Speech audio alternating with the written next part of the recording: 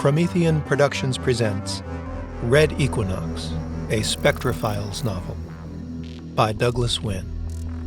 Read by Douglas Wynne.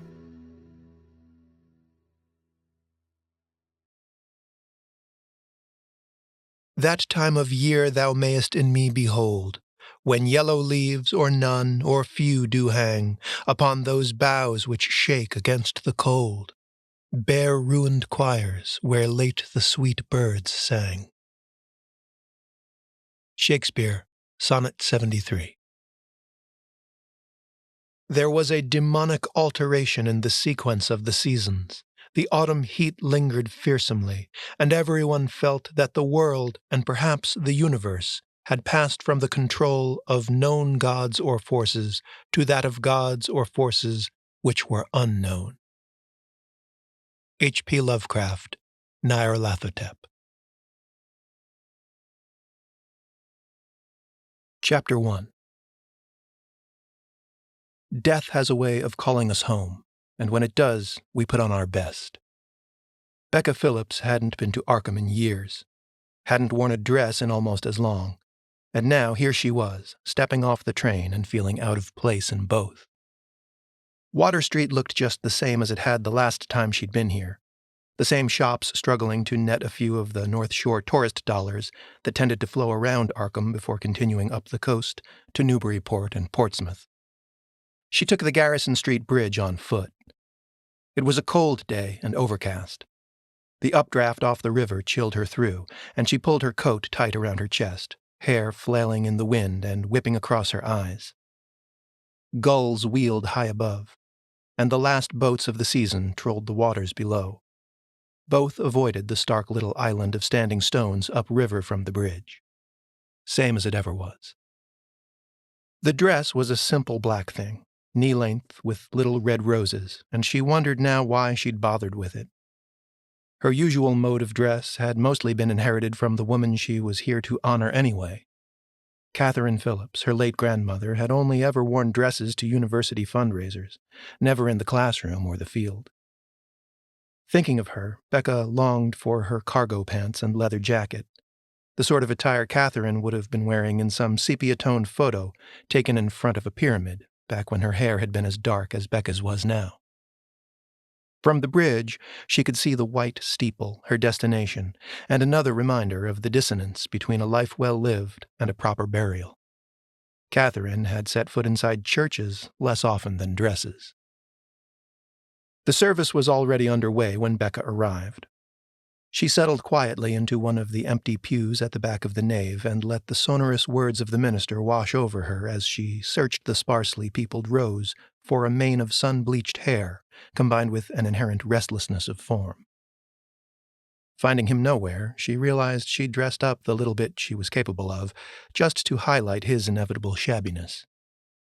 His disrespect for his own mother. He who would arrive on the back of a Harley in oil-stained jeans if he arrived at all. But of course, he hadn't. He'd blown them both off to the bitter end. A man in a brown suit stepped out of the shadows of the narthex and sat down beside her. Her heart jumped into her throat for a second, but it wasn't the grizzled hand of her hard-living father patting her knee, and she found herself looking into the empathetic eyes of her surrogate uncle, Neil Hafner.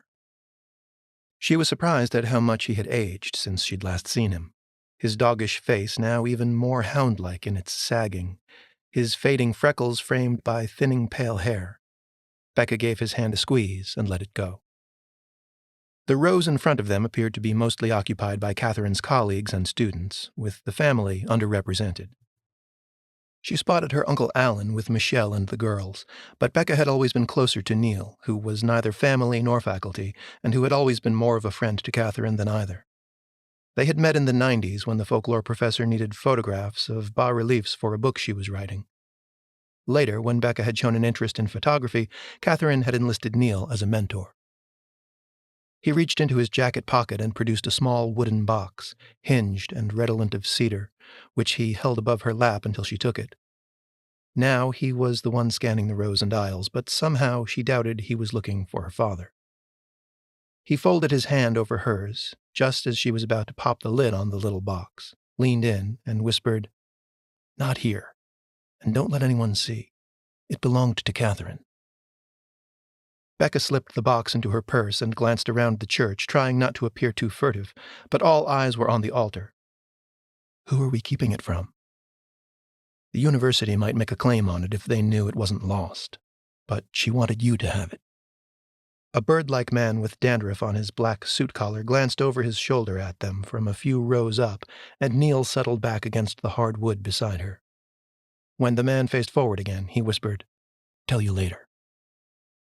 The open coffin lid glowed in the dusty autumnal light, the white silk lining catching the lowering sun through the tall windows.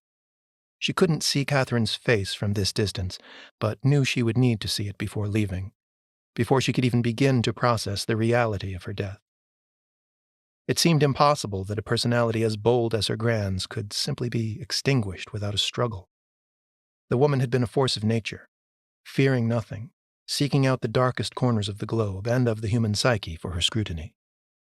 Becca believed it was that intrepid spirit that had caused her students and children to fear her, but Catherine had softened with age and had never demanded as much of Becca as she had of her own children, all of whom had fled from her sphere as soon as they could. Becca had come to believe that, given a second chance at parenting, Catherine had deliberately chosen a different approach. Or maybe the woman had felt to some degree responsible for the circumstances that had landed Becca in her care. Despite the years they had spent together in the house on Crane Street, there were still sleeping tigers they had never dared disturb, and now Becca had to find a way to accept that they never would.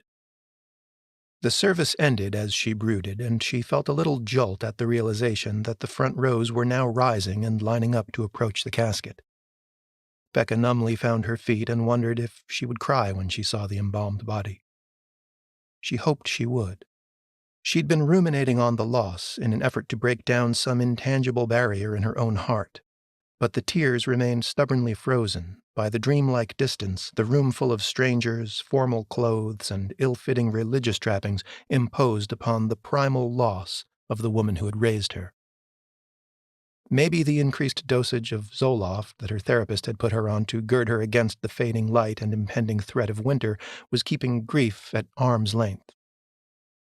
Maybe it was the past 2 years away, years in which she had finally left Arkham without looking back and had immersed herself in her art and the city and ill-chosen men.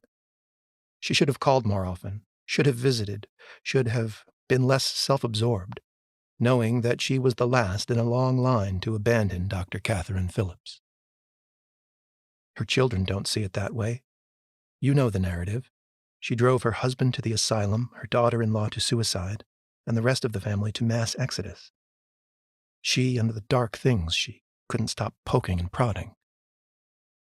When Becca's turn came, she knelt and looked down at the body that somehow was and was not her grandmother, and wondered if the stroke had delivered that which a lifetime of inquiry had not: knowledge of the other side. The tears finally came at the graveside. Something about the smell of wet grass from the morning rain and the mound of clotted earth beneath the tarp made it possible for her to feel in a way that had eluded her within the dark wood confines of the church. They had given her a rose to place on the coffin, and she watched the petals fracture into red shards through the water in her eyes. Neil, beside her, handed her a handkerchief, and wiping her nose she found an odd comfort in this evidence that she could still feel what you were supposed to at a funeral, despite her efforts to protect herself from feeling too much. As Neil led her back to the car with a pair of ladies he had promised a ride to the campus, she let her eyes linger on the tree line, but her father still wasn't there. Wasn't leaning on his bike and watching from a distance, because no distance from his mother, not even in death, would ever be safe enough. She regretted dressing up. It felt weird to be carrying a purse instead of a camera bag, and now all she wanted to do was get home and out of the dress and the scratchy black hose. Neil appeared beside her and patted her shoulder to draw her distant gaze back to him. "You're not alone in this," he said. "You might expect a death in the family to change people or to bring them around, but if you let me give you one last photo lesson, it's the shadows that define things. Okay, 2 last lessons. Sometimes you have to alter the focus to see what's right in front of you, right?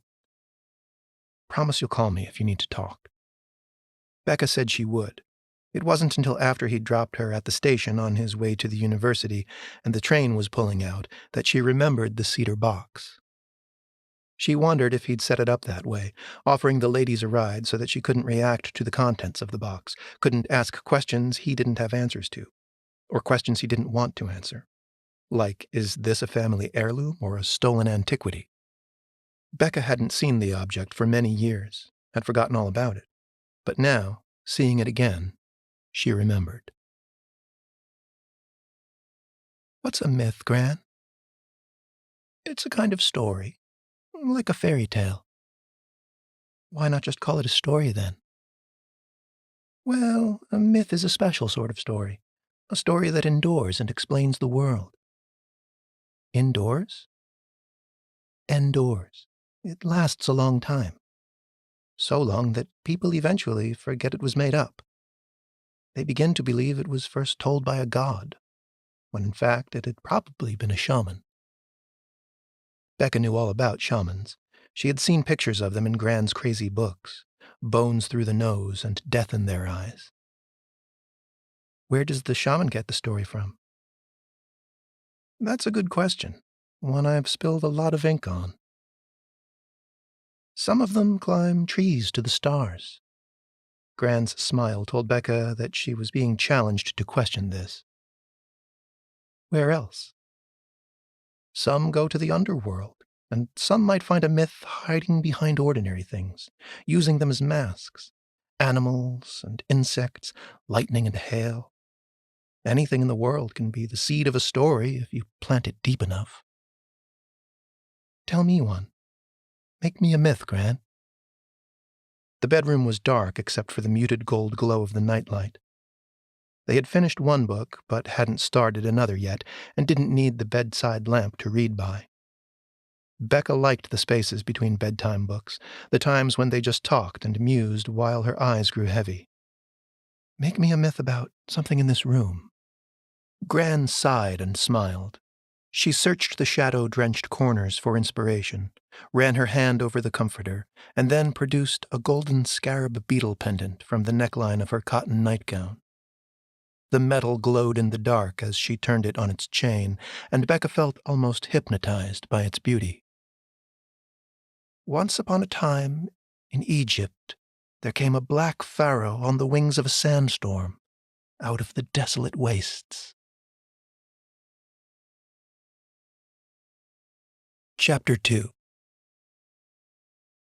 Something had moved in the room. The scarab beetle pendant swung from side to side like a pendulum from the chain draped over the mirror where Becca had hung it before falling asleep.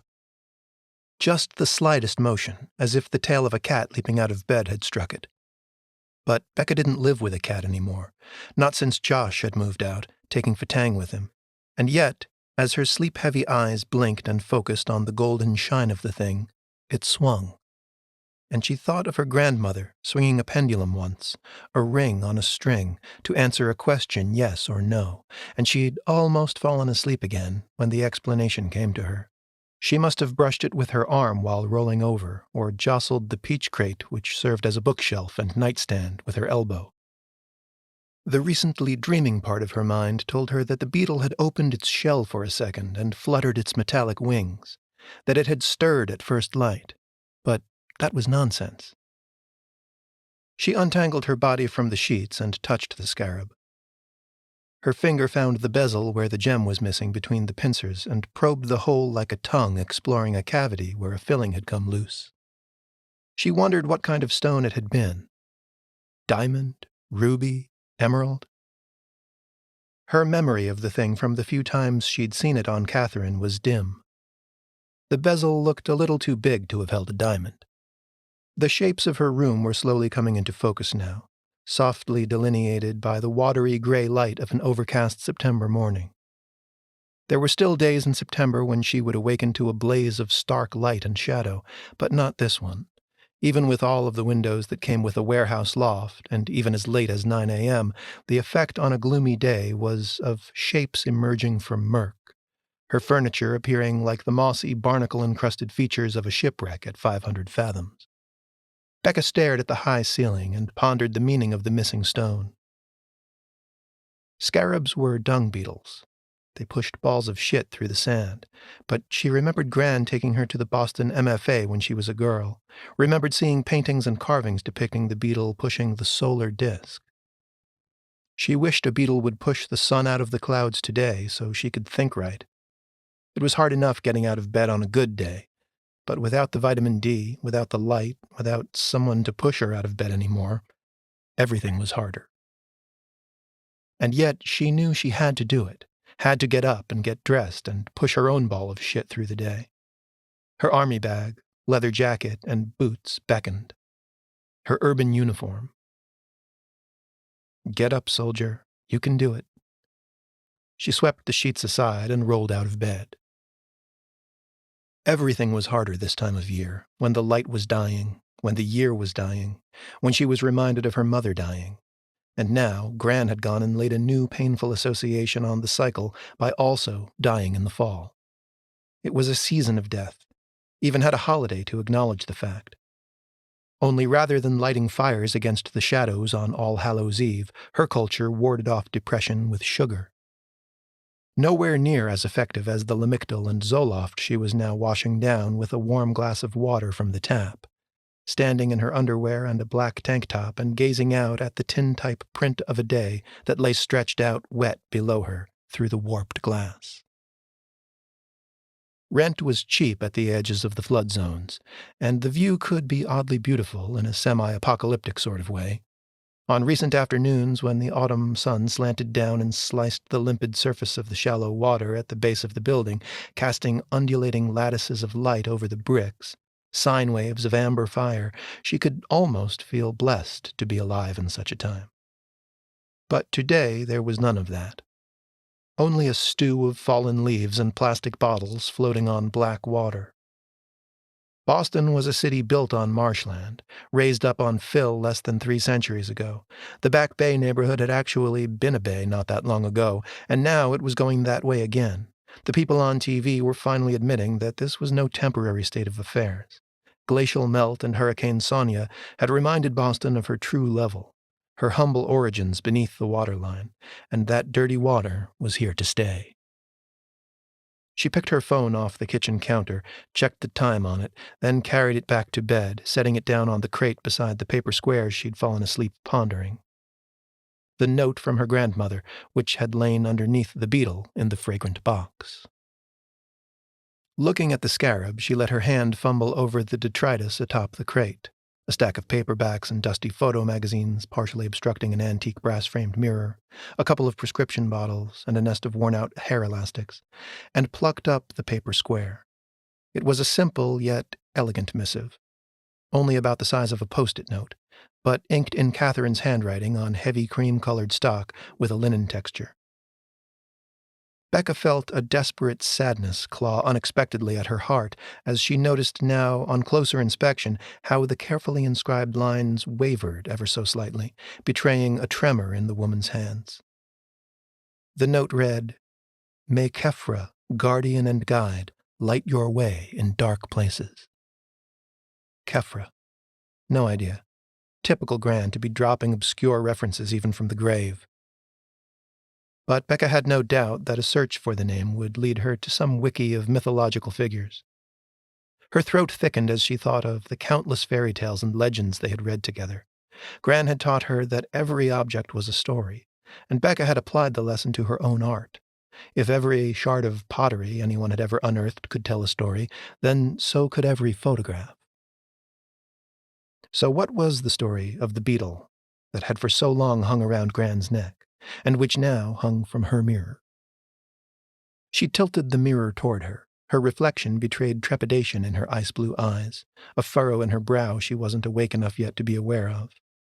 It was fear, she knew, now that she saw it written plainly in the glass. Mirrors are windows. Mirrors are doors. Where had she heard that? Catherine had been found dead on her bedroom carpet, spilled out of the chair in front of her vanity when the stroke hit. Becca touched the metal scarab, lifted it in the crook of her finger for a moment, then let it swing back against the mirror with a sigh. She wasn't sure if she was ready to wear it yet, knowing that it would always remind her of how she had failed the woman who had been more of a mother to her than her own. Failed to call when the darkness was upon her, and failed to get her ass on a train before it was too late because she'd been absorbed in the perspective-wrecking drama that came with being fucked up about a boy. Josh, who hadn't even bothered to check and see how she was doing, never mind accompany her to the funeral. True colors, that's what that was. The scarab, released from her hand, rocked on its chain. She caught a glimpse of its reverse side in the mirror and remembered the markings. Yesterday she had done little more than glance at it and hang it where she could contemplate it while she drifted off to sleep. Now she turned it over and ran her thumb across the inscription. Finely etched hieroglyphs she couldn't read. Another mystery. Even the metal was a mystery. It looked too lustrous to be anything less than the purest gold, but there was no carat marking or jeweler's hallmark to tell. She picked up her phone. The thought of going to work at the gallery and falling back into the mundane rhythms of her life felt wrong. It felt like a betrayal of her grand's memory to let the world sweep her along without a moment's contemplation. With a twinge of guilt, she called in sick and was relieved when Glenn didn't pick up. She left a voicemail, then called Raphael and asked him to spot her on a trip to the asylum. He was waiting with a hot tea in a styrofoam cup from a donut shop when she stepped off the Green Line T at Harvard Ave and Commonwealth. She took the cup with a wince when he offered it. "You know this stuff takes like 1 billion years to break down in a landfill, right?" Raphael stuffed his hands in the back pockets of his torn-at-the-knees, paint-encrusted jeans, hunched his shoulders so that the hood of his sweatshirt drooped over his eyes. Even in baggy clothes with shoulders slouched like a reprimanded dog, his toned and wiry physique showed through like titanium tent poles propping up shabby canvas.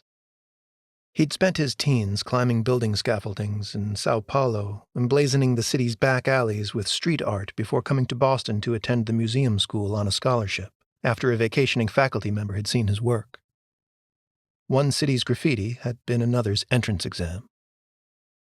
"Sorry," she said. Thanks." She gave him a peck on the cheek and regretted the gesture as soon as she saw the way it lit up his face, his full lips spreading into a heart-shaped smile that was equal parts surprise and delight. He nodded toward the hill. "We going somewhere new in there, or are you shooting stuff you've seen before?" Becca shrugged, hiked the heavy camera bag higher onto her shoulder. "Here," he said. "Let me. Looks heavy." "I got it. Maybe when we get to the top of the hill." Raphael swung his arms at his sides, then punched his left palm. He had no gear of his own to carry, didn't need any for a sight as familiar as this one. He claimed to have been over every square foot of Alston State Hospital and had proven himself a reliable guide to Becca, who was taking her time, exploring the place methodically, absorbing the site one room at a time. Together they walked through a parking lot and onto Brainerd Road, passing the ramshackle 3-story apartment houses of the college ghetto, houses that leaned at odd angles, veering off their foundations, cheaply painted by the students who inhabited them, cats slinking nonchalantly around the eaves, ghostly traces of stale beer and pot smoke clinging to the moldy fabric of porch furniture. The natty suburb had an almost feudal geography, the houses becoming steadily more upscale as one ascended the hill, the run-down Victorians giving way to red brick apartment buildings, then to handsome if modest townhouses, and bi-level homes with vinyl siding and flower boxes in the windows. Raphael was in better shape, his breathing less labored than Becca's, when the incline grew steep. He shortened his stride to match her pace, and took the army bag that held her camera and lenses from her shoulder to no protest this time. Relieved of the weight and no longer feeling like she was hiking in the White Mountains, she turned and walked backwards for a few paces, taking in the view of the hazy blue buildings and treetops in the distance below. Cities always looked friendlier to her from above than down in their dirty crevices. She figured that the illusion of cleanliness afforded by distance was a large part of the price tag up here. That and the fact that higher ground was always the best flood insurance. But if the Brainerd Road Hill was a fiefdom, then the castle at its peak was that of a mad syphilis-stricken despot, Alston State Hospital, one of the few insane asylums in the Bay State that hadn't yet been demolished. The chain-link fence, barbed wire, and much of the plywood boarding up the doors had, however, been demolished long ago by vandals, kids on Halloween dares, and urban explorers like Becca and Raphael. The police patrolled the area frequently enough to keep junkies and vagrants from taking up permanent residence, but there was no sign of a cruiser on the tree-lined street today as they ducked through a gap in the twisted fence. The long, dry grass was parted and worn to a bald dirt trail by the frequent trespassers, who had for years been treading on parts of the grounds the long-ago inmates would never have been granted access to. Becca shielded her eyes with her hand and assessed the sky. The midday sun, diffused by a cover of stratus clouds, cast a gentle silver glow over the abandoned institution. She took her camera from the bag and switched it on. "I checked out your webpage," Raphael said. "Yeah? What'd you think?" "Pretty legal." "Legal?" "Yeah, cool. Hey, how you get that effect? Is it Photoshop, how everything kind of glows?" "Nope, it's in the picture when I take it." "Really?" She held up her Nikon. "This is modified. I removed the standard hot mirror filter inside and replaced it with an IR filter." "IR?" "Infrared. People used to use special infrared film in cameras to get the same effect, but it was tricky. Infrared film is so sensitive to light that you have to process it in total darkness." She saw the glazed look in his eyes and remembered he wasn't a photo geek. He just wanted to know why the shots looked ghostly. "Infrared light is just a different set of frequencies." "Come again?" "Regular photography is like listening to music through earplugs. All you hear is the bass. When I took that filter out of my camera, it was like taking the plugs out of my ears, so I can get the higher frequencies. You follow?" He grinned. Now she was speaking his language. "Did you notice that not everything has that white glow?" Poor guy, he only wanted to compliment her work after glancing at her online portfolio, and now he was being quizzed on it. She wished she knew how to talk to normal people. A cool girl would undoubtedly say something mysterious about capturing the spirit of things, and leave it at that. "The plants were the things that glowed the most, right?" She prodded him. "Yeah," he looked relieved. "The weeds and shit." She laughed. "That's because green things emit a lot of IR frequencies." "Hey, I should take you to the Arboretum sometime, where everything is green. You'll get crazy shots." Becca nodded and decided not to tell him that the beauty was all in the contrast, that the weeds and vines among the dead gray concrete and plaster were the music she listened for with those earplugs out, not just a lot of cymbals crashing from every tree in the forest. She wasn't looking for a date, but it was good to have a friend, and if she was being honest, it was especially good to have a friend who wasn't afraid to go tunnel hacking and rappelling down the walls of derelict factories and mental hospitals to get to the cool parts. "Maybe," she said. The asylum loomed over the hedge-bounded field, an imposing red brick building topped with 6 gables and a domed copper cupola turned green from the weather. The windows were tall banks of small squares, and while most of those on the ground floor had been boarded up, there were some with rounded tops that were a poor fit for the straight-edged boards, hastily thrown up by a demolition crew that would someday return with a wrecking ball. Through these exposed panes, rocks had been thrown and vines had grown, creeping into the dank, moldy interior of the place. On her last visit, Becca had shot a series she was quite proud of, in which spirals of rampant ivy wove around the metal frames of the rotting hospital beds like leather restraints. In the photos, the vines resembled radiant silver chains. With a glance at the second-story windows of the nearest house, Raphael swept aside a tangle of dead brush to reveal their tried-and-true entrance. Becca pulled the elastic strap of a headlamp over her hair, switched it on, and climbed through. Inside, a long corridor stretched out around them in 2 directions, dappled with weak sunlight, the floor littered with clods of fallen plaster and flakes of peeled paint the size of autumn leaves. The walls seemed to be molting, and the acidic scent of bat guano hung in the cloying air. To the right, at the end of the hall, a tiled spiral stairway led to the 2nd floor. To the left, a high doorframe opened onto the wards where Becca had shot the vine-bound beds. Raphael had covered the walls of one of the better-lit rooms on this wing with floor-to-ceiling murals, surreal mashups of graffiti and fine art. Today, Becca felt ready to begin exploring the 2nd floor, and touching the scarab where it hung in her cleavage just below the neckline of her tank top, she nodded toward the stairs, her beam bouncing forward and back. "You want to go up?" he asked. "Yeah." Raphael took a high-powered LED flashlight from his pocket and twisted it on. He aimed the beam at his own face from below in a cliched parody of a ghoul, and Becca laughed at the halo of dreadlock shadows blasted onto the wall behind him. "What's with this shit-eating grin?" "Nothing." He swung the light onto the floor where water-stained papers lay splayed among crushed beer cans and dirty scraps of tinfoil, the only garbage the rats and feral cats hadn't eaten. "I just thought of something you'll like." "What?" "You'll see." "On the second floor?" "Yeah, you'll like it." "Okay." She drew out the word, infusing it with uncertain trust. Then, catching a whiff of the air, she remembered another way to explain light to him. "Wait a sec. Want to see something cool?" "Always." "Turn off your flashlight." He did, and Becca clicked a switch on her headlamp. The white LED spotlight vanished from her crown, replaced by a wide flood of purple ambience. On the wall, neon splashes and drips appeared. "It's urine," she said. "This is UV light, ultraviolet, okay? Well, visible light, everything you can see with the naked eye, is sort of in the middle of the spectrum, with infrared on one side and ultraviolet on the other. Sort of like bookends."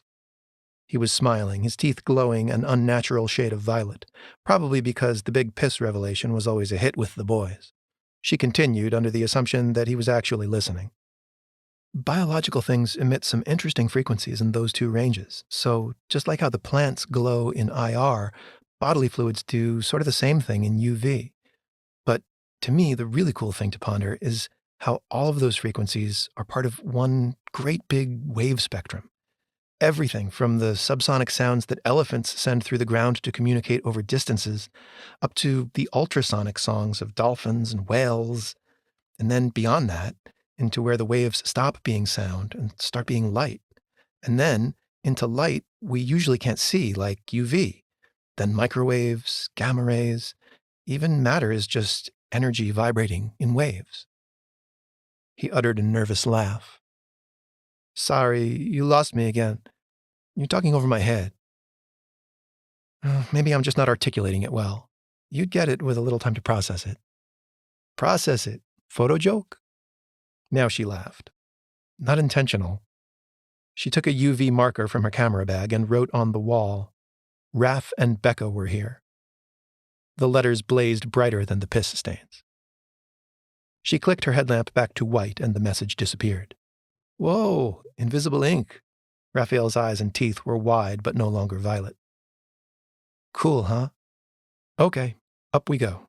Lead the way," she said with a wave of her hand, preferring him in front, not just because he was strong and able to handle any squatters they might encounter, but because she knew that, gentleman or not, she could count on Raphael to stare at her ass on a staircase. She'd been told it was one of her finer features. The twin light beams bobbed up the cavernous walls of the winding stairwell, their footsteps echoing back to them from the tiles. At the top, they came to a large room empty of all furniture except for a rotting upright piano in the corner, an abandoned wheelchair parked at the yellowing keyboard. The vast space reminded Becca of her warehouse apartment. Together, they crossed the room at a pace that felt slower than it was due to the sheer size of what could have been a ballroom, but was probably a rec room for the vegetables. Passing under an arch at the far end, they found themselves in a corridor of rusted metal doors with sliding panels at eye height. Some of the doors hung open on their hinges. Others were closed, possibly still locked. No light reached the hall from the open doors and peep slots, telling her that these were windowless cells. Shining her headlamp into the cells as they passed, she caught glimpses of stains and hash marks on the walls, clumps of stiff bedsheets and muddy rags. On the cracked wall of one cell, a single line of graffiti stood out for its lack of style. Unlike the ubiquitous tags rendered in metallic spray paint, this one appeared to have been left by a patient rather than a vandal. Scrawled in thick black crayon, "Dead but dreaming." Becca stared at it, chilled by the possibility that it might be the only remaining record of her grandfather's residence here. Raphael, bemused, gave her a minute to stare, then prodded her on. "Come on, it's right up here, in the next room." Prying her gaze from the graffiti, she noticed natural light spilling into the end of the hall as a cloud shifted outside. The last room on the right was a green-tiled chamber with some oddities that Becca didn't notice until the exhilaration of the main feature had subsided. The hospital staff wouldn't have considered it a feature, but she felt a surge of affection for Raphael for knowing that she would. On the far wall, where a tall window overlooked the inner courtyard, a tree had crashed through the glass, scattering shards on the dusty floor. Branches still bearing leaves reached into the room like the fingers of a giant trying to seize a sleeper from the bed on the left wall. Noticing the bed, Becca saw that it was bracketed to the floor. The mattress had been pulped by vandals and rats, but the leather restraints on the side rails were still in good shape. She reappraised the room, finding common purpose in the buckles and straps, the row of 3-foot-high electrical outlets, barren shelves which would once have housed equipment, and, among paint flakes scattered on the floor like scales sloughed off of some reptile, a rubber mouthguard with a phallic handle and a grimy, wrinkled tube of conductive gel. "Whoa, they did ECT here," she said, raising the camera to her eye and framing a shot. Raphael put his knuckles to his temples and convulsed with a little jump, reminding her of the scarecrow in The Wizard of Oz. He accompanied the charade with a loud bzzz. Becca ignored him and moved around the bed, clicking away, capturing the juxtaposition of what might well have been a lightning-struck tree crashing into the electroshock treatment room, and knowing that in infrared the glow of the leaves would infuse all of this darkness and decay with an ethereal light. Leaning in, kneeling, shooting, oblivious to the filth on the knees of her pants and the palms of her hands, she felt the sadness of the place getting under her skin. When at last she glanced up from the viewfinder, Raphael had left the room. She felt a flutter of fear at his absence. Although most of the equipment had been removed from the room, there was an old-fashioned telephone handset mounted to the wall. It blazed at her in shocking red through the drab, dusty grays of the room. Had it been an emergency line? She snapped a few shots of it, becoming increasingly irrationally certain that it would jump to life with a jarring jangle at any moment, just to freak her the fuck out. And who would be on the other end if she answered? Her long-dead grandpa, who had lived out his last days in this place? Her recently deceased gran, who had exposed her husband to certain facts about the nature of reality he had never recovered from? Presently, she realized that she was no longer photographing, but only staring at the phone in anticipation. And as her awareness shifted from sight to sound, she became aware of a human voice murmuring in an unfamiliar language, what her gran would have called a barbarous tongue. She drew her elbows across her midriff and bit her thumbnail before thinking about where it had lately been. "Raphael?" she said. Her voice was too thin to be heard, but now that she knew she wasn't alone, the prospect of shouting seemed reckless. A surefire way to broadcast her location. Wait, could the voice be him, messing with her? Had he slipped down the stairs and into the courtyard just to try to spook her? If he knew her at all, he knew she didn't scare easy, but the boy did like a challenge. She went to the window where the chant drifted through the broken glass, muted only by the leaves clustered on the branches of the fallen tree. Taking care not to rustle those leaves or crunch the glass underfoot, she searched for a gap between the branches, affording a clear downward angle. The voice gained detail and clarity, and she knew for sure that the timbre was not Raphael's. There, a man in a black trench coat with a beaded cap on his head was kneeling in prayer or meditation, his hands flat on his thighs as he rocked back and forth to the rhythm of his mantra at the base of an algae-slicked stone basin, a defunct fountain or neglected birdbath, now brimming with muck and decaying leaves. "What you looking at?" Becca let out a short squeal and ducked away from the window like a cop taking cover. "Jesus, you scared the shit out of me," she whispered fiercely. Raphael crept beside her and peered through the shattered window. "What do we have here? A loony rolled back to the bin?" Becca elbowed him in the ribs. The song or chant had a strange alien beauty to it. She detected profound longing in the lilting melody. The syllables themselves were fricative and harsh wherever they broke the long wavering vowels, but they were also vaguely familiar to her. a fact that in itself endowed the chant with benign associations. The smell of her grandmother's chamomile tea, the bellowing foghorns of boats on the Miskatonic River, which emboldened her.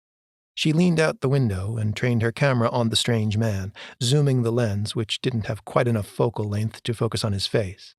His features were broad and dark, marked by a constellation of tattooed symbols arching across his left temple. Checking the display to make sure she'd gotten the shot, she disentangled herself from the tree and headed down the hall toward the decrepit emergency exit stairs that led to the courtyard. Raphael was quick at her heels. "What are you doing? You're not going to talk to that guy." "Why not?" She turned to face him in the fractured light of the stairwell, the chant permeating the building through the broken slats and crumbling mortar. "You've been down these stairs?" she asked. "They're not going to collapse on me?" He seemed to want to delay answering just to keep her from going down, but he clearly wasn't worried about the stairs. She weighed less than he did and could see in his eyes that he'd used them. She started down, hurrying to reach the courtyard before the stranger departed. "Wait," Raphael said. "Stairs won't hold us both, but you should stay away from that guy." "You know him?" "Not specifically, but did you see his hat? His tattoos?" "Yeah, funky. He's a brinehead." "A what?" "He's from the Starry Wisdom Church. They're like inbred squid worshippers." "Little prejudiced, are we?" "Don't be stupid, Becca. There are reasons why people avoid them, believe me." She turned the camera in her hand, reminding him of why she was on this venture. "I want to know what his story is, why he's here. He has to have a story, don't you think?" Raphael started down the stairs. They creaked and groaned and actually swayed away from the black mold-speckled wall where the gray sky showed through. Becca hurried to the bottom and strode into the overgrown courtyard in the shadow of the asylum, with Raphael's sneakers hitting the dirt behind her and the tattooed man looking up in alarm, his mantra slipping out of rotation like a dislodged bicycle chain. "Hey," Becca said. The man rose and brushed the dust from his black clothes. He cast a forlorn glance at the stagnant water in the basin and turned to go.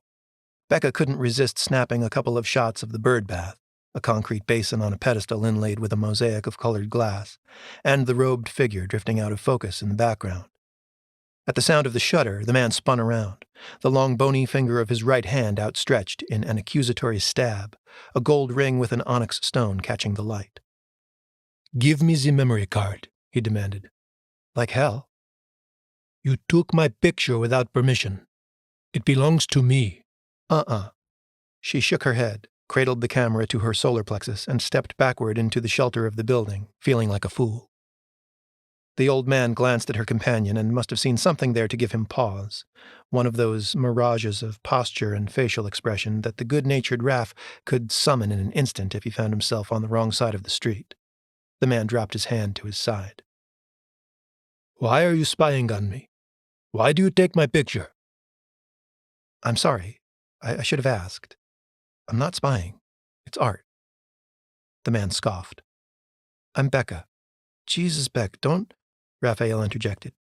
"My grandfather lived here for a while," she said. "What's your name?"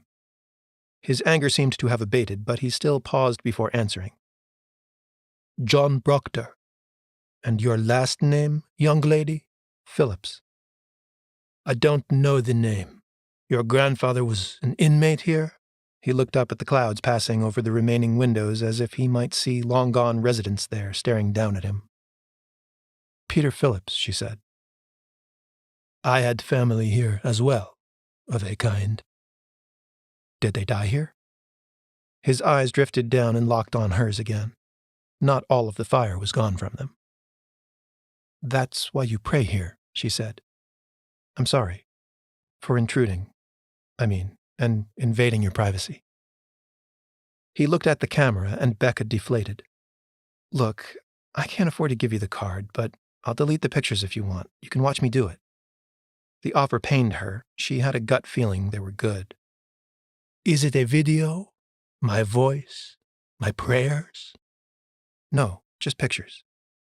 John Proctor waved his hand, shuffled his feet, and turned away. Something rattled as his hand dipped into his pocket, and she saw a trail of black beads on a string vanishing into his frock, a rosary of the same stone set in his gold ring. She felt an impulse and acted on it while his back was turned. slipped a finger under the chain around her neck, and flipped the scarab from under the little bit of fabric that had concealed it. "You don't care about the pictures?" she called after him. "Just your voice?" He shrugged. "It doesn't matter anyway. The prayers are broken." It seemed such an odd thing to say. How can a prayer be broken? He looked back, still walking away, and said, "It would mean nothing to you, but a man named Jeremy Lavender was once imprisoned here. Not my blood, but a brother nonetheless. He had the gift of tongues.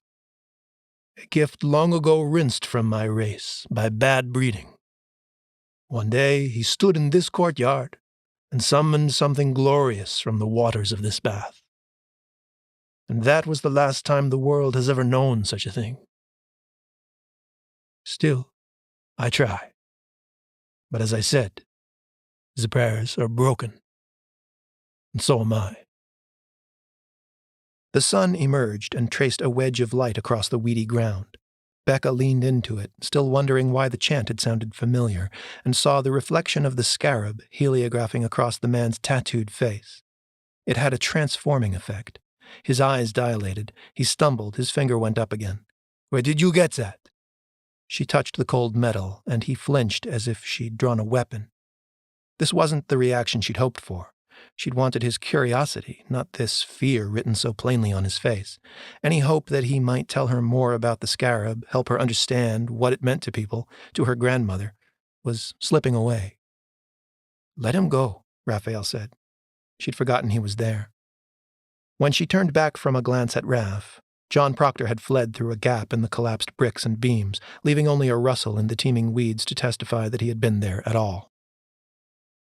Becca went to the bird bath and stared at the slimy leaves through the rainwater.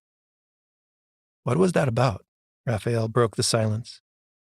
"Your grandfather was a patient here? How come you never told me?" Becca didn't reply.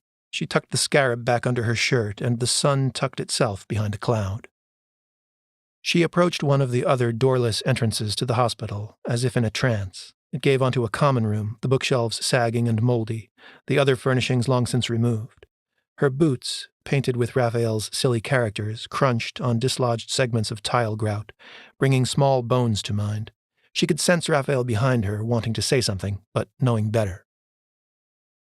For a moment, she saw the room as it had been when she was 8 years old. She had forgotten visiting her grandfather here, but now, looking at the courtyard from this angle, through the empty window frame, she could almost see him, scrawny and gaunt in his gown, barely aware of his granddaughter or wife, him staring at the bright light wavering on the water in the bird bath and shielding his eyes from the glare with a hand against his brow. It had looked like a salute offered to someone she couldn't see, his hand not quite casual enough to merely be serving as a visor, his thumb pressing against the skin above and between his eyes, massaging the area where a crescent scab marked him. She remembered being afraid for him and thinking that he must have dug his thumbnail into that spot from repetition of the gesture. It was all rushing back now, the ice cream Gran had bought her on the way home to cheer her up, black raspberry, a flavor she had unconsciously avoided since. And the vacant smile Grandpa had flashed her that made her wonder if he still knew her name. He had been semi-catatonic throughout the visit. No, that wasn't entirely true. He had said one thing to Catherine as, with her hand on Becca's shoulder, she turned to leave. The words had croaked out of him in a voice atrophied from infrequent use, through chapped lips stretched in an ironic and horrid grin. "What I came here pretending to be, I am becoming." Catherine had almost pushed Becca to the car after that, and Becca had been relieved to go. Whoever that man had been, he wasn't her grandfather anymore. A scratching roused her from her reverie, and she turned to find Raphael down on one knee at the other side of the expansive room.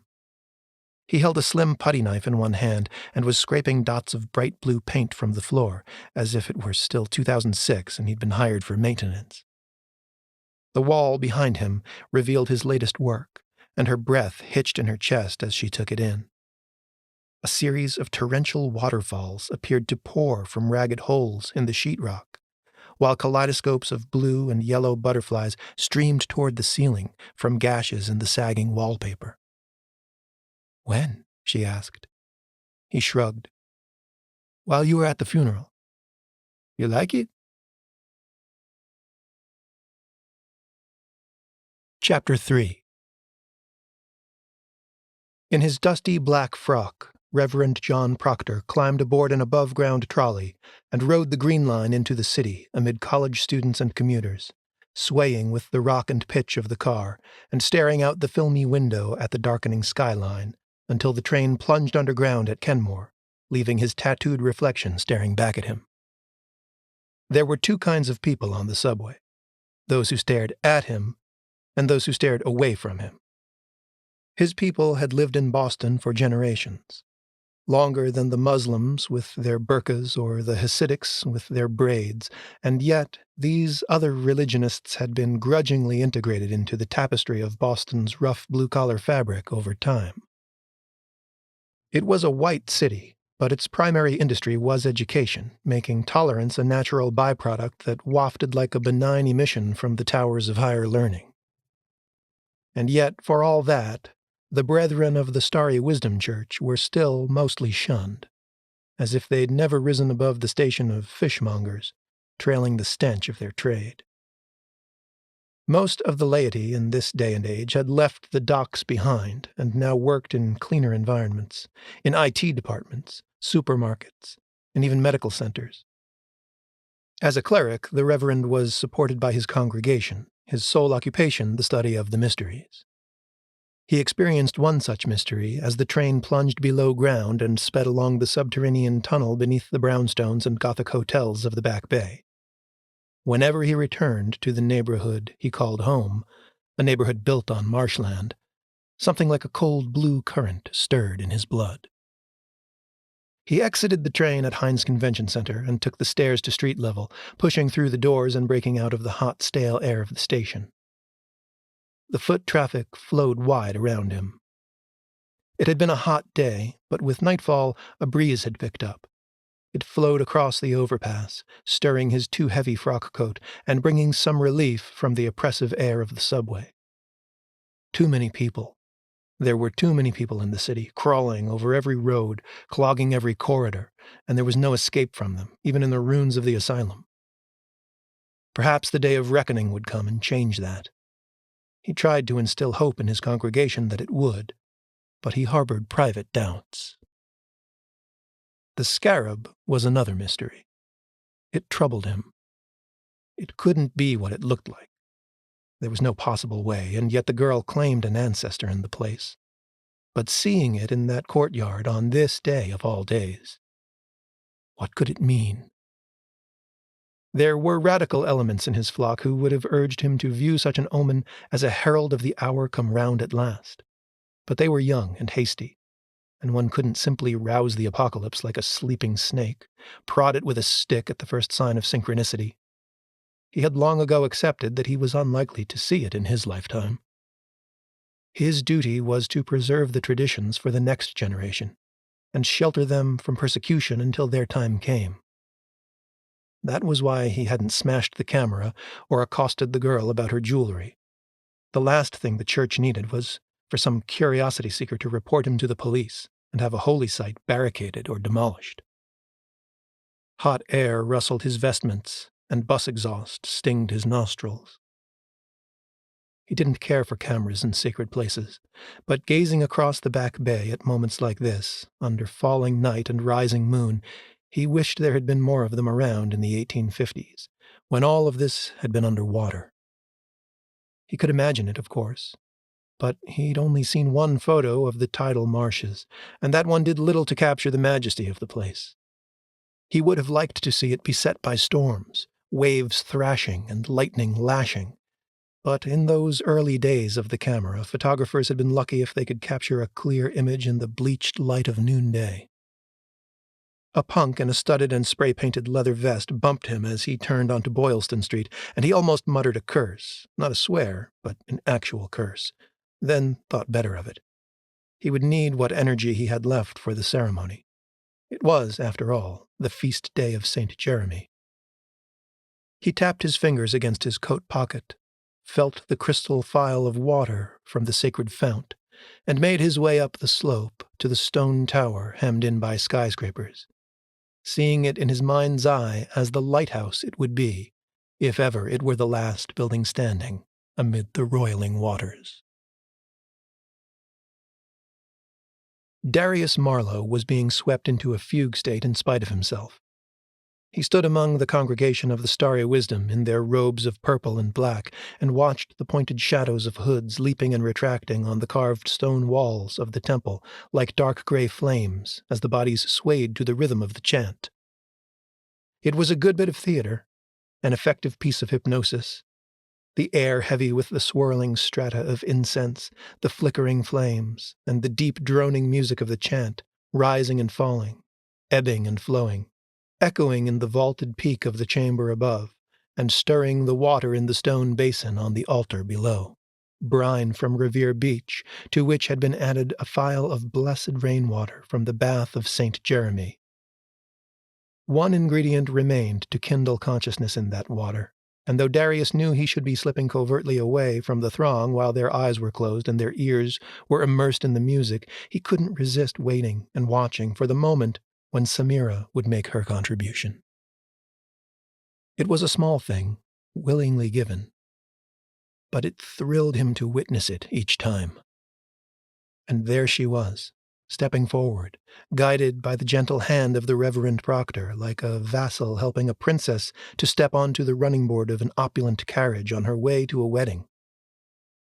She stepped onto the stone dais, her simple white tunic blazing and reflecting the candlelight which the other robes absorbed, her skin flushed, black hair shining with perspiration. She held her hand above the basin, index finger extended, and though Darius couldn't see it through the throng, he could almost hear the hinges of the slender instrument case creaking open as the Reverend lifted the lid on purple velvet and glowing steel.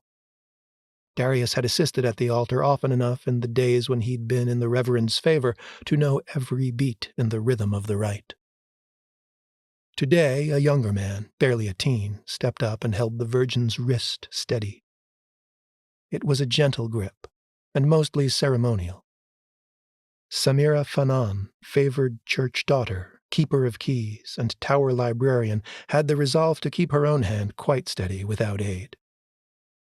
Proctor touched the tip of the gleaming lancet to the blue flame of a Lengian letter inked on his brow, the A that marked his pineal gland, and then reached over the basin and inserted the tip of the instrument into the pad of Samira's finger. Darius lingered, shifting his focus from the ruby drops that swelled and dripped into the bowl of brine and holy water to the flicker of pain that rippled across her features with the transience of the tiny waves that presently stirred the waters. Then he remembered his objective and roused himself from the paralysis of fascination. He had already retreated to the back of the room while fading his own voice out of the chant. Now he stepped around a marble column and exited into the vestibule while all eyes were fixed on the bleeding finger. In the women's changing room, he slid the wooden box out of Samira's cubbyhole and rifled through it hastily, resisting the urge to examine her undergarments, seizing on the metallic clatter of her keyring. It was customary for the congregation to wear nothing under their robes, to allow the ethereal currents to enter their pores and stir the vortices of their subtle anatomy, their astral bodies. Darius knew that none of that really mattered as long as the spells remained broken. The human larynx had long ago devolved into an inferior instrument for the overtones the chant required. Nothing was being stirred in that chamber but imagination. Beneath the black cotton of his robe, he had remained dressed in his street clothes, and now he touched his cell phone in his back pocket. He folded his fingers tight around the keys to keep them from jingling as he passed through the curtains of the changing room and stepped light-footed up the stone staircase to the upper library. He unlocked the door, using his robed body to mute the sound of the tumbler. He had sprayed its hinges with WD-40 earlier that day, and it opened silently. He slipped through, leaving the door ajar, and hurried down the aisle of bookshelves, the chant fading to a low murmur behind him, the intoxicating smells of old leather and parchment stoking his lust. The library was built around a large square spiral staircase, lined with tomes and boxed manuscripts, ascending to the top of the tower. By day, it was illuminated by the ambient light from the stained glass windows, but at this hour, little moonlight or urban street glare penetrated those thick, dark panes depicting stellar and oceanic dreamscapes, standing stones and cyclopean mountain ranges.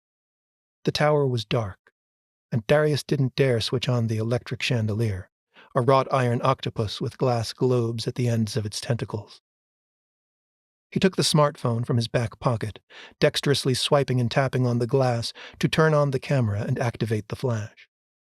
He quickened the pace of his climb, the little illuminated screen swinging at his side, casting a cold glow on the stairs. At the penultimate level, with the chandelier hovering over his shoulder, the bulbous green glass eyes glaring down on his crime, he slid a worn brown leather volume from the shelf and laid it open in the crook of his arm.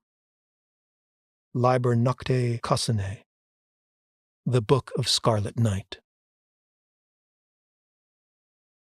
Across the street from the church, a homeless man reclined in a narrow alleyway, his rotting tennis shoes propped against the brick wall of an apartment building, his head resting against the graffiti-ridden plaster of a liquor store. As he tilted his head to drain the last 2 ounces of his 40, he considered seeking cover. The sky was flashing lightning. But before the last drop ran down his throat, he saw that the lightning wasn't in the sky. It was in the stained glass of the stone church tower. Chapter 4.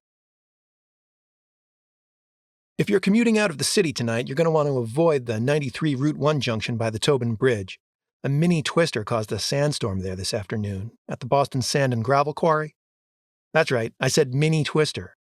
As if hurricane flooding wasn't bad enough. Now we have sandstorms in Boston. Cue the plague of locusts. Anyway, there's sand all over the road there, enough to stop traffic while they sweep it off, so if you aren't already jammed up in it, try to find another route out of town. Next up, I've got some Billy Moon for you. I'm Adam 12, and you're listening to Radio BDC. The Black Pharaoh walked the winding paths of the Emerald Necklace. He followed the muddy river north through the fens, past the war memorials and the Japanese temple bell, past the playground at Mother's Rest, through swamps turned to gardens. He walked in the dying light of a September evening, his scarlet robes burning in the last rays of the sun. And everywhere he passed, joggers and commuters, mothers and children should have turned their heads to stare in awe at those radiant robes and the wild swamp animals that flocked at his feet, sniffing the air in his wake and leaping to lap at his long-fingered hands, rats and opossums and foxes. But no one looked in the direction of that dark man. If some rare soul had tried to focus on his face, it would have seemed indistinct and out of focus, as if glimpsed through a glass darkly. But none did. All averted their eyes as he passed, like a cloud across the sun, leaving a deep chill that they would take with them to their beds when they turned in for a night of strange and restless dreams. Walking under the Charles Gate overpass, he removed the robe and tossed it over the brownstone railing into the shallow creek, where it melted and marbled the dirty water with tatters of rich blood. He emerged onto Beacon Street dressed in a gray suit, tussling his long black curls with his fingers to cover his horns, and stirring the wisps of lazy blue fire that played in his locks. At the corner of Commonwealth and Charlesgate, the Fenway Towers reared into the purpling dusk, a marvel of red brick, vine-inscribed stone, and mint-green copper crowned with sandstone finials and iron gates along the roof. He had absorbed enough energy in his walk through the marshes to push his form into an almost material range, enough to make it difficult not to see him, but not enough for his hands to manipulate objects like door handles. He glided through the plate-glass door into a lobby lit by wall sconces in the shape of frosted glass seashells, and stepped up to a desk of gold-flecked green marble. The concierge was a young man in a dark blue blazer and crisp white shirt with impeccably trimmed sideburns that stretched as his jaw worked a stick of gum. His brushed nickel name tag read Gordon Shea. But Nereus Cherubim didn't look at it. He plucked the name from the man's mind, like a card from a deck. Gordon, Cherubim said without moving his lips. You have a vacant unit, do you not? The ambient light from the seashells pulsed with the syllables of the Pharaoh's telepathic speech, and Gordon Shea turned his head slowly to one side to watch it. Cherubim knew what the man was seeing. To his human vision, it would look as if the individual photons from the incandescent lights were gliding slowly away from their source, like beads of dew running along a string. And when Cherubim spoke, it was like a subwoofer in a passing car was causing those beads to buzz and blur and speed their way across the room. The sight mesmerized the clerk, and he realized that, although the visitor knew his name, he no longer did. A plucked card that the magician had pocketed while he was distracted by the light show. Am I having a migraine? Gordon asked. No, Cherubim replied, somehow making the single syllable melodious. Gordon had stopped chewing his gum, and his jaw hung slack. Do you see those beads of light? The way they're pulsing? He laughed at the absurdity of his own question. Cherubim studied him patiently with a not unkind smile on his face, an African face of a kind that had not been seen in this city for a very long time, save in the statues enshrined on the second floor of the MFA. He knew that Gordon Shea would now be realizing that he felt rather drunk, and would feel a dim sense of alarm at the possibility that he was indeed drunk, an alarm heard distantly through a woolly dream, like pain in an anesthetized limb. Mr. Shea would be aware that his boss would not abide drunkenness on the job. Unable to recall the name of his boss, he would nonetheless retain the core fear imprinted on all primates, no matter how sheltered, before they reached puberty, that the meal ticket might be revoked. Gordon's gaze had been drawn to the seashell sconces again, and Cherubim wished he could drum his long brown fingers against the desktop to politely regain the man's attention. Instead, he sighed, and the lights flared, and the concierge looked at him, a wave of relief breaking across his brow as he remembered that this man, right here, the one who had asked about a vacant unit, was his boss. Of course he was. Gordon typed on his keyboard and told his boss, "Yes, sir, we do. Number 72. Perfect. Fetch the key." The wide drawer below the keyboard slid open on smooth rollers, and the concierge produced a key attached to a ring with a wooden diamond, the number 72 inlaid on it in what looked like mother of pearl. My, but this place was fit for a king. Nereus Cherubim smiled at the number. It reminded him of evocations he could neither recall nor recite in this weak incarnation, of books he could no longer read. It reminded him of his old friend and rival, Solomon, who had trapped 72 demons in a box, and of the cunning folk who had burned at the stake centuries later for merely possessing a list of their names and attributes. So much suffering for what amounted to an opening act. "I have a job for you, Gordon." "Anything," he said, still holding out the key, waiting for the boss to take it. "Put that key in your pocket and take it halfway to hell. Do you know where that is?" The young man laughed. "Sure," he said. Yes, sir." Cherubim turned and silently tapped the desktop with the palm of his hand. "And don't lose the gum," he said. "You're going to need it." Cherubim showed Gordon exactly what to do. An image flashed in the man's mind. Gordon Shea's final act, before abandoning his post and strolling out into the night with his Velcro ankle weights and bicycle security chain in his hands, was to press the elevator button for the boss. On the fourth floor, the Pharaoh walked through the solid mahogany door of Unit 72. His feet were clad in sheepskin loafers, but no footsteps echoed in the sparsely furnished suite as he strolled across the gleaming hardwood floor. Nothing changed when he stepped onto the plush white carpet and passed the fireplace on his way to the big window overlooking Kenmore Square and the antique vanity on the south wall. Recessed lights cast their full spectrum illumination over a white leather couch, white armchairs, and white curtains. It was museum-quality light, and it seemed wasted on blank walls. Cherubim doubted that Darius Marlowe would hang art when he moved in. The young scientist was fiercely loyal, but to say that he lacked culture would be putting it mildly. Cherubim looked down at the foot traffic and streaming headlights on the street below. The red neon pyramid of the Citgo sign loomed over the square, reminding him of home, in the crassest possible way, and despairing at the cheapness of the symbol, he shifted the focus of his eyes to his own reflection. His hair had settled around the ridged black horns. He smiled, a white crescent hanging in the sky. Nereus Cherubim, the Black Pharaoh, avatar of Nyarlathotep, thought of old acquaintances. King Solomon, Pontius Pilate, Franz Mesmer, Harry Houdini. Houdini had been a fake, but he'd at least never made serious claims to the royal art. MacGregor Mathers and Helena Blavatsky, on the other hand, well, let's just say Mathers was no Hermes Trismegistus.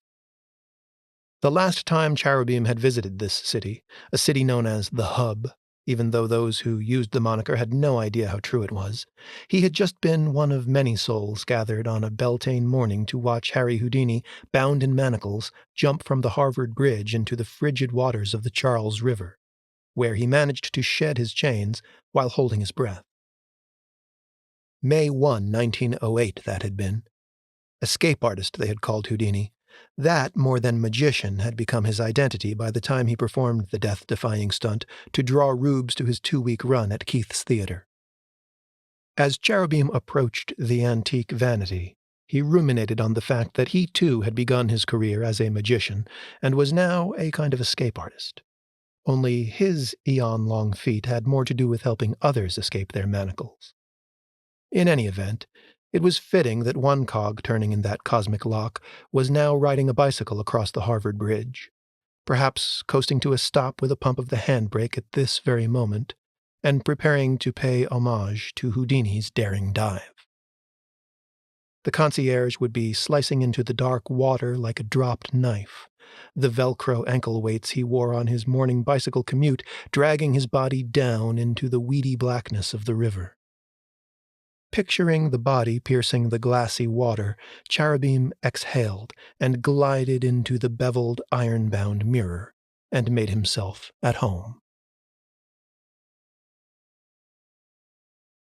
Chapter 5. Darius Marlowe was used to dreaming in the language of numbers, square roots, prime integers, angstroms, and ohms. But on the morning of September 17th, he awoke from a dream of smoots. In October 1958, members of the MIT fraternity Lambda Chi Alpha carried a young pledge dressed in black clothes and black gloves across the Harvard Bridge from MIT to Boston, laying him down at 5'7" intervals, his height, and marking his progress with chalk followed by paint, so that he, one Oliver R. Smoot, could be used as a unit of measurement. To this day, the bridge bears painted markers every 10 smoots, beginning with an arrow pointing toward MIT on the Boston side of the bridge and the indicator 364.4 smoots plus 1 ear.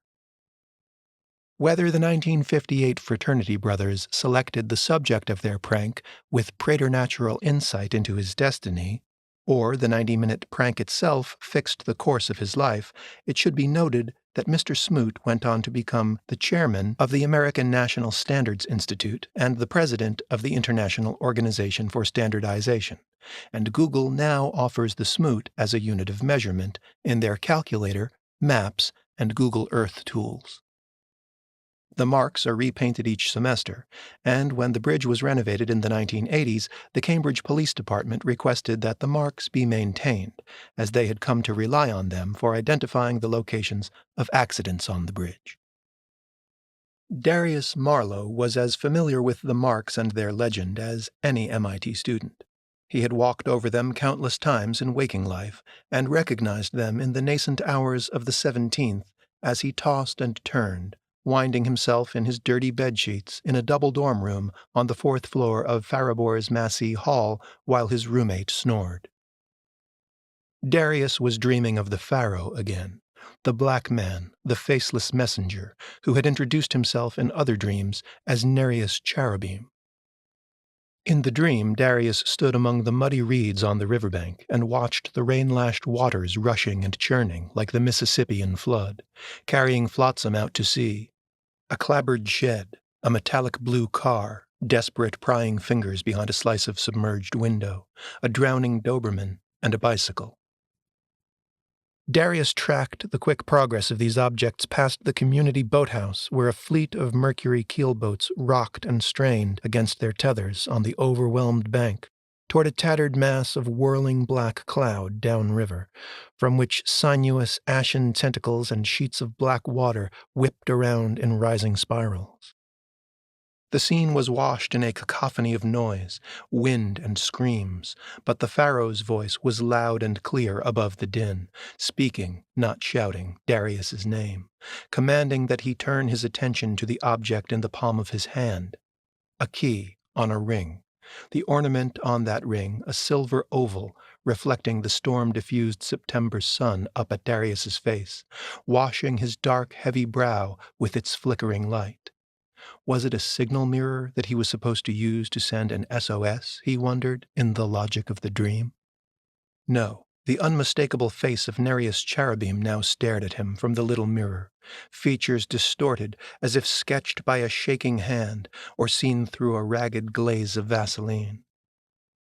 "I have prepared a room for you in the Griffin Tower," Cherubim said. "Cross the bridge and join me. I have work for you." The face faded from the oval, the silver faded to onyx, and a green digital number glowed from the little window in Darius's hand. 182.2S. A measurement in smoots. Darius woke up tangled in sweaty sheets. He gazed around the room, expecting to see the pharaoh standing among the stacks of books and piles of dirty laundry. The only other body was his detested roommate, Mitchell, an acne-scarred robotics geek from Pennsylvania who either thought Darius couldn't hear him when he jerked off or didn't care if he could. Bottles of Mountain Dew lay in and around the too-small trash basket beside Mitchell's desk, evidence of a late-night study binge. Darius sat up and put his feet on the cold floor. He let the reality of his surroundings sink in and felt disappointment swirling around the drain of another morning. He needed to piss, needed to step into his slippers and head to the dirty bathroom, but he held it in and focused on the gossamer thin threads of the dream, combing through them gently so as not to break them with the crude tool of his intellect. What had the number been? A weight on a digital scale? A time on a clock? No, it had been a mile marker on a road. No, a marker in smoots. The elation of remembrance was shattered by the absurdity of the notion that the messenger of the gods would communicate to him in such nonsense. The idea was surely a product of his tired imagination, and yet what would it hurt him to check? 182.2S. He saw the number in his mind's eye as if it were emblazoned on his forehead, and its specificity soothed him. He didn't even need to write it down to remember it. And he smiled as the little joke began to dawn on him. Maybe the Black Pharaoh had a sense of humor, after all. As the shackles of sleep fell away, he moved to the bathroom, emptied his bladder, and brushed his teeth without losing sight of the number. He took a handful of water from the tap in his cupped hand, rinsed his mouth, and met his own eyes in the dusty mirror. He smiled at his reflection. There had been a mirror in the dream, and a promise. Less than 10 minutes later, dressed in jeans, a brown suede jacket, and a scarf, he walked out the front doors of Farabor's Massey Hall and trotted down the steps. The cold morning air invigorated him as it stung his cheeks. He dug his hands into his pockets, turned right past the chapel, and stepped onto Mass Ave. The street bustled with the usual book-laden students and neon-clad joggers amid the buses, bikes, and cars. A quarter of a mile on, he realized that the bank of the Charles River across the street was congested with a crowd of onlookers, blue lights flashing in the gaps between them as they milled around near the new tide line. The Mass Ave Bridge wasn't as high above the river as it had once been. What had never been a bridge worthy of a suicide attempt was now too low to allow more than the passage of kayaks underneath. And yet, as he drew nearer, it became apparent that someone had been drowned. Maybe the victim had capsized a small boat, an inexperienced operator in a rental. The flashers turned out to be an EMT truck, beyond which a police boat was bobbing on the gray water 20 yards out. The bridge wasn't closed, and while there were a couple of officers and police windbreakers out on the footpath with walkie-talkies, traffic was moving to the back bay side, albeit sluggishly, as drivers strained to catch a glimpse of the tragedy. Darius succumbed to the same curiosity. He watched for a break in traffic and jogged across the street to the back of the crowd, where bystanders were searching their phones and making speculative chit-chat with strangers. One man had a young girl seated upon his shoulders, her cheeks rosy beneath a yellow knit hat. Darius sidled through the crowd until he had a better view of the boat. It wasn't just morbid fascination drawing him closer. He felt a compelling sense that whatever had happened here was linked to his dream, that there was personal significance in the tragedy, and that, if he were observant enough, Providence would put him in the right place at the right time to interpret it. This sense had been growing in his waking life over the past month, a feeling that not only were his dreams a conduit for messages from the Master, but that even everyday reality had taken on a dreamlike quality, rife with coded symbolism and Kabbalistic significance. Perhaps the patterns had always been there, but he'd been too distracted and unfocused to see them. Perhaps the initiation he was undergoing every night had removed a filter and attuned his consciousness to the rich, synchronistic alphanumeric soup that all modern people waded through without the ability to read it. Or maybe he had been set on a path that consistently put him in the right place at the right time to see it. Here was another confirmation. The police boat drifted sideways in the water at his approach, granting him a clear view of a large white 23 at the back of the hull. He thrilled at the sight. That number was a key to a door that he would arrive at one day. It had been appearing to him daily, hinting at some titanic truth, teasing like a harlot, flashing like a beacon, leading him on toward revelation. Darius took a pocket-sized marble notebook from his jacket and flipped it open to a clean page. With a pen plucked from his jeans, he scribbled the latest entry. 9:17, police boat trolling for body near Mass Ave Bridge, 23. A pair of scuba divers broke the surface with an unmasked face between them, a doughy white visage with weedy black curls clinging to the forehead. The crowd gasped almost in unison at the sight, and those at the back pressed forward. The man with the little girl finally seemed to awaken to the fact of what he was doing. Darius saw him reach up to cover her eyes with his cupped hand as he turned and headed back toward the street. Darius moved in closer, stepping into the gaps left by those with weak stomachs and minds. He didn't think he recognized the drowned man, but it was hard to be certain from this distance.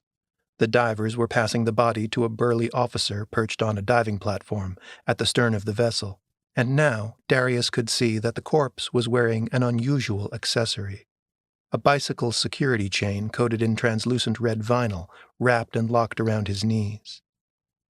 He lingered until his intuition told him there would be no more revelations here. It was time to get ahead of the dispersing crowd if he wanted to cross the bridge, mostly unaccompanied. Turning his back on the scene, he felt a thrill of empowerment, an inarticulate knowing that this was somehow for him, a performance for an audience of one. The feeling grew with each step, each meter, as he passed the broad-brushed markings on the sidewalk. 50 smoots. The wind picked up on the open water, and his scarf trilled against his ear. 100 smoots. A cloud of starlings burst from a tree on the far bank of the river and wheeled through the sky, a secret alphabet written against the clouds in the geometry of their ink-black choreography. This, too, was meant to speak to him in a language he teetered on the brink of deciphering. The hairs on his arms pricked up beneath his jacket sleeves. The sense of power and portent swelled with each step he took. In the middle of the bridge, he found confirmation. At the 182.2 mark, he came to the place where the original pranksters, and every freshman who had come after and preserved their markings, had set down not a number, but a slogan. Halfway to Hell, with an arrow pointing back toward MIT. He stood on the letters and looked away from the college, away from the police vehicles and the dispersing crowd. He gazed across the choppy water toward Back Bay and Kenmore Square, toward the neon Citgo Pyramid near Fenway Park, and ran his fingers along the underside of the pale green metal railing until they found something stuck there, a metal object in a wad of gum. He peeled the object free and folded it into his palm. He had lingered only for a moment, and now, walking on toward the other bank, he looked down at the treasure in his palm. It was a key on a ring, with a diamond-shaped tag inlaid with the name and unit number of his destination. Fenway Towers. Darius Marlowe reached the Back Bay side of Mass Ave with a spring in his step. Chapter 6. Becca had last seen the dog she'd begun thinking of as Django in a tunnel beneath an abandoned textile factory in Cambridge. Today she was going back for him. The factory was a favorite site for her little band of Urbex friends, and she had already milked it for most of the decent shots she was likely to get, but she brought her camera anyway because she thought, you never know. What she didn't bring was a partner. In fact, she didn't even tell Raphael she was going back to the mill. Reckless, sure, but he was stubborn about safety protocols and wouldn't take no for an answer. She figured there was no point in telling him if she didn't want an argument and an uninvited escort. The dog had come within arm's reach on her last visit, but he was skittish. She didn't know how she knew it, but she felt sure that if he scented or heard anyone other than her, he wouldn't allow himself to be seen at all, if he was still haunting the place. So she went alone. The mill was a huddle of loosely connected ruins in red brick beside the river. Twin stacks that hadn't belched smoke in decades loomed over a rusting water tank atop the main structure, above grids of shattered windows. Most of the graffiti was old and faded, except for the metallic paint, which caught enough light even on an overcast day like today to render well in photos. The weeds were prolific, and Becca had used them to great effect in infrared sets, but today they presented nothing she hadn't captured already. She kept her camera in her bag as she ducked under the barbed wire and made her way along the well-trodden paths to her favorite entrance, a brick archway before which lay a rotting wooden door. Here were long rooms that still housed moldering spools of green and blue thread piled high like mounds of plague-ravaged corpses, and rows of rusting machines, their rollers clogged with crumbling asbestos tiles. The long halls were illuminated from collapsed ceilings. Passing through them on her way to the deeper, darker chambers, Becca tuned her ears to the flutter and chirp of birds nesting atop unmoored pillars and in the corners of roofless brick walls. Last time she'd seen the dog on one of the sublevels in a utility tunnel that connected the main factory to an outbuilding. Eventually she would make her way down there by the light of her headlamp. For now, she paused only to put on her trusty leather work gloves. Every surface in a place like this was rife with tetanus. She walked over tangled branches and under slopes of collapsing corrugated metal, her Doc Martens crunching on broken glass and chalky tile shards. Her breathing deepened and slowed with each step. There had always been something soothing to her about decaying places, something peaceful in their absolute abandonment. These failed structures existed in a realm beyond effort and ambition, beyond maintenance and manicure. In contrast, the self-conscious facades of high-rent shops on Newbury Street, where she worked in the gallery, often threatened to suffocate her with their pretense that life could be beautified and preserved indefinitely, that order and tidiness were some kind of natural state, and that the chaotic and rustic, the rough edges of art, were only beautiful by contrast to the austere and immaculate, and could only be acknowledged when safely contained within the protective four-square boundary of a frame. She sought out the ruins of her city because they seemed to speak a plain truth, that all things aged and transformed, and withered and died, and that all effort and industry, however dazzling, would have its day in the sun and then fade. In this she found peace, because it aligned with her own sense that in the long run the only precious things might be captured frozen moments in a chain of continual change. Nina, her therapist, had asked her recently if she thought it was odd for a person who suffered from seasonal affective disorder to make a hobby of delving into the dark bowels of the city, places where not even electric light continued to flow. And Becca supposed there was some irony there, but she'd never been comfortable with painting over rot. Better to face it, better to accept it, maybe even to revel in it and embrace what was hardest for her. Embrace the darkness and decay, and find beauty in them. She had tried denial for a while in her teens, but it hadn't worked out long term. Taking the headlamp from her bag and slipping it over her crown, she remembered the November day in her junior year when a UPS truck had dropped a package addressed to her on the front steps of the house on Crane Street. Catherine had been excited to watch her open it, had told her as she ran a pair of scissors across the packing tape that it would hopefully take some of the misery out of her mornings in the darker half of the year and make it easier for her to stop missing the bus. "What is it, a clock?" Becca had asked, knowing already that it wasn't as she lifted the heavy object from the box. Styrofoam peanuts rained down from what looked like an opaque plastic half-moon mounted on a black base, trailing a power cord. "It's a dawn simulator," Catherine explained. "Not that different from an alarm clock, but it comes on gradually and fills the room with full-spectrum light. It's supposed to prime your pineal gland before your other alarm goes off." Becca turned the heavy object over in her hands skeptically. A plastic sunrise. Weird. But later, standing in her room beside her gran with the curtains drawn and watching the light slowly growing in the frosted dome, she felt a little thrill of hope, not because she believed the gadget would make much difference in her daily life, but because Catherine had thought of it, had pulled her head out of dusty tomes long enough to get on the internet and find something that might help, and had cared enough about her struggle to buy it for her. "Yehi Aor," Catherine proclaimed. Her fingers splayed toward the corners of the room where the shadows were shrinking. "Huh?" The old woman looked askance at her, an eyebrow raised and a sly grin wrinkling the corners of her mouth. "Let there be light, dear. It's Hebrew." The dawn simulator had helped a little in finishing high school, but in college she'd never taken it out of its box and reverted to oversleeping. That was when she'd started experimenting with reveling in her condition, seeking out dark places in her city and in her art.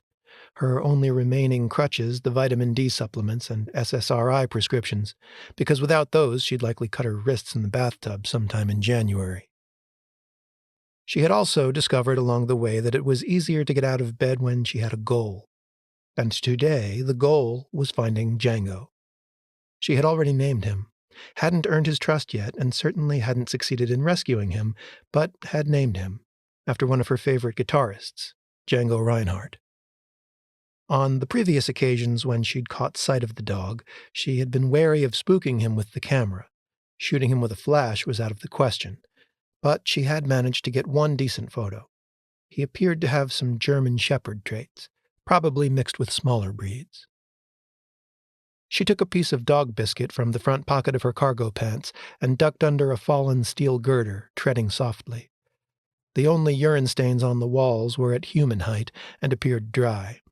She'd seen no dog shit and couldn't imagine what he ate to survive. He was a skinny thing. A real bag of bones, judging by the few glimpses and one photo she had to go on.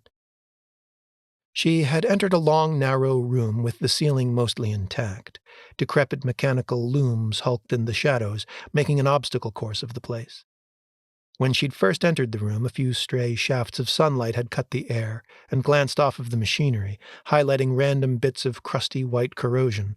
But now clouds had overtaken the sun again, and the light had faded, casting the entire place into murky, indistinct gloom. She heard a rustling from one of the corners and turned her head to pinpoint the origin. Knowing that it could very well be a rat or a raccoon or even a savage fisher cat, she crept closer, the dog biscuit trembling slightly between her gloved fingers.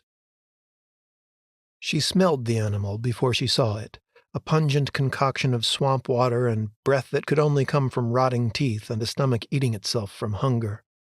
Knowing that no small wild animal she'd ever encountered had smelled so desperately canine, she was emboldened, and stepping around a wide pillar, she caught sight of him, nose to a pile of rubble, mangy black and tan fur poking at odd angles between bald spots where he'd probably licked himself raw from flea infestations. One ear was split at the tip, probably from a fight, and she shuddered to think how thin he'd look, if not for the long fur. She wished for clean water to offer him and regretted not bringing wet dog food. Even the cookie might be too much for him to digest in his emaciated state, and she had to stifle a hitching sob, had to catch and suppress it in her breast at the sight of the poor thing. He scratched and pawed at the rubble until he succeeded in unearthing a crumpled shred of dirty tinfoil left behind by some vagabond or junkie. Whatever juices the treasure had once contained, their residue was surely rank by now, and she had to resist the urge to shout a command at him to drop it, as if he were already her own and would listen rather than flee. Becca crushed the biscuit in her hand and watched the dog tear the foil with a shake of his muzzle. He lapped at the scrap, and she hoped it wasn't coated with narcotics that had been boiled over a garbage fire. Dropping the foil, the dog snuffled along the dirty concrete floor for a few inches, then, catching either Becca's scent or that of her offering, he looked up and locked eyes with her. His fur rose in a ridge along his spine, and his tail stiffened, but his ears remained cocked forward. She held her palm out, displaying the crushed cookie, and blew a breath down her arm to carry the taste of it to him. He took a tentative step forward, lowering his head between his shoulder blades, but stopped a good yard away from her, uncertain. "Hey, little guy. You're a boy, right? You want a cookie?" Ravenous as he was, he bided his time, waited for her next move. Sensing that a dance had begun between them, Becca tossed a piece of the biscuit.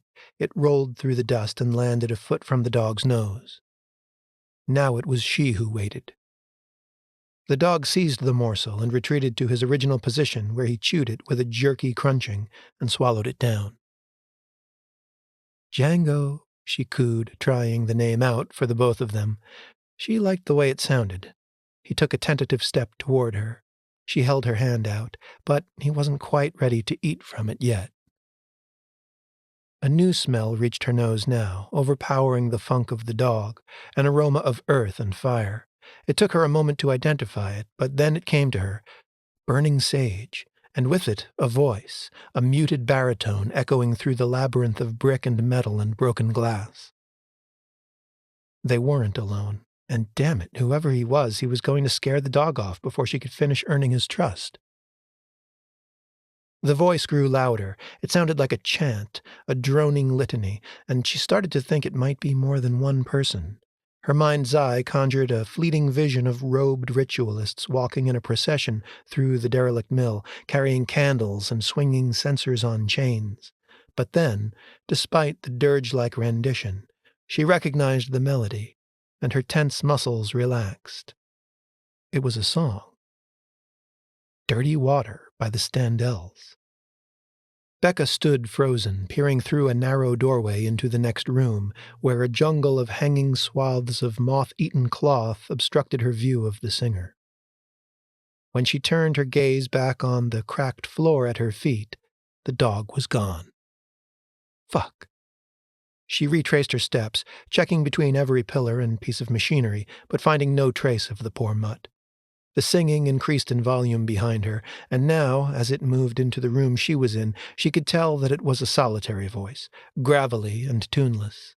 She wheeled around, prepared to give the intruder a piece of her mind, but as she drew the breath to launch a tirade, his sheer outlandish bulk silenced her. Becca was face to face with a black-bearded giant in a green army trenchcoat. Several layers of frayed sweaters hung around his wrists and neck so that it was impossible to guess his true girth. He appeared to be the sort of homeless person who wears his entire wardrobe at all times. What little she could see of his skin looked African American, and the texture of his dense beard would have supported that assessment, but as with the clothes, it was impossible to tell how many layers of dirt and ashy grime the man was wearing. He might have even been white underneath. But at a glance, Becca found it difficult to focus on any one detail beyond his distracting headgear. His hair was mostly hidden beneath a golden cardboard Burger King crown. His eyes behind a cheap pair of red and blue 3D glasses. In his left hand he held a smoldering bundle of burning sage, tied with a red string, and in his right a small laser pointer. He bustled past her without acknowledgement, wreathed in smoke, still singing and waving the pungent bundle. Becca recoiled in the wake of the fumes and coughed out a lungful of the stuff before burying her nose in the crook of her arm. The man seemed to give her a shallow nod as he passed, but with his colored plastic lenses she couldn't tell if they'd made eye contact. She had begun to wonder if he was blind when he turned to her and said, "What up?" Apparently a rhetorical question, because he didn't pause in his genuflections for her reply, but spun on his heels in a kind of dance, the trench coat flaring out and swirling around his surprisingly graceful axis, the orange terminator line of the burning ember on the blackening leaves tracing a fiery circle in the air above his head. He completed the revolution by landing, left leg in front, bent at the knee. From this position he pointed his right hand at the brick wall and traced a perfect pentagram with the ruby bead of the pointer. The chrome barrel poking out of his folded fingers looked like the type she'd seen at the checkout counter at pet stores, for teasing cats, usually for less than $3. Pointing the dot at the center of the now invisible pentagram, he broke from the Standells song and bellowed, "Apos pantos kakadaimanos!" Becca backed away from the madman into the corridor of machinery and shadow where she'd last seen the dog. The man came up from the weird martial arts stance, surprising her with his agility. She had guessed that he might get stuck there, and proceeded along the wall to the far end of the room, where he repeated the same spin, drop, and pentagram tracing, this time ending with the cry, "Hicas, hicas, este bibeloi!" When he rose, he stared at the wall, head cocked as if trying to discern some hidden code in the cracks and graffiti. He whispered a word that might have been "skidoo," and dropped the laser pointer into his pocket. He stubbed the sage bundle out in a cement seam on the brick wall, and touching his cardboard crown to keep it from tumbling off his head, turned with a bow and flourish of his trench coat and addressed her. "M'lady?" Becca couldn't help herself. She laughed into the back of her hand to release the nervous tension before remembering how pissed she was about losing Django. When she did, she set her hand on her hip and said, "You scared my dog away, asshat."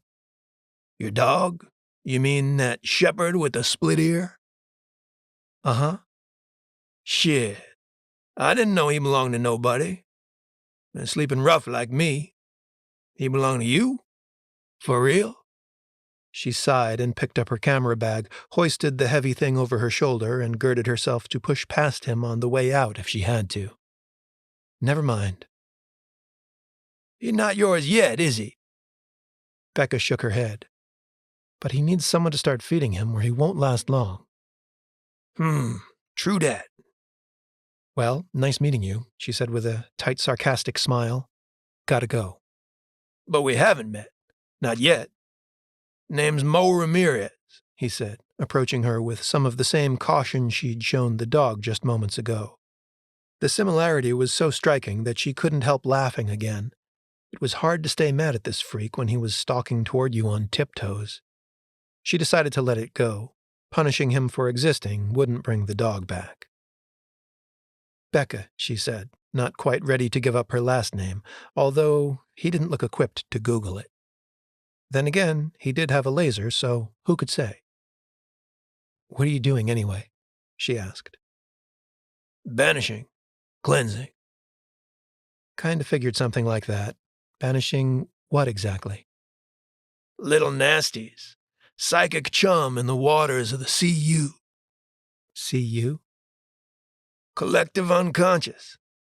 He squinted at her through the colored lenses. I see you, he chuckled, and you ain't one of them. That's why I didn't chase your ass out of here, you dig? Not really.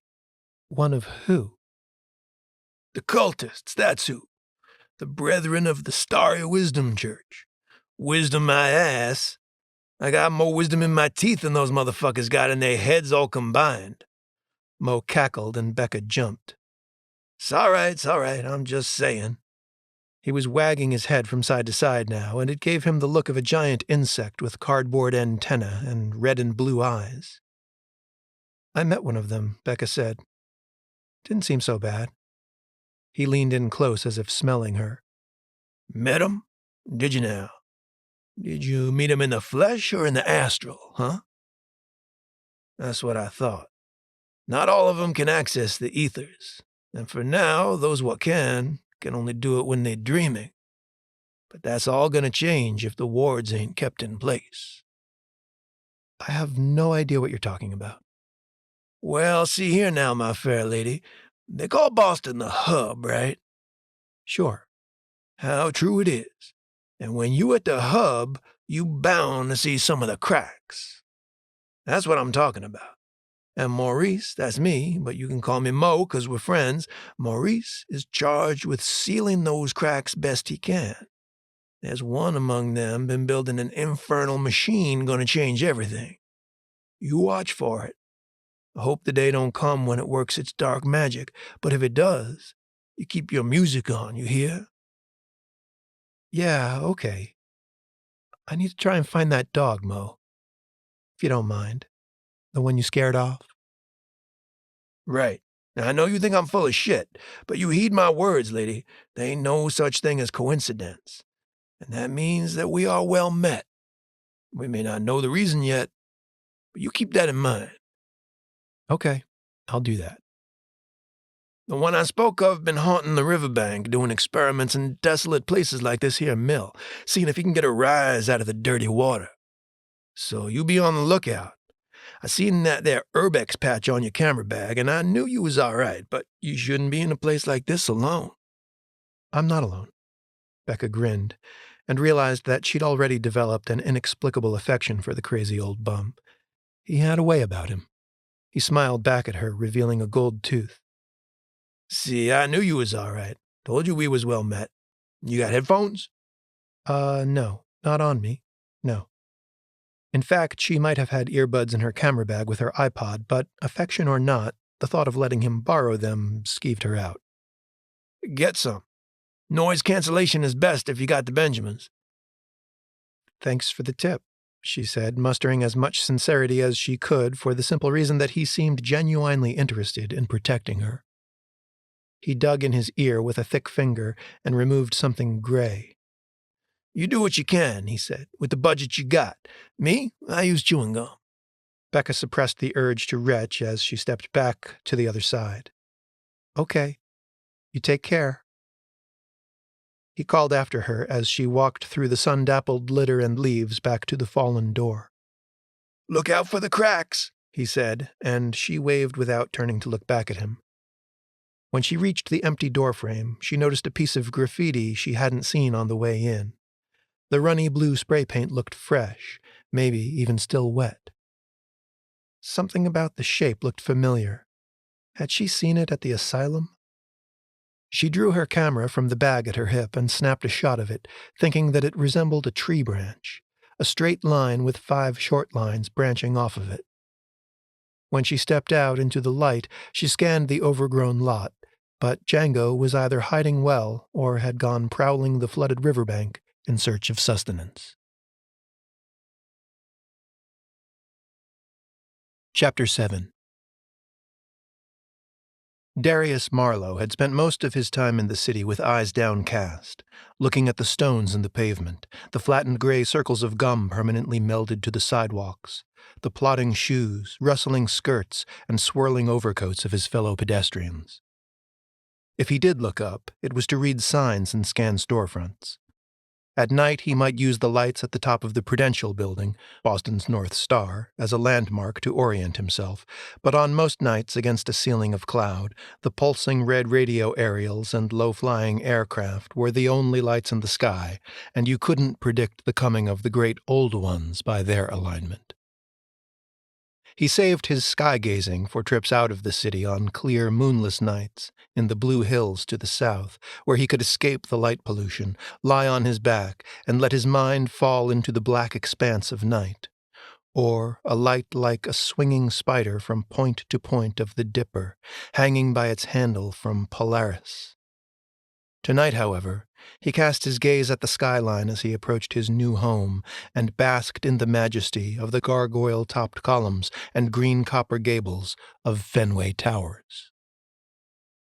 He had been living there a week, but it still gave him a sense of empowerment to climb the steps and pass between the twin griffins, to walk under the oak-leaf-adorned stone arch and enter the place knowing that his rooms there, sprawling, white, and luxurious, were a gift from his benefactor, guru, and guide. He nodded at the concierge and pressed the elevator button. Turning his back to the desk while he waited, he cradled the white cardboard animal carrier against his jacket to muffle any sounds that might escape through the air holes. He had no idea what the pet policy was and couldn't take no for an answer. He had read in the Globe that the previous man on the desk was the drowning victim recovered from the river on the day he'd found the key. He couldn't claim to understand all of the Pharaoh's designs, but he guessed that the dead clerk had stuck the key to the bridge handrail as an errand for cherubim before checking out permanently, leaving the lobby job open to a new face, one that would not find Darius out of place when he took up residence in an unsold unit. On the 4th floor, he turned his key in the lock of Unit 72. The door glided open on well-oiled hinges, and he entered his private domain. He stepped out of his shoes in the foyer and tugged his socks off, draping them with his jacket and scarf over an Art Deco metal chair.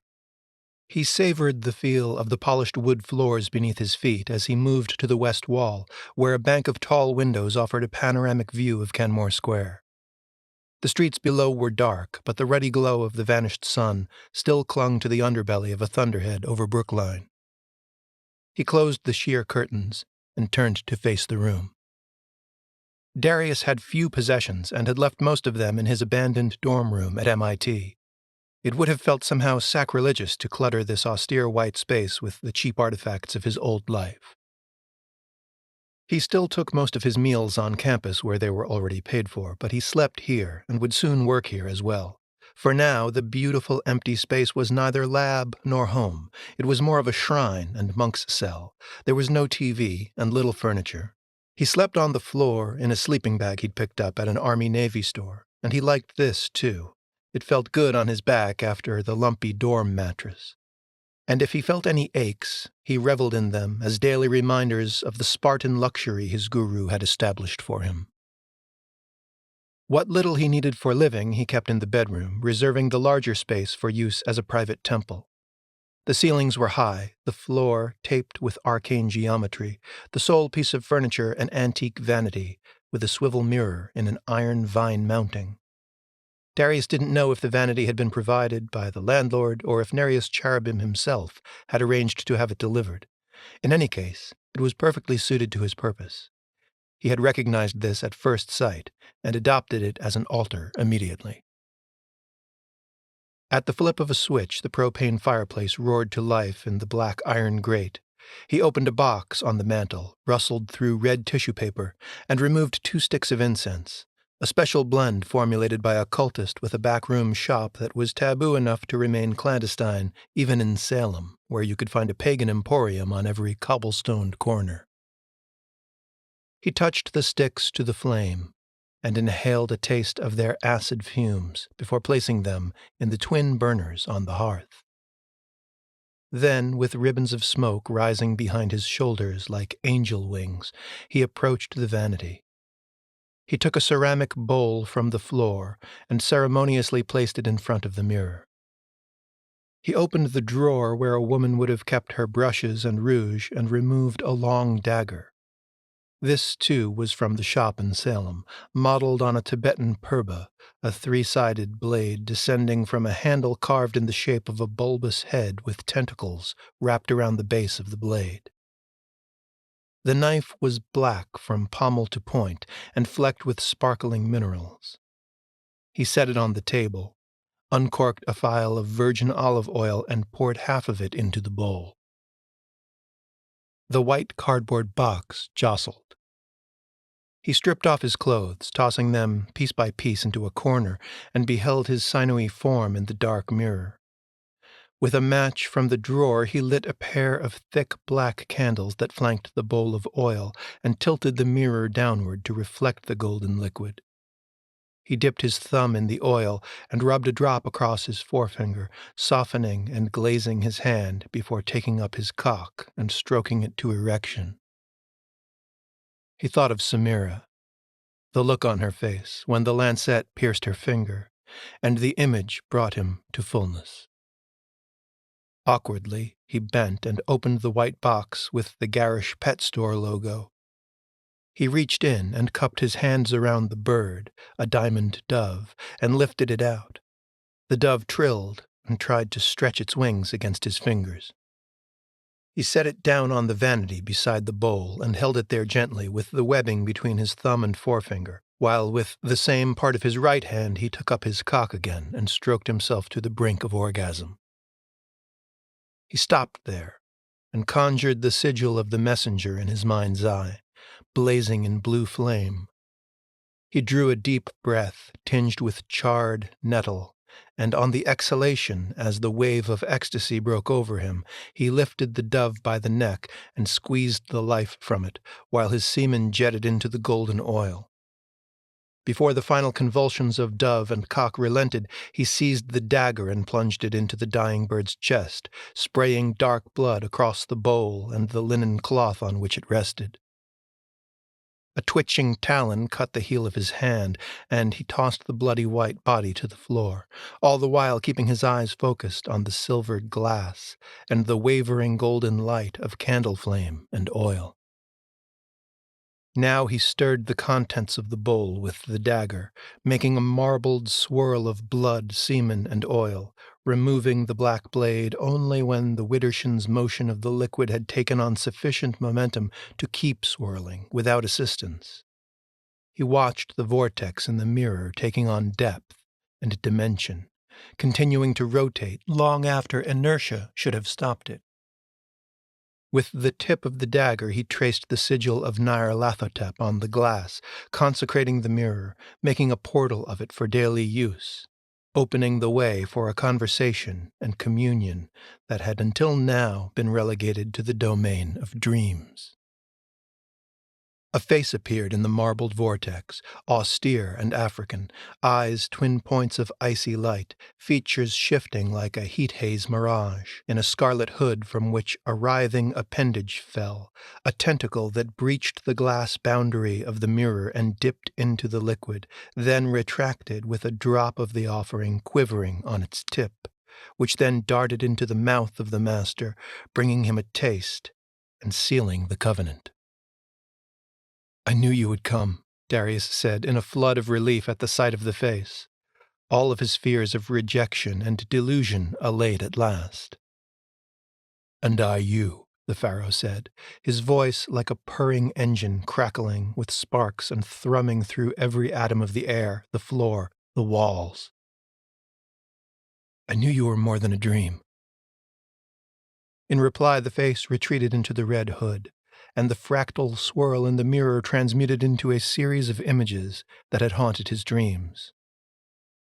Flooded subway tunnels, a night sky marked by a unique conjunction of planets and constellations that had not been seen since the time of the Mayans, a mathematical theorem written in blood and light, and a spell written in Sanskrit. Each had visited him in his sleep, but now their order and juxtaposition took on new sense. The face of the pharaoh appeared again, and its lips, like ripe black worms, spoke to him. "You are my hands, Darius. Your works grant me substance. But until the stars are right, I act through your agency. Yes, Lord. We must prepare for that time. We must open the way. Yes. He breathed the word in a fugue of ecstasy. You have obtained the verses I requested, the calls and keys. I have. I'm ready to leave everything behind. School, church. From this day, I serve only you, Lord. Only you. Leave nothing behind, for all things serve me through you, just as they serve the great old ones through me. What would you have me do? I have secured a laboratory for you at the Institute. A lab of my own? Not of your own. You will be a guest at odd hours of Dr. Leonard Martin. Martin? He's an arrogant megalomaniac. He'll never let me near his precious equipment. He will. I have seeded his dreams. You need only present him with this glyph, and he will stand aside. The mirror went opaque as a fogged window, and the black tentacle traced a geometric form in the condensation. Darius, naked, scanned the altar and realized with dawning alarm that he had no pen and paper. He dashed to the corner of the room where he'd thrown his clothes, slipped on the blood of the bird, and slammed his hip against the hardwood floor. He crawled to the bundle of clothes and dug his smartphone from the pocket of his jeans, staggered to his feet, and returned to the vanity. He took a picture of the symbol on the mirror, then checked the file, almost certain that the image wouldn't transfer properly, that all he would have captured in pixels would be a reflection of his hand holding the phone. But it was there, a matrix of angles and crescents inscribed in gray condensation. He set the phone down beside the dagger, and the mirror went fractal again, sliding through kaleidoscopic transitions and imprinting his retina with a series of calculations and diagrams that he didn't need to document because they made perfect sense to him as they opened new vistas in his mind. All of the obstacles in his work fell away in a flash. At last, Cherubim appeared again to deliver a parting injunction. Build it, and they will come. Chapter 8. Becca made a cup of tea in the microwave and settled cross-legged in her rickety gray office chair, waiting for the SD cards from her modified Nikon to load into the iMac. Images flashed before her eyes like a shuffled deck of tarot cards, too fast to focus on, but chilling her nonetheless. She leaned forward, squinting, as if that would reconcile the mystery. No. On the screen were elements she recognized from vague, oppressive nightmares she'd had before Nina prescribed something for dreamless sleep. Drawn into the procession of aberrant thumbnails, it took a moment for her to realize that a distant sound from the bedroom was her ringtone. She stepped away from the computer desk, and when she saw it was Raphael, answered the call. "Hey, Raph, what's up?" she said, moving to one of the wall-length windows, her gaze roving idly over the rain-drenched rooftops spread out below, most of the houses abandoned in the flood zone, some lit against the dark afternoon and the thunderheads that had settled stubbornly on the city. "Just checking to see how you're doing after, losing your grandmother and all. How's it going?" "I'm all right." "Well, I know this time of year isn't exactly easy on you anyway, and then that happened." "Yeah," she sighed. "I probably should have moved to California by now." "You sound distracted. Is this a bad time?" "No, sorry. Is that rain I hear? Are you outside?" "Actually, I'm outside your building. I brought you some soup." "And you're making small talk?" She laughed. "What is wrong with your brain, boy? I'll be right down." His dreads were dripping like a rope mop when she opened the door for him. "Get in here. You look as bad as the dog I've been trying to rescue." "What dog?" "Doesn't matter. He got away." "Sounds more like attempted abduction than rescue. If you weren't bearing a gift of soup." "Yeah, well, somebody's got to feed you. I stopped by the gallery, but they said you were out sick." Becca sighed. "I'm okay. I'm just not up for dealing with people." He stopped climbing the stairs mid-flight, nodded, and said, "Okay, that's cool." She grabbed him by the bicep and tugged. The muscle gave more resistance than she expected. He always looked so lanky and mellow, she forgot how athletic he was. I don't mean you. You don't qualify as people. Gee, thanks. He smiled and followed her up the stairs, closer to the sound of the rain on the roof and the muted rumble of thunder. The soup was vegetarian curry from a cafe near Raphael's apartment. He'd known it was a favorite of hers from lunches they'd had there at the outdoor tables on Boylston Street. On their first visit, Becca had asked the waitress about the broth to make sure it wasn't chicken stock, and Raphael had apparently filed away the information for future reference. Becca relished the warmth from the cardboard canister as she carried it to the kitchenette and ladled the soup into bowls. The rich smell awakened her hunger. She brought a bowl and spoon to Raphael, who sat on the futon by the windows, and had almost settled into a stuffed chair with her own bowl when he jogged her memory by asking, "So tell me about this dog." She straightened up, sloshing a dollop of broth over the brim of her bowl. She licked it from the heel of her hand and said, "That's right, I was downloading pictures when you called. You mind eating at my desk? You don't have to, but I want to look at them. They're fucking weird, and I might have one of the dog." "Weird how?" "Come on." "Okay, that is weird." Raphael had forgotten his cooling soup. He sat in Becca's swivel chair, squinting at the widescreen on her desk. "What is it?" "I don't know." Too hungry to forget her own food, she stood behind him, slurping the dregs from the bowl. They had watched the entire set from the mill as a slideshow, and now he was zooming in on one of the better examples. "It looks like that kelp you find at the beach," Raphael said. "The brown stuff with the bubbles. You ever pop those like bubble wrap when you were a kid?" "Sure. Yeah, it does kinda, but it's much bigger. This is to scale with the bricks? It's not a double exposure?" She shrugged. "I didn't see anything like this on the bricks at the time, but I don't even know how to get a double exposure with a digital camera. Not on the card, and even if I did, I haven't shot any close-ups of seaweed, and it only sorta looks like that." "Yeah, I just meant how the batwing stuff connects them. The actual bubbles are more round and oily." "I know what you mean, like, giant soap bubbles, right?" "You can't see the colors in black and white infrared, but I know what you mean. Those swirly shades of gray look like they'd be iridescent." Becca leaned over Raphael's shoulder. He smelled good, like coconut oil, and clicked on the thumbnail in the viewer. Another image of a brick wall expanded to fill the screen. The bricks were flaking with weather-cracked paint and lichen, but overlaying these textures was a ghostly pattern of gray whorls spiraling from pinpricks of blackness. The pattern ran rampant over the entire wall, with the exception of a clear area at the focal point of the photo, surrounding the graffiti of a 5-branched rune, as if the symbol were repellent to whatever psychedelic infestation had overrun the derelict mill. "They look like spirals made of spirals," Raphael said. "Or fractals. Fractals made of tentacles." He looked away from the screen and scrutinized her face. "When did you take these, anyway?" Becca didn't meet his eyes when she replied, "Yesterday." "You went to the mill without me? The fuck, Becca? Have you gone on any other expeditions alone?" "A few. Look, I know what you think, but this dog is really skittish. I'd have no chance if I wasn't alone." He shook his head. "Becca, what if you fell through the floor?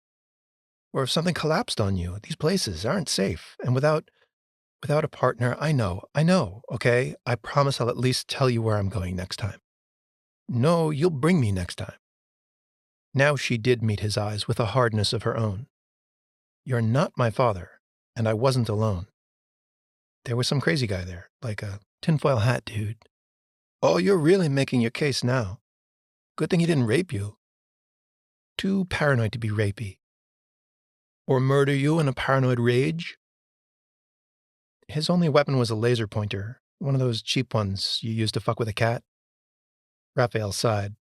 "What, did he give you a PowerPoint presentation on ancient aliens?" Becca laughed. "Almost.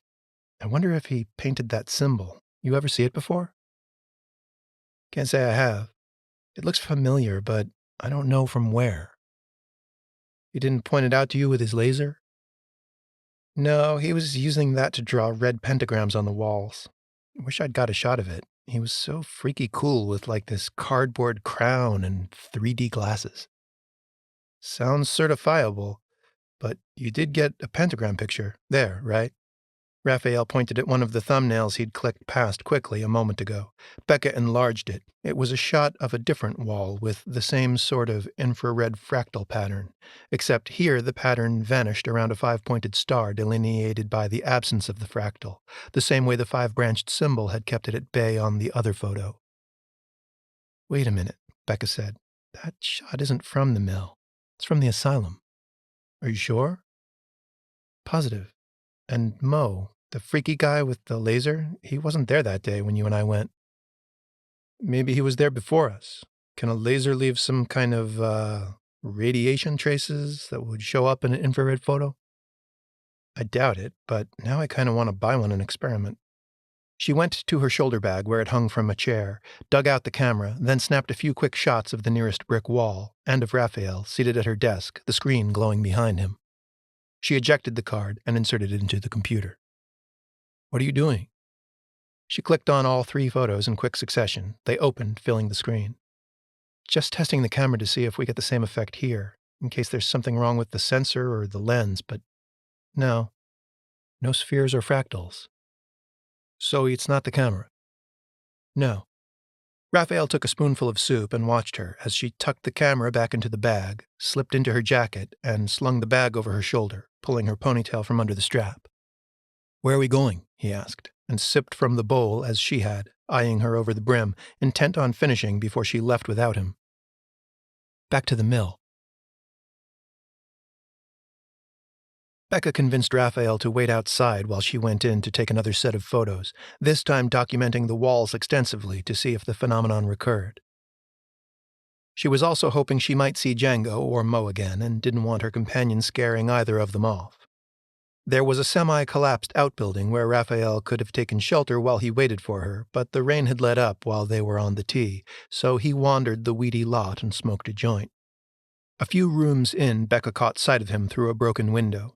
He produced a tube of oil paint from the pocket of his hoodie, squeezed some purple onto a small brush, and set about dashing off one of his trademark characters on the damp brick facade, his nimble brown fingers amazing her with their innate fluency.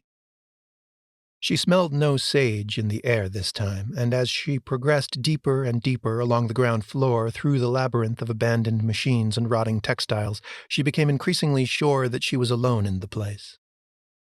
In one empty room she found paw prints in the dust and followed them, but they vanished in a roofless hall where the rain had recently assaulted the dirty tiles, pooling in the cracks and empty grout channels.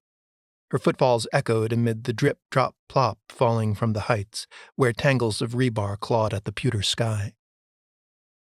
She came to a descending steel staircase and took it one tentative step at a time, the metal groaning under her weight. At the bottom, she found a utility closet the size of a bathroom. It was almost empty of evidence of its original function, as all of the circuit breaker boxes and conduit pipes had been stripped of copper, probably by looters. At the far end, where the ceiling sloped into shadow, she saw a bed of cardboard scraps and musty blankets. Was this where Mo Ramirez slept? She waited for her eyes to adjust to the dark. As the room took on detail, she saw that the walls were marked with colored chalk in a profusion of geometric forms, Hebrew letters and numbers, along with what appeared to be other letters as well, but in no alphabet she recognized. The branch symbol was there again, and what looked like a connect-the-dots mapping of constellations unknown to her on the slanting ceiling. The centerpiece of that ceiling gave her a shock, a perfect rendering of the winged scarab she'd inherited from her grandmother, carrying a blazing red star in its pincers. There was a light bulb with a chain, but she could tell from the dark sediment settled in the bottom of the bulb that it wouldn't have promised light even if the breaker boxes hadn't been gutted. She didn't even bother trying the chain. She took a step toward the bed, realizing now that what she had at first sight taken for cans of food were actually squat candles. A few books of matches lay beside them, most stripped to fringed booklets, but she found a pack with 3 intact atop a dog-eared spiral notebook and struck one to light a candle. The little cell seemed to careen like the cabin of a boat at sea for a moment, throwing shadows at vertiginous angles as the flame was tossed by the wind of her hand shaking out the match. In the gold light, she saw that the floor and bed were cleaner than she'd supposed, and she noticed a whisk broom leaning against the entrance, its straws worn down almost to the stitching. She saw no sign of the cardboard crown or glasses, but this place had to be Moe's room, judging by the occult graffiti. She eyed the notebook with a guilty weight in her stomach, knowing that there was no way she wasn't going to peek at its contents. It might explain why her grandmother's beetle was etched on the ceiling, where he would see it every night as he fell asleep, and every morning when he woke. The door creaked behind her, causing the hairs on the nape of her neck to prickle. She went to it, wrapped her hand around the knob, but hesitated, afraid to turn it. She didn't give herself enough time to let that fear blossom into paralysis. She cranked the knob and pushed the door harder than necessary, intending to shove anyone who might be lurking on the other side, who might have shut her in. There wasn't time to wonder if she might be knocking Mo or Raphael to the floor. The door met no resistance, and she found no one there. She looked around for a piece of broken brick or something to prop it open with, and finding nothing suitable, took her chances that it would close again while she hurriedly retrieved the spiral notebook from the floor. In the hallway, by the light from the stairwell, she flipped through a few pages, nervous that Mo would find her plundering his private journal, a feeling intensified by her recently rattled nerves. The same crazed metaphysical calculations that lined the walls also filled the pages, as if having run out of paper, the author had put down his pencil and taken up chalk to continue his train of thought. She turned to the back of the book to check, but there were still some blank pages. Starting at the beginning again and doing a quick methodical scan, she found no other diagrams of the beetle. Interspersed between the Kabbalistic calculations, she came across the occasional list or journal entry in plain English, such as 7-19-17. Acquired the power objects to complete my vestments today. A golden solar crown, ruby scepter, and spectacles for activating the R/L hemispheres. I stand at the axis mundi now, between the pillars of mercy and severity, and assume the mantle of guardian of the wheel. He sure didn't write like he talked. Becca heard something shift and crash on the ground floor above, and almost set the book down to run to see if it was Django, but she knew if she left it here she wouldn't come back, and now she wanted to know more, needed to know more. Did Moe's 3D glasses somehow enable him to see the invisible patterns on the walls, the alien shapes that her camera could only catch in the infrared part of the spectrum? That seemed impossible, but she had often wondered if schizophrenics were simply people whose consciousness was attuned to a slightly different level of perception than the rest of society. The books she'd read about shamanism in her grandmother's library seemed to suggest that possibility. She wished she'd found Maurice at home and could just ask him about the photos and the beetle, maybe buy him a hot cup of coffee and a sandwich. But she also knew that the notebook in her hands might reveal more truth than any oblique explanations he might give her face to face. Another entry. The young man was back today in the flooded buildings on the riverbank, testing different labia for the voice box of the gods, like reeds for a flute. He's getting closer to the right harmonics. The membrane between worlds is wearing thin. Took me all night to seal the cracks. What the hell did that mean, if anything? Maybe she was the crazy one for thinking she could decode the ramblings of a burnt-out mystic. Still, she flipped the pages, searching. There were some drawings of what looked like alien landscapes and inhuman sexual anatomy, but nothing that quite resembled the fractal patterns she'd seen in the photos, and no scarabs. Another small crash echoed down the stairs, followed by a scampering rush, and this time she shut the book, tossed it atop the pile of ratty blankets, and blew out the candle. She climbed the stairs quickly and quietly. As her head cleared the floor, she glanced around the room, and caught sight of the shaggy black and tan tail, swishing out of sight around a corner where black mold clung to water-stained cinder blocks. Abandoning stealth, Becca took the remaining steps at a dash and gave chase. She hurtled around the corner and splashed through a stretch of stagnant puddles, cloud-filtered sunlight strobing against her face from holes in the roof, dazzling her eyes with its brightness after their acclimation to the darkness of the basement utility closet. She stopped short at an intersection of corridors, her green canvas bag swinging at her hip with the weight of the camera. Between her boots, She saw the gray impressions of paw prints in the dust and followed them down the center corridor, wishing for a flashlight. She'd come less prepared than usual today. Her typical urbex kit included the headlamp, a Swiss Army knife, and enough nylon cords, cleats, and hooks to satisfy a rock climber. Raphael called her a Girl Scout, but today, in her haste to take more photos and interview Mo, she hadn't expected to explore the bowels of the building. The paw prints led through an interior hall built of sheetrock and wood that had suffered more water damage than the brick walls of the outer rooms. In places, she could see through gaping holes in the walls where she supposed vandal kids had thrown karate kicks and chunks of bricks for the sheer pleasure of destruction. None of these offered her another glimpse of the dog, though, and eventually she walked out of the far end of the long puddle, her boots glazed with gray water, and no tracks on the dusty concrete to follow. It took her a moment to register the absence of the paw prints, because there were other markings on the floor, dark and geometric, and hard to read in the darkness. She now wished she'd taken the book of matches with her, maybe even the candle. She could have stuffed them in her bag and returned them to Mo's lair before leaving the mill. But now it was as futile to wish for matches as for the headlamp she'd left at home. So she took out her camera, turned on the LCD, and shone the little screen at the floor, straining to see the marks by its weak light. Becca didn't like what she saw in the half-second before the light automatically dimmed. It looked like blood. She switched the flash on and took a shot of the floor at her feet, looking directly at it rather than through the viewfinder. The burst of light turned the odd shapes on the floor deep red for a blazing instant, and then she was doused in darkness again, looking at the photo on the screen. 3 exploded drops of blood on the concrete, drops that had fallen from a greater height than that of a dog, judging by their spiky corona, and a set of bloody, blocky sneaker treads smearing toward the wall. But the dark red skid marks ended there, as if the wall had been built across their path, or as if the body had been pulled through the wall, which was itself devoid of bloodstains.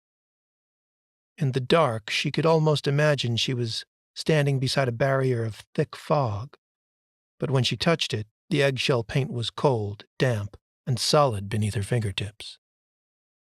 She backed away from the wall until her shoulder touched its opposite, raised the camera, and shot 6 photos, 3 with flash and 3 without. Her heart quickened as she thumbed the buttons, standing in the dark, waiting for the last photo to load and light her face. When it did, her breath caught in her throat. The pattern of fractal tentacles was here, just as it had been in the pictures of the brick walls from the previous day. But in the dark, the infrared textures were stronger, as if they'd been weakened by ambient sunlight in the other room, or had grown more tangible, more present in the mill since last she'd been here. And that felt right. The pattern reminded her of the restoration of some fresco from antiquity, the details of the paint emerging from under a layer of grime and soot. Only here, it appeared that a layer of some reality or dimension adjacent to our own was revealed. Becca wiped her clammy hand down her thigh, then turned the thumb wheel and checked the previous shot. In this one, she had aimed at the base of the wall where it met the floor to capture the bloody sneaker treads. A cold dread woke in her, a sense that some grave threat was closing in on her in the dark. Her animal instincts urged her to look away from the camera screen and search the shadows for whatever had spilled blood here. But she couldn't look away, because the terrible and impossible fact confronting her from the brittle light of the LCD was that the monsters were inside the walls, all around her, and in the floor beneath her feet as well. Or that matter itself, the 3-dimensional space she mistook for floor and wall and, God help her, maybe even the sky itself, was made of monsters. Her breath had grown shallow and her limbs felt numb, the onset of terror threatening to immobilize her, and with her eyes still locked on the image, she forced herself to step away from the blood, to back down the corridor in the direction from which she had come. because in the photo, the blood smears didn't end at the wall. They continued through it, and there, on the other side, was an object she feared she recognized, sitting in a puddle of blood. It was impossible, and she told herself so. It quickly became a mantra. Not possible, not possible, not possible.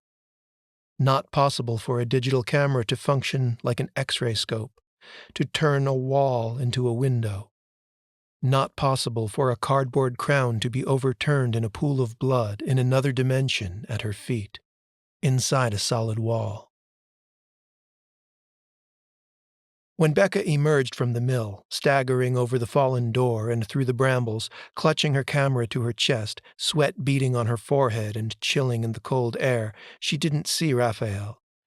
Her panic increased at the idea that he might have gone into the building looking for her, that she might have to go back in there instead of just getting the hell out of here, and the inarticulate fear underlying these other concerns, but rapidly rising to the surface of her consciousness, that he could be trapped in the walls, like a fly in amber, among the oily spheres and fractals.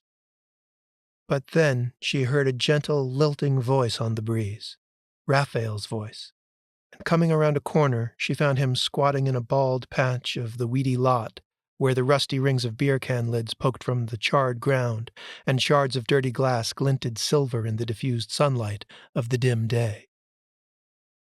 Sensing her approach, he turned to smile at her, a smile that faded when he saw her. He was holding something in his fingers, something she never would have thought to pack in her own bag. He was feeding a piece of beef jerky to Django. Chapter 9. Darius Marlowe was a man with many keys. He had an ID that served as a key to the building that housed the lab. He had a magnetic card that served as a key to the lab itself. And he had a photo of a sigil drawn in condensation on the surface of a foggy mirror, a mirror misted with the water of another world, on his phone, which served as a key to the mind of Dr. Leonard Martin, who was himself a kind of key to the best 3D printer at MIT. He flashed the sigil at Dr. Martin as he entered the lab. It probably wasn't necessary to show it to him every time, but Darius wasn't sure of the rules for keeping the suggestion effective, so he didn't take any chances. His recent communications with Cherubim had focused on only his most vital technical questions. The face-to-face summoning was an exhausting process, one he resorted to only when the instructions from his dreams required clarification. The dreams had grown more vivid now that he slept at the Fenway Towers, close to the mirror. Maybe it had nothing to do with the mirror. Maybe he was developing some part of his brain, some facet of his active imagination through regular exercise. He thought of it as a kind of muscle deep in his brain, something serpentine coiled around his amygdala. Martin had glanced up at Darius's entry with perfectly lucid curiosity on his face, but at the sign of the pharaoh his features slackened immediately, and, resembling a lobotomy recipient, the distinguished scientist shambled to a corner of the lab to busy himself with whatever amusements he could find there, probably the non-Euclidean sculpture he'd been building out of coffee stirrers whenever Darius visited, and clearing the way for the protégé to use the lab. Darius opened the glass specimen case at the end of the bay and checked on his latest prototype. It was a thing of beauty. A bionic larynx built in the plexiglass box of the 3D printer from bovine cells, silicone, and silver nanoparticles in a mere 5 hours, and then left to cultivate in a petri dish for 2 weeks, a process accelerated by a formula that Cherubim had inscribed on the mirror one midnight. Dr. Martin would have been duly impressed if he were in his right mind in Darius's presence. But then, if the professor were in his right mind, the student would have been ejected from the lab by campus security long before he'd had a chance to exhibit his genius for biotech innovation. The project followed a trail blazed by McAlpine and Manor at Princeton, where they had developed a bionic ear that could transmit and receive electromagnetic frequencies beyond the natural human range. But their models took 4 weeks to cultivate and couldn't detect acoustic sound waves. The work of Cherubim and Marlowe would never see the pages of a peer-reviewed journal, but it broke new ground in that it produced actual acoustic speech via a voice box made of similar biosynthetic materials for the vocal folds, cartilage, and epiglottis. Of course, the production of language depended on the entire vocal system, from lungs to tongue and teeth, but Darius wasn't interested in making it speak English, or any other known language. He had built the voice box of the gods to reproduce a lost language, the first language, which man had once sung in wordless adoration of the dark gods who had birthed him from the amniotic tide pools of his marine incarnation. It was a language of vowels and overtones preserved by the priest class of ancient Sumer long after the evolution or devolution of the human organism had left such utterances behind. Some volumes of occult history claimed that the priests had cut out their own tongues or mutilated their mouths in excruciating initiation rituals to reclaim the gift of black song. Cherubim would neither confirm nor deny these accounts when Darius probed him in the deepest hours of the night, when drunken BU students would catch glimpses of unearthly lights and colors from a fourth-floor window of the gargoyle-haunted Fenway Towers. The methods of the past were abrogate, Cherubim declared in his true form as Nyarlathotep. New science had granted the ability to produce essential harmonics in purer form, and the phonetic codes that Darius had transcribed from the old tomes in the Tower Library of the Starry Wisdom Church were the keys.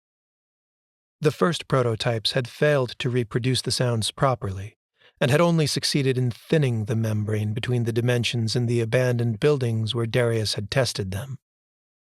He had gone back to the design, had spent hours with his laptop on the vanity beside the swivel mirror, the two glowing windows exchanging information, his bloodshot eyes and blood-stained fingers serving as the interface. And now he sensed that success was nigh. He could almost taste it.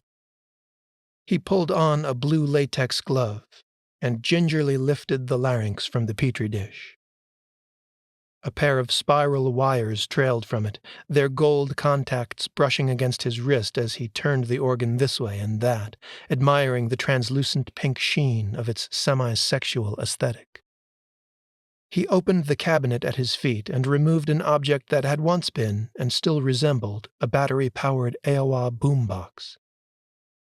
He had gutted most of the electronics and replaced them with a small fan and silicone ductwork, which functioned as a trachea for driving breath through the vocal folds, and a digital chip programmed with the incantations, the Sanskrit, Enochian, and Lengian vowel sequences distilled to ones and zeros. He had encoded the mantras into data strings at the Stata Center for Computer, Information, and Intelligence Sciences, a complex he loved for its non-rectilinear deconstructivist architecture, the walls teetering at sickening random angles around him while he worked. Some sensitive students found the place nauseating, but it delighted Darius, and he reveled in the critique of mathematician and architectural theorist Nikos Salingaros, who said, "Housing a scientific department at a university inside the symbol of its nemesis must be the ultimate irony." Darius took a screwdriver from the bench and removed the left speaker grill to reveal the custom port he had installed in the boombox. He plugged the contact wires into their jacks and secured the bionic voice box in its latex brace, making sure to position the labia over the air channel. The juxtaposition of bionic bovine tissue and ghetto tech gave him the same thrill it always did, and he took a moment to admire his handiwork before realigning the metal grill and replacing the screws. He picked up the finished device and made for the door. "Later, Professor," he said with a two-finger salute, then paused with his hand on the door handle. It occurred to him that if his newest prototype did the job, this might be the last time he would see Dr. Martin, and he realized he had developed an unexpected affection for the man. The hypnosis usually wore off within a couple of hours, and Darius had gotten used to flashing the old coot's retinas at least once per session to gain an extension of lab time. But now he set the boombox on the floor and dug his smartphone out of his pocket. With a tap, he inverted the sigil, then showed it to Martin, who was looking up from his stick sculpture like a dim-witted child, an expression of good-natured curiosity puffing his salt and pepper whiskers into a smile that would have shocked his students. But the smile faded as the sigil sunk in, and his brow furrowed into its natural state. "Who are you?" he asked. "An admirer of your work. Listen, you should leave the city for the weekend, okay? Just a word to the wise. There's a new kind of storm coming, and you'll want to seek higher ground." And with that, Darius Marlowe slipped out the door, jogged down a square spiral of stairs that echoed with his footfalls, and stepped onto Mass Ave, leaving MIT behind. Chapter 10. Caring for Django turned out to be a welcome distraction from the mounting fear Becca had felt in the dark corridors of the mill. She knew her camera held clues to a mystery that she would need to confront, but in the hard gray daylight of the outside, those mysteries took on the bleached-out hue of a fading nightmare, and the dog's needs took precedence, enabling her to shift her focus from cosmic dread to personal responsibility.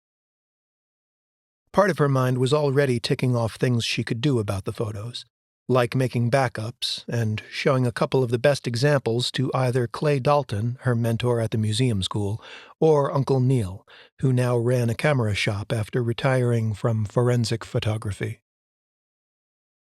The fact was, she didn't want to think about what she might have captured in the corridor, so she tamped it down by telling herself that when she did look at the shots on the big screen, the images would somehow make sense in a way that had eluded her while she was freaked out in the dark, with only the LCD for reference. It would make sense, or one of her mentors would make sense of it for her. For now, she focused on the dog. She might not be able to help Mo Ramirez, but she was pretty sure she could help Django. When they arrived at her warehouse apartment, she offered Raphael a beer and asked him if he wanted to watch TV while she groomed the dog, already feeling self-conscious about just how prepared she was to take care of an animal she'd been unlikely to ever see again. He accepted the beer, but not the remote, and ended up following her around while she fussed with the dog, trimming clumps of matted hair with a pair of shears. To his credit, he did hold Django to keep him from jumping out of the clawfoot tub while she worked what was left of his fur into a medicinal lather. By then, Raphael had finished his beer and was shaking his head with a smirk she found infuriating. "What? What's funny about this?" "You? What about me? Flea shampoo? Well, duh. I don't want fleas in my apartment. So you just keep the stuff on hand?" "No, I bought it when I decided to rescue him. I just think it's cute you've been planning this for a while." "He needed someone." "What if he belongs to someone?" "He doesn't. He's a hurricane dog." "So you're going to have the vet scan him for a microchip?" She hadn't thought of that, and knew he could see the trepidation on her face as she considered it. He laughed. "Fucking dog napper." Becca aimed the shower wand at him. He flinched at the spray and let go of Django, who immediately shook off and soaked the both of them. From there, it escalated into a water fight, with Django happily yapping between the pair. Later, when Raphael had gone home, and Becca was curled up on the futon, with a glass of red and the dog on a blanket at her feet, trying to burn his nose on the little electric space heater she'd set up for him, she thought of how good it had been to laugh. She'd almost forgotten what it felt like after putting her grandmother in the ground, and then succumbing to the encroaching paranoia that had come with the odd encounters she'd had these past few weeks.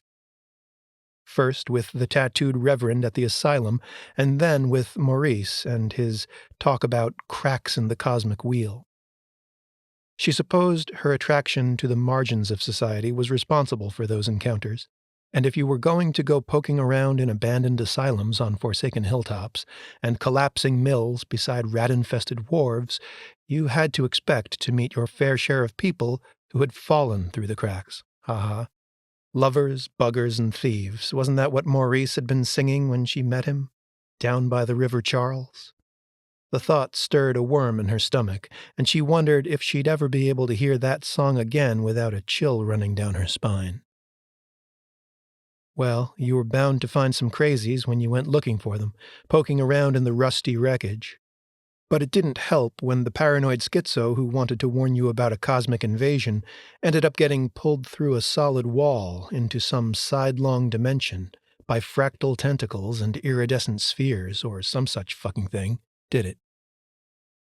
She rubbed her stocking foot against Django's head, scratching between his ears with her toes, and her eyes wandered reluctantly to her workstation across the vast room. Would she be able to sleep tonight if she looked at those pictures? It had been bad enough to look at them in the little LCD window on the camera. She took another sip of her wine and almost regretted letting Raph go home. Examining the photos with a friend might have been easier. Or sleeping with a friend might have been easier. But fear of sleeping alone in the big loft with those uncanny images slumbering on her hard drive was no reason to cross a boundary in her most precious friendship. One that couldn't be uncrossed. The fact that she sensed a depth of feeling from Raph that she couldn't reciprocate made her sad. It had been good to laugh in the spray of the shower wand, but if she wanted to be able to keep laughing with Raphael, she would have to be careful not to hurt him. The medication was getting her through for now, but she knew what was coming with the longer nights and the ice and snow, days when she would barely be able to function, when she would fluctuate between catatonia and flashes of misplaced rage. Raph didn't need that, didn't deserve it. And I'm not alone anyway, she said to Django, bending down to pet him. He thumped his tail twice on the wood floor. Soon she realized she had absent-mindedly moved from scratching the dog's fur to scratching her own forearm, picking at an itching scab that she couldn't recall the origin of. She was always getting banged up on urbex outings, but the scab picking was a nervous habit that Nina had pointed out to her, and she forced herself to stop. That crown was in a pool of blood, and you know it, and seeing it on a big screen will only be worse, far worse. She should have told Raphael to stay. She was more rattled than she'd realized because the dog had kept her mind off it until now. And yet she wasn't finished attending to his needs. She'd been happy to watch her new companion clean his food dish, but now he was due to go out before she could sleep. God only knew what would come out of him, with all of the standing water he'd been drinking. In hindsight, the beef jerky didn't seem like such a great thing to have given him on an out-of-practice digestive system. But she knew they would never have won him over without it. Not today, anyway. She had done better by him for his first meal at home, kibble soaked in warm water to keep it from bloating. She stretched and cracked her back, trying to let go of the tension, then grabbed a couple of plastic grocery store bags from a cabinet and stuffed them into her coat pocket. Django didn't need to see the leash to get up and follow her. He gave up the blanket beside the heater as soon as she started moving. Apparently, they had already formed some kind of bond on the basis of one meal and a roof that didn't leak. He looked both sad and comical with his botched haircut. She'd need a proper electric trimmer to do it right, and she wasn't sure she could spare the expense. There were going to be some significant vet bills in the next few days, with vaccines and maybe even an antibiotic for that ear. She wasn't going to splurge on a groomer, but for now, at least he wasn't flea-ridden and chewing the hell out of himself. She slipped the collar over his head, black nylon with a red Celtic knot that matched the leash. Then, pausing to grab the headlamp and pull her jacket on, she led him out the door, down the stairs, and into the night. She could see her breath against the black sky as soon as they stepped out onto the sidewalk, and it reminded her of the nights when she used to step out into the cold to smoke. Django peed on the side of the building before she could even get him near anything resembling a tree. She started to reprimand him, but instead said, "You know what? That's perfectly cool, dude. It's your territory now. You go ahead and mark it. Rite of passage." He looked up at the sound of her voice and seemed to grin while the last few bursts splashed a dark spray across the bricks. It almost frosted on contact. Looking at the urine-stained side of the warehouse brought to mind the fractal patterns she'd found lurking in seemingly plain surfaces, and she wondered if the same shapes were concealed here. There had been no sign of them in the indoor photos she'd taken earlier, but down here on the shadowy street, it wasn't hard to imagine that there might be traces of whatever had infested the mill, like an encroaching fungus striving steadily toward the second floor. She dismissed the notion with a shiver, gave the leash a little tug, and prompted Django to walk with her around the building. He trotted along willingly, and she took courage from his company when they stepped out of the orange glow of the sodium lights and into the weed-choked horseshoe courtyard. Django sniffed around, eager to scout new territory, even in the bitter cold, and in no apparent hurry to drop a load. Becca followed him, bouncing on her feet to keep warm through each pause. From the courtyard, she could see across Fort Point Channel to Southie. The sight of phone wires swaying in the biting wind made her grateful for the shelter of the building. Django tugged, and not daring to risk letting go of the leash, she let him pull her around the lot for a while on the trail of some scent. She gazed at the sky and saw a couple of stars like ice chips through tatters in the gray cloud cover. She cupped her hands around her nose and breathed warm air into them. The heat felt good. It brought feeling back to the tip of her nose, which started to run. She had no tissues and tasted the saline on her upper lip with her tongue. "Okay, buddy," she said to the dog. "Time's up. We're going in. You shit on the floor? So be it." But Django's body had stiffened, and not from the cold. His snout low and ears cocked forward to tune in on some sound, he had dropped into a ready stance, as if preparing to spring. Becca saw that his tail was curled down, the fur raised near the base, and as she bent to stroke it smooth and utter reassurances, she heard a low growling. Within a few seconds it became clear that the rumble wasn't coming from the dog, but from something much larger approaching, and before she could figure out what it was, Django had yanked the leash from her hand and was charging toward the street, barking furiously. She chased him, stomped on the leash, and put all of her weight on her front foot. It wasn't much, but it was enough to halt a malnourished mutt. Django strained in his collar and directed a barrage of territorial barks toward the street, where the rumble of an engine was growing louder.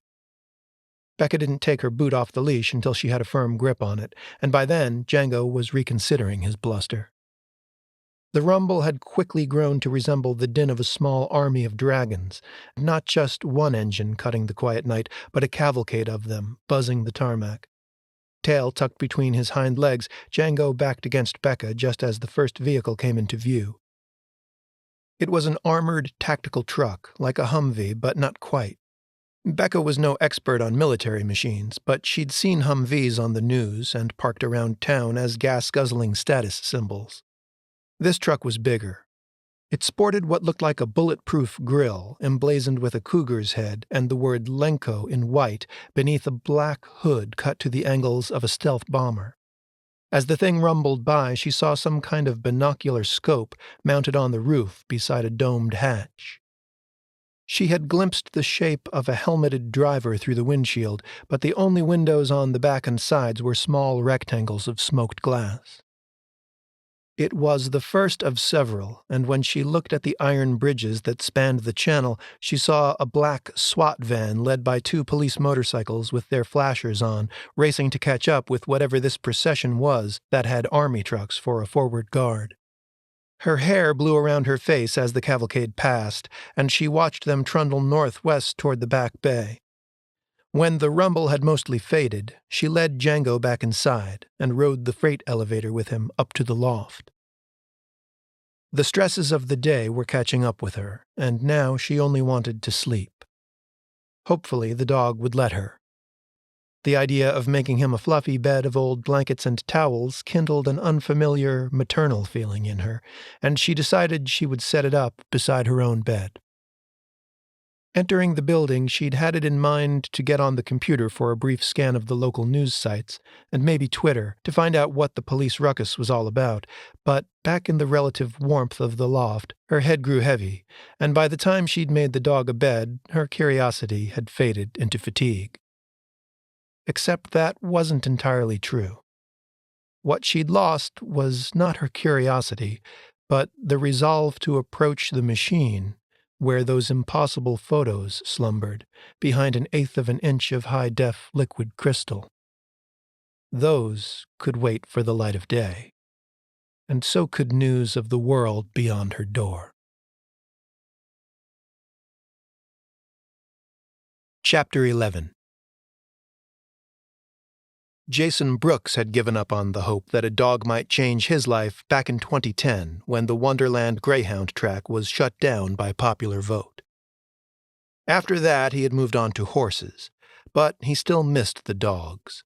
Horses made it look too easy, until one of them wiped out and threw a jockey and reminded you just how much mass and muscle was flying over the dirt. But dogs looked like they had a personal stake in the game. And a greyhound running like a mad motherfucker was a sight to behold. The track closure didn't surprise him. Attitudes toward animals were changing in the 21st century, and of course, the blue bleeding hearts of Massachusetts led the trend. The horses would probably be the next to go, but by then the state would at least have more casinos. For now, he divided his weekends between the First Light Casino on the Wampanoag Reservation 30 minutes south of Boston and the Suffolk Downs track just north of the city. On the Saturday in September when Brooks's fortunes shifted, it was a horse that did it, and while he did win some money that morning, he would wonder for a long time after if the wager had put him in the right place at the right time, or quite the opposite. Like all pivotal moments in a life, it came about by a chain of events. If he hadn't bet on Noon Shadow in the first race of the day, he would have stayed at the track later. If he hadn't quit after Noon Shadow placed first, he wouldn't have been on the harbor ferry within an hour, nor would he have been on the tee when the bomb went off. Blame it on the horse. Blame it on Hurricane Sonia for flooding most of the Blue Line in 2017 and adding the ferry trip to his travel time. Whichever it was that put him underground on the right train to witness the massacre, it was part of a chain. And who could say where a chain began? Maybe it had always been his destiny to be on that train, because what were the chances of a SPECTRA agent being present when some psycho finally found a way to tear a hole in the fabric of reality?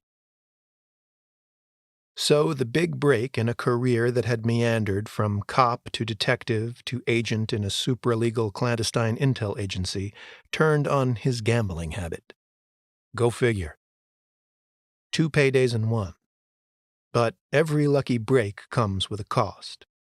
The gambling habit had already cost him his wife, and the cost of witnessing the attack could take years to count. He knew that while he was still in the thick of it. It sure didn't feel lucky at the time. But some people survived because he was on that train. So maybe they were lucky. Maybe. A week prior, he had won and then lost big on the roulette wheel at First Light when Red 23 kept coming up longer than it should have. Today, he had balanced the scales at the horse track and quit while he was ahead by reminding himself of a quote he'd seen online and running it around his mind like a mantra, or a thoroughbred, as he walked to the payout window. The safest way to double your money is to fold it over and put it back in your pocket. He caught the ferry at Wood Island Station, where the rest of the Blue Line was now growing barnacles under water, and connected to the outbound Red Line at Kendall. The plan was to stop by the SPECTRA office at Harvard and log a couple hours on the secure network to make up for time lost on Friday when his lunch hour had turned into a bit of a Kino binge. He'd felt guilty about it all morning and knew he wouldn't be able to really enjoy celebrating the win tonight if he didn't make right at work first. If he balanced the scales, he wouldn't have to worry about how impossible it would be to go in on Sunday with a hangover. But he never did make it to the office. Or to the bar after. The kid with the boombox got on at Central. Darius Marlowe hadn't deliberated much over his target, inbound or outbound.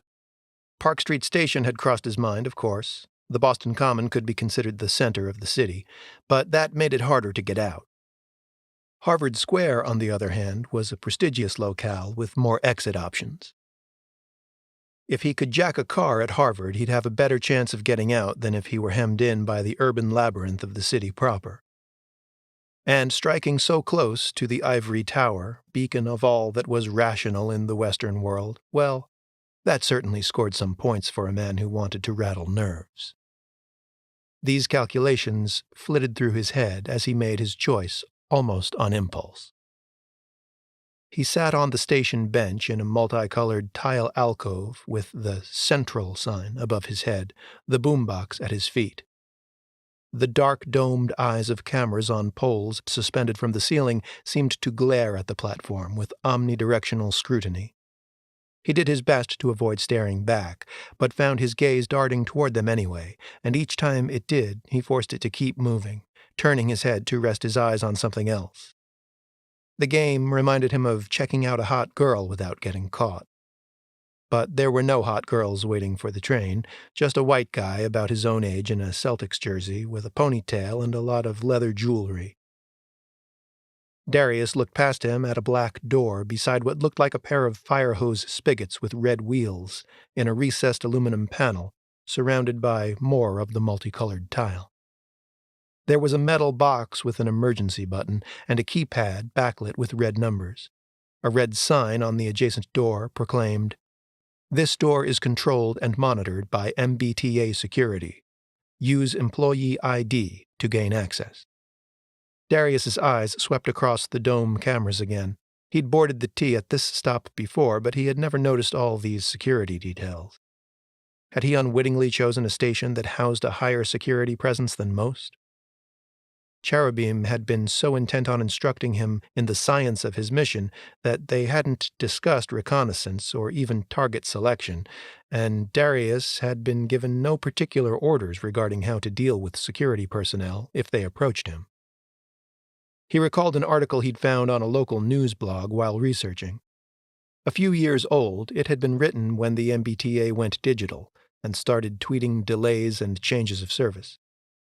The article was pretty inane, but the accompanying photo had raised his hairs, and he recalled it now in vivid detail. A group of men in white shirts and ties sitting at a command console in a dark room, around the perimeter of which ran a curved ribbon of monitors, all lit up green with track maps and night vision video feeds of the tunnels. Was he being recorded right now, or only observed?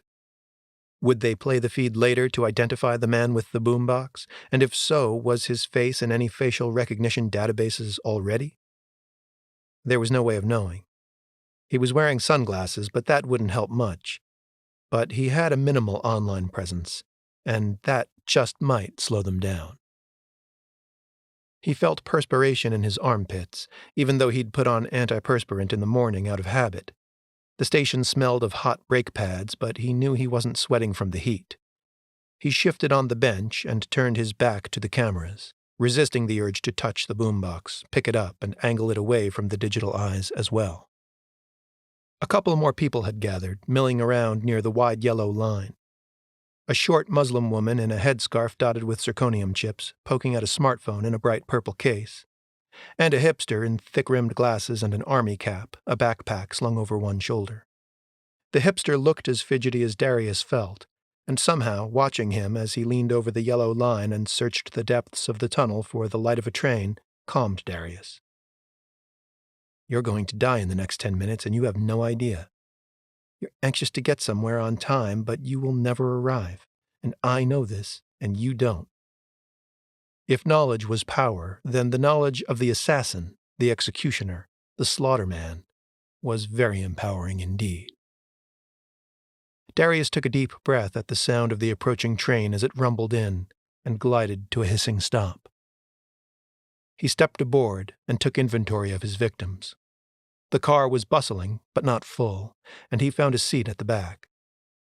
He'd chosen one of the rear cars farthest from the driver, Even with aviator shades on, he noted the details of the car with heightened intensity, and although he intended to survive the dimensional breach, he couldn't help thinking that this must be how a condemned man sees when he steps into the execution chamber.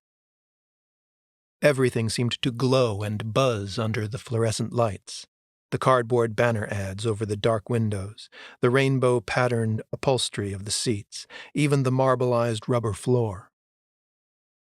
Nyarlathotep, protect me that I may serve well the great old ones, he whispered under the rattle and screech of the accelerating train. The seats to either side of him were vacant. Directly across the aisle sat a black lady with a leopard print purse beside a fat white man in khakis and a blue blazer with a white baseball cap. They didn't seem to be together, and neither made eye contact with him. Farther up the train, a Latina in a gray sweater and black skirt was talking loudly into her cell phone about some surgery she'd had recently and how the doctors weren't as good as the ones at Beth Israel.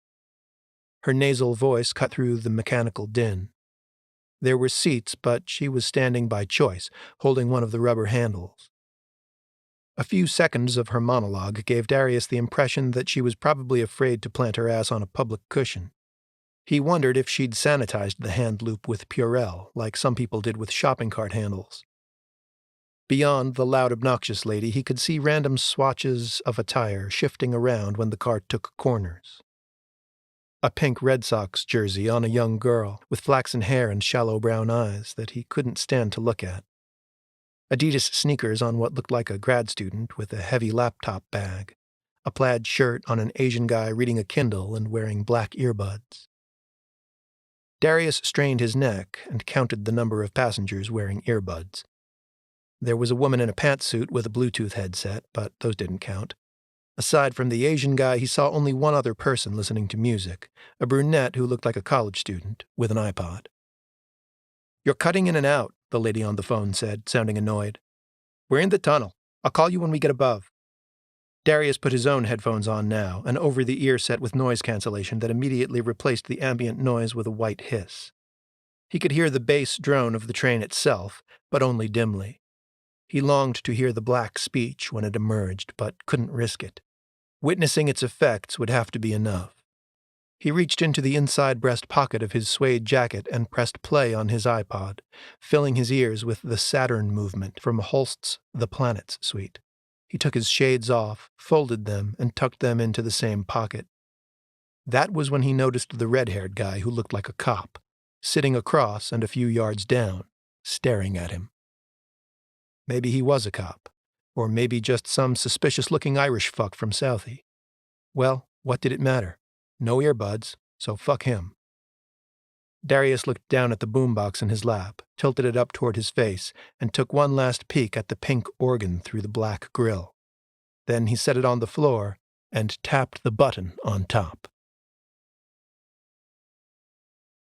Jason Brooks had seen some weird shit demonstrated in the labs at Harvard and MIT in the 2 years since his security clearance came through with the Special Physics Emergent Counter-Terror Recon Agency, but he had never yet witnessed anything like what happened when the kid on the red line pressed play. It began as a sound, a droning guttural chant, like a sutra swirling around in the vaulted heights of a Tibetan temple, far away as if he were only hearing the reverberations as they ricocheted around stone pillars and filtered through draperies of many-layered silk. It was a sound of myriad voices that were somehow joined like an alloy of molten metals into a single androgynous voice. Young and old, male and female, bestial and human, and something more than the sum of these parts, something shimmering with alien harmonics, pulsing with prehistoric subsonic sludge. The 2 passengers sitting directly opposite the boombox looked up first, the black lady's eyes startled away from the phone in her hand, and the heavy white guy in the sport coat and cap beside her letting his paperback drift closed without marking his page as his hand dropped to his abdomen. It looked to Jason like the sound was making him queasy, maybe even giving him a cramp deep in his bowels. That sound! It was a malicious, sinuous thing, writhing and whipping the tight air in the train with hostile acoustics at the fringes of human hearing. He thought that if a service dog were in the cart, it would be rolling on the floor, shrieking in pain. The sound swelled, and more passengers noticed it. He could tell by the discomfort dawning on their faces, but most of them didn't seem to know where it was coming from. They weren't looking at the boombox on the floor like he had been when it started. The device was set beside a mirror-polished metal plate at the end of the row, and as Brooks watched with escalating anxiety, the air in front of the plate wavered, an effect that at first resembled a heat haze on baked pavement, but only for a second before it morphed into a more profound distortion. The boombox, its owner, and the air itself warped into a vortex of liquid chrome. It almost looked like a great magnifying lens had emerged from the reflection of the speaker grill, stretching reality itself. At the center of the vortex, the silvered air seemed to pucker and tremble, and the words that formed in Jason's mind to explain what he was seeing made no sense. Invisible obscenity, he thought. And at that moment, the chrome cyclone gave birth. What emerged might have been sound waves taking on substance, or maybe a gossamer webwork of malignant green light. Maybe it was some other form of matter, something spectral and immeasurable. Nothing in his training had prepared him to recognize it, so his mind classified it with another paradox: dark light. Whatever it was, it spun and twisted in the air like ribbons of ink in water. It shook tresses of tendrils as the passengers turned toward its terrible gravity, too stunned to scream, too riveted to the sight to know if it was beautiful or abominable. The crowd was united on the threshold of uncertainty for a shining moment, enraptured at the sight, the impossible sight, of iridescent jellyfish rising like balloons toward the ceiling of the car, and rolling tongues of violet fire unspooling, detaching from the nexus and spinning in eddies like nuclear dust devils. One of these rotated between the two passengers across from the boombox guy, and the collective trance suddenly broke as the little whirlwind shredded man and woman, fabric and flesh, their forms torn asunder at the cellular level, whipped into a storm of blood and bone fragments and splashed around the car. The overhead lights dimmed, painted with the frothy scarlet sludge. Fractions of a second, and they were gone. Mice dropped in a blender. And with that, the screaming began. Jason had torn his eyes from the light show to scan the crowd for an accomplice to the man with the headphones and sunglasses. He didn't see anyone obvious, but he noted that an Asian guy lost in a Kindle and listening to something on earbuds didn't even notice what was going on until the screaming and shoving started. Tentacles of dark fractal light uncoiled and whipped out in all directions, plunging through chests and bellies, spooling around throats. Screams choked off. Jason watched in awe as the only standing passenger at the rear end of the car, the attractive lady with the ugly voice whose phone call had been interrupted by the tunnel, was dragged by the throat, choking and flailing toward the rolling eye of the cyclone from which all other horrors emanated. Somehow Brooks ended up on the floor, taking cover beneath the bench seats. He caught himself scuttling backward on his elbows and splayed knees like a small animal retreating from a predator. Sweat poured down his neck. Had someone released an aerosol hallucinogen? It was the only thing that made sense. And if they had, what the hell was really killing that lady who was being eaten alive by a giant squid emerging from a subwoofer? Bodies hit the rubber floor beside him. He tried not to look at the small one in the pink Red Sox jersey, tried not to see it being dragged by bloody blonde hair toward the ring of teeth, mammoth shards of fractured light shearing flesh from bone. A polished black Oxford stepped on the splayed fingers of his left hand as someone found the wits to retreat to the other end of the car. Something made of plastic and glass hit the floor and cracked, then slid away on a glaze of blood. Jason tugged his Sig Sauer P220 from the small of his back, trained it on the center of the maelstrom, and stared in horror at his trembling, interlocked hands, the pain from the still crooked fingers of his left barely reaching his brain through the adrenaline and fear. He sucked in a breath of fetid air, held it, steadied his hands as best he could, and fired 3 shots into whatever the fuck it was. If they hit bodies, maybe they would end misery. If they hit the speaker that had conjured the horror and woven a nightmare out of thin air, maybe that would end it. And if the bullets merely passed through to some other dimension, then maybe he would be the next one chewed up here and shat out there. With the headphones on, Darius couldn't hear the incantation issuing from the larynx at his feet. It was a cruel consequence of his role as midwife of the gods that he himself could never hear the old tongue, the speech that humanity had lost its capacity for eons ago, now reawakened from crumbling pages and given life with restored anatomy. He yearned to hear it, and to experience what hearing it revealed. But he also wanted to live and continue to serve. And since he couldn't see Azathoth and live, he would have to be content with seeing the effects of the Great One's presence. He witnessed them now as the train rolled through the dark tunnel toward Harvard, with the march of Mars the Bringer of War reaching its first crescendo in his ears, the confusion and mortal dread spreading from face to face on those around him. He could feel the bass vibrations in his shoes, the treble harmonics vibrating the hairs on his head. To hear the unfiltered sound was to experience a shift of not only perception, but also dimension, and to occupy the same space as the only tangible gods Earth had ever known. The knowledge that these people around him had been blessed with such a sight gave Darius a crackling surge of exhilaration across the flesh of his neck and arms, and he nearly gave in to the impulse to rip the headphones off and accept death for a glimpse. Darius could almost hear the screams through the noise filter, the pounding of the drums, the stabbing of the brass. Swiveling his head and smiling like an amused child, he saw 1, 2, 3 people impaled by invisible anatomy. A woman who had been standing and holding a rubber strap a moment ago was now being dragged across the blood-slicked floor toward him, clutching her throat. Darius stared at her in wonder and watched as her body hitched, convulsed, and disappeared as if down the gullet of a great white shark, one bite at a time. The chaos was in full swing now. It was hard to take it all in.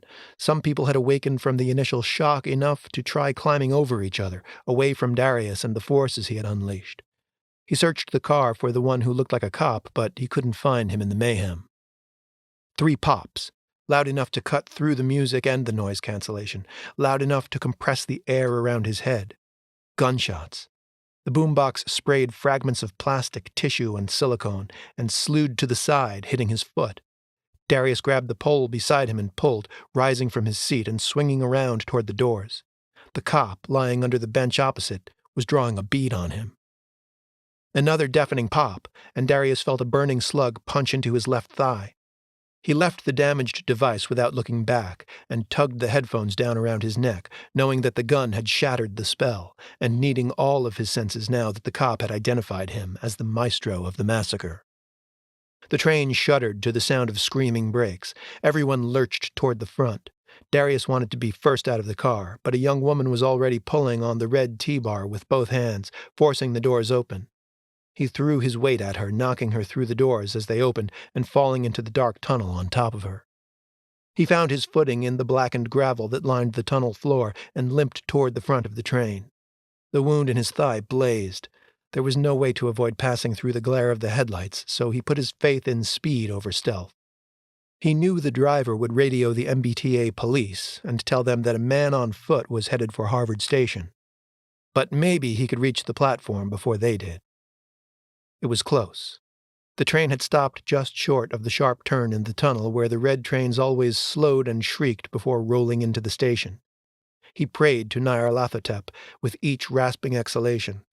He should have planned more, should have had an exit strategy, but he hadn't counted on an undercover cop or whatever the guy with the 9 was. Darius spared a glance over his shoulder to see if he was being pursued. Not yet. A small crowd of blood-sprayed passengers was pouring out of the train and jamming the tunnel behind him, some of them puking, others shouting about the third rail, still others cursing or praying. He touched the bullet wound, and his hand came away wet with blood. That was bad, but he could walk on it, and that meant the bullet had only hit muscle, not bone. Even if it didn't slow him down much while the adrenaline carried him, it was a major problem to be limping and trailing blood. He might climb onto the end of the outbound platform without being noticed, but he'd be dripping on the wide yellow line all the way down the ramp. He wiped his hand on his jeans. The lights of the station came into view, the curve of red tile on the left. When he reached the platform, he scanned the small crowd looking for MBTA uniforms or neon-striped vests. Nothing. No Boston police, either. He heaved his weight up onto the platform, not giving the small crowd a second look, only wanting to make the sharp hook around the wall and run for the exits. The first shout came from the tunnel behind him. Hey! Hold it! Darius knew it was the red-headed cop who'd stopped the show, but was he going to shoot toward a platform of innocents? Darius didn't think so. He crawled across the yellow line, the raised traction bubbles rubbing against his chest, putting uncomfortable pressure on his sternum while he swung his legs up to get more of his weight behind the forward half of his torso. Son of a bitch! The crazy cop had squeezed off a shot.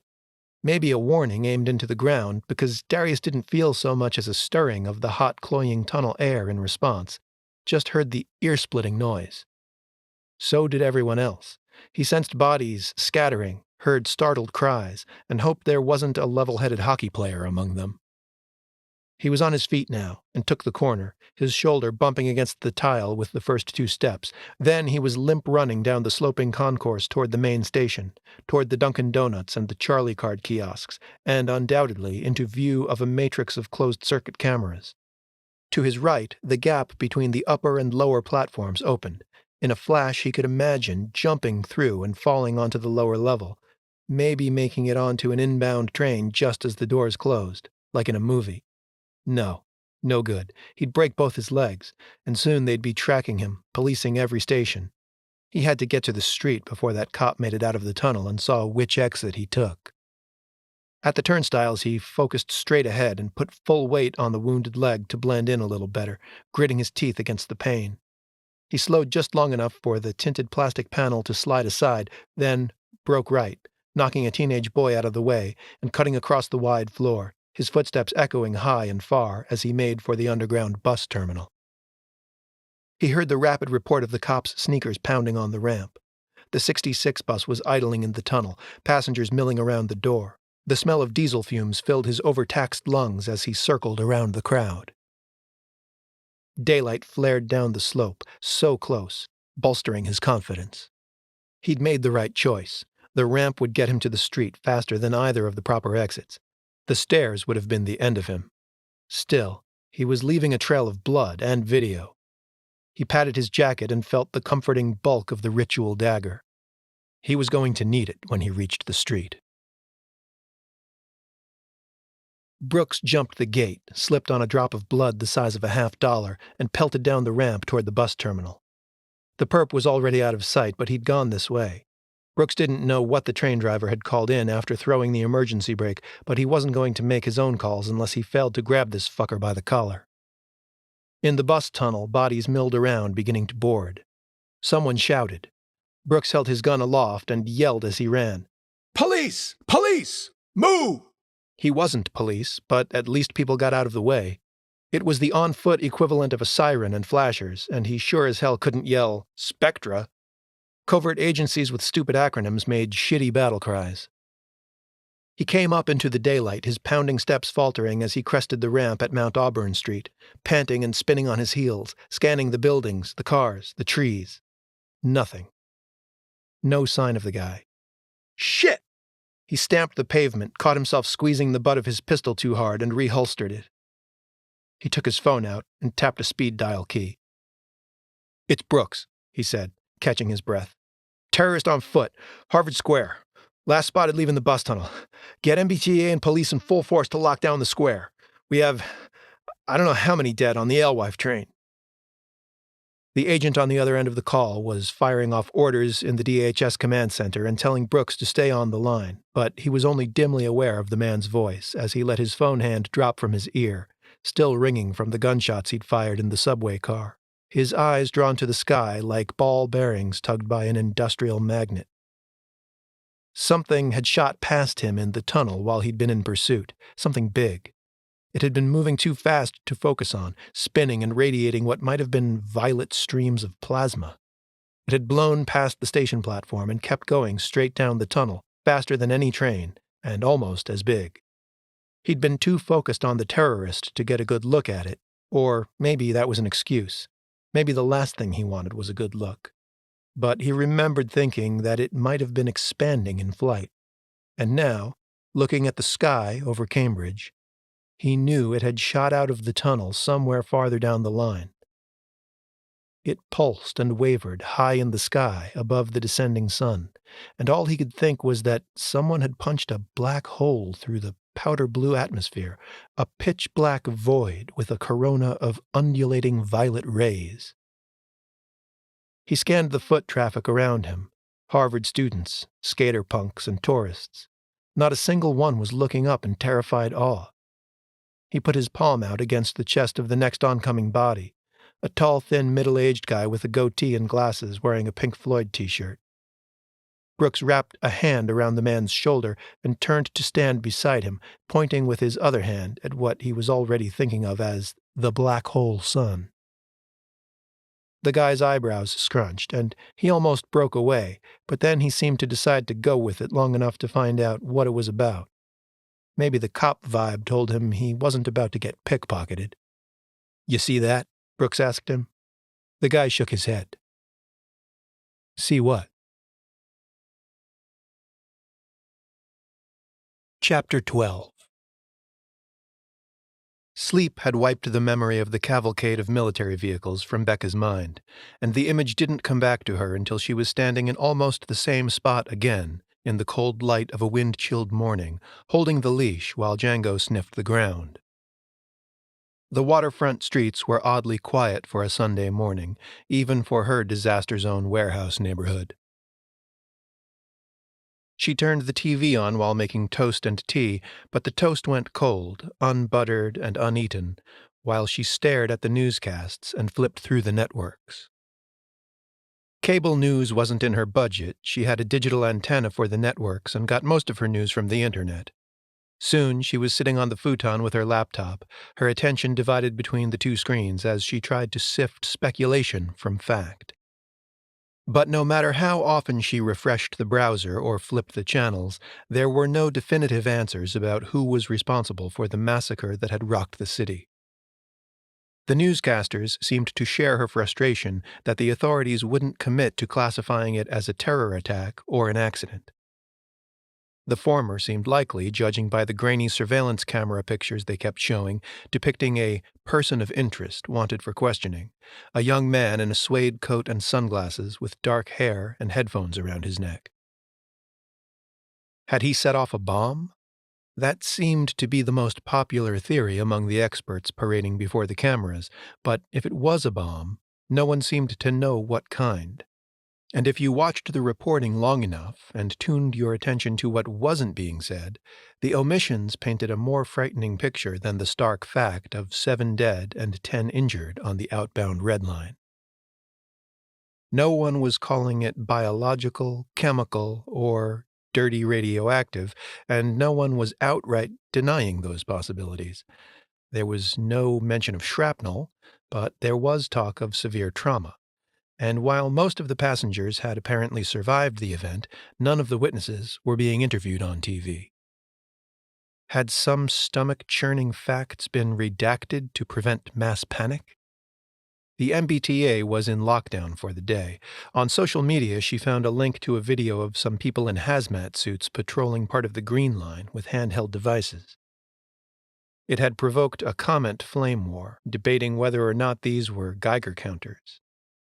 Becca bookmarked the clip, but when she tried to pull it up again 20 minutes later to send the URL to Raphael, it turned up a 404 error. That was when she realized she'd been soaking up paranoia for a good 3 hours of escalating anxiety. The caffeine from the tea she'd been refilling wasn't helping either. She turned the TV off, tossed the now stale toast into the trash, and curled up on the floor and spooned Django until she shut down from stress and fell asleep. When she woke, she was ravenous. By the shadows on the floor, she guessed she'd been out for a little over an hour. The sun had passed its noontime zenith, and she still hadn't eaten anything. Nor had she taken her medication for the day. Not good this time of year, with the city sliding toward apocalypse. She made a peanut butter and jelly sandwich and tried to eat it at her computer, but she ultimately had little more than 2 bites once she started clicking through the photos from the mill, nervously scratching at the scab on her arm. Blood, grime, and arabesques of alien anatomy. She couldn't force herself to view them at more than thumbnail size for more than a few nauseating seconds, and eventually realized that she was merely sorting them to identify the best examples of the phenomena, and that she was doing this to shoot a few over to Neil Hafner. Uncle Neil, who had given her her first camera lesson at Catherine's request, who had written her a letter of recommendation for art school when she bombed her SATs because she was too depressed to deal, and who now owned F-Stop Camera Shop off the C train in Brookline. Becca wanted to see Neil in person, wanted to watch his face when he first looked at the pictures, and most of all, wanted to hear his calm, good-humored voice as he teased her about them and explained how they could have come to be. But with the MBTA shut down, an email exchange would have to do for now.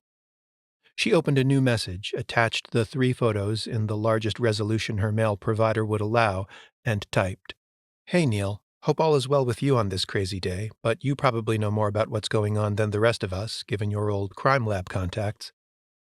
As for me, I'm pretty freaked out. But hey, guess what? I adopted a dog. Well, rescued one anyway. I'll send you a pic soon. Meanwhile, would you please take a look at these photos I took yesterday that are also kind of freaking me out? They're digital infrared from the modified Nikon. I have not photoshopped them for any effect. This is how they came off the card. So WTF are we seeing anyway?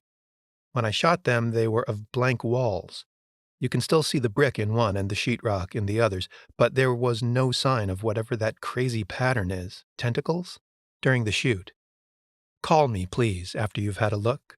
Thanks. Becca." Now that she was finally confronting the photos on her big screen, they sucked her in. She even thought of it in those terms when she glanced up at the clock on the menu bar and saw that almost 4 hours had passed. Sucked in. Was that what had happened to Mo Ramirez?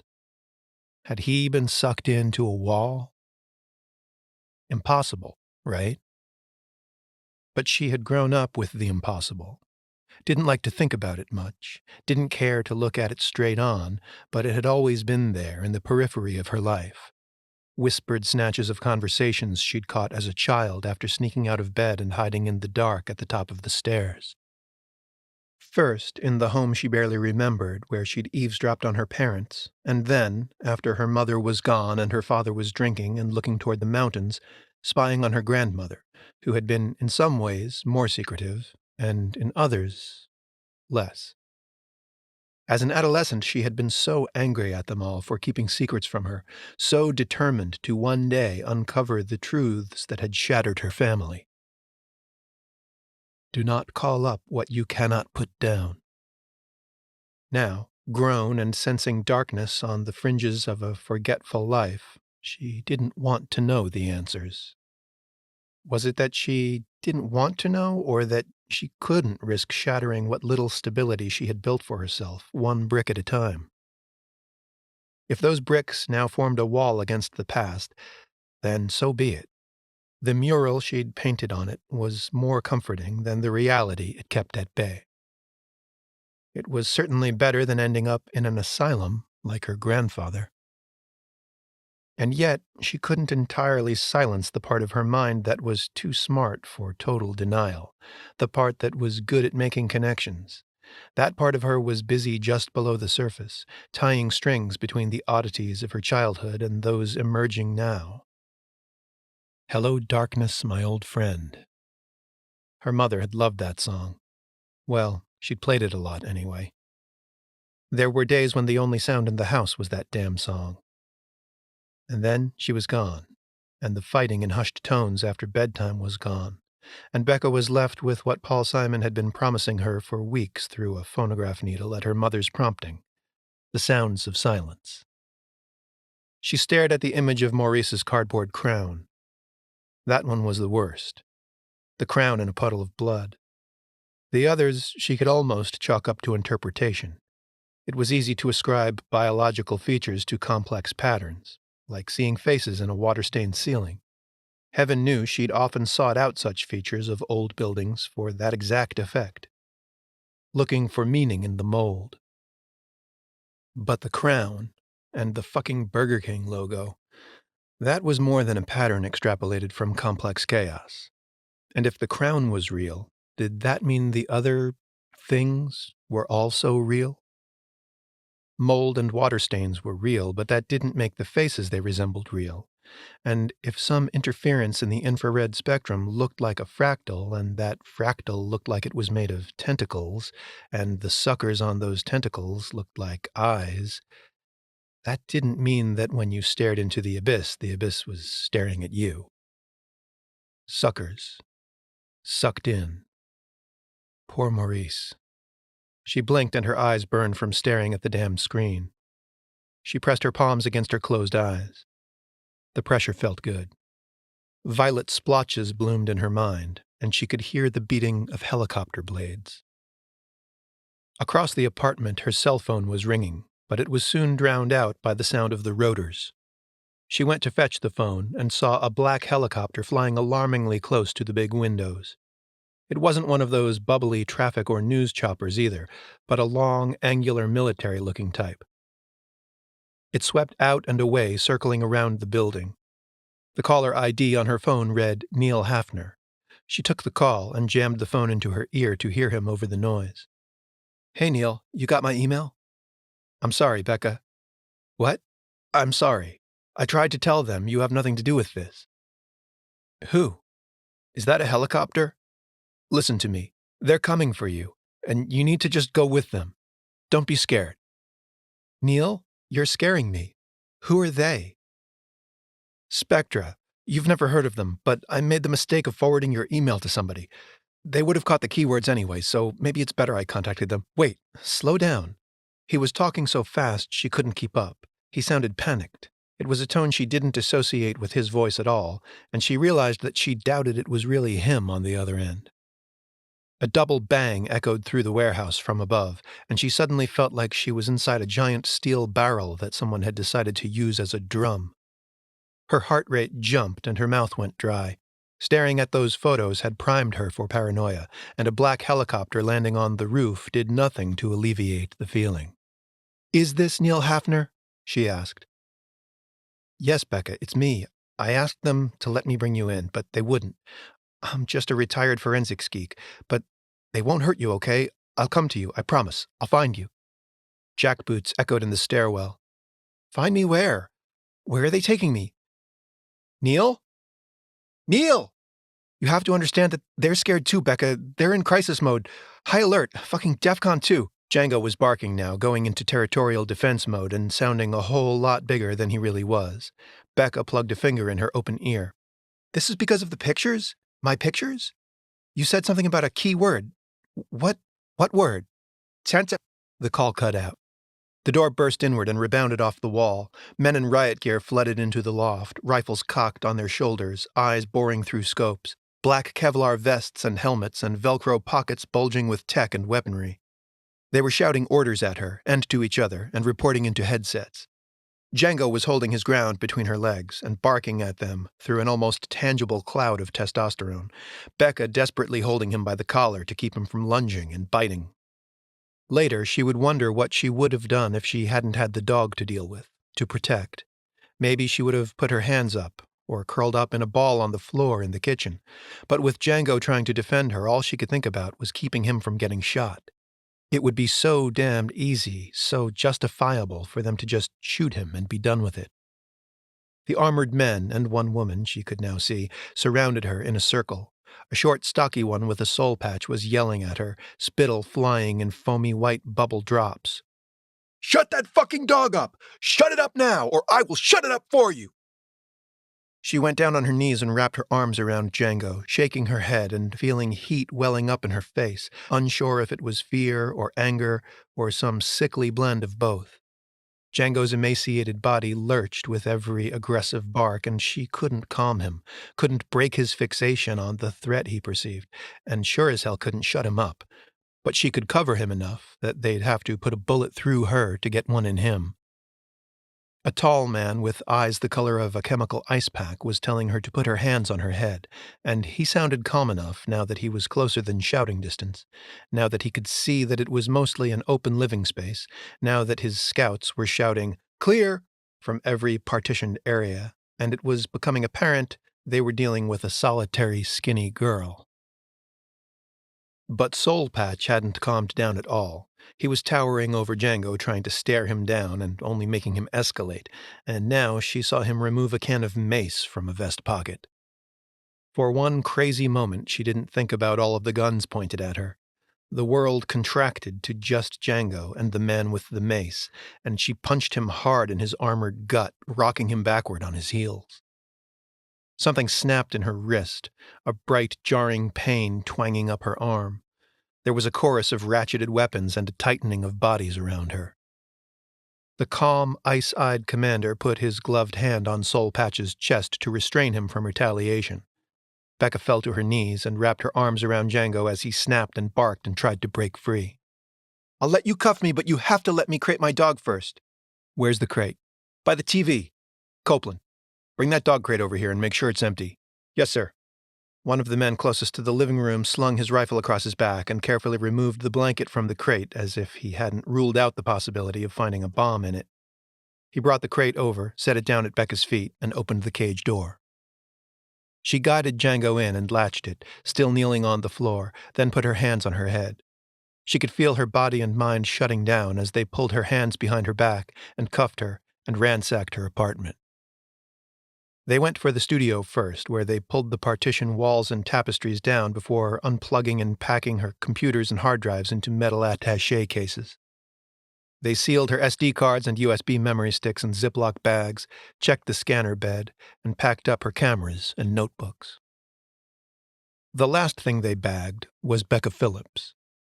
They didn't read her the Miranda, just zip-tied her wrists and slipped a black bag over her head and marched her up the clanging metal steps to the rooftop, where they shunted her into the helicopter, strapped her down, and lifted off in a whirlwind. When Becca came to, she wasn't wearing the bag anymore, but the room she lay in was dark. She figured she must have passed out from the reduced oxygen. The bag had smelled like stale coffee. The room reeked of disinfectant. It was either in an empty building or one that was well soundproofed. She felt around in the darkness and found a cushioned pad that she might have been placed on, and might have rolled off. She was still dressed in her cargo pants and her favorite black tulle t-shirt. The only visible feature of the room was a thin rectangle of light, a little thicker at the bottom, delineating the door.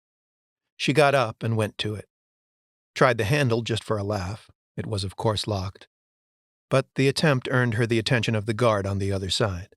The lights came on, fluorescent bars behind a cage in the ceiling, and the door opened. A kid with a crew cut blocked the opening.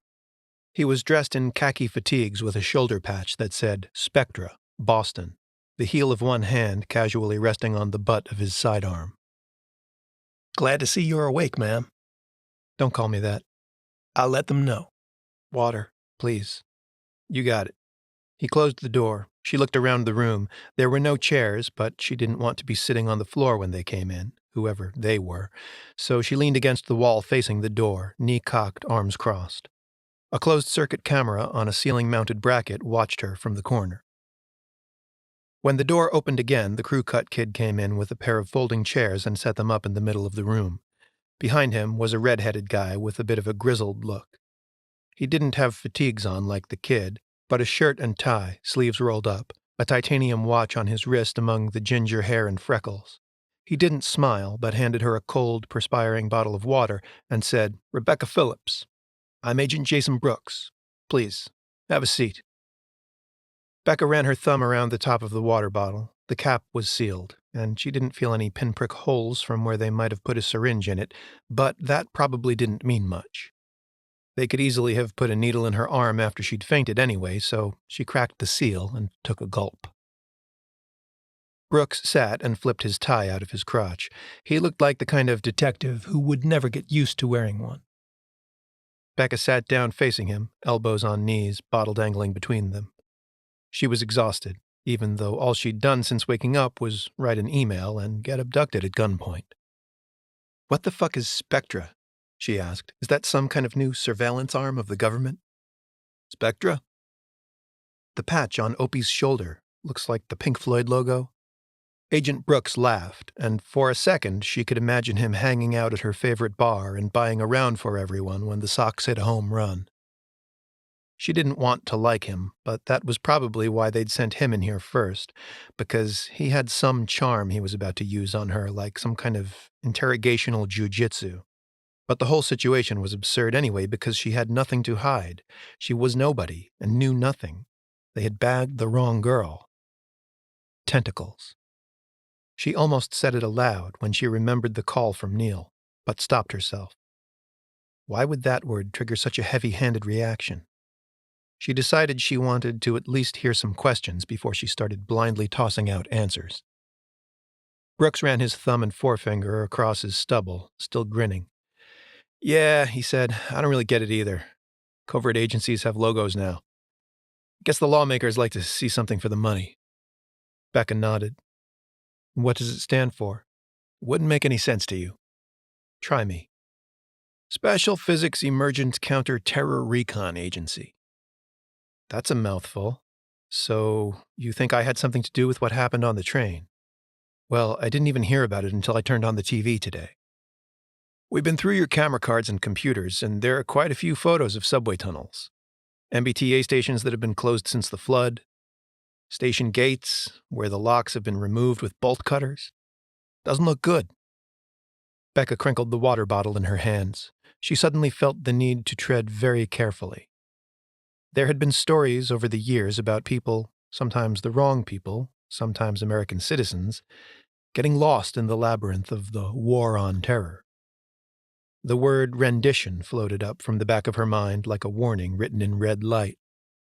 She needed support from outside. She needed people to know where she was. She thought of Raphael and wondered if he too was in an interrogation room.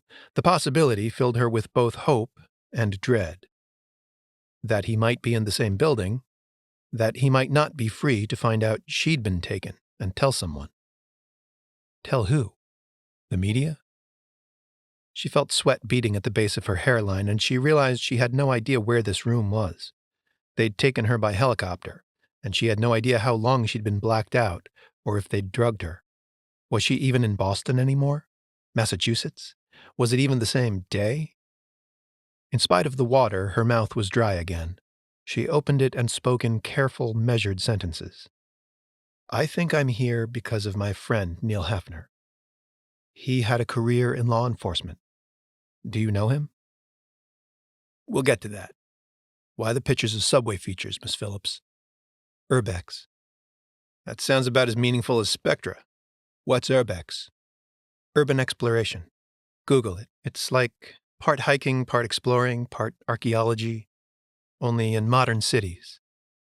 My friends and I do it mostly for photography. It's sort of an art school thing." "Trespassing in restricted areas of public transportation is art now?" "We're not even vandals.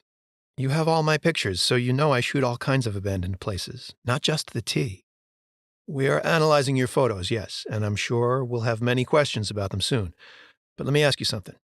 Your answer will determine how this is going to go for you, so think about what we already know and what we will know by the end of the day before you try to lie to me." Becca raised an eyebrow. "We're getting to know each other here. I belong to SPECTRA. You belong to Urbex. Do you also belong to the Starry Wisdom Church?" "No." "Then why do you have photos of the leader of that organization on your computer? Photos of the Reverend John Proctor taken at Alston State Hospital on what members of that church consider to be a holy day." "I photograph anyone who looks interesting." "Yeah, so do we. We read their websites too, and these people happen to believe that mankind's greatest accomplishment was raising the sea level a few feet to make coastal cities more comfortable for their dark gods. They want to sacrifice us all to their dark gods. Sound familiar? Have you visited any of these websites? Don't fucking lie to me. It'll take me 5 minutes to find out." Becca turned the cap of the water bottle back and forth, clockwise and counter, bit her lip, and said, "Think I'm going to need a lawyer." "We're not the police." "So I'm not being detained?" Ms. Phillips, this city is in the grip of a national security crisis. You don't get a lawyer until it's too late for him to save you from the consequences of the choice you make right now to help or hinder. What's your name again, Agent? If you're going to help me, you can call me Jason. Jason, you're barking up the wrong tree. I'm not a cultist or a terrorist, okay? I take pictures of fucked up, abandoned places because I'm fucked up and abandoned. I'm just looking for beauty in the cracks. Brooks took a device from his pocket, about the same size as a phone, but with a hooded lens. He swiped through some options on a touchscreen, and the lights in the cage overhead went dark, while the wall to Becca's left was illuminated with a crystal-clear slide projection of one of the fractal tentacle shots she'd taken at the mill. Is this the kind of beauty you're talking about? He asked her, the image shuddering slightly when he couldn't keep his hand perfectly still. Because that looks pretty fucking ugly to me. What is it? She gazed at the photo in awe. Seeing a picture she'd taken of a wall, now projected on another wall, she could finally ascribe a sense of scale to the writhing anatomy. It shallowed her breathing. I don't know, she said. Her voice sounded hollow in her ears, and she was grateful for the darkness in the room masking the vulnerability she felt when confronted with a power that made the full weight of the government seem meek in comparison. And you know I don't know, because you've read the email I wrote to Neil. And that's who I want to talk to. Not happening. Get me Neil and send someone to feed my dog, otherwise I'm not talking. The image shuddered across the wall and disappeared as Brooks threw his metal chair at it. Becca flinched and held her hands up in front of her face. She could feel him towering over her in the dark as he shouted, You do not get to make the rules, and we are not fucking around here. People died in that tunnel. I was there, and kids died. Parents who are never going home to their kids died. I don't give a shit who you want to talk to, and I sure as hell don't give a shit about your damn dog. He drew a ragged breath and waited for her to dare reply. The silence and darkness swelled around them. You're wasting time on me, Becca said. Neil knows how to read photos, and he's the only person I'm talking to. When the lights came on, Brooks was already at the door. He left without looking back. Becca sighed. She probed her right wrist with her left thumb, gingerly flexing the joint and feeling for shattered bones. It hurt like hell from the impact of punching the Kevlar vest. Chapter 13. Brooks stepped into the hall, into the gray wash of cloud-attenuated sunlight spilling in from the windows overlooking Government Center and Faneuil Hall. He stepped up to the glass and looked down on Congress Street, scratching the back of his head and thinking about how Becca Philips had no idea how close to home she was right now. Just a few miles to the east, across the channel, they were still taking her apartment apart, searching for anything she might have kept off of her computer. A handwritten journal or a little black book of contacts tucked away behind a vent grill, under a floorboard, or inside a mattress. Wouldn't it be nice if she really was a conspirator? But he already didn't believe she was, just as he knew he was going to have one of the guys over there feed the damn dog. He had lost it in there and needed to regain his composure. The kids on the train had shaken him. He'd held it together until now, but the clock was ticking on catching this monster. He would need to try another tack with Phillips. He couldn't shake the feeling that she knew something or suspected something that she wasn't willing to give them. And why should she be holding back? Well, Blue Team would be rounding up the entire congregation of the Starry Wisdom Church presently, and within 2 hours everyone would be talking about everyone else, hoping to cut a deal. Then he would see if Ms. Phillips was still singing the same song. Reluctantly, Brooks raised his gaze over the gray buildings, the silver and black shimmer of the new waterfront, and let it drift to where it always did now, whenever he could stand to let it. That corner of the sky where the black sun pulsed like a migraine. It was still there, but he'd known that as soon as he'd approached the window.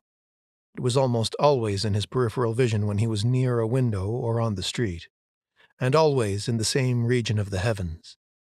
The sun and moon moved through their courses, but the black star remained fixed at what appeared to be low altitude. It did not orbit, and if it rotated, it kept pace with the Earth, with the city. Didn't they call Boston the hub? If it was, then this damned thing was a playing card stuck in a spoke. "What are you on about, Brooks? Playing cards?" Dick Hansen had emerged from the monitor room and taken a place beside him at the window. Shit, had he been talking aloud? This was exactly the sort of thing that made him worry that the event in the subway had scrambled his brain. Was he cracking? Didn't people with tumors sometimes experience weird ocular effects? Brooks wondered if he should take a leave, get an MRI, tell Hansen he was seeing shit that wasn't there. And leave people like Hansen and his cronies at Limbus to protect the city? To protect my daughter? Huh? Playing card? I said this case is hard. She's a hard case, this young lady. So far, sure. You think she knows something? Has some involvement? Brooks squinted at the horizon.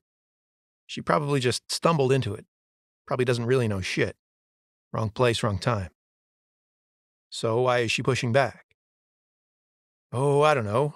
Anger at being abducted? Maybe cooperating with authority just goes against her grain.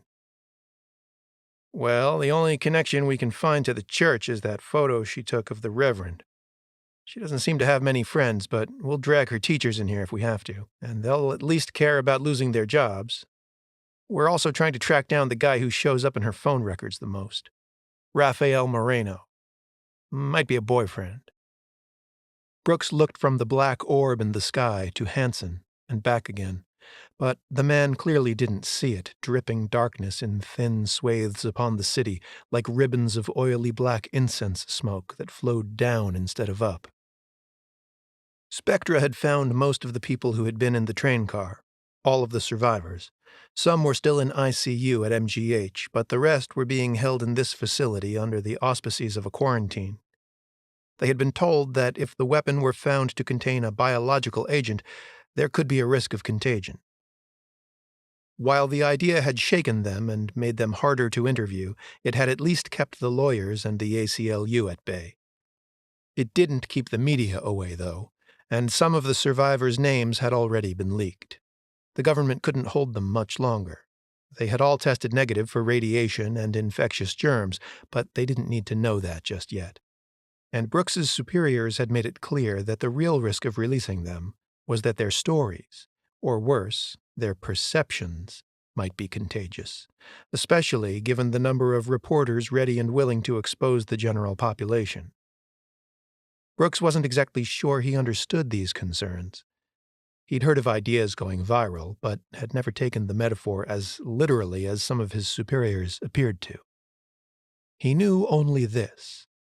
The subjects in holding all reported seeing the same weird shit on the train that he had, except for one man and one woman who had been wearing earbuds and listening to music at the time. Those two had only seen the effects of the violence, people being ripped apart by invisible things. There was a possibility that those invisible things had not seen the Vietnamese engineer or the young lady student either, because neither had been harmed. Statistically, that was well within the realm of coincidence, because they weren't the only ones left unscathed, but the others were mostly people who had been positioned at the other end of the subway car when the shit hit the fan. The two who had been wearing earbuds when it started had taken them out once they became aware of the massacre in full swing, but even then they hadn't been able to see what was causing it.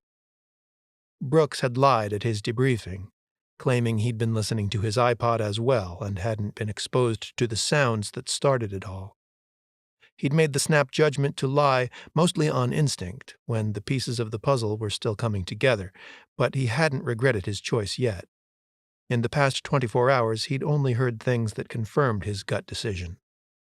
Like the suggestion from one of the Limbus operatives that they could wipe out the witnesses with an actual bio-war germ if it became necessary to make that the official story. Brooks hadn't told anyone about the black sun he saw over the city, but when he'd visited a critical patient at Mass General and realized that the man's room was on the western side of the building, he had pulled back the curtain and asked him if he saw anything. The man, an English professor at Tufts, had described the thing better than Brooks ever could. The suspect with the boombox had been wearing high-end noise cancellation headphones, apparently as a prophylactic against what he'd unleashed. Like some kind of drug, the sound opened a new level of perception in those exposed. And somehow this expanded perception made them vulnerable to attack from what they saw. If the director found out Brooks had been exposed, he'd be sitting in one of the soundproofed rooms 10 floors down with the rest of the cattle, waiting for a verdict. Hansen was still talking. Brooks tried not to stare at that damned spot in the sky, tried to stay present. Sorry? You don't look so hot. You get any sleep since it happened? No. You should go get some before you pass out on your feet. Not until we catch the guy. I'll sleep then. He couldn't help glancing back at the sky and following the lines of 2 black tendrils that had become more prominent than the others. One of these led to the John Hancock Tower. The other, thicker and blacker, dripped behind that sci-fi-looking building at 111 Huntington Avenue, near the Christian Science Center. Without a lead, that could be days, Hansen said. You think it will be? He balked at the prospect of sitting around waiting for a lead. He needed a reason to get back in the field where he could make up for his losses on the train. No, the facial recognition software has come a long way, and he's in the database somewhere. Everyone is now, thanks to social media. He'll turn up on some gas station cam. Just a matter of time. And the geeks dissecting his devices will come up with some kind of explanation. Or a theory, anyway. A foothold for what we're dealing with. Well, I'm not good at waiting. I'd like to try something. What's that? The witnesses. The mass hallucination group. Let's get some of them out of the basement. Ask them if they've seen anything else we can't. Take them up to the top of the Prue and see if they can spot any residual weirdness anywhere. It just might lead us to the guy or his associates. Daniel Northrop, Spectra's own top spook, had joined the conversation, lit a cigarette, and planted his shoulder blades and the bottom of one shoe against the wall. Smoking was supposed to be illegal in the government building, but Northrop was a law unto himself. He'd been staring at the veined marble tiles that covered the lower half of the walls and listening to the exchange between Brooks and Hansen. Now he swiveled his head in their direction, and Brooks found himself marveling, as usual, at the perfect frosting in the man's sideburns and temples, and wondering if anyone could be so vain as to dye gray into their black hair to get that distinguished effect. Northrop poked the air gently but emphatically with the burning cherry. We are not taking them out in public. You can have 3 at the top floor of this building. Brooks nodded. Well, get on it, Northrop said, exhaling a drag. Becca swallowed her pride and asked the guard to bring her an ibuprofen and an ace bandage for her wrist. That was the last contact she'd had for what felt like 2 hours, but at least it had brought enough relief to keep her idle mind from dwelling on the injury and how stupid she'd been to attack an armed soldier, or cop, or paramilitary goon. Whatever. When the door opened again, Jason Brooks was holding her army green camera bag, presumably with her Nikon in it. You ever do any aerial photography? He asked. Can't say I have. First time for everything. He handed her the bag. She took it without thinking, and a sharp pain shot through her wrist. She shifted the bag to her left hand and wondered if she could even operate her camera with the injury. Brooks frowned at her and raised an eyebrow at the ace bandage. It's from hitting one of your thugs, she said. I don't know if I can hold my camera with it. Damn brick of a thing. What do you want me to shoot anyway? The city, from a helicopter. Becca laughed. What's funny? Don't you guys have all kinds of satellites for that? Are budget cuts so bad that you need an art student with no zoom lens? I want your infrared images. Whatever it is you normally do to get the pictures. Well, I doubt I can do much good with a sprained wrist and a moving helicopter. I'll get you a brace. If you do this, I'll get you that talk with your so-called uncle, too. Deal? You're going to have to do better than that. Your dog's been fed. I saw to it. So your guys are still raiding my underwear drawer? No, they're gone, and you could maybe be home tomorrow if you cooperate. I doubt that. Did you catch the guy yet? The guy who bombed the tunnel? I can't talk about that, and nobody said it was a bomb. Can't talk about it or can't talk about it with a suspect in custody? 'Cause that's what I am, right? Look, I don't really need you now that I think about it. I'll go fetch a tech to fly with me and use your camera while you sit here and stew. Becca raised an eyebrow. My camera? She set her jaw and shook her head. Not without me. They gathered on the roof, a crew of 4, the pilot, Agent Brooks, Becca, and a squat, pudgy, bald guy with 2 days of stubble on his face. She thought he might be another military type, but he was dressed in jeans, a plaid shirt, and sneakers. Her next guess was IT guy, and maybe he was, somewhere, but not here at Government Center. He gave off a nervous vibe. And then it clicked, and she realized that he was in custody too. Brooks introduced them. Becca, this is Tom. Tom, Becca. He's the eyes and ears, you're the lens, okay? Tom has a special kind of perception that will guide us to the sites I want you to photograph. The pilot started the rotors. The bird was a big military type, and she wondered if it was the same one they'd brought her here in, but having had a bag over her head for that ride, she couldn't say for sure. She'd only seen it briefly through her window on approach. Brooks gave her a hand climbing in and gestured to a seat. Becca buckled up and examined her camera, checked the settings and the card. They hadn't replaced it with a blank. She could still see her last set of photos. Brooks took the seat beside the pilot and passed headsets around. Tom stared at the sky, his gaze fixed on something only he could see, his fingers knotted in his lap, knuckles white. She wondered if he had a fear of flying or if his stress was all about that special perception Brooks had mentioned. Becca tried smiling when he glanced at her, just a tight little one, nothing too generous, but his gaze slid over her and back out the window beside her. Becca feared heights, but planes had never really bothered her. Something about not being able to fall out of a plane. But when her urbex friends went up on rooftops and water towers, she hung back. Edges with drops scared her.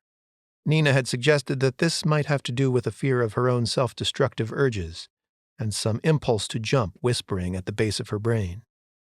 She'd had to admit that sounded about right. Nina wasn't too damned shabby as a shrink. But helicopters, well, she'd not been exposed to them much before the past 24 hours, so she wasn't sure how she felt about them, though they seemed fundamentally untrustworthy. Flying in a machine that couldn't glide to a landing in an emergency had always struck her as unnatural. And she wondered, as they lurched off the pad, if she couldn't maybe have one of those black bags over her head after all. Her stomach dropped when they crested the edge of the building they'd been perched on, and she saw the little figures of people and their shadows on the plaza below. Then the bird tilted and swung over the city, past the gold dome of the State House, skirting Beacon Hill to the right and soaring over the yellow and russet swatches of the Boston Common in fall splendor. Leaving the park behind, they were soon moving among the skyscrapers of Copley Square.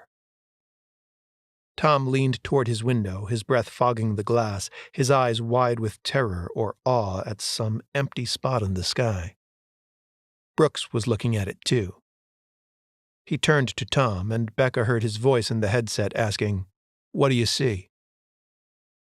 "Same thing we saw from the window. Black smoke dripping from the black moon down to the ground. Only now I can see exactly where it's going." "Where?" "The Hancock Tower. It's like a magnet for it.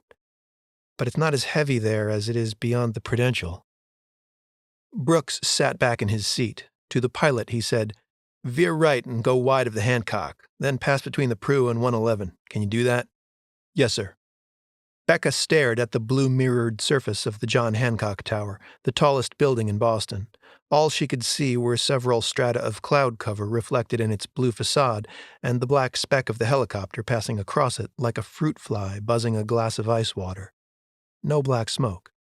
She gripped her seat as they passed between the Prudential Tower and the thing she'd heard referred to as the R2-D2 building. Brooks was instructing the pilot to drop lower, and damned if he didn't seem to be looking at something as he gave the directions. He sure wasn't consulting Tom, and she wondered if the first and only consultation so far had been for the purpose of confirming something he could see for himself. For a moment there was the feeling of passing through a corridor of steel and glass, and then they were soaring over the Christian Science Center, their shadow traversing the vast silver rectangle of the reflecting pool. The water rippled, and at first Becca thought it was from the wind until she noticed a pattern coalescing around the center of the pool. For a fleeting second she thought the helicopter was causing the disturbance, but when they had swept across the water and arced around over the great stone church, she craned her neck and saw that the water was still agitated, just in that spot. There were a few people strolling beside the pool and sitting on the edges of the stone planters that ran along Huntington Avenue.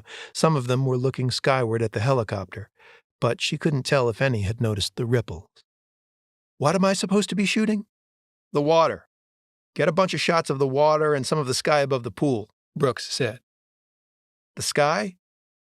Just pretend there's a rope going from the middle of the pool up to the sky and try to get a few shots of it." "Right. Shoot the imaginary rope? You G-men are fucking nuts." Nereus Cherubim walked down Mass Ave and gazed skyward at the black helicopter circling above. He drew no particular attention from his fellow pedestrians on this brisk autumn afternoon. Just a black face and a black overcoat on his way to some business or other. No one noticed the viscous black strands like marionette strings running from his shoulder blades skyward, or the pulsing orb they were tethered to. His destination was marked by a thicker emanation from that dark star, and as he neared the place where it touched down, he could sense the grand design coming into focus. The entire complex was an architectural marvel, a set of grand monuments to a philosophy that had seen its zenith and was now on the wane. But so were all the faiths of men. Perhaps one day these grounds would be overtaken by the new faith, which was really the oldest faith, and the buildings would be graven with the iconography of the great old ones, and the survivors would attend his sermons in the vast domed cathedral between this library and the pool. When that day came, when the great men of this city saw him in his true form and called him by his true name, Nyarlathotep, he would have the giant Van de Graaff generator moved from the Museum of Science across the river and installed on the dais of this church, and the revelations he would espouse at the birth of the new aeon would be electrical. It was coming now. He could smell it on the air, like ozone and low tide. Darius had done well. The device had given voice to a language that had long eluded the pharaoh. All these years he had been consigned to the shadows, speaking only to the unhinged through dreams and mirrors, misplacing his hopes for a suitable servant in failed mystics and artists. Desaid, Crowley, Manson. But in the end, science was his salvation. Opening the portal in the bowels of the city had breached dimensions, brought Azathoth through, and set his nuclear chaos as a new star in the sky, visible only to the few who had heard the invocation. And now that black star was drawing the gods from the other side, pulling them through into this world in places where the boundary was thinnest, the membrane porous. Mirrors and waters become windows and doors. Mirrors and waters, and this pool was both.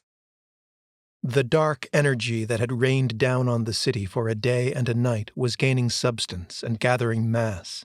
It had clothed him in flesh, and what his apprentice had wrought in a lab was now organically manifest in his own throat. His heart, lungs, larynx, and tongue were no longer astral, but true flesh, and through them he could move molecules, mountains, and moons. He could utter the black speech again and shake the pillars of the earth.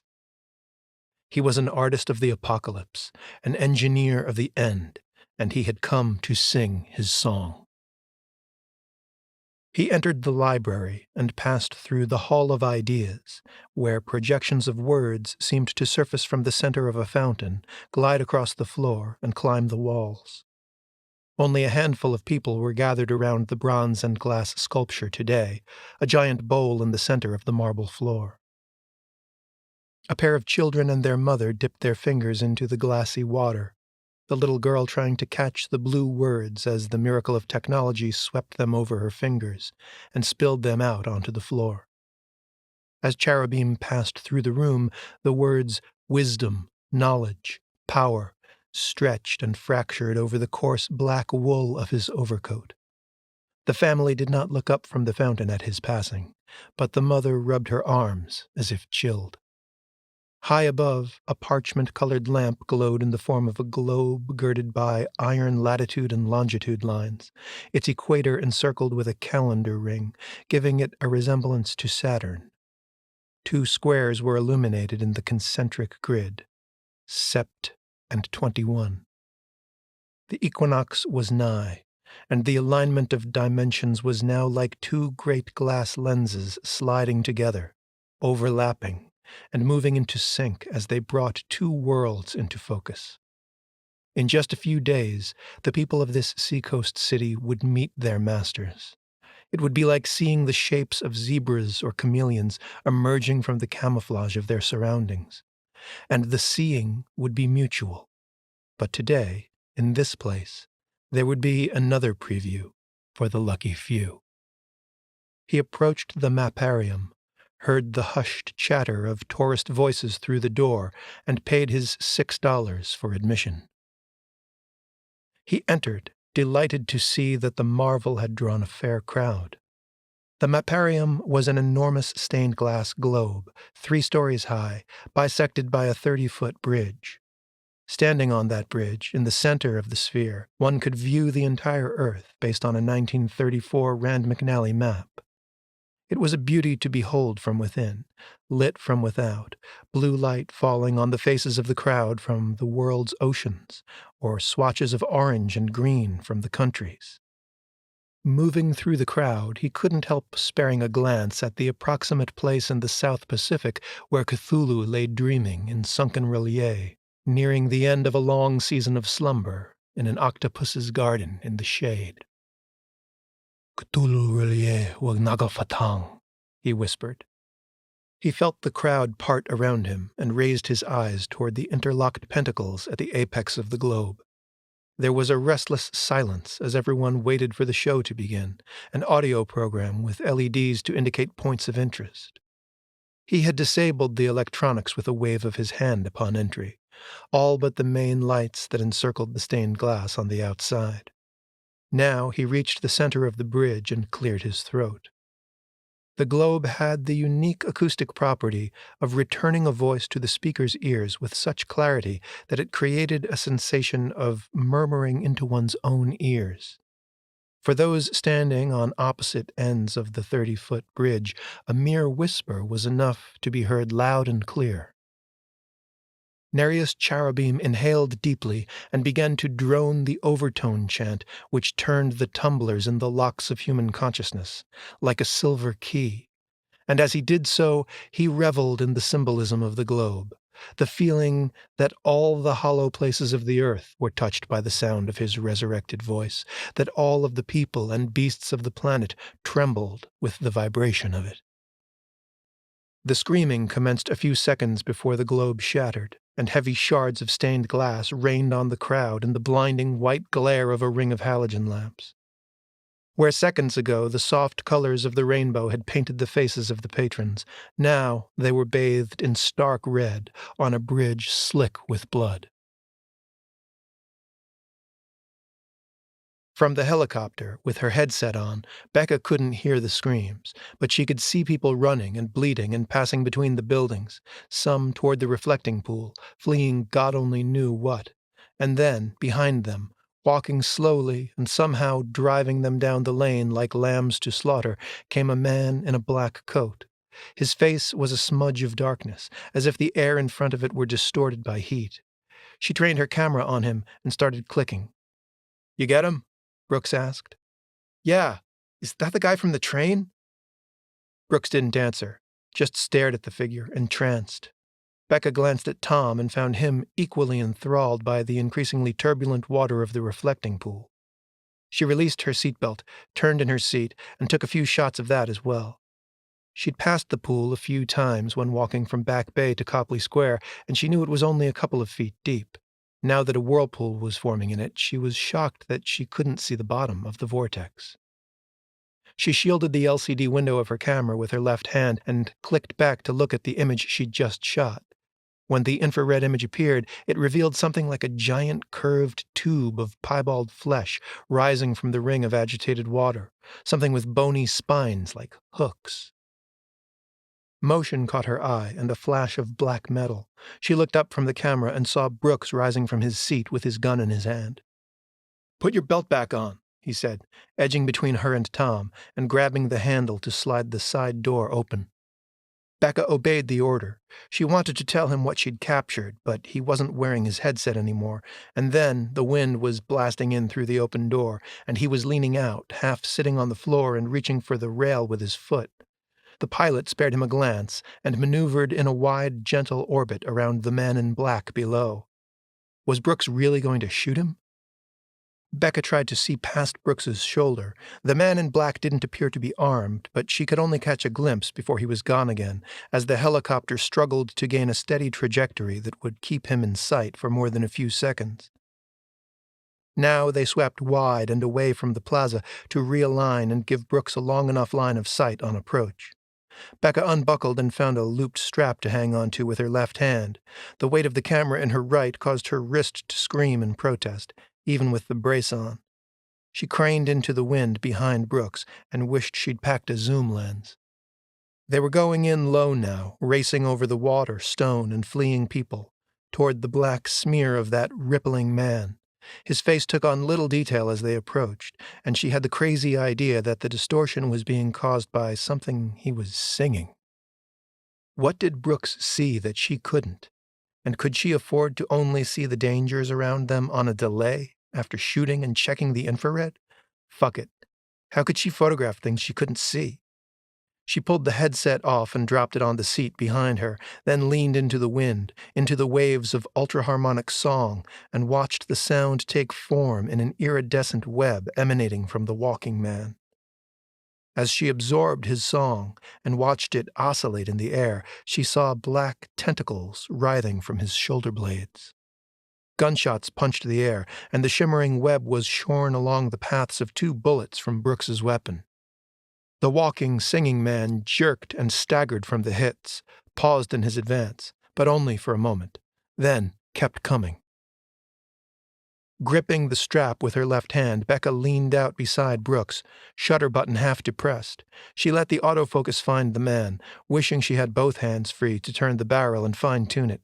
She snapped a quick series, then, still hanging out of the side door of the helicopter, shot the reflecting pool, the destination of the walking man, whose tentacles seemed to be gesturing at it in some indecipherable semaphore. Now she could see the thing in the whirlpool with her naked eye. It rose from the pool into the sky, dripping sheets of water that bystanders stared at in confusion. Others, the ones fleeing the singing man, scattered in terror at the realization that he was driving them toward an abomination. But the 2 groups were becoming one, as those who had been at the pool before the arrival of the singer were exposed to the song. Becca saw the change in their faces, like people waking up to discover that they had been sleeping in a burning house. She could still feel the strangeness of her own transformation, the sense of a drug altering her perception, turning myriad keys in the spaces between synapses. The creature in the pool was like nothing she had ever seen or imagined, an insane hybrid that seemed to defy terrestrial biology by a union of the great and the small. The bulk of the body was a colossal tube of mottled flesh sprouting rows of sharp yellow spines from ridges where its pink and brown pallor was tattooed with veins of angry red tracery. The tube terminated in great petals of ripe meat, falling in flaps and sprouting a bouquet of gray tentacles that squirmed and thrashed with a speed that belied their size and made a mockery of physics. Becca's stomach rebelled against the sight with dread so forceful that it almost overpowered her. She tilted forward, nearly dropping her camera into the water and tumbling after it, but Brooks caught the lurching motion out of the corner of his eye and flung an arm out to catch her. Becca steadied herself and tightened her grip on the hand strap. Tom was yelling at her, "Get back in! Get away from it!" But she could barely hear him through the wind and song, the screams, and the shuddering pulse of the rotors above her head slicing and fracturing that horrible sound into a staccato assault on her sanity. The base of the creature rose from the water ahead of the giant trunk, and she saw legs like a scorpion's, plated with chitinous armor, and crawling with an array of spiked claws, the torso tube swaying at the rear where a scorpion's stinger would be, while the legs scurried with sickening speed to the edge of the pool. A smell of maggots flooded Becca's sinuses, and she felt her bile rising as her tongue tried to crawl back into her throat, retreat from the taste of death on the air. Her eyes watered, and she held down the shutter button on the camera, taking a rapid flurry of shots, and hoping she was aiming near enough at the creature to get most of it in the frame. She tried to gulp a breath of cleaner air from the interior of the helicopter, and held it when she turned to look back at the plaza. The monster had seized a man from the scattering crowd in one of its foreclaws, and the nest of tentacles had parted to reveal a puckered maw with a chattering beak at the center. Becca couldn't watch. She tossed the camera into the bay of the helicopter and scuttled in after it. Tom was pressed against his seat as if he hoped to merge with it. He wore the wide-eyed look of an animal locked in the slaughter chute at the instant it comprehends the reek of blood and shit. Brooks climbed in behind Becca and edged into his seat beside the pilot, pointing at Mass Ave. The pilot nodded and steered away from the pool. Becca tumbled in the open compartment, crawled on hands and knees to her seat, and was almost strapped in when a pair of tentacles slammed the front window, throwing the helicopter sideways. She saw the tips of the tentacles chopped off by the rotor blades before the cathedral came into view at a wrong-looking angle. In a panic, she fumbled with the buckle until by sheer clumsy luck it latched. Her muscles tensed for a crash, but the pilot had regained control, and the bird gained altitude, the buildings dropping away in a grid of gray squares, giant fans, AC units, and rooftop gardens where the reflecting pool had been seconds ago. Brooks had his headset on and was directing the pilot. Becca clawed at her seat, her heart pounding as they circled over Symphony Hall and touched down on the vacant top level of a parking garage on Westland Ave. The landing shook the cabin, and Brooks was out and walking before the blades stopped spinning. Becca and Tom sat paralyzed, still gripping their seats and catching their breath. "You stay here, both of you," Brooks said, jabbing his finger and walking backwards down the car ramp. Tom seemed relieved at the order, and Becca was willing to bet that if Brooks had wanted Tom to follow him to street level, he would have had to march him there at gunpoint. Tom's jaw trembled on the verge of speech, but none was forthcoming, just a thin whine. His gaze kept drifting back to the slime smeared across the windshield. Becca couldn't read the pilot's face under his helmet, shades, and beard, but she had an idea and wanted to test it. Leaning forward, she pointed at the glass and asked, "How did you see through that shit to land this thing?" "What shit?"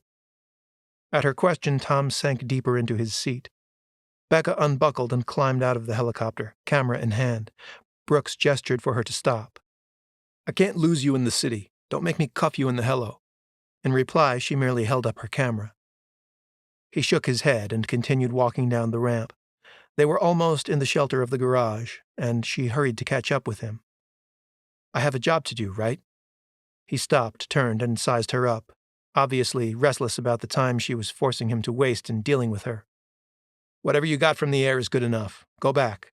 If I have to track you down again for the pictures..." "I'm not going to run." He scoffed, but before he could argue further, screams and car horns cut the air, and the concrete garage shuddered beneath their feet. Brooks ran to the edge and peered out at the street below. When Becca came up beside him, she was already looking through the viewfinder. The creature was crawling down the center of Westland Ave, pustulent slime oozing from the tentacles severed by the chopper blades, claws sending shockwaves into the pavement with each step. The street was far from crowded, but people were emerging from the doors of apartments and shops to see if there'd been an accident. 2 cars and a delivery truck were mashed together on the sidewalk, and a few people were running frantically, some trying doors to see if they were locked, others pushing past the residents in the doorways, knocking them down to reach cover. It dawned on Becca that those who hadn't been at the reflecting pool, who hadn't heard the chanting, would be looking through the creature at their equally confused neighbors across the street, utterly blind to the abomination among them.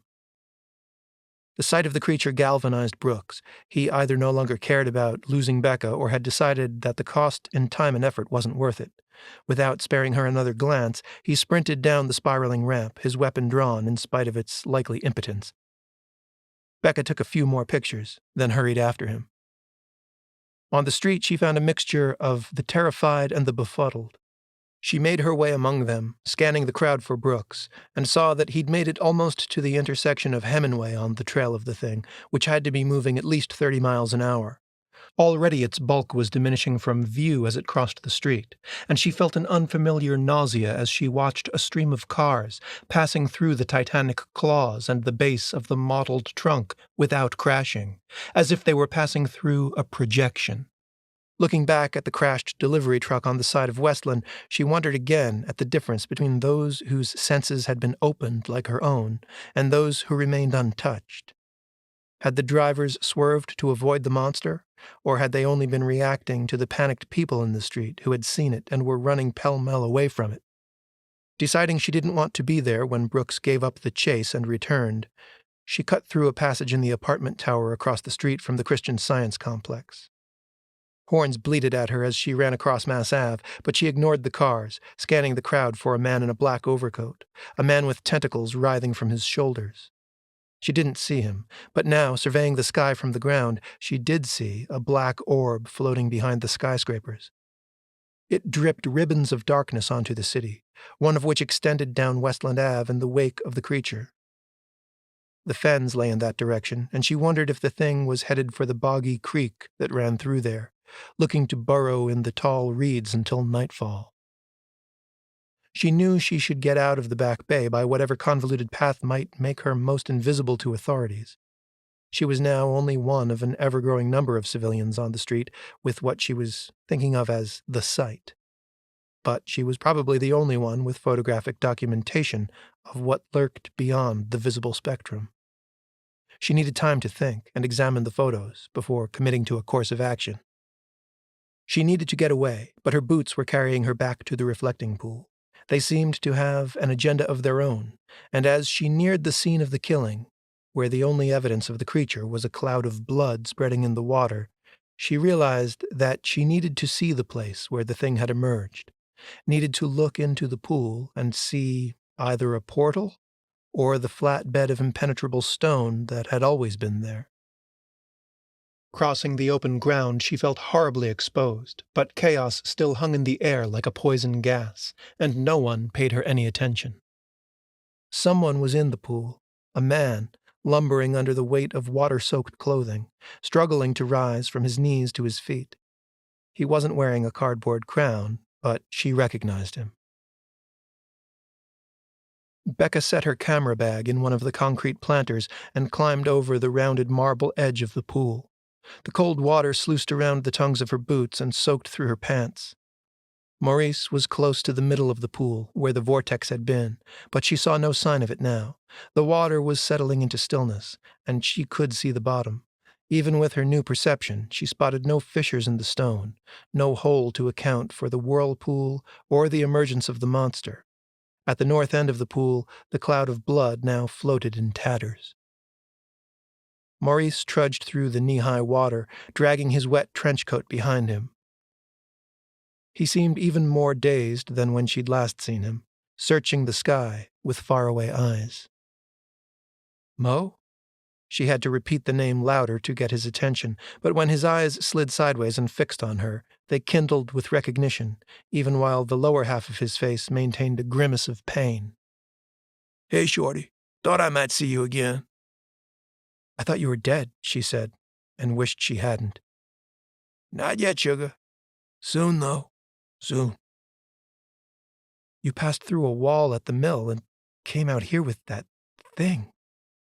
It wasn't a question, and he nodded in reply, and then she saw that his hand was in his coat like Napoleon's, and it was dripping blood into the water, little hemoglobin roses blooming between them. Oh God, we have to get you help. No help for me now. Don't say that. There's a helicopter less than a block away. I'll get them to take you to the hospital. You just hold on to me." She wedged her shoulder into his armpit, smelling the dirt and sweat and death of him, and trying to take his weight, getting his blood on her khaki pants where she could see the stains, and on her black shirt where she couldn't.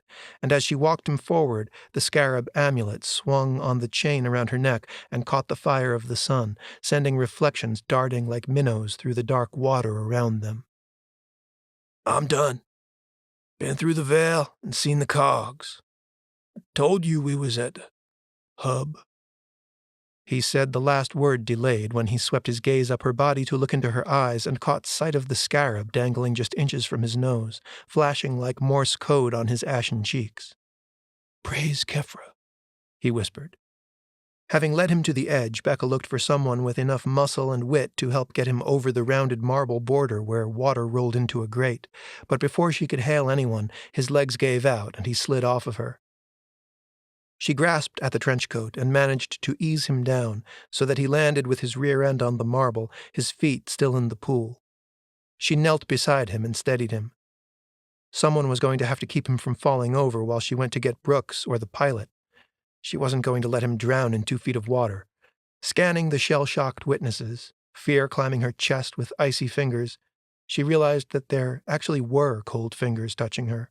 The delicate probing digits of Mo Ramirez touching the beetle and lifting it for a closer look. His face was a mask of awe, eyes blazing, nostrils flaring with the stilted rhythm of broken lungs, death indistinguishable from ecstasy. "You have it," he said. "The Fire of Cairo." She touched the beetle, her fingers folded around his, and she drew his hand away from the pendant, squeezed it gently in an effort to get his eyes to focus on hers. He was delirious, but she needed to reach him if she was going to keep him in this world. Keep him in this world. The words echoed in her mind as soon as she'd formed the thought. He claimed to have been out of this world mere minutes ago, in some parallel dimension. And somehow, she didn't doubt it. "It's true," he said, his face contorting with anguish. "The gem is gone. The flame is lost." "I don't know what you're talking about, Mo, but you need help." Now he met her eyes. "No, you need help." His eyes welled up with tears. "And I won't be here to give it to you." She shook her head and squeezed his hand harder. He steeled himself, winced, then straightened his shoulders, locking his eyes on hers with new intensity. "You hear me now, girl. You're gonna have to cover your ass carrying a totem like that. You hide it now. And keep it hidden." Becca tucked the beetle back under the wide neck of her shirt. When it was out of sight, he breathed a ragged sigh. "I can pass easier now I've seen it. But we should have had more time." He coughed, a violent racking spasm that sprayed specks of blood over his coat. "I'm sorry. So much you need to know. And I can't help you now." He blinked, heaved, and his eyes lit again like a dying flashlight given a smack. "There's a book. The Mortiferum Indicium. You find that, might have a chance." He slumped. She slid aside and let his head rest on her thighs, stroking his coarse hair with her fingertips, and thinking that this was what it was like to comfort a sick child or a dog on the euthanasia table. She felt a strong urge to argue with his resignation, to get help and lift him over the side, to run for the airlift, but the feeling was diminishing with every labored breath he drew. She couldn't see his face, but could feel the flutter of his blinking eyes, transmitted across his scalp each time she touched his temple and dragged her fingertips to his hairline. One of these blinks would be the last. A shut with no open. A sudden thickness formed in her throat. She barely knew the man, but she felt for him. He was a misfit like her, and before today her affection for him had been inspired by the fact that he seemed crazier than her. But no. Her breed of crazy was an inability to reconcile her internal chemistry with the facts of the cosmos, the cycles of earth and sun. His, on the other hand, was a kind of stark raving sanity, an acute awareness of deeper, more profound cosmic truths that few could bear to even consider. He'd made the bold pursuit and confrontation of them his life's quest.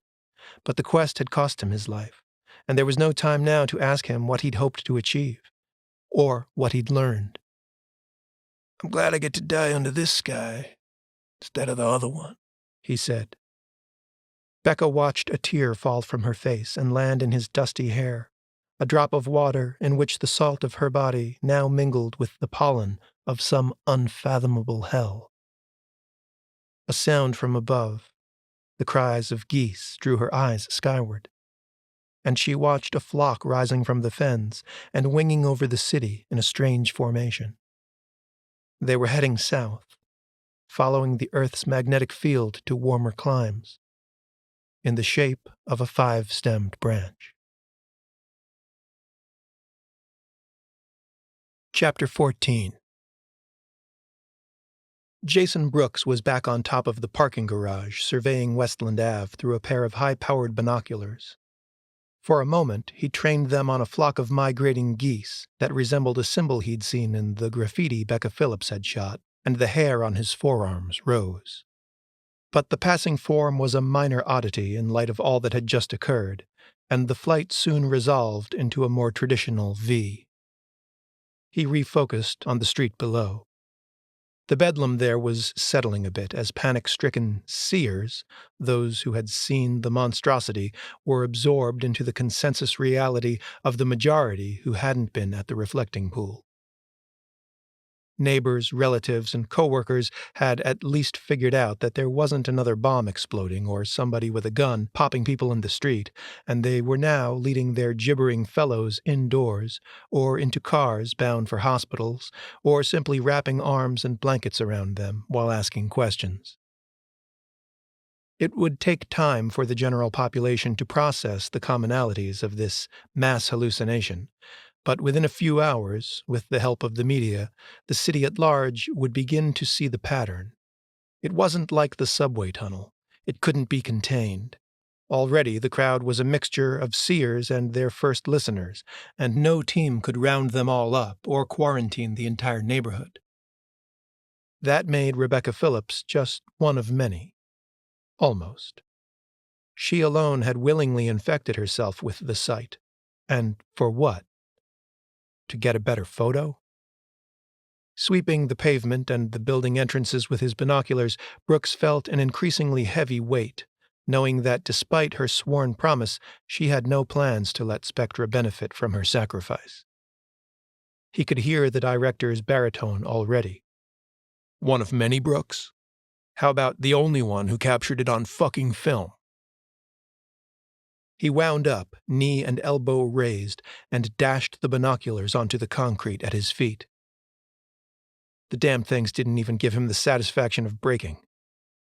He wiped his cupped hand over his chin and mouth, felt his stubble prickling in his palm.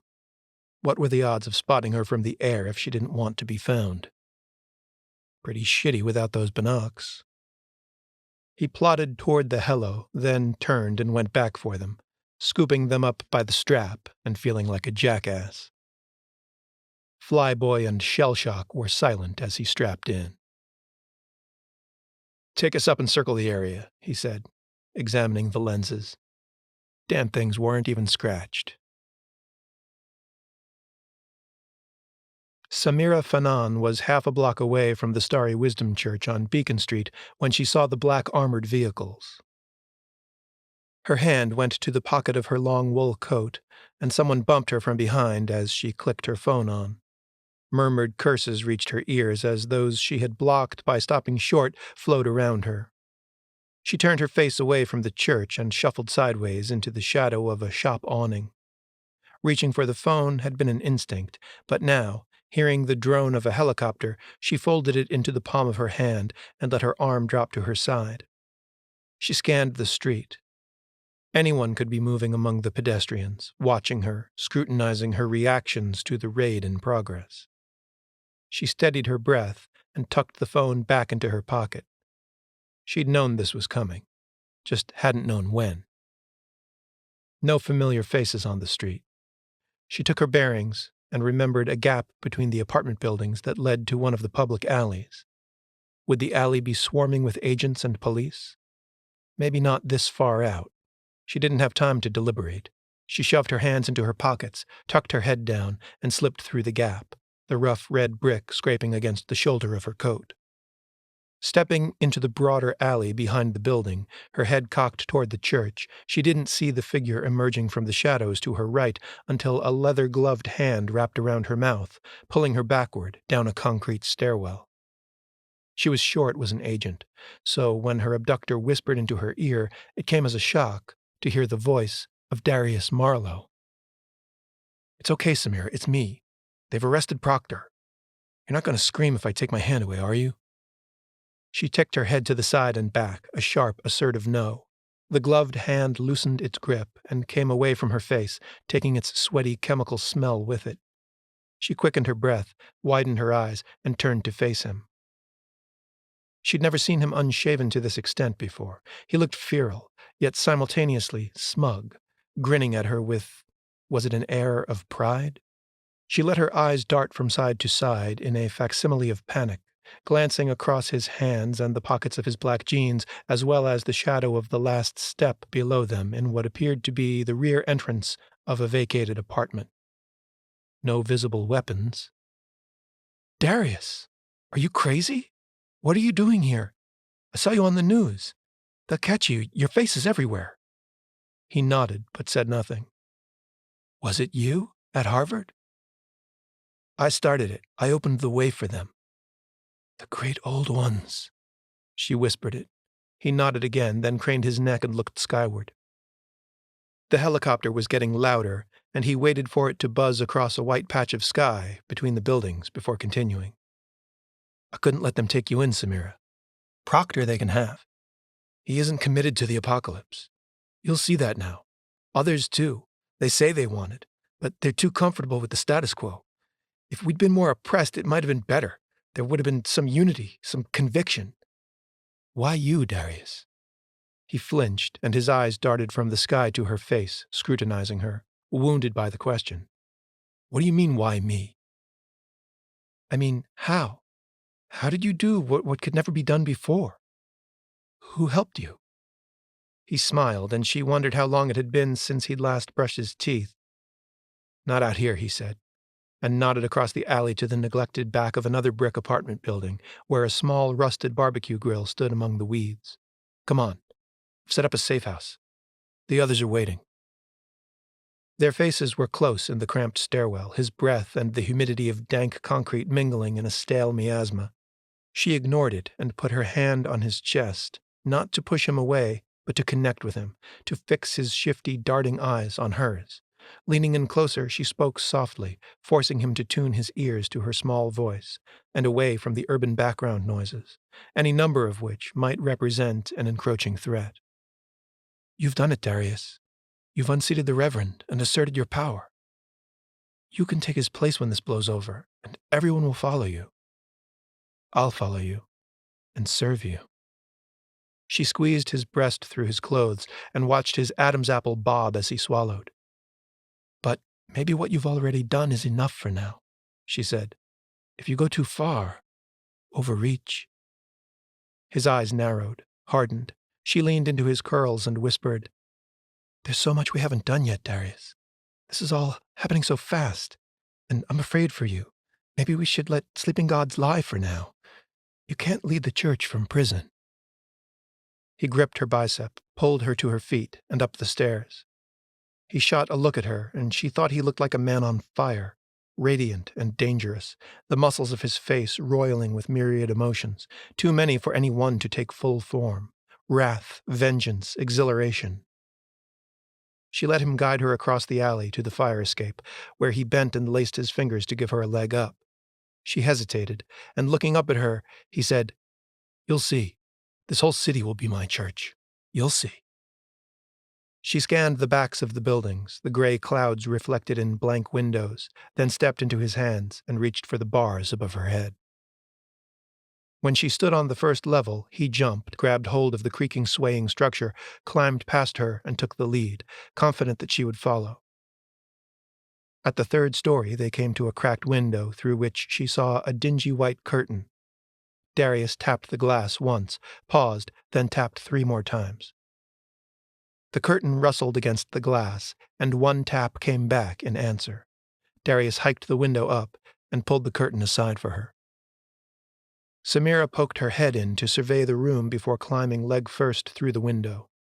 It was a vacant apartment, apparently undergoing renovations between tenants.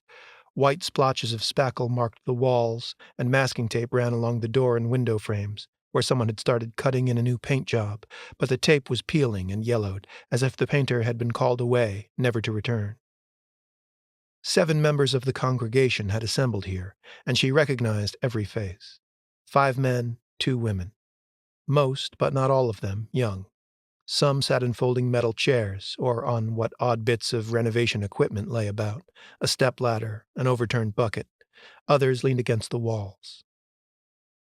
They were a grim bunch, their faces anxious and weary. Most probably hadn't slept in days.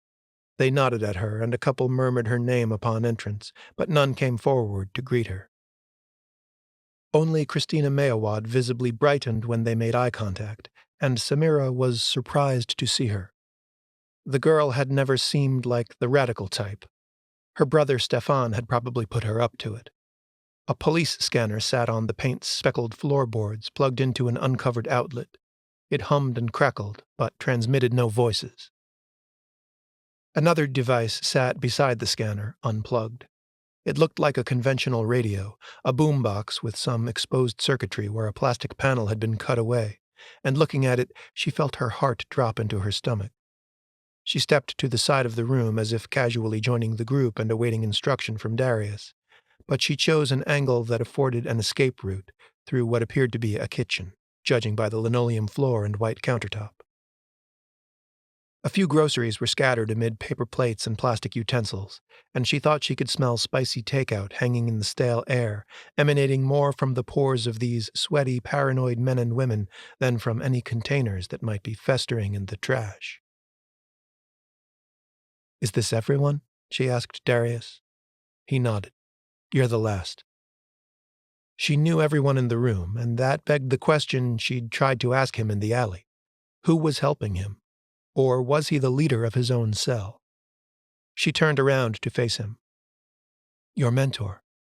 Is he here?" Darius grazed his thumb across her cheekbone and with condescending reassurance said, "Don't worry. There will be no more secrets. I'll explain everything." And with that he moved her to the center of the room, cleared his throat, and issued his manifesto to all who would hear it. "Now that we are all gathered, I would have you hear the good news that comes down to us from the messenger, through me, his right hand, and until recently, his voice in the world." Darius paused for dramatic effect to let them absorb this pretentious introduction. They shuffled and squirmed, sensing that he would soon be demanding sacrifices of them, and wanting to have out with it, to hear the price before the pitch. He met their eyes, each in turn, and to a man they cast their eyes downward like subservient dogs. Even Cyril.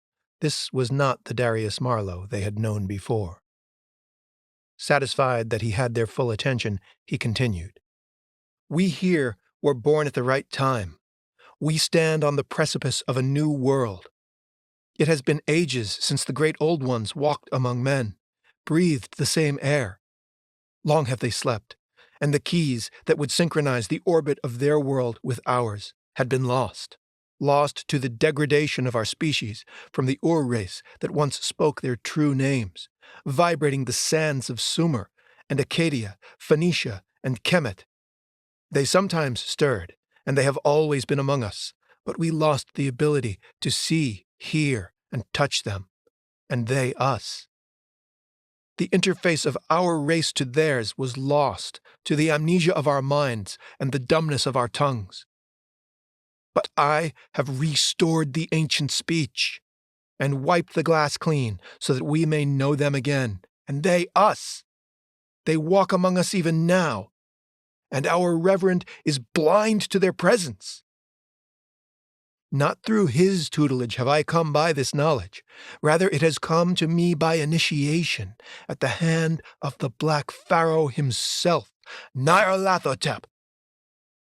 A harmony of indrawn breath swept the room, and the bodies seemed to sway like the reeds of the Nile at the passing of a great beast, a black crocodile, a python, or a jackal. The stars are right. The worlds align to make a window, a door, a portal. And only just in time. Darius's voice dropped into a delicate, somber tone. Because man, unchecked, left to his own devices, ruled by his greed and arrogance and amnesia, will destroy this majestic planet and all of its inhabitants. You know this. We have lamented it. But until now, we've been powerless. Heads nodded, bodies swayed.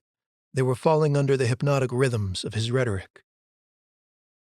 Man has no regard for the life forms he can see, because they lack his intellect, as if intelligence were a requirement to earn his compassion, as if a child of low mental capacity were worth less than one of average intelligence, less worthy of existence without suffering. Man has climbed to the apex of the earth, and gazing from his silver spire has deemed all other creatures inferior, and therefore unworthy of mercy.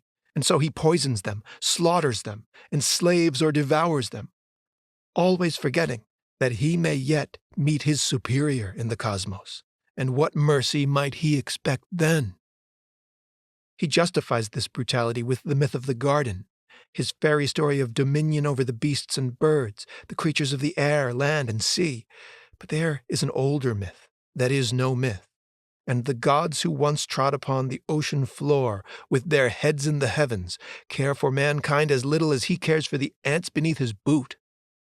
His lust, his addiction to power, to a wealth of tawdry baubles and neon amusements vomited from the putrid maw of his feeble dreams, his conveniences, which sickened the great Mother Hydra, his gadgets and trinkets, his plunder and pollution, his overpopulation of a globe strained to the breaking point, with more and more bipedal parasites craving the same flat materialistic pleasures, the same empty status symbols, devoid of depth and vision and spiritual awe at the titanic grandeur of the cosmos.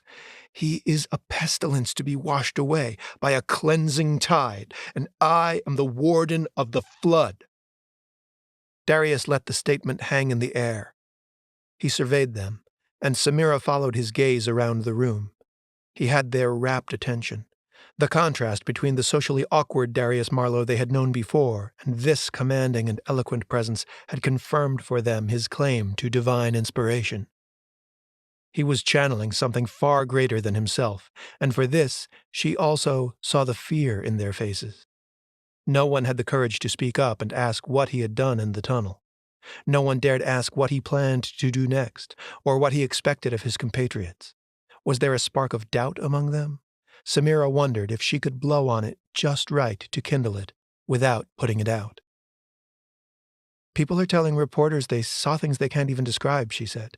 Something in the sky. Have any of you seen it? They looked at her like she had intruded on a dream. Slowly, eyes were downcast, body weights shifted, as if they were ashamed to admit that, no, they had seen nothing in the sky.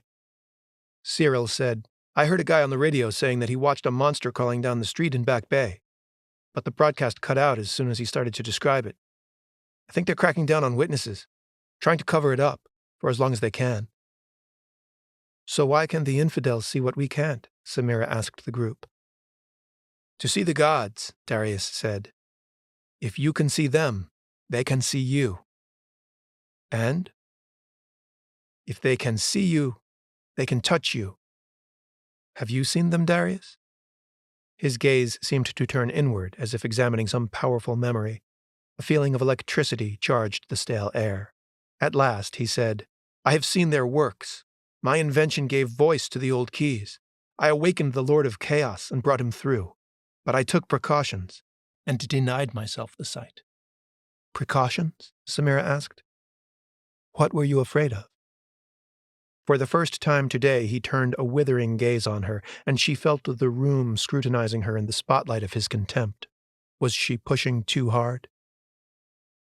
I believe they will recognize us as their sworn servants and spare us, Darius said. Cyril asked, You believe, but you don't know? He didn't tell you? In the tunnel, it was the first time, and it wasn't a suicide mission. I still have work to do, and gathering you is part of that. Kristen spoke up, her voice thin and cracking. What does the Pharaoh say about the place for us in the new world?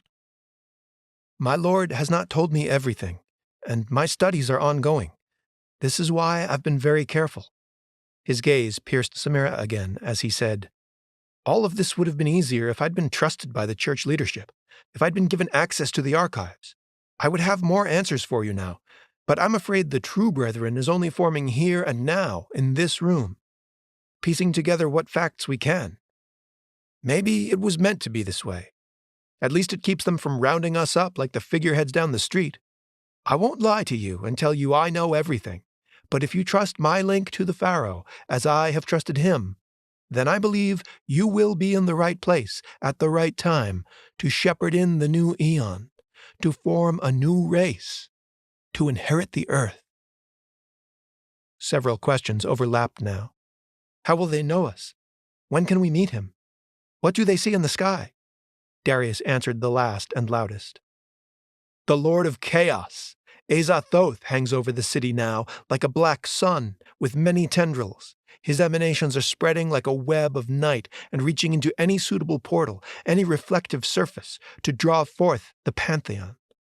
Azathoth has laid his blessing upon Nyarlathotep and restored the messenger's voice so that he can assist in opening those gates. He pointed at the boombox. And with this, we can help. How? Cyril stepped forward, and Samira thought he looked like a man heeding a call to action. Until today she would have said that he possessed the charisma Darius lacked. But no more, and if Cyril was following Darius, the others would fall in lockstep. We will call forth the goat with 1,000 young and ride her offspring to the other side. He swept his eyes over their awed faces. It will be our initiation and empowerment, and afterward, we will move between the worlds freely to do the Master's bidding. The room seemed to lose oxygen as they all sucked it in. Sensing that her devotion had been judged thin, Samira spoke up now with ardor in her voice. To be a midwife of Shub-Niggurath. I would kill for the honor. Darius smiled. Good, he said. You may have to. Your cloaks and lamens are in the backpacks in the hall. Daggers, too, if we need them. And a few guns. We go on foot and don the robes at the site. What is the site? Samira prodded gently. The others were already flowing around her into the hall, willing to follow their Pied Piper wherever he led them, and find out if it was crawling with SWAT, BPD, and DHS snipers when they arrived. But their heads turned back toward Darius when she raised the question. Again he reveled in the suspense, the attention he had never garnered before today. The biggest mirror in Boston. They set about strapping on the backpacks Darius had prepared. He pointed out one with a gun in it for Cyril, and one with a smaller robe for Kristen. Samira stepped up beside her and asked, Bathroom? Kristen gestured to a door on the left at the end of the hall. Samira ducked in and dropped the hook on the doorframe into the eye-hole. She fished her phone out of her pocket and texted SPECTRA while running the sink. Watching the spinning icon and the low bars and waiting for the message to send seemed to take an eternity. She slid the phone back into her pocket, flushed the toilet, and opened the door, startled to see Darius's face. He stood in the doorframe, blocking her way, and turned his palm up. For a heart-stopping second she was sure he was demanding that she hand over the phone, and her reeling mind simply couldn't process the word he'd spoken until he repeated it. Keys. I need your church keys. Why? You can't go in there without getting arrested. Those agents will be picking through the place for hours, if not days. I don't know if you and I will be separated in the crossing, but once I can pass freely between this side and that, I plan to emanate in the church to retrieve a few things from the hidden crucible. You know they won't find that unless they torture it out of Proctor. How do you even know about it? Darius laughed bitterly. He never trusted me, never initiated me into his inner circle. But my master knows all. So you know about the rods and the map to where the box is buried? Yes. And if those agents are still searching the church at midnight, I'll be in and gone before they hear the flagstone fall. He wagged his fingers. Keys, please. Chapter 15. The helicopter was already soaring east over the sunken aquarium, approaching Government Center, when the text came in. Brooks had mounted his phone with a strip of adhesive Velcro on the console in front of him. He carried swatches of the stuff in his kit, and in recent years had attached the battered device to more dashboards than he could count, knowing that the bone-rattling vibration of a Humvee or helicopter would invariably override the vibration of a phone in his pocket, but a lit screen would get his attention. The text wasn't specifically for him. It was going out to several units within range and called for armed agents and armored teams to move in. He could ignore it and return to the station, but that would mean having to account for losing the photographers sooner. Not a prospect he was eager for. It also meant sitting in a debriefing room when he could be in the heat of field action. The pilot's sunglasses kept swiveling toward him and back again, waiting for a prompt. Soon the question would come, and he'd have to decide. Action called, but it wasn't Darius Marlowe's face he saw while he considered jumping in. The MIT student had been sifted from a facial recognition database, and Brooks knew he had a better chance of recognizing him in person than any of the other agents and cops, having already seen him from multiple angles in the flesh in the subway. But the face in his mind now was Heather's. His daughter was only a few years younger than Marlowe, and she was down there somewhere, maybe safe in her apartment in Jamaica Plain, maybe not. The greatest battle he'd fought since obtaining his security clearance was the one waged in his own mind over whether or not to have her tapped and tracked. He had friends at the NSA who could do it for him, but he'd chosen to honor her privacy and keep her blind trust at the expense of sleepless nights and bad digestion. It was a decision that was getting harder to live with every minute of this day. He wanted to direct the hello to her rooftop, strap her into the seat Becca Philips had vacated, and fly her out of the city, away from whatever shitstorm was brewing in the psychedelic light of that black sun. "Agent Brooks, you with me, sir?" The pilot's voice crackled in his ear, a narrow band of frequencies boring into his head. "Yeah." "What's it going to be, sir? Home or out to Copley?" "Copley," he said. He rummaged in his kit for Kevlar and extra magazines. As the sun marched west, the cloud cover that had hung over the city throughout the day was coming undone like rotting gauze. Patches of cold blue and ash gray moved across the glass face of the John Hancock Tower. The declining sun was still more gold than pink, and few lights had come on in the tower to break the glossy perfection of the great grid of windows. 60 stories and almost 800 feet of monolithic minimalist architecture hovering over the Romanesque masonry of Trinity Church and swallowing it in shadow. And now, moving in that long shadow, noticed at first only by a few pigeons roosting in the arches of the church, came a formation of 9 black-robed and hooded figures wearing engraved copper plates on chains around their necks. The copper flashed as they walked, sigils strobing out of the shadows in a geometry of orange fire. 3 of the company had set sensors in the bushes on the south side of the stone foundation of the church, and wisps of smoke, musky and resinous, curled around their robes as they strode across the grass toward St. James Ave. Their hands moved in an elegant choreography of mudras, fingers crossed and wrists twisting, elbows rising and arms undulating in some primeval precursor of Tai Chi, raising and directing an invisible force, a viscous bioelectric substance which they summoned like dew from the soil, like smoke from the sky. Knives flashed now in the dusky light, and the dancers stepped forward in synchrony, stabbing the air, tearing a membrane that separated the pedestrian world of the skyscraper from a dark heaven, a nocturnal paradise whose alien constellations stretched their razored rays down to form the crown of a prodigal prince, the man at the head of the triangular formation. And now they chanted a drone that rumbled like storm waves pounding a beleaguered shore. "Iya, Shubnagorath, Ya, Shub-Niggurath! Ya, Shub-Niggurath! Scraps of cloud scudded widdershins around the bowl of the sky, a ragged shroud unwinding around the mirrored tower. The pigeons took to the sky, and wheeling over the black-robed figures between the stone church and the glass skyscraper, scattered at the appearance of a dark, malignant wood marching toward an impossible horizon in the towering grid of windows. A forest that existed only in reflection, and the silhouette of some lumbering beast moving among the gnarled branches. Beating their wings to push away, they cast themselves into the turbulent wind of a descending helicopter, caught between Scylla and Charybdis. The helo touched down on the grass at the center of Copley Square, between the Boston Public Library and Trinity Church. Brooks had his vest on and his 9mm at the ready. He took a last look around the bay as he climbed out. Tom looked sick and fatigued. The poor fucker. Brooks wished he'd tried to get up, get out, get lost, like Ms. Phillips had done. He had taken the guy along as an excuse to fly toward the black streamers that only the initiated could see, without having to spill the fact that he himself was one of them. Now he'd dragged him all over town while the number of roaming seers had grown. "You can go," Brooks said.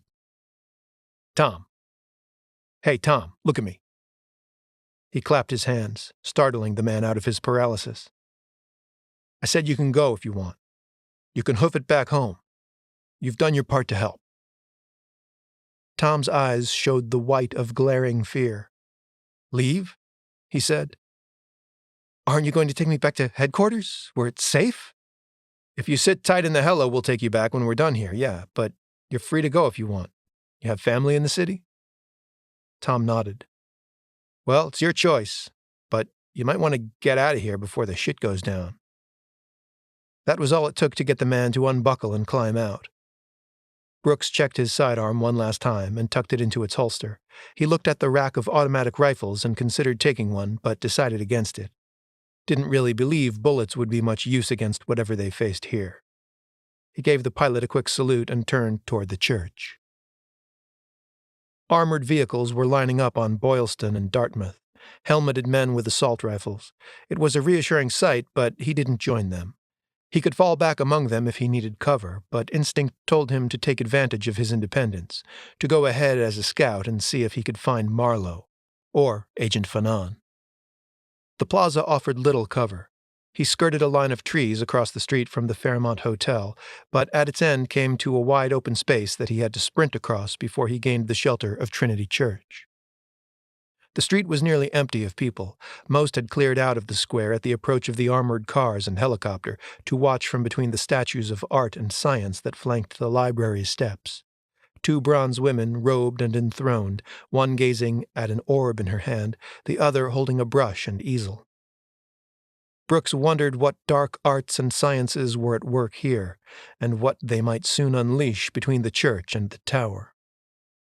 The whole scene was taking on a mythical resonance for him, and he felt that gambler's intuition that there were patterns and meanings, vectors and probabilities lurking just below the surface of things, and that if he squinted at reality the right way, if he relaxed his focus and let his peripheral vision lead his eye, he would see the opportunity to win when it emerged. Edging around the rough-hewn stone, he sensed a wrongness in the glass facade to his right. Something vast moved in there, like the shadow of a leviathan below a surface of blue water. And when he gazed into the mirrors, trying to use them to see what lay around the corner of the church, he saw not a reflection of Trinity, but of a dense, vine-entangled forest. Trees like those didn't even belong in the new-growth forests of western Massachusetts. They belonged in the Grimm's fairy tales his mother had read him. They belonged to the dark heart of old Germany. Blind to what he would find around the corner, Brooks drew his gun and sidestepped with his back to the church. He could hear the chanting now. He crouched low, weapon aimed at the ground, and stalked around the corner. But before he cleared the building and reached the grass, he saw them. A group of robed figures marching across St. James Ave toward the Hancock Tower.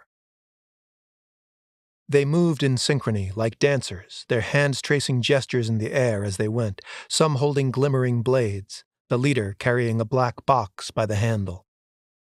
Brooks thought of the device on the train and almost fired at the figure with the box, but the hoods made it impossible to see their faces. It might be Darius Marlowe, but what if it was Agent Fanon? He raised his pistol, hesitated. Then they were across the street, and passing between the small oak trees rising from the concrete islands that sheltered the skyscraper from car bombs. He sprinted across the street and into the shadow of the tower.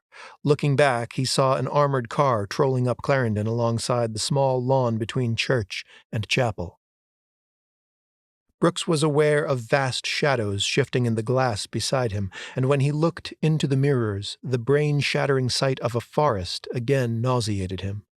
The mirage lacked the stark clarity he'd glimpsed at a distance, and it crossed his mind that maybe it was akin to a projection on a movie screen. Up close, the boles of the great black oaks resembled pillars of greasy smoke, rising in such slow motion that the vapor took on a bark-like texture.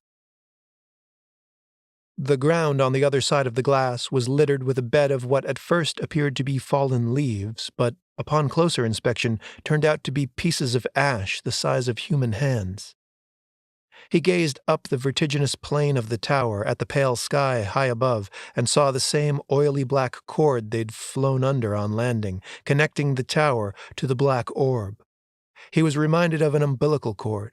His stomach churned, and he wanted more than anything for the building to just be a building, and for the sky to cradle a solitary yellow sun without that malignant black twin. But if none of these things were what they should be, were the cloaked figures really men and women? Would they bleed and buckle over if shot? And if they pulled their hoods back, would he see human faces or something else? He passed between the planter islands and onto the triangle of concrete that skirted the main entrance, the bank of doors now coming into view. No security guards emerged to confront the cloaked cultists, and Brooks was stone-cold certain for a moment that none of the tenants of the Hancock Tower were in this world any longer, despite the fact that the building stood perfectly intact. Were they lost in some parallel dimension, roaming a forest of black smoke trees and obsidian columns, where rivers of blood wove between ruined temples and stepped pyramids erected in alignment to stars unmapped by man? He swallowed, and his throat reopened with the slow stickiness that came with lack of saliva. All of the moisture in his body seemed to be flooding to his armpits and the slick palms on the grip of his gun. The cultists came to a halt in a triangular formation, mimicking the shape of the concrete slab on which they stood, their heads and hands upturned toward the mirrored monolith. The chanting reached a crescendo, a discordant human drone iced with electronic harmonics, swelling and cresting and crashing against the glass in a wave that caused the building to waver, as if the walls were made of water or dense vapor. Something was gathering in the surface, something was coming through, and now Brooks realized that the creature stalking the impossible forest beyond the glass had a name, and was being called forth by that name, from one world to another. Ia, Shub-Niggurath! Ia, Shub-Niggurath! Ia, Shub-Niggurath! Lightning flickered in the glass, delineating a jagged horizon of shale crags and conifer spires. A shockwave rolled over the shadow forest and stirred the heavy wool of the black robes, flooding Brooks's sinuses with musk so rich with piss and peat and the sexual secretions of that lumbering beast that he retched and felt his knees buckle. He turned away, drew a breath, and held it for as long as he could, then moved in, searching the ground for the boombox.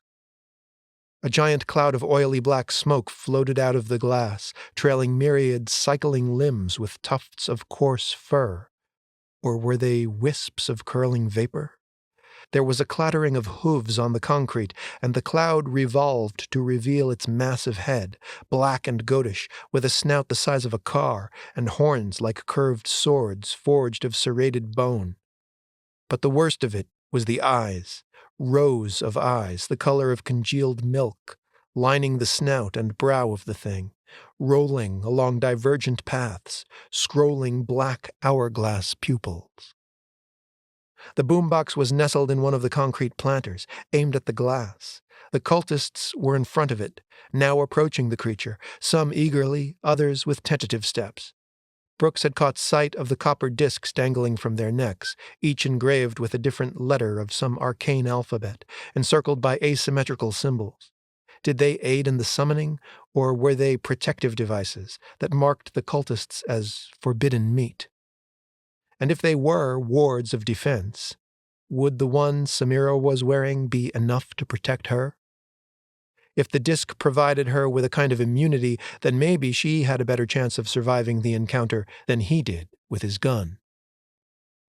The reeking black mass was moving into the center of the concrete triangle now, wisps of it breaking away through a perverse process of mammalian fission, the hooved tendrils forming pseudopods and then detaching into blind offspring, tumorous bubbles bucking and braying around the central cloud.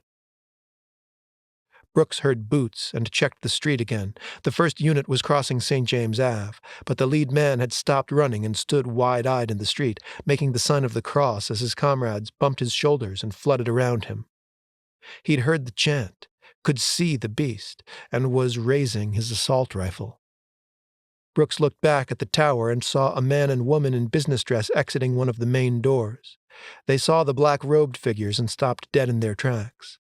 Brooks didn't know if they could see the monsters, but having spotted the flashing knives and the approaching tactical team, the man pulled the woman back into the lobby.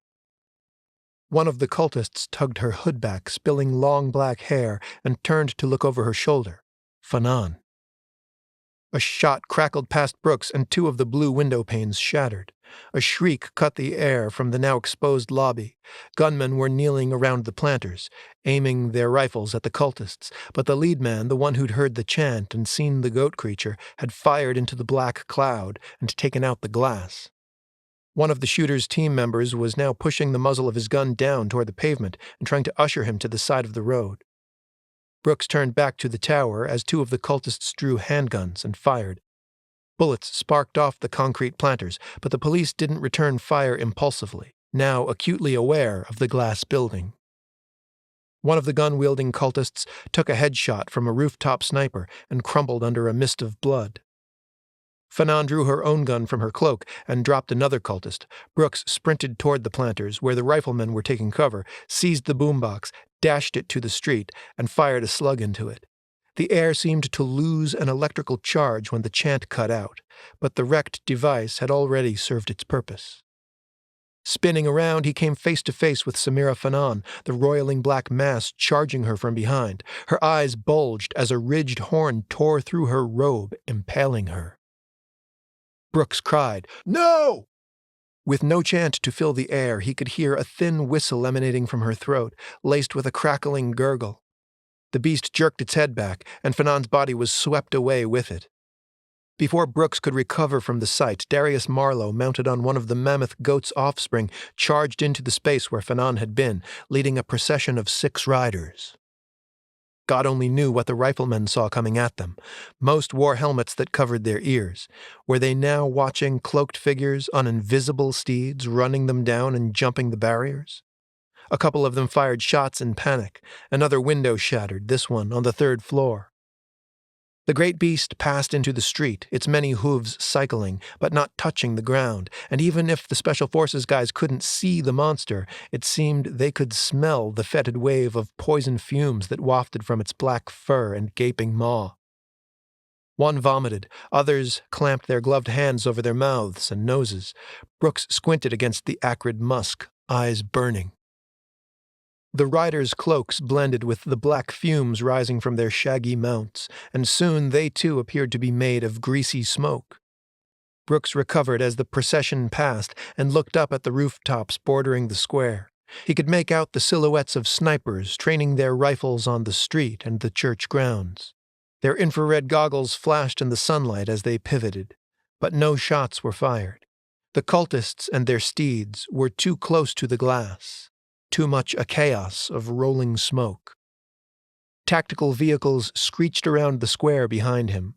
He could hear and feel the pounding of boots on the pavement, could sense the crosshairs of the rifle scopes passing him over from the rooftops.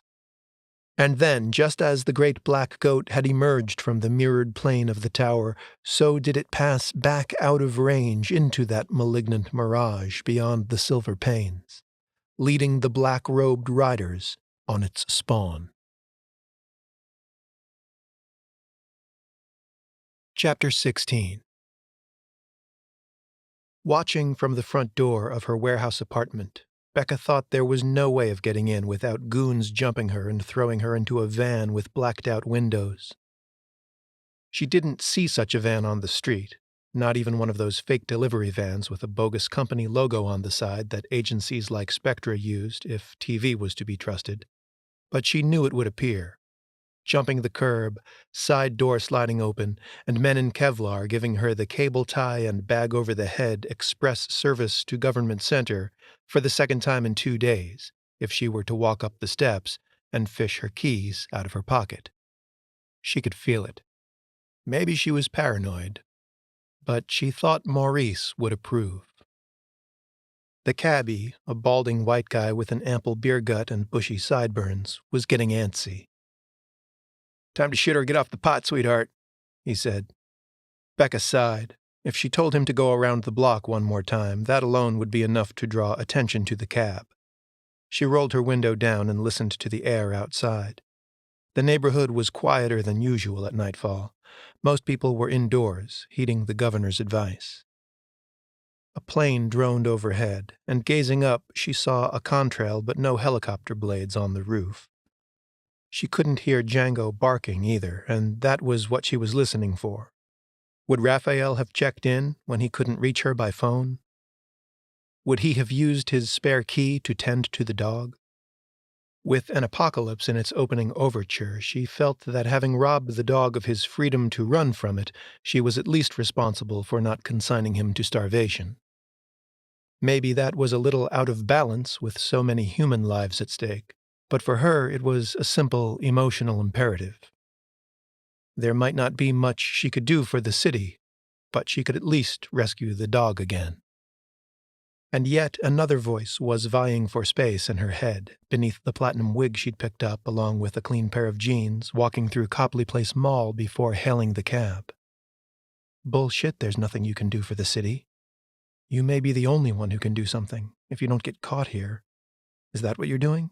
Trying to get caught, so you don't have to shoulder the burden and deal with the pressure? Fuck it. Why save myself if I can't even save a dog?" "You talking to me?" the cabbie said, swinging an arm over the seat back. "No." She handed him a crumpled 20. "Give me a 5-minute head start and then drive up to the courtyard and I'll hop back in, okay?" "Why don't I just drop you there and wait for you?" "Just do it like I said." Then she was out of the car, forcing herself to walk, not run. They had to be inside the building if they were here. Most of them, anyway. Whoever was watching the street would probably radio the ones inside to announce her arrival. She approached the door, keeping pace with a silver SUV, hoping it wasn't the vehicle of the recon guy, and then using it as cover to duck into the weedy courtyard. She left her army bag in the cab. It was too much of a giveaway, and now she reached into her jacket pocket and found what she needed. The one tool she'd transferred. It was fast work, and no doubt sloppy, but she was coming back out of the courtyard right in time for the cab, and before anyone knew where the blonde had gone, or that the cab wasn't just leaving but picking her up again, she was in the back seat, lying low, and telling the old man to get her out of there, not too fast.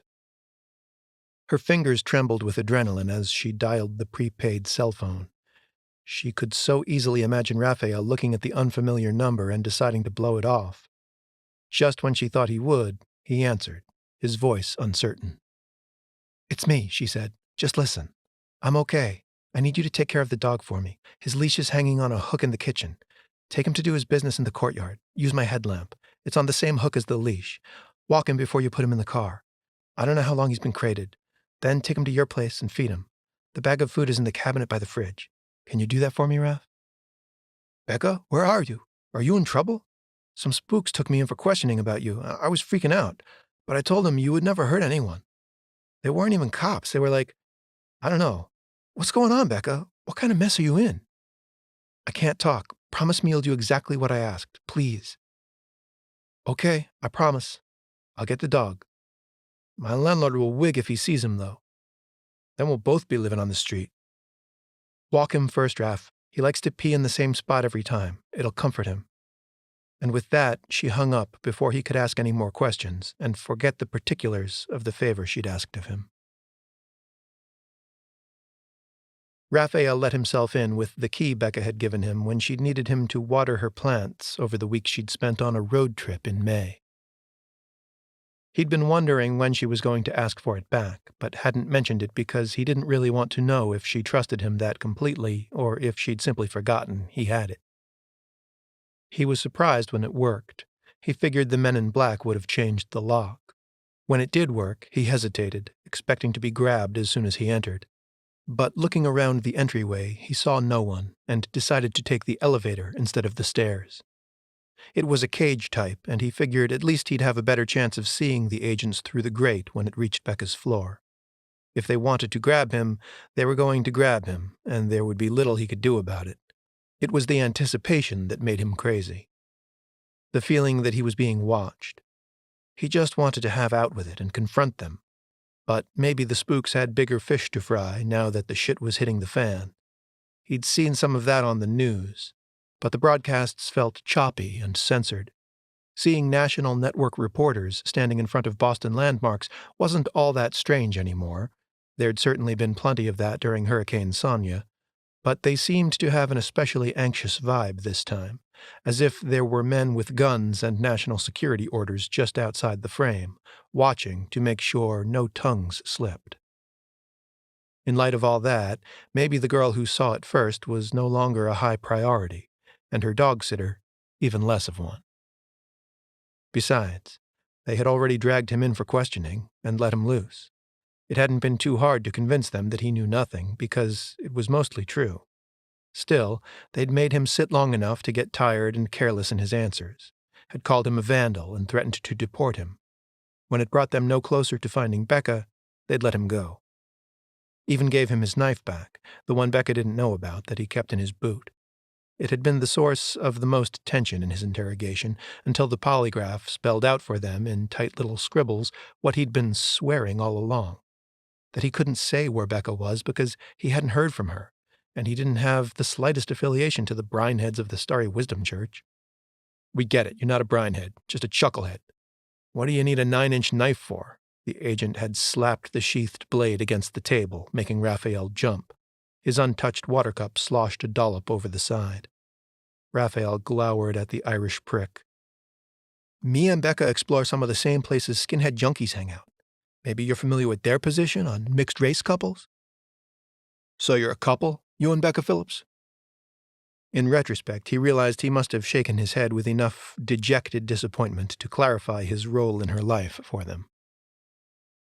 The elevator shuddered to a clanging stop, and the cage bounced a little under his feet. He pulled the gate open and stepped into the hallway where Becca's photos lined the eggshell white wall, including a candid black and white portrait of him, now indecipherable in the dark with the high windows all black above.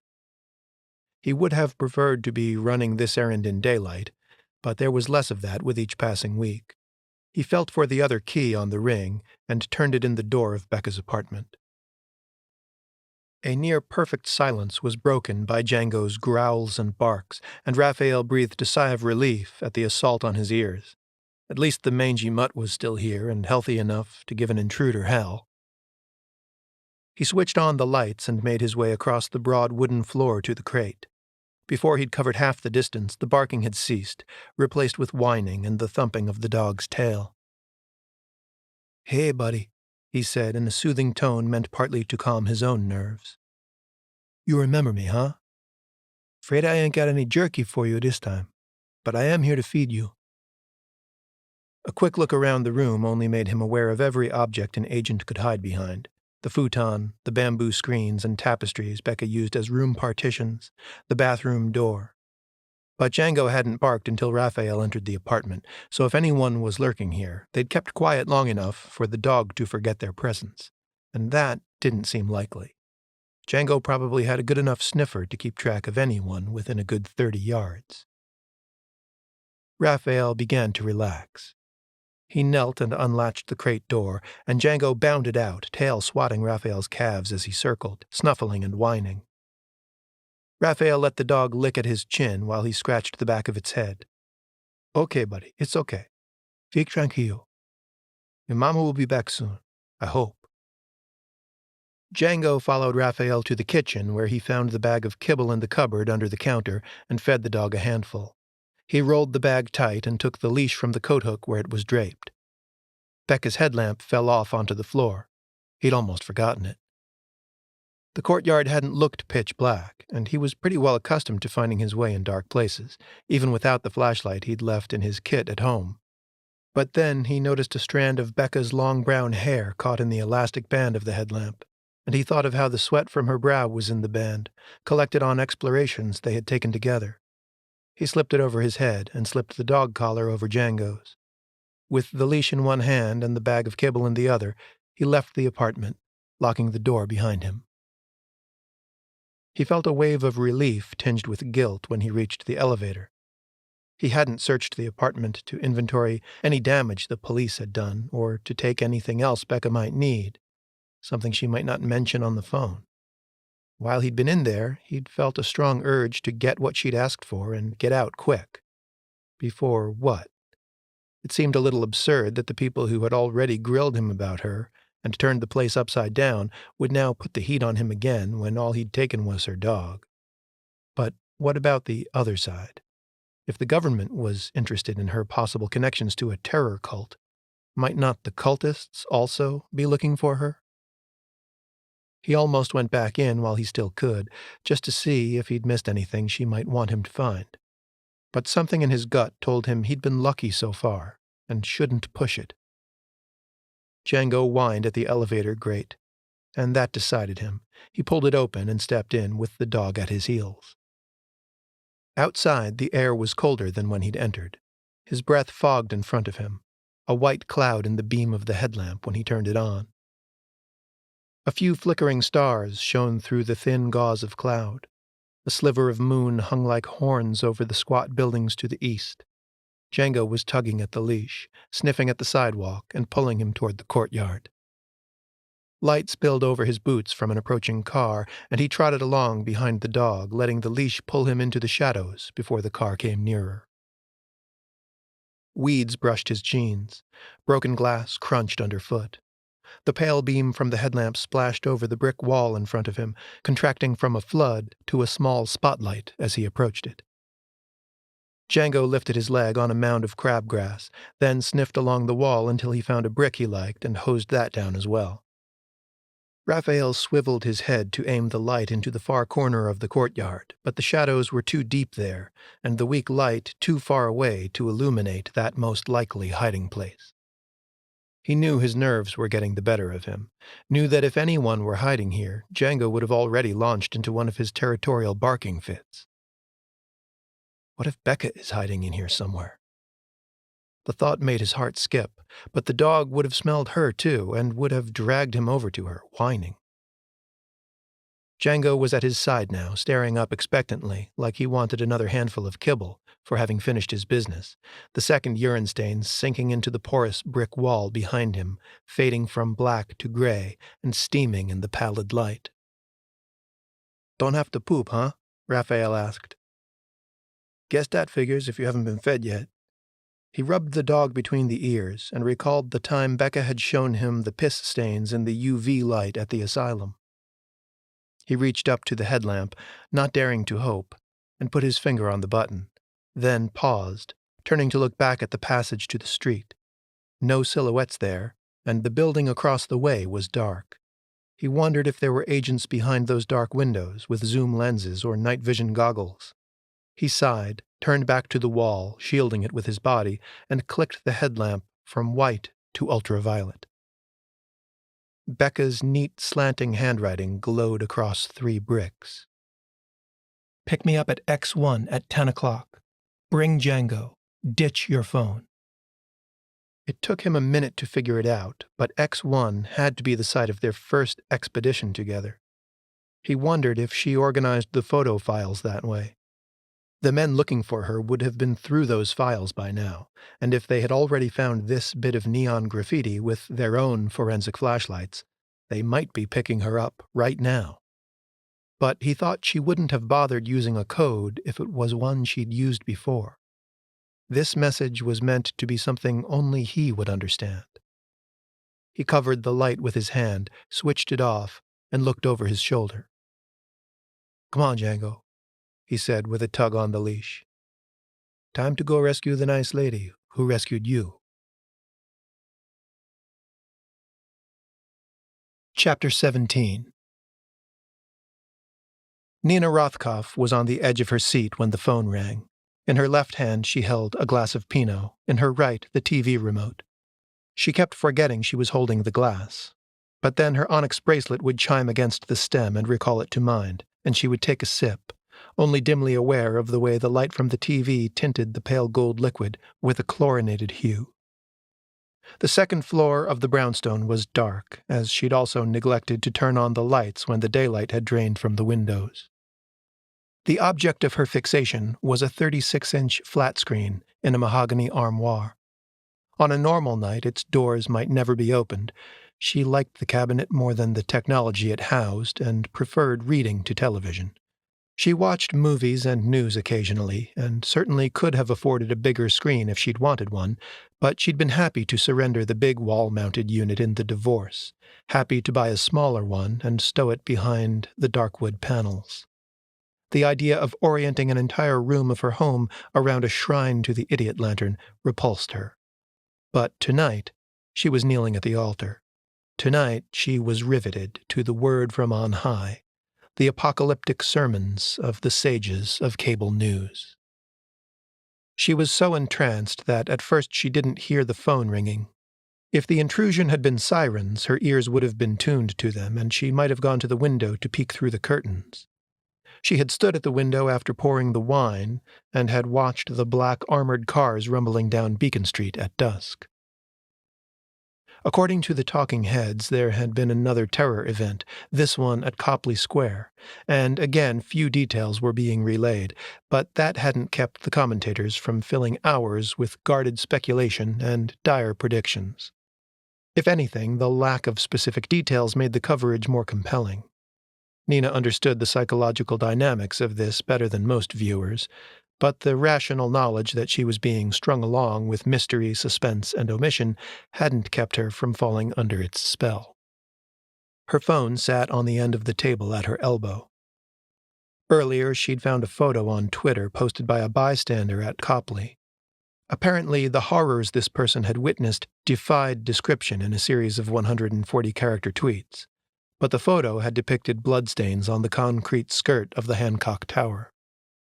It had been taken through a shattered window on the third floor, and the profile of the tweeter indicated that he worked there. The tweet before the photo post read, "Bullet just took out a window on our floor and hit the ceiling. No one hurt. Looks like police in combat gear down there.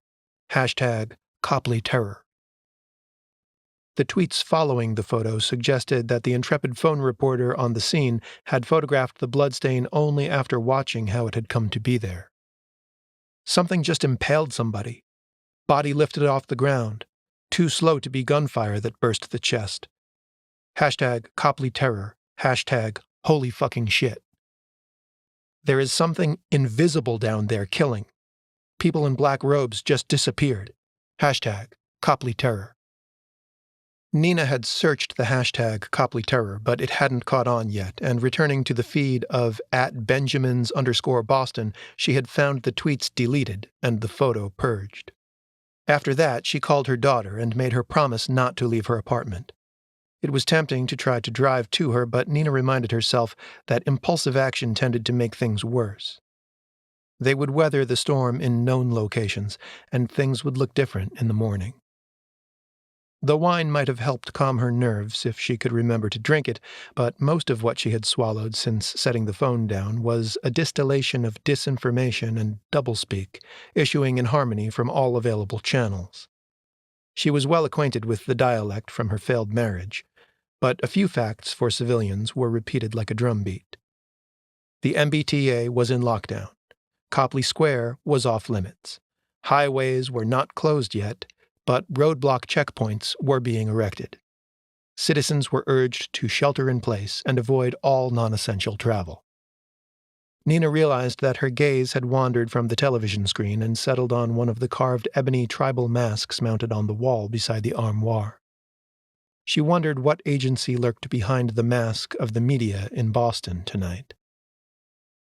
Her marimba ringtone finally caught her attention, and she turned to the little rectangle of light beside her. Setting the wineglass down and picking the phone up, she didn't recognize the number. Probably a patient. It was a wonder they weren't all placing emergency calls to her tonight. Most of them were paranoid on a good day. "Nina, it's Becca Philips."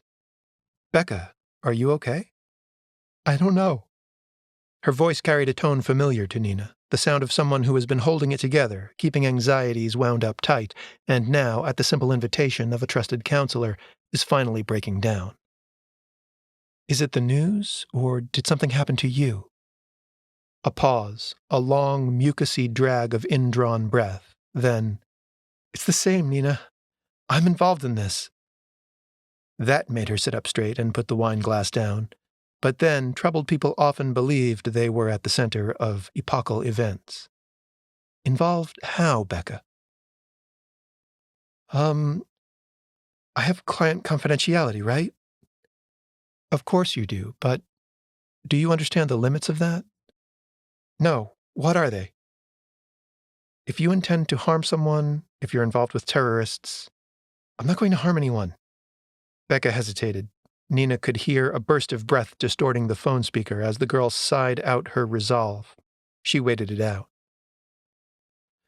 "You know the dreams I was having about monsters?" Becca said. "Yes, of course. I started seeing the same kinds of things in my infrared photos." "Becca, that could be like looking at ink blots. Humans have a great capacity to see meaningful patterns in chaos." "No. Listen. The government seized my camera and computer, my hard drives, because they wanted to see what I saw. They were looking for the same creatures, expecting them to break through." "Break through?" "Because they saw it happen on the train. They saw something break through from that other layer, and some people can see it without dreaming. Some can see it without a special camera, and some people want to see it. They want to see the monsters." Becca's voice was brimming with barely constrained hysteria, but she regained control before Nina could ask her who wanted to see the monsters. "I know it sounds crazy. I would think it was crazy if I heard it a few weeks ago. And I did. I met a man, a homeless man, who was spewing the same insane shit. But then I took a picture of a thin place where they pulled him through, or he walked through, or cut his way through with a goddamn cat laser." She laughed. It might have mutated into a sob in the distortion of her breath through the speaker. "Oh shit, I'm not helping my case here, I know. But this man who knew, I found his diary, and I think he might have even been a student of my grandmother's books. Anyway, I saw him again. I saw him come back out in a different part of town, wounded and dying." "It's an incredible story, Becca. What do you need from me? Are the authorities looking for you?" "They let me go. Well, not really. They wanted me to take more pictures of what's happening. But all hell broke loose and I got away. I don't know if they care about me anymore, but I think they want my camera. I don't know. They'd probably lock me up again if they found me, just because that would be simpler while they sort things out." "Where are you now?" Becca ignored the question. "It all reminds me of the stories my gran told me when I was a girl. I think she would have known what this is, and I'm starting to wonder about her death. Was it really natural causes, whatever the fuck that means? Was she a threat to someone? And I know I sound like I'm raving paranoid. I do. I know. I do. But if you'd seen some of the shit I've seen, Nina, you would be too. I'm sorry. I don't know why I called you. It's good to be able to talk about it with someone who knows me. Someone objective." Silence on the live air between them.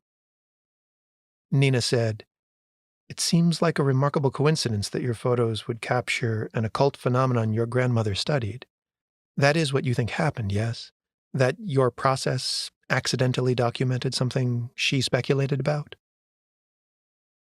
"Yeah, that was what I was thinking, but now that you say it, I wonder if it wasn't a coincidence." She encouraged my interest in photography. She used to talk about how it was an almost sacred modern art because it was all about light and shadow and perception, seeing reality from certain angles. I used to think she was a bit off her rocker, like it all sounded the same to me after a while, growing up with her and her metaphysical rambling. But she introduced me to my first mentor, and now I wonder if she wanted him to teach me alternative processes because she knew that if they ever came through, they would appear first at the edges of the visible spectrum.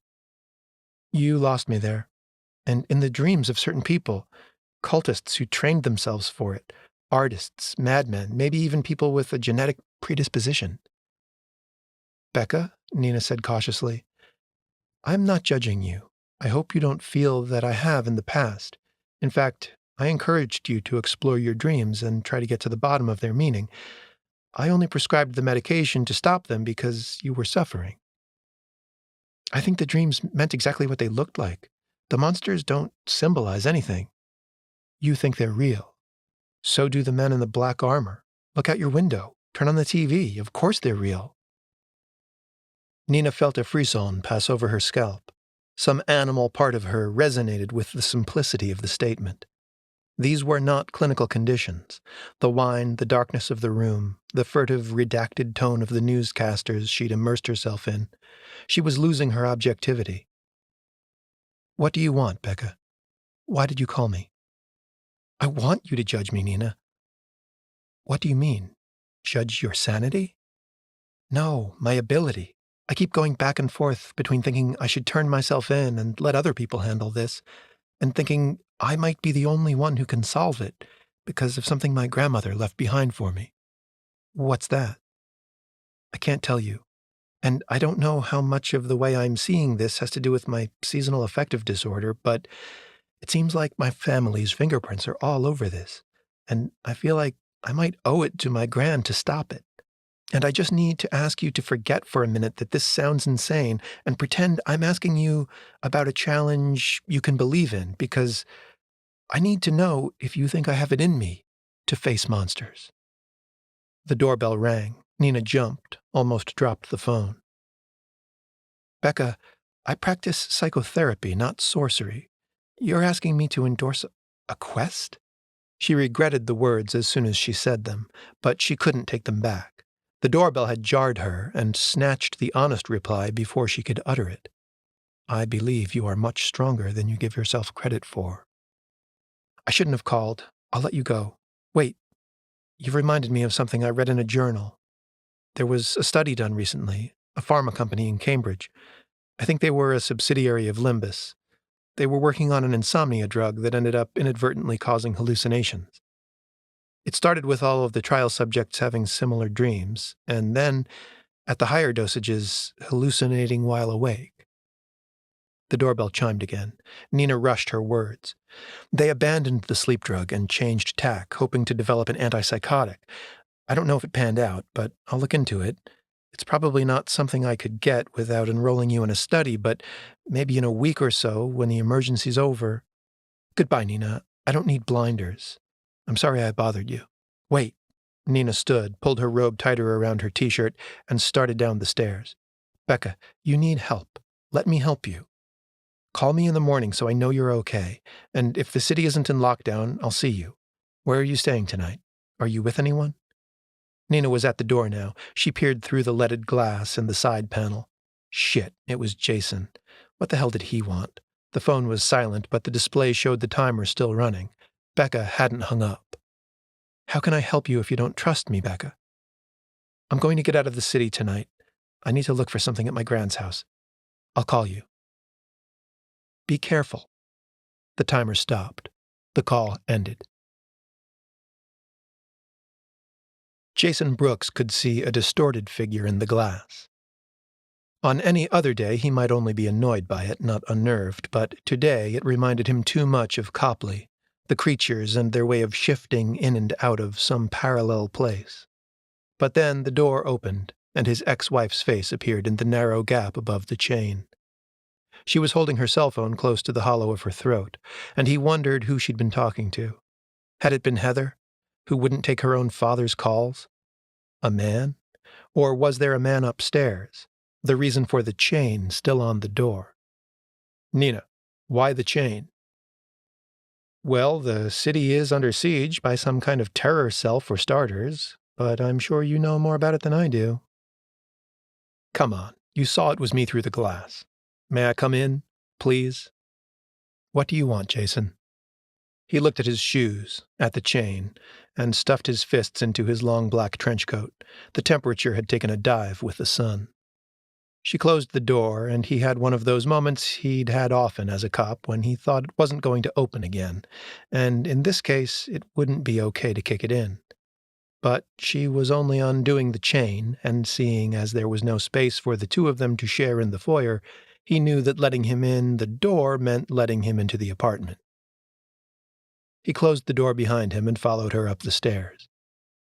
At the top, they came to a dark room, illuminated only by the cold light of the TV, flickering on the west wall and the ceiling.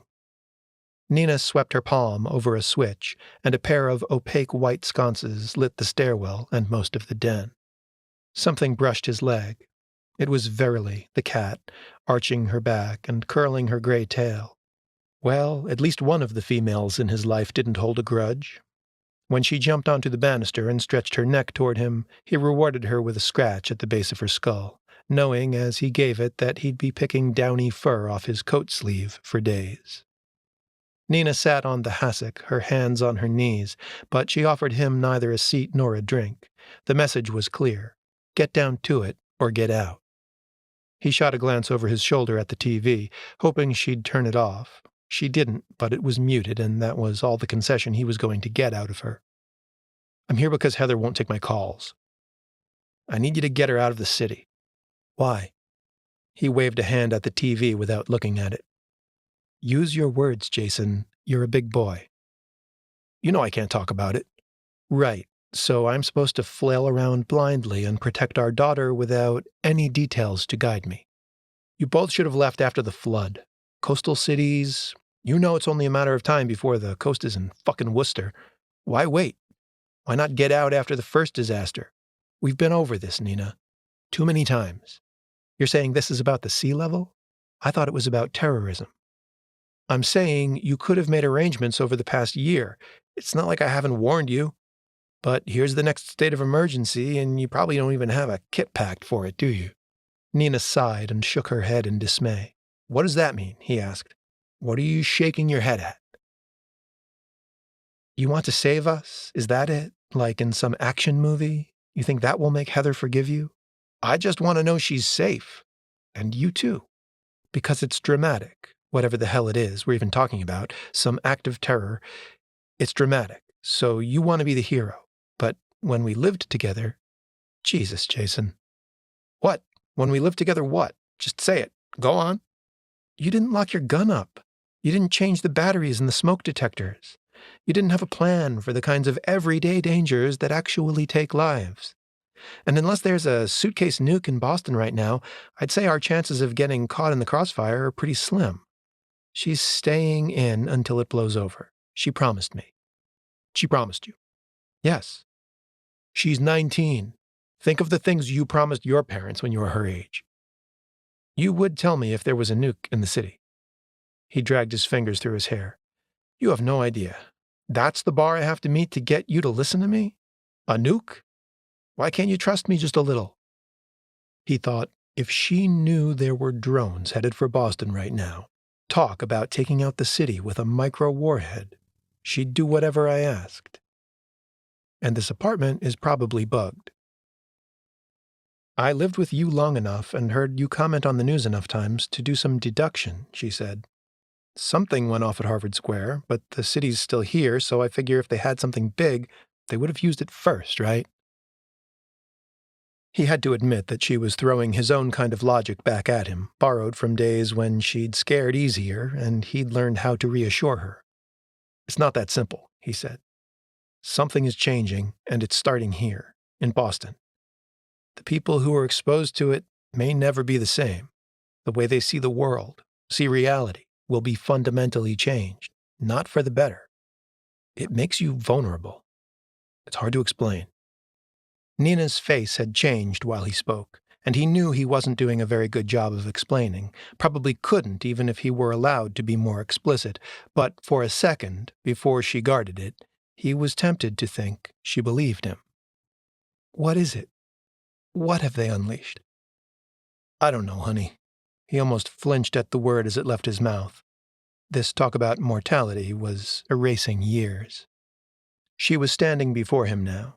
He didn't know when she'd risen from the hassock. One of her slender hands reached for his face, slowly, the way a hand goes toward a potentially dangerous animal, one that might bite. He was looking away from her at the floor when she said, "You've seen it." It wasn't a question. She would have made a good interrogator, but she was a better shrink. She touched his stubbly chin, grazed her thumb over the dimple there, the one she used to like.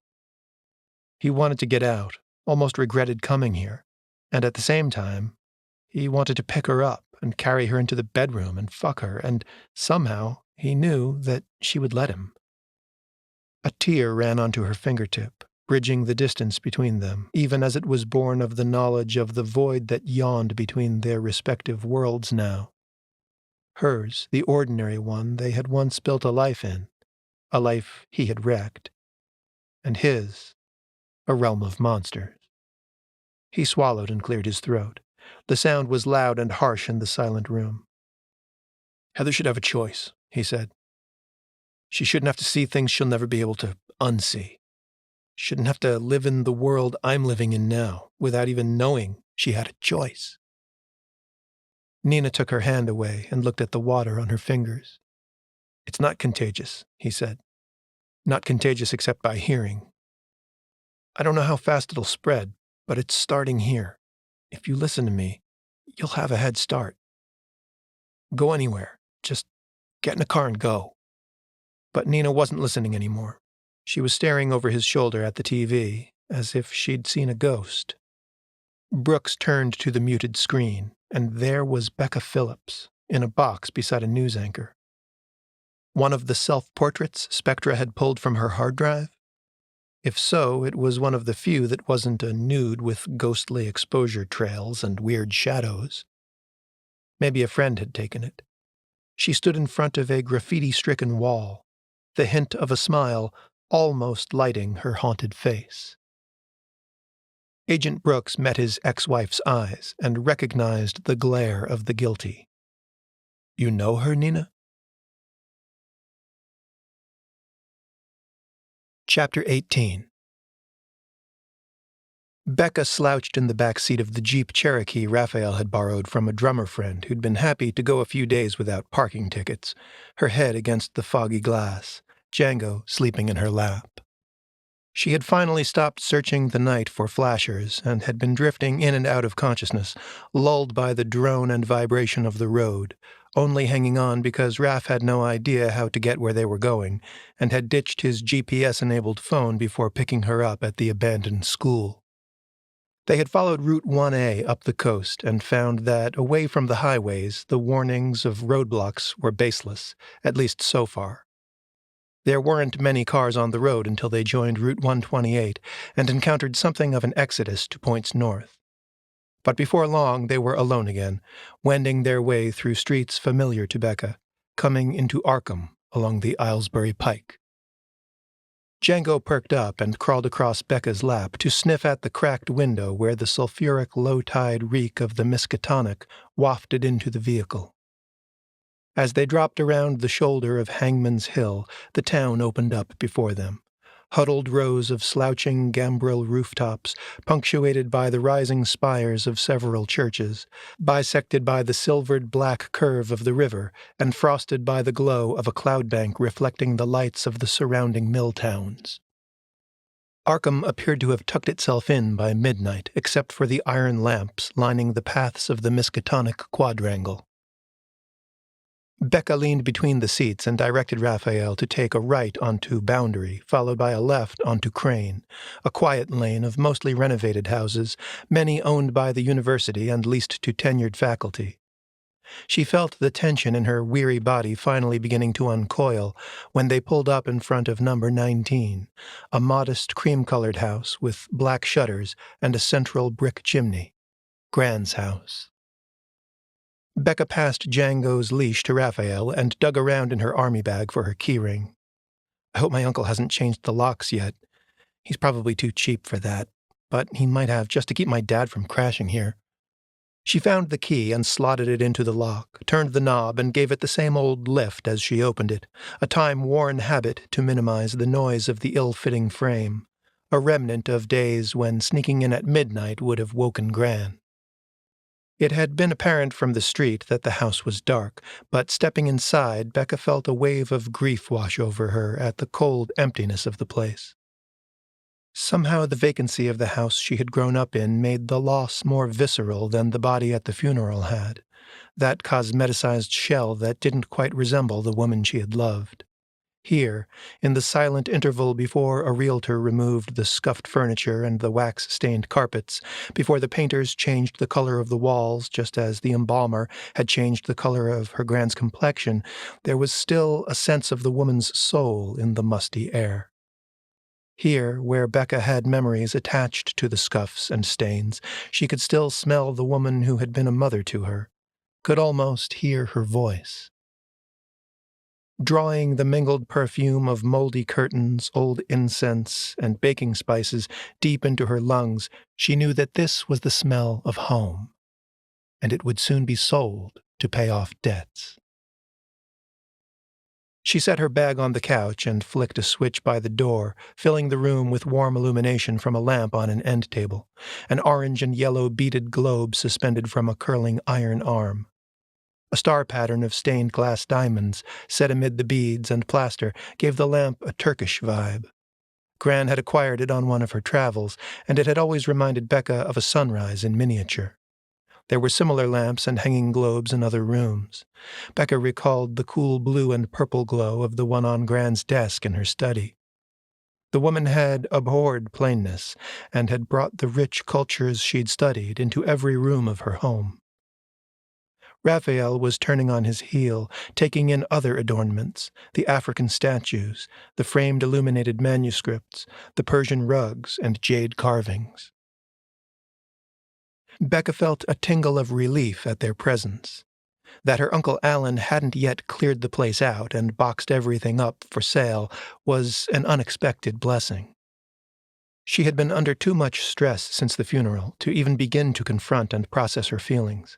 She had come here in search of something, that was true. There was an objective to the visit, but she realized now that she had also come seeking refuge, seeking a sense of Catherine's presence. Maybe what she sought was still here. She collapsed onto the couch with a bone-weary sigh. "You grew up here?" Raphael asked, taking it in. "It seems a lot smaller after living in a warehouse. Or with her not here." They had risked stopping at a convenience store on 1A, and now Raphael found the kitchen and set a bag of food and a 6-pack of Sam Adams on the counter. Becca watched him across the opening in the wall through which she had so often talked with Catherine while the older woman cooked. Raphael opened and closed drawers until he found a bottle opener. Becca knew he'd succeeded when a sound like a spinning coin winding down reached her ears. Django, finished sniffing out the living room, jumped onto the couch and laid his head in her lap. She stroked the downy fur around his ears. Raphael returned and set her beer on the end table beside her. She pulled herself up, opened the end table drawer, and fished around for a coaster. There was a cash register receipt in the drawer, penciled with a list of words in Hebrew and Greek, distilled to numeric calculations.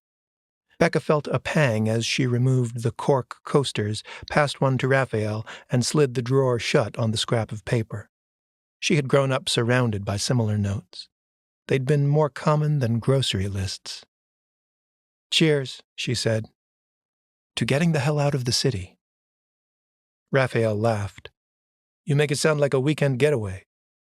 Clinking his bottle against hers, he said, "To not spending the night in custody." After a long pull on the bottle, Becca got up and retrieved the dog food from the Jeep.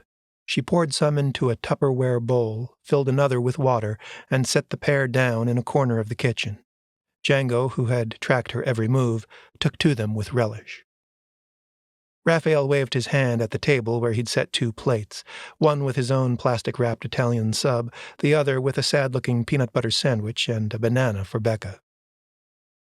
"Thanks, Raph." She scratched the back of her head, and her stiff hair failed to fully resettle. She knew she must look a wreck and hardly had the energy to even eat. She wanted a hot shower and sleep, but to stay the night here would be risky. If SPECTRA still considered her a priority, they would pay a visit to her prior residence sooner or later. "Sit down," Raphael said. "You gotta eat, girl." She nodded but didn't sit. The idea of lingering was making her nervous. "What, you already have your peanut butter quota for the day?" "Guess I should have got spaghetti. The other thing you eat," he teased. "No, it's good. It's fine. I need to check the study first." "You said she had a lot of books, right? Could take a while. At least have a bite, or take it with you." She shuddered theatrically. "Handling books with peanut butter on my fingers? Gran would have another stroke. I just need to know they're still there. Then I'll eat." Raphael unwrapped his sub and dug into it with an enthusiasm to rival Django's. The dog sniffed the air beside the table, and when no cold cuts were forthcoming, turned and trotted after Becca, his tail swishing against the narrow walls of the hallway. At the top of a steep staircase, Becca came to the hushed, carpeted sanctum of the 2nd floor, Gran's domain.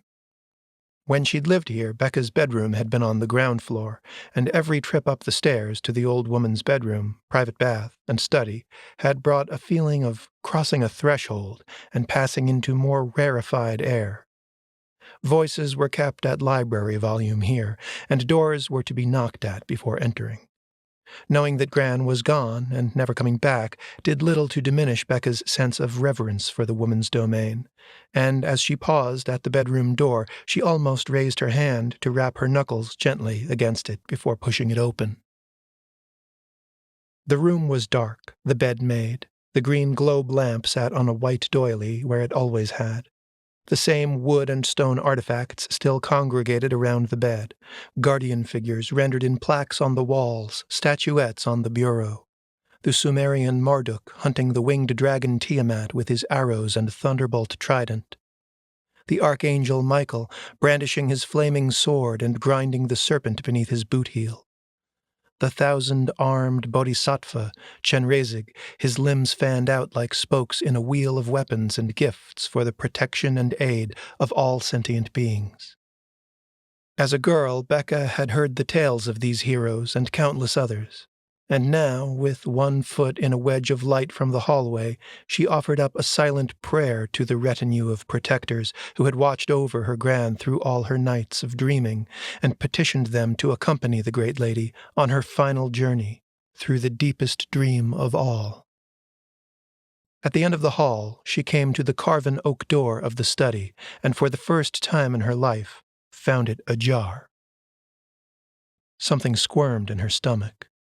She pressed her fingers against the wood and watched it drift inward with a rising whine. It was dark, but as she stepped over the threshold from the Persian carpet runner onto the hardwood floor of the study, she knew from the echo, before her eyes could even adjust to the faint streetlight through the window, that shelves laden with leather and cloth were not absorbing her footsteps. The curator of the university library had already been here with his movers. Uncle Alan or Catherine's attorney had let them in, ushered them up the stairs, and, in accordance with the late scholar's last will and testament, granted them access to her most private room. Becca found the light switch. Ripping the shadows from the room was like pulling a shroud off a naked corpse. The bookshelves, all of them, were bare. Django was waiting for her at the bottom of the stairs, sitting on his haunches and swishing his tail. She had told him to stay, and to her surprise, he had. Maybe training him would be easier than she'd hoped. Or maybe he was afraid of some lingering vibe on the 2nd floor. Becca could well remember being afraid of the study herself when she'd been small. The door had seemed to tower above her, locked more to keep abominations in than people out. Had she acquired that vague notion through an accumulation of things Gran had said to keep her curiosity in check? Or from scraps of conversations with colleagues over tea in the den? Had Becca seen things that she had thrust into the dark recesses of her mind? Things that would have made it impossible for her to grow up sane if left unrepressed? The smell of old leather and parchment lingered in her memory, and incense, and ink, and something else. Something fishy. She patted Django and went to the kitchen for her sandwich. Peanut butter didn't exactly go great with the taste of beer in her mouth, and she wanted to finish the beer more than she wanted to eat at this point, but she knew she needed the sustenance. She took an ice pack from the freezer for her aching wrist and carried it with the sandwich into the den, where she found Raphael kneeling in front of the fireplace, positioning chunks of firewood from the iron ring around some balled-up newspaper, his boxers hanging out of his jeans. That might not be such a great idea, Raph. He looked at her over his shoulder, eyebrows raised. Having the lights on is probably risky enough, but if someone sees smoke from the chimney, we might draw unwanted attention sooner. It's cold in here, Becca. I tried turning on the heat, but it didn't kick in. You think they shut off the gas? I don't know, but I'm not sure we should spend the night here. And I sure as hell don't want to burn the place down. She settled on the couch and took a tug on her bottle. For all I know, the chimney could have had a bird's nest in it. I don't remember Gran ever having lit a fire in that thing. Ever? There's firewood. Pretty dusty firewood. Seems like it's been there forever. It was probably just for show. Raphael stuck his head into the fireplace and peered up the chimney, as if he had any chance of seeing an obstruction in the dark channel. Kneeling with his arms akimbo, he looked over his little teepee of wood and paper, then sighed and got up, fetched another beer from the kitchen, and joined Becca on the couch. She laid her head on his shoulder. I really miss her. Raphael took her hand and squeezed it. Of course you do. She raised you. It's going to take time. It just seems wrong, being here and not hearing her voice. After I moved to Boston, when I visited, I'd always hear her voice calling from the kitchen. So excited to see me. And when she hugged you, she'd squeeze the hell out of you. So strong for her size. She sounds cool. She would have liked you, would have made you tea and told you stories all night. And she would have wanted to hear all about Brazil. Would have told you things your grandparents believed that you never knew. So your dad, he just took off after your mother died and dumped you with her? It's complicated. He was afraid. Of what? Becca sighed. My mother couldn't deal with my grandmother. At all. She sounds pretty easy to get along with. As a person, yes, if she liked you. And she didn't like your mother? Not really. I was probably too young to be a reliable source on that, but you pick stuff up. Gran was into some dark things, her research. I know if she were here, she'd understand what's happening now. She'd be able to tell those agents something about the nature of it. Maybe even how to stop it. Maybe someone at the university, whoever has her books now, maybe a colleague could help. But what does it have to do with you and me? Maybe we should just get on the road and drive. Get away from it. That's what my dad did. He ran away. From what? You think something your gran called up is the cause of what's happening? No, she used to dabble, I think, to test the validity of her theories. But that was before she realized just how serious the consequences could be. Before my grandfather went insane and my mother killed herself. Jesus.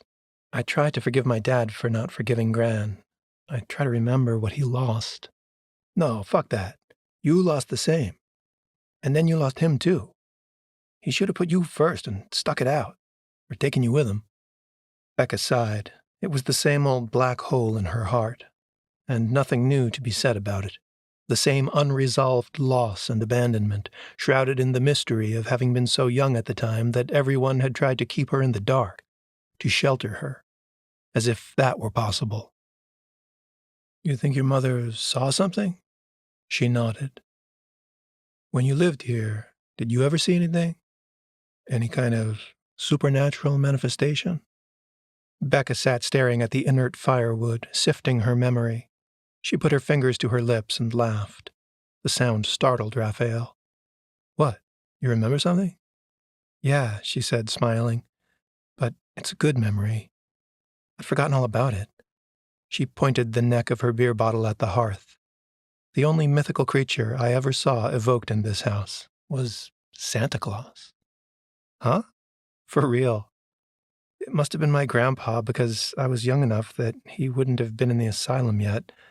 Fucking Santa Claus in a red suit with the beard, boots, and all climbed out of that fireplace one Christmas Eve while I was crashed on the couch with the tree all lit up. I totally forgot about that until now."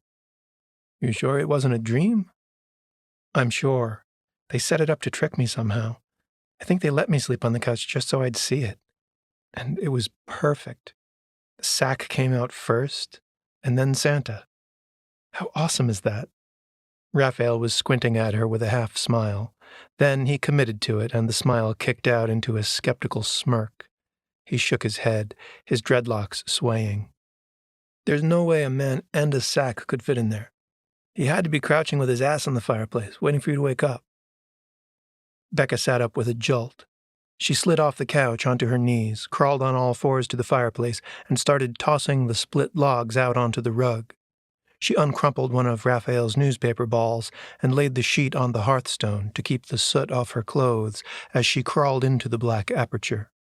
On a typical expedition, she didn't give a damn if she got dirty, but on the run without a change of clothes and the possibility of her picture on TV, she didn't need to be marked in any way that would attract attention. She ran her fingertips over the bricks at the back and realized that the black coloration didn't come off. It might have even been spray-painted on to create the illusion of long use, but for all she knew, there had never been a fire set here. Ever. The newsprint was more likely to blacken her hands and pants than the stones were. She swept the paper away and crouched in the brick frame. It was a large fireplace, probably larger than most, but Raphael was right. It was too small to contain a man in a fat suit. She ran her fingers over the bricks, pushing on each in turn and feeling a little silly. Wasn't that the device always used in old movies? The key brick in a wall? She ran a finger across the seams, top, bottom, and sides, felt around behind the hearth frame, and there, a cold metal lever, rough with rust or oxidation. She jiggered it, unsure of how to turn, push, or pull it, and then, getting a finger underneath what felt like the short branch of an L, she jogged it, and with a thump, the brick wall at the rear shifted and settled. She gave it a push, and it swung inward on invisible hinges. A door. A patch of darkness delineated only by the light of the table lamp, falling on dust motes caught in the gossamer cobwebs billowing gently around the tunnel mouth on a faint draft from below. Somehow she knew that the stale air she tasted came from below and not behind or above. This was not a doorway onto a recessed room hidden in the architecture of the ground floor, nor a stairway leading to the second floor or attic. It led down to a basement she'd never known existed. A hidden cellar with no other door. She knew this as she stared into the blackness. Before the stairs were even lit, she knew they were there. Raphael beside her, closer than she'd realized, said, "I'll grab the headlamp." But before he could stand up, Becca had found a chain of brass beads and pulled on it gently, afraid it might break in her fingers. A bare yellow bulb came on, revealing a tight, winding stone and mortar stair. She shuffled in, feet first. Raphael put a hand on her shoulder. "Let me go first. Make sure it's safe." She shook her head, staring into the tunnel beyond her boots. Then she tilted her chin up and planted a quick kiss on his lips over her shoulder, before using his momentary surprise to slip out of his grip and push her butt off the floor with her hands braced behind her. Django darted into the space between them, sniffing at the musty air, and then Becca's feet were on the stairs, her upper body and head clearing the doorframe and passing the faux brick wall with its artfully cut fragments. She scraped down the first 3 steps on the seat of her pants, like a half-awake child bobbing down a staircase on Christmas morning, until the ceiling was high enough for her to take the remainder standing. The curve of the stairs prevented the dim bulb from illuminating the room at the bottom, and again she groped in the dark, feeling along a beam at the obvious height for a light switch. Her fingers found the edge of a metal plate mounted on a 2x4. With an indrawn breath to brace herself and a click, a small stone cell lined with crowded bookshelves flickered into existence. The chamber was furnished with a small desk and a solitary folding chair. The stone and mortar of the stairs gave way to a smooth cement floor covered in elaborate chalk diagrams, multi-rayed stars, sigils, and names rendered in a thorny arcane alphabet. Becca put her hand out behind her into Raphael's stomach and whispered, "Watch where you step." The whisper felt right for the place, though she couldn't have said why. It was a solitary, unoccupied room. On the table lay a short stack of books, and one large tome open to a page somewhere in the middle, a glass magnifier perched on the right-facing page. Beside the open book, a black silk cloth lay draped over a globe-shaped object the size of a child's skull. All was lit by a frosted white orb in an iron cage anchored in a high corner, one of the only spaces not covered with sagging bookshelves.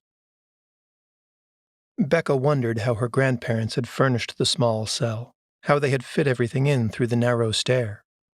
Her grandfather had been a handy sort of man, and she could picture him building the shelves and table in the same room where they would remain, but she had a feeling that the secret chamber predated her family's residence at 19 Crane Street.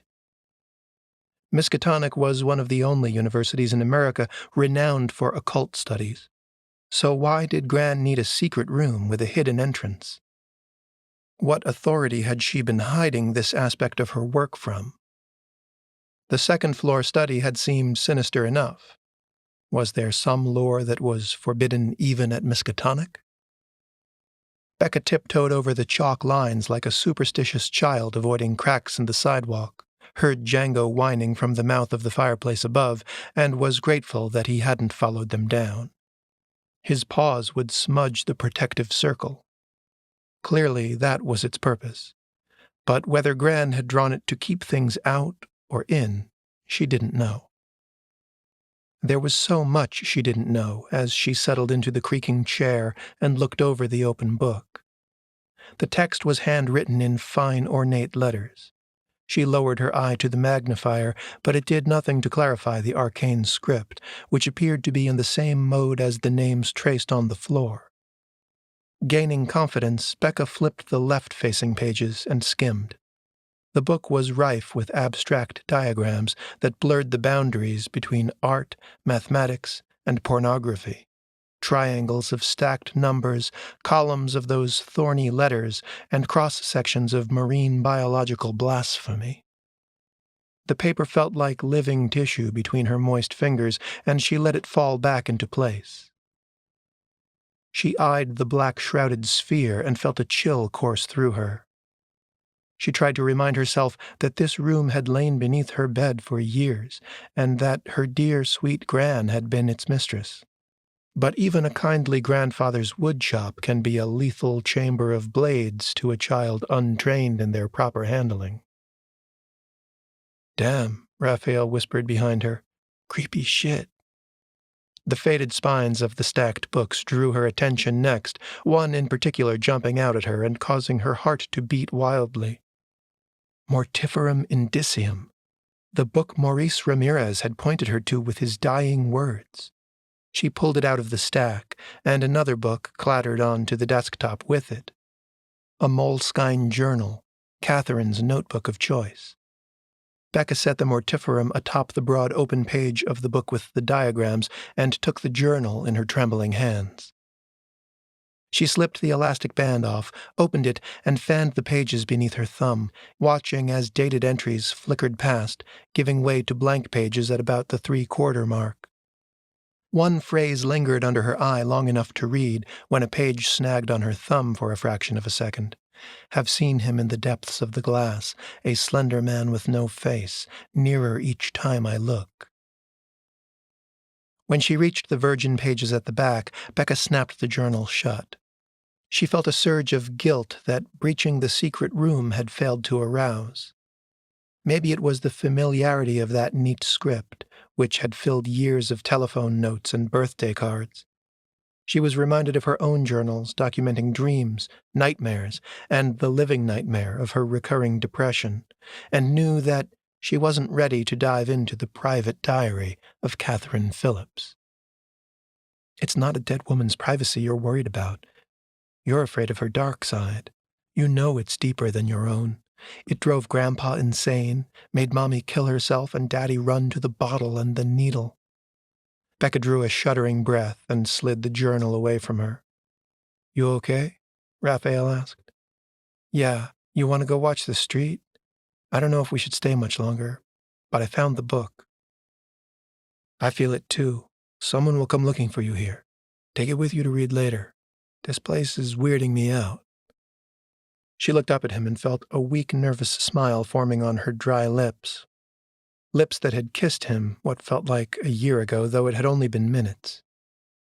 My fearless urban explorer is creeped out after the abandoned asylums and tunnels. This is what finally does it for you? Chalk on the floor and musty books? He tried to smile back, but it went sour.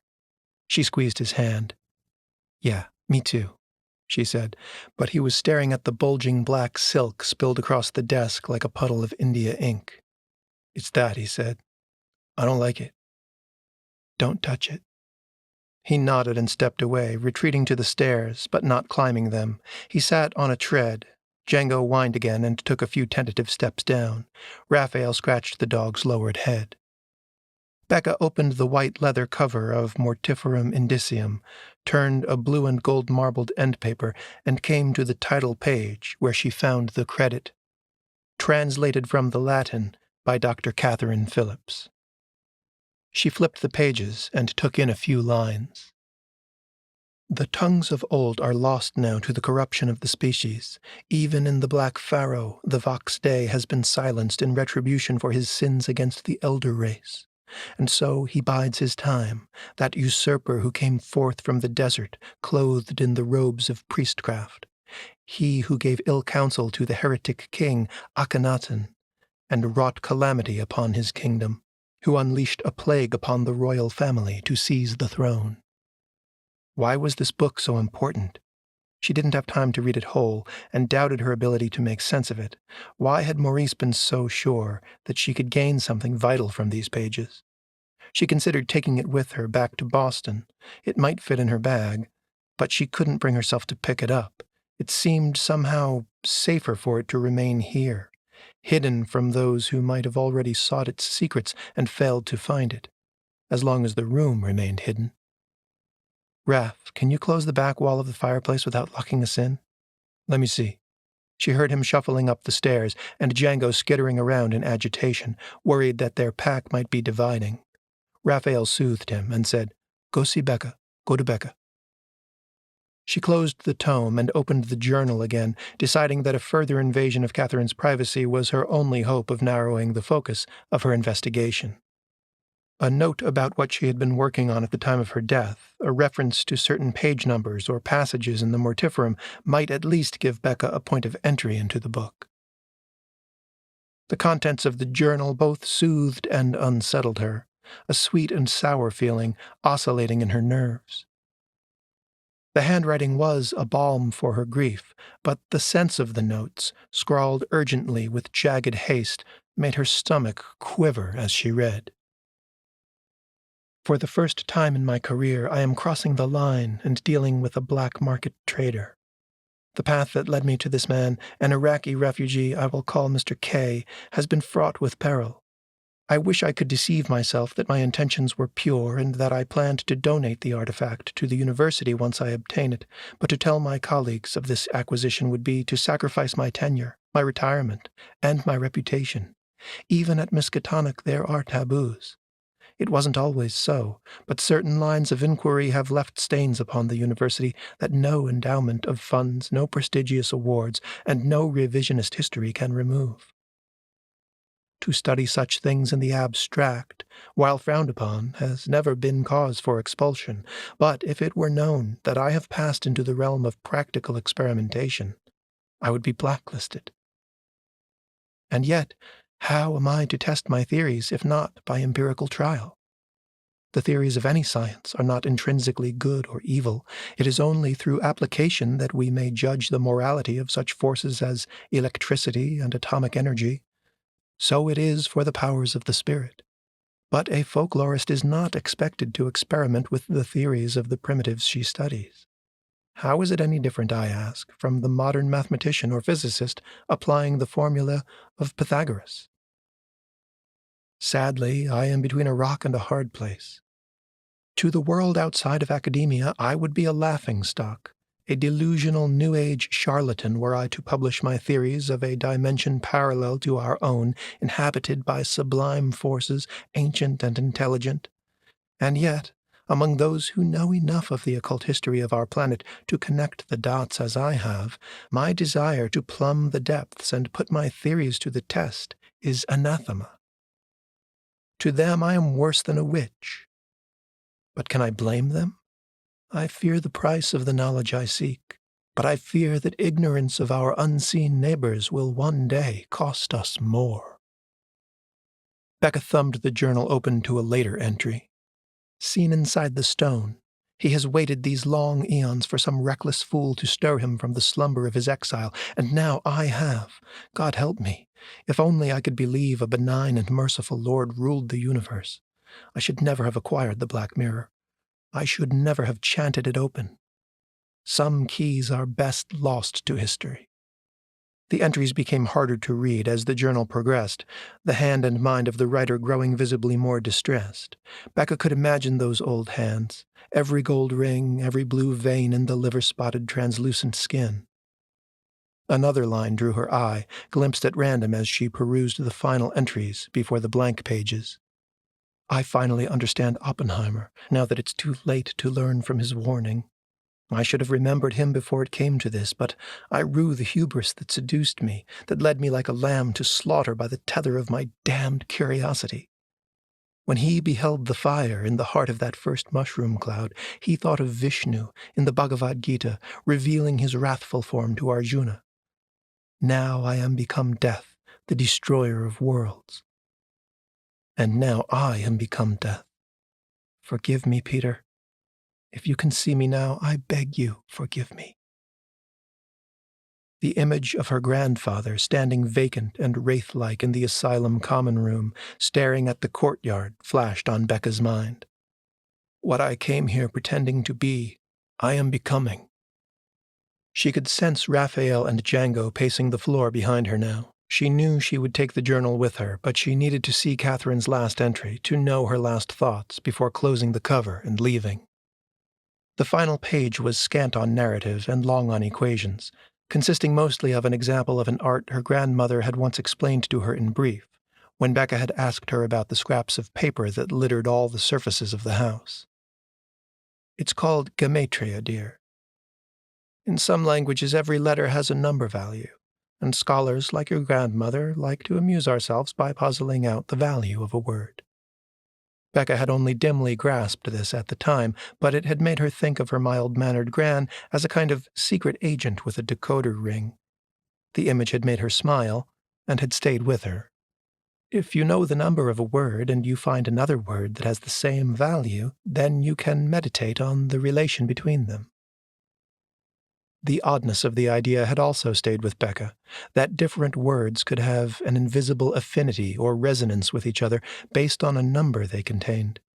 Math wrapped in language, like jewels hidden in fruit. At the top of the last page, Becca found Catherine's final note.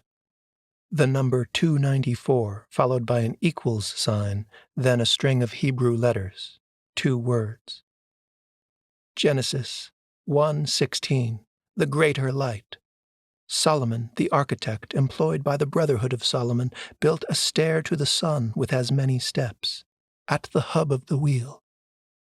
But where did you hide the fire of Cairo, Peter? After you banished the beast their dread Saint Jeremy called up, where did you hide it? Something moved on the desk at Becca's elbow, and she startled. It was the black silk shroud sliding sideways. She grabbed at it, but too late. Django had the other end of it in his teeth. was pulling on it, growling. Becca, her mouth agape in helpless horror, watched the cloth fall from the edge of the desk, exposing the object it had concealed. Django dropped the silk and erupted into a battery of barking. He sounded bigger than he was, bigger and wilder, a guardian bracing to make a stand, and Becca was staring into a perfect circle of polished black glass, tilted up at her like a mirror on a vanity. A faceless man in a red robe, with blue fire in his hair, stared back at her, and she didn't know how a man with no eyes could stare and scrutinize, but she knew in the depths of her bowels that he did.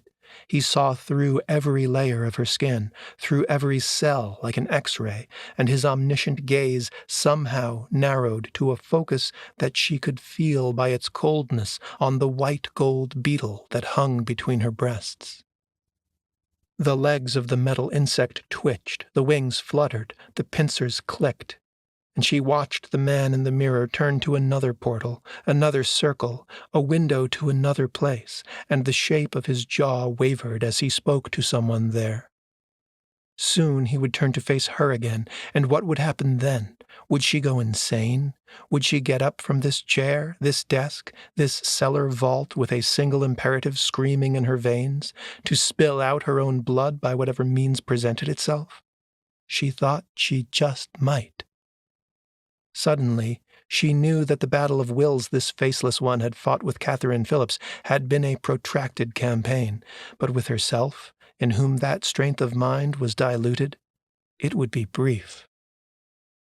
And now the dark face was turning to look at her again, but she couldn't make a sound in her throat, couldn't make her hand seize the silk, couldn't make her eyes look away. The beetle burned into the skin of her chest like a brand, and she felt rage emanating from it, felt a vengeance in the metal to match the sound of Django's barks, and knew that this was the opposite polarity to the coldness she had felt under the dark man's gaze. This heat emanating from a sentient creature, a guardian awakened in the presence of an enemy. Becca reached out, put her hand behind the obsidian disc, and slammed it to the desktop just as Raphael threw the black silk at it, covering both her hand and the artifact in a single sweep. She withdrew her hand from under the fabric, kicked the chair back from the desk, and stood up, her heart pounding, the heat of the beetle fading. She stared at Raphael, eyes wide with horror. Between them, Django growled at the desk, the fur along his spine standing up. Someone saw me. Someone in there saw me. In there? Yes. It's like Skyping with the devil or something. We have to get out of here, now. He looked up the stairs. Becca, I don't know. We were lucky to get here without being pulled over. This little lamb Frank set up might be the best bunker we could hope for if someone shows up. I mean, the Jeep out front isn't registered to either one of us. We could turn off the lights upstairs, and no one would even know. Did you hear that? Hear what? Shush. Raphael looked at the ceiling while Becca knelt beside Django, cupped a hand over his muzzle, and stroked the back of his head. The dog was still growling, but too low to be heard in the house above. Raphael said, What did you? Becca cut him off with a raised finger. We need to get out of here, she whispered. If the man in the mirror sent someone, we'll be trapped. Raphael shook his head. No one could get here that fast. As if to prove him wrong, a loud crack resounded from above, like the sound of a door being kicked in or a gunshot taking out a lock. Django erupted into another territorial outburst, and Becca felt her heart drop in her chest. The whole situation tilting out of control, like a table tipping toward the floor, spilling everything her grandmother had entrusted her with, everything she'd managed to find on her own, and every faint hope that a dying man had put on her. It was all going to end here in the dark. She stuffed the journal into her bag and clutched the white leather-bound tome to her breast, thinking that, heavy as it was, it would still make a poor bludgeon. She didn't know who was upstairs, but she felt sure it was the faceless man himself come to take what he wanted from her, and in a flash she knew just what that was, the scarab that dangled from her neck. Surely if he'd wanted the books, he could have come here before to claim them, but it had been the sight of her and the talisman she wore that had roused him from the depths and spurred him to action. They needed to climb the stairs, now, Fast. They needed to make a break for the back door of the house and use Django's teeth and any weapon they could seize to get out of here before he grabbed them. But what weapon could help against an entity that could spy you from a sheet of black glass and appear at the door a moment later? She grabbed Raphael by the biceps and pulled him toward the stairs, but he only rocked on his feet, staring dumbly at the far wall and the darkness beyond the pool of light around the desk. Django was pacing, ears flattened against his head, unsure where to direct his aggression, toward the stairs and the sound of an intruder, or toward that patch of darkness that held Raphael's gaze. Becca squinted at the darkness and saw a pale green light wavering above an elaborately adorned chalk triangle. It reminded her of the northern lights, a curtain of luminescence gaining solidity with each passing second. Something was forming deep within the shifting veils of green light, something bestial. An acrid stench flooded the room, accompanied by a scuffling sound of many heavy limbs scratching at the concrete floor. The sound betrayed the anatomy before it was even fully formed, a percussion of hooves and claws. Becca was pushing Raphael up the stairs with Django at her heels when her eyes finally made sense of the shape now manifest in the chalk triangle. A man in a black cloak sat astride a goatish monstrosity with arachnid limbs protruding from its chest, covered in bristling gray fur and terminating in serrated black hooks. The rear legs were goat-like, angular, almost skeletal, and the horns on its head spiraled through a range of lustrous shades of black and gray as they dwindled to lethal points that Becca had trouble taking her eyes from. Now Raphael was tugging on her arm, calling her name, trying to shake her from her death trance. Something gleamed like moonlight on a dorsal fin, and she saw the wide, curved blade the rider held in his fist, pointed toward his hood-framed face, a face she now recognized, the wanted man from the Harvard attack, the MIT student she had seen on the news sites, Darius Marlowe.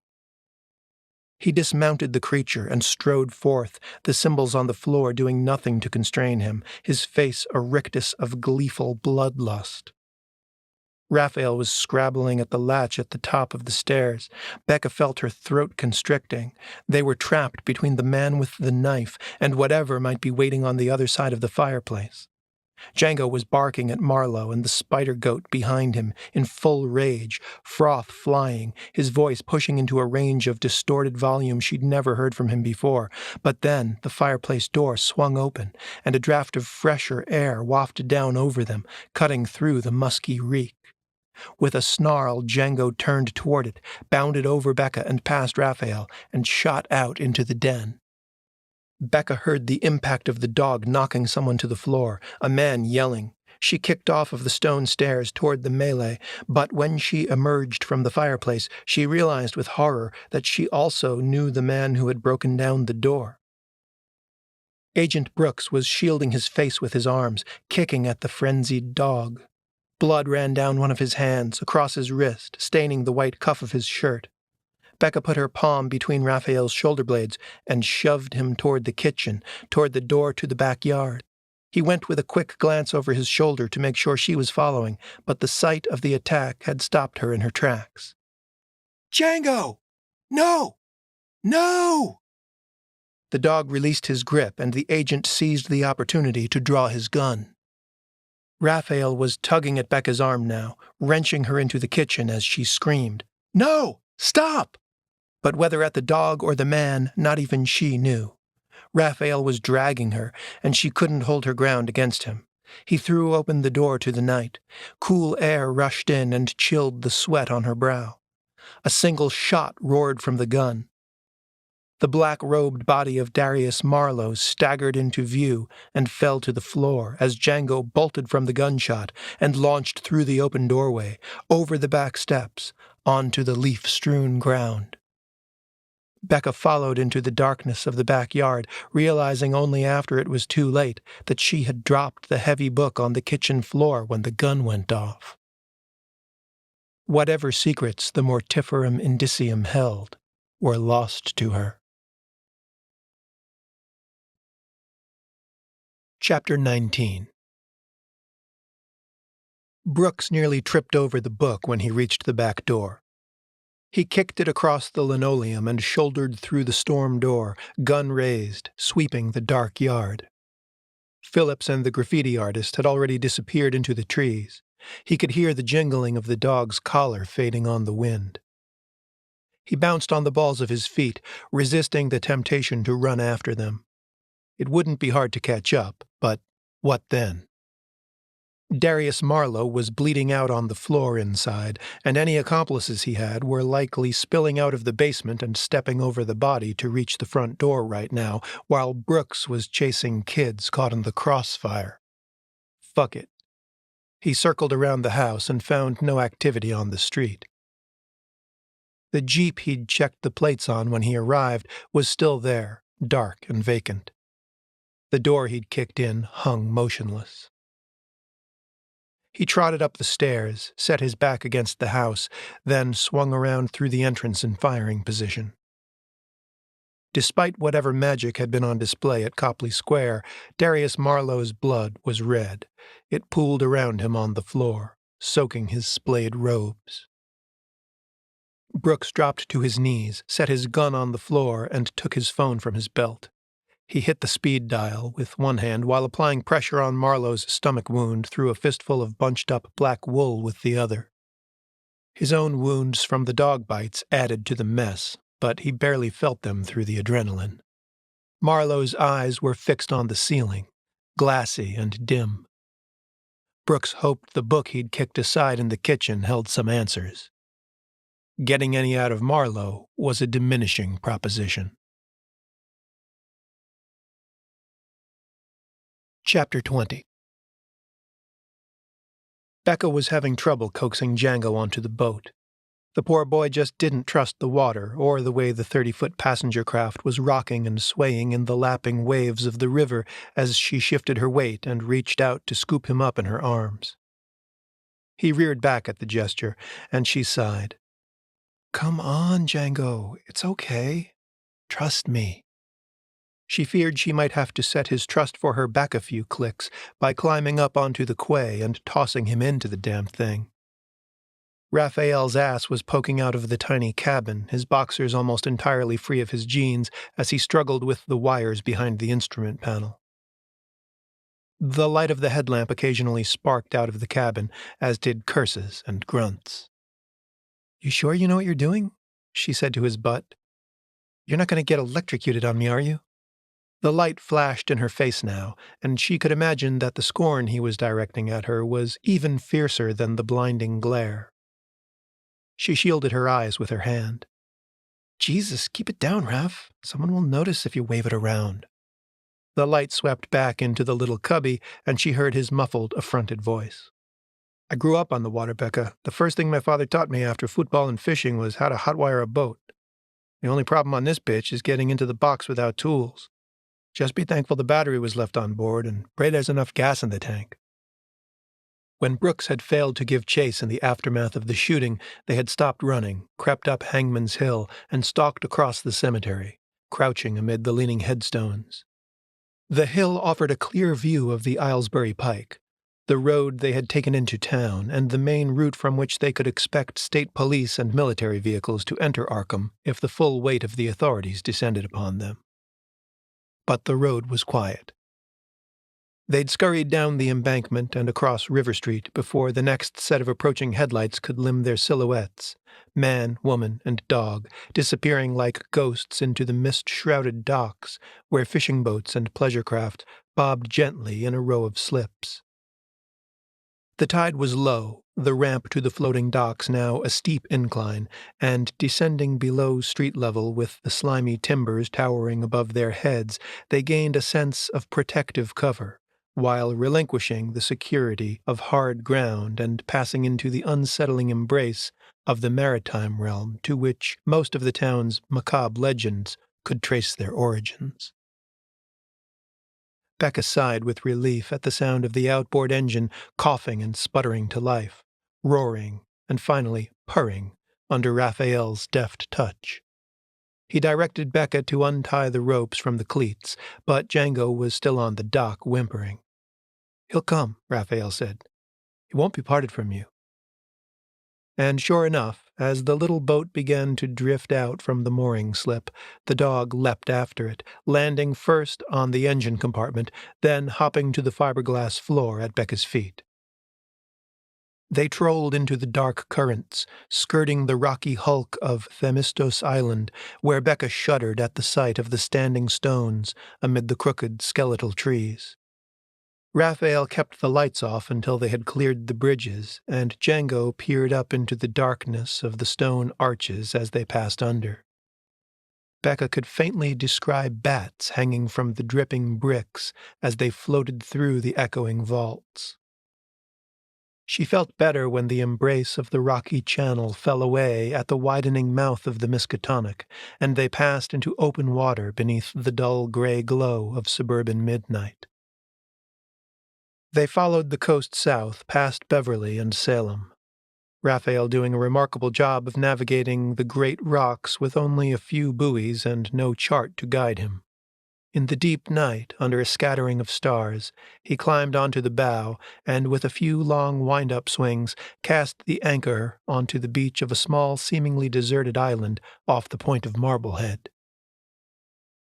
Had they known for certain that they had arrived at Tinker's Island, where several small camp shacks sat vacant for the season, they might have ventured off of the boat and forced their way into one for the night. But having made it this far with no sign of pursuit from sea or air, they were reluctant to test their luck with any exploration. The cabin of the little vessel was small and spare, and the sea air was cold, but the cushions at least were soft, and they settled in to sleep as the boat rocked gently on the surf. Raphael found a not-too-musty blanket stowed in a compartment under one of the seats and draped it over Becca's legs. She located the cabin light and switched it on, and the tiny space soon felt cozy. The boat was clean and well cared for, and in spite of the end of the world likely happening around them, she felt guilty about stealing it. Django was curled up on the cushions with his head on her belly, already snoozing.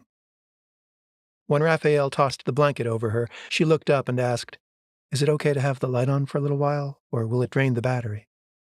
I could use the headlamp to read." "It's okay for now, but if you're up long, you should switch over. Do you think there's anything in that journal that will help?" She had only scratched the surface, and many of the entries were too fragmentary and self-referential to make much sense, but it was all she had to work with. "Hard to say. I think she could sense things were coming to a crisis right before she died, but most of what I've read so far is a bit guarded and cryptic. I wish we'd had more time in the house. If I could have found older journals, I might have a better chance of making some sense of it. And that book I dropped." She scratched her arm. "Are you sure it was important?" Becca nodded, pressed the heel of her hand to her eye socket. "I think most of these notes make reference to it. And she was the translator, so there's a lot she took for granted that she wouldn't spell out in a journal.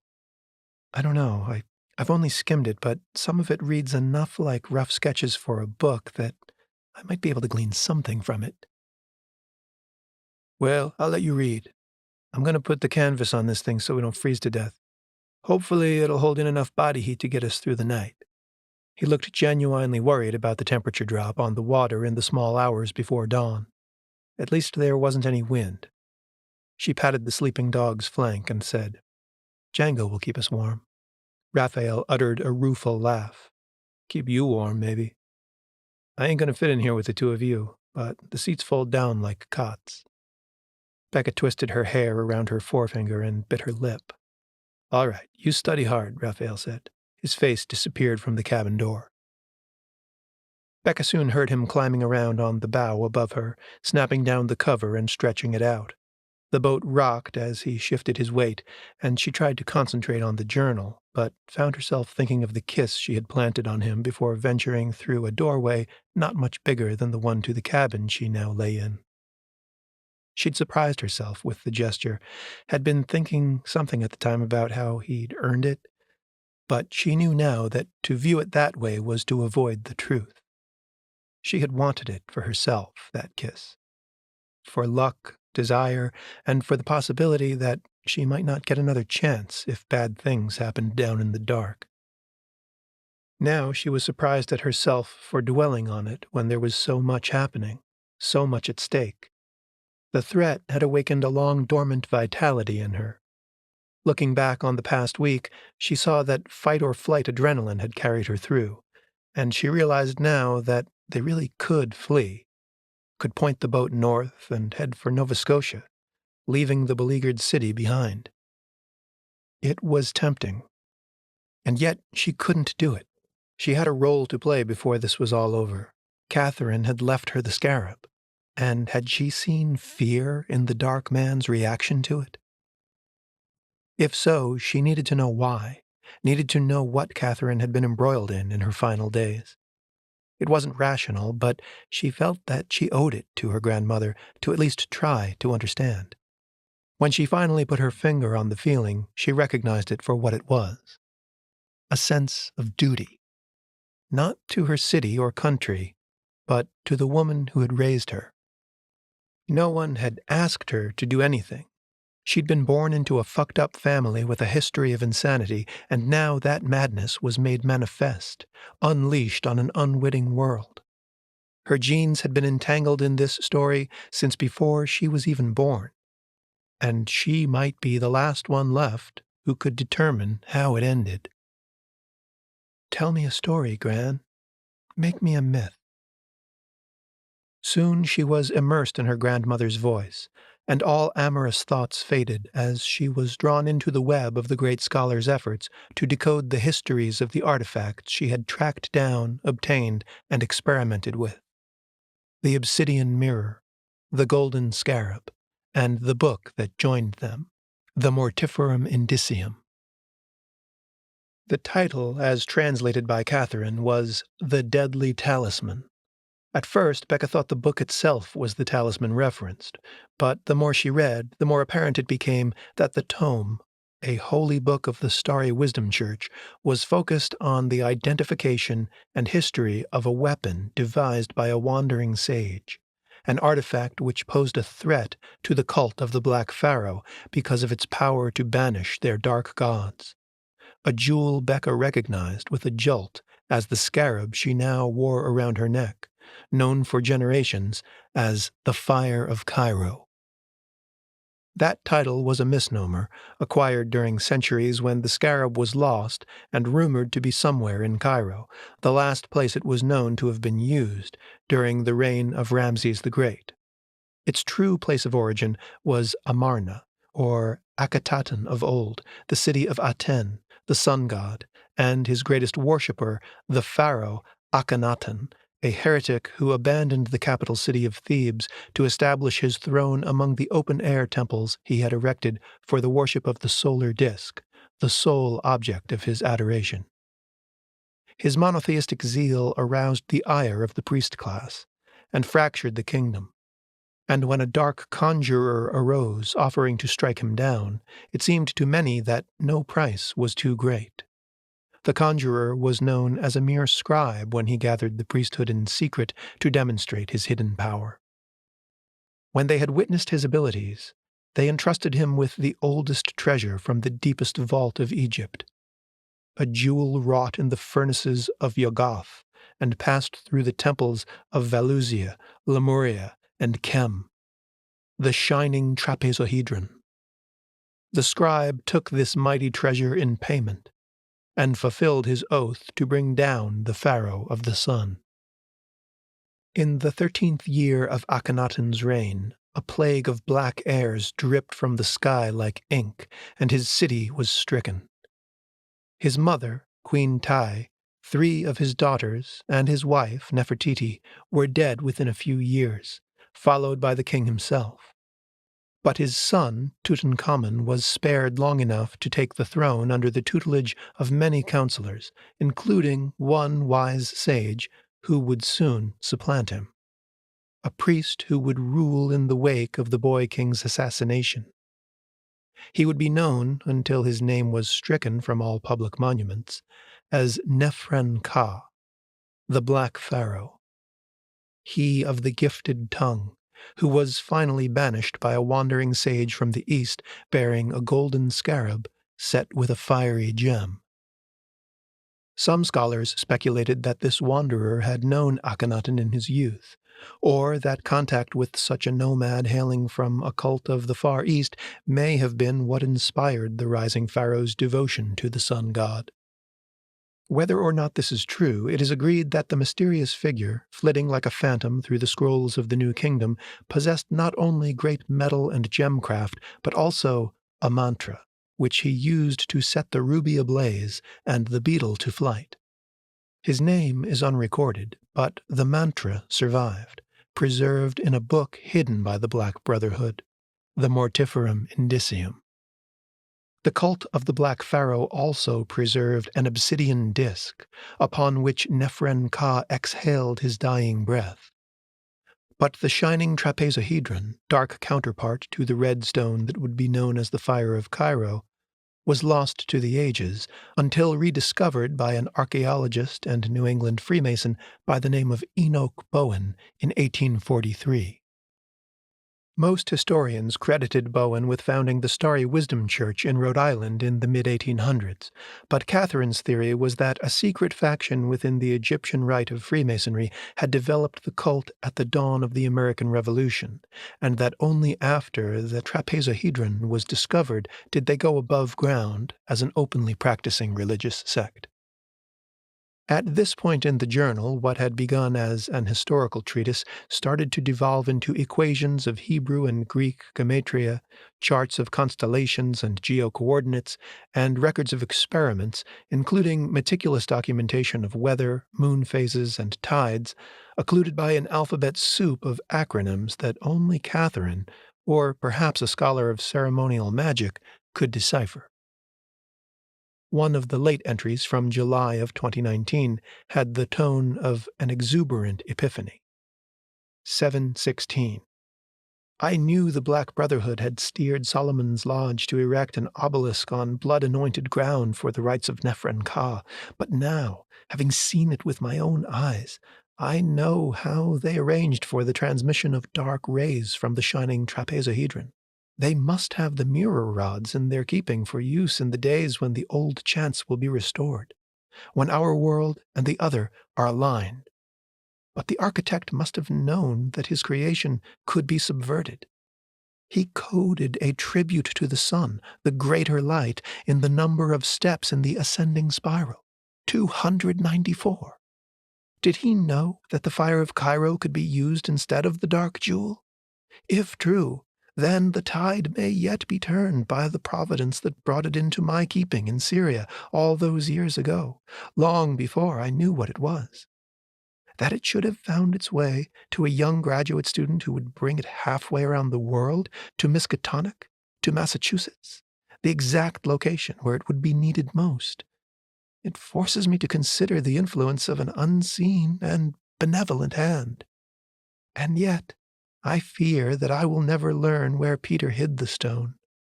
I failed him. It seems strange now to contemplate this black mirror as if it were a telephone I could pick up and, dialing the right number, try to make amends. I've never believed in the charlatans who claim to offer contact with the dead, but if ever there was a time when the fate of humankind depended on such a thing, it is now. Dare I call forth my long-dead husband from the depths?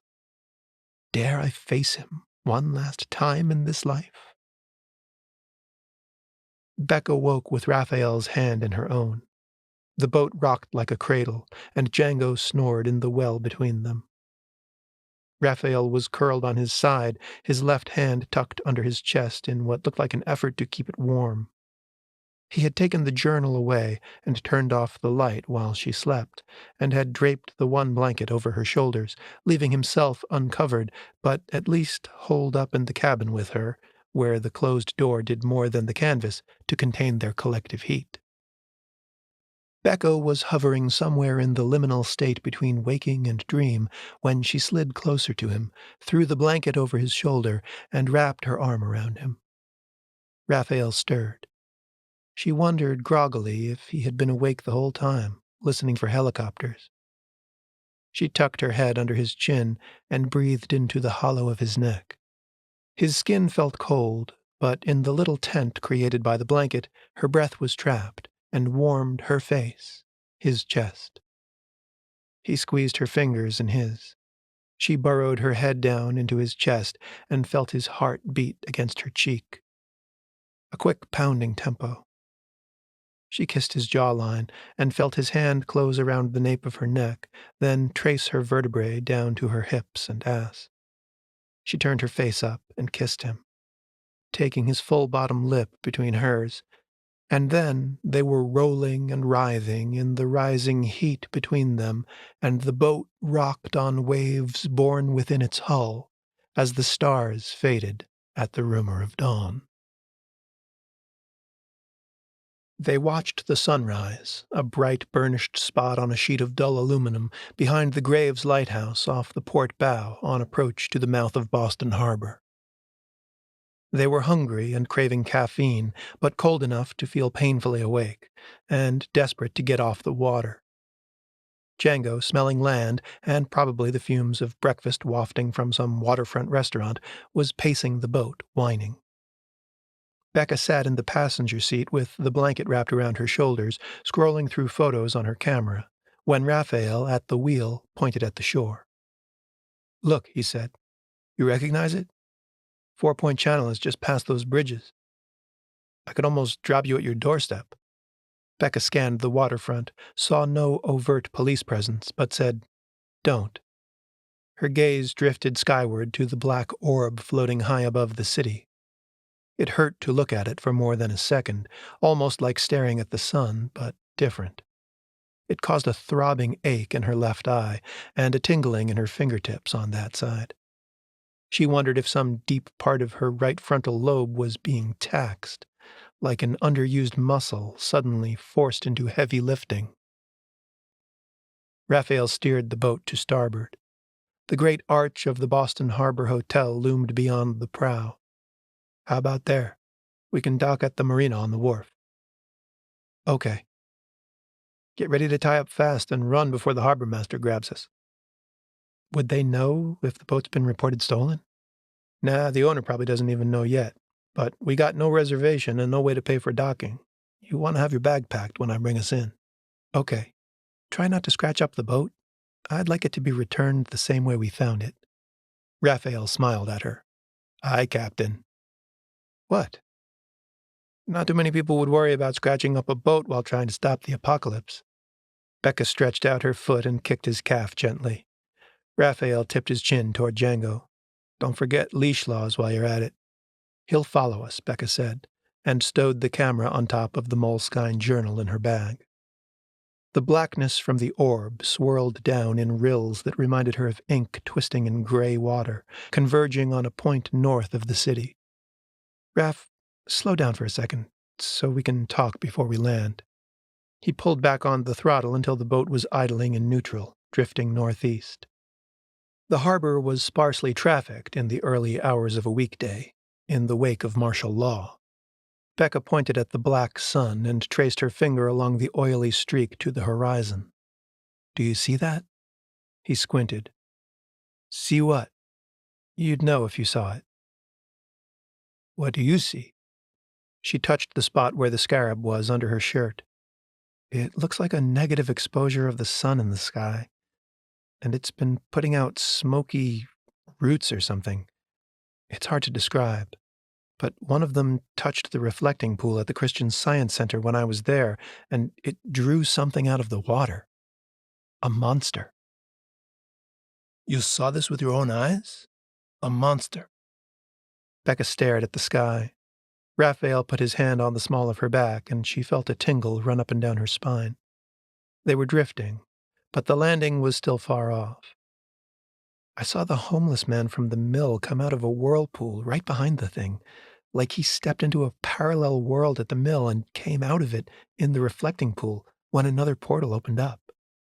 She pointed at the horizon to the north, to the thing he couldn't see, and the charcoal trails that scored the sky beyond the peninsula of the north end.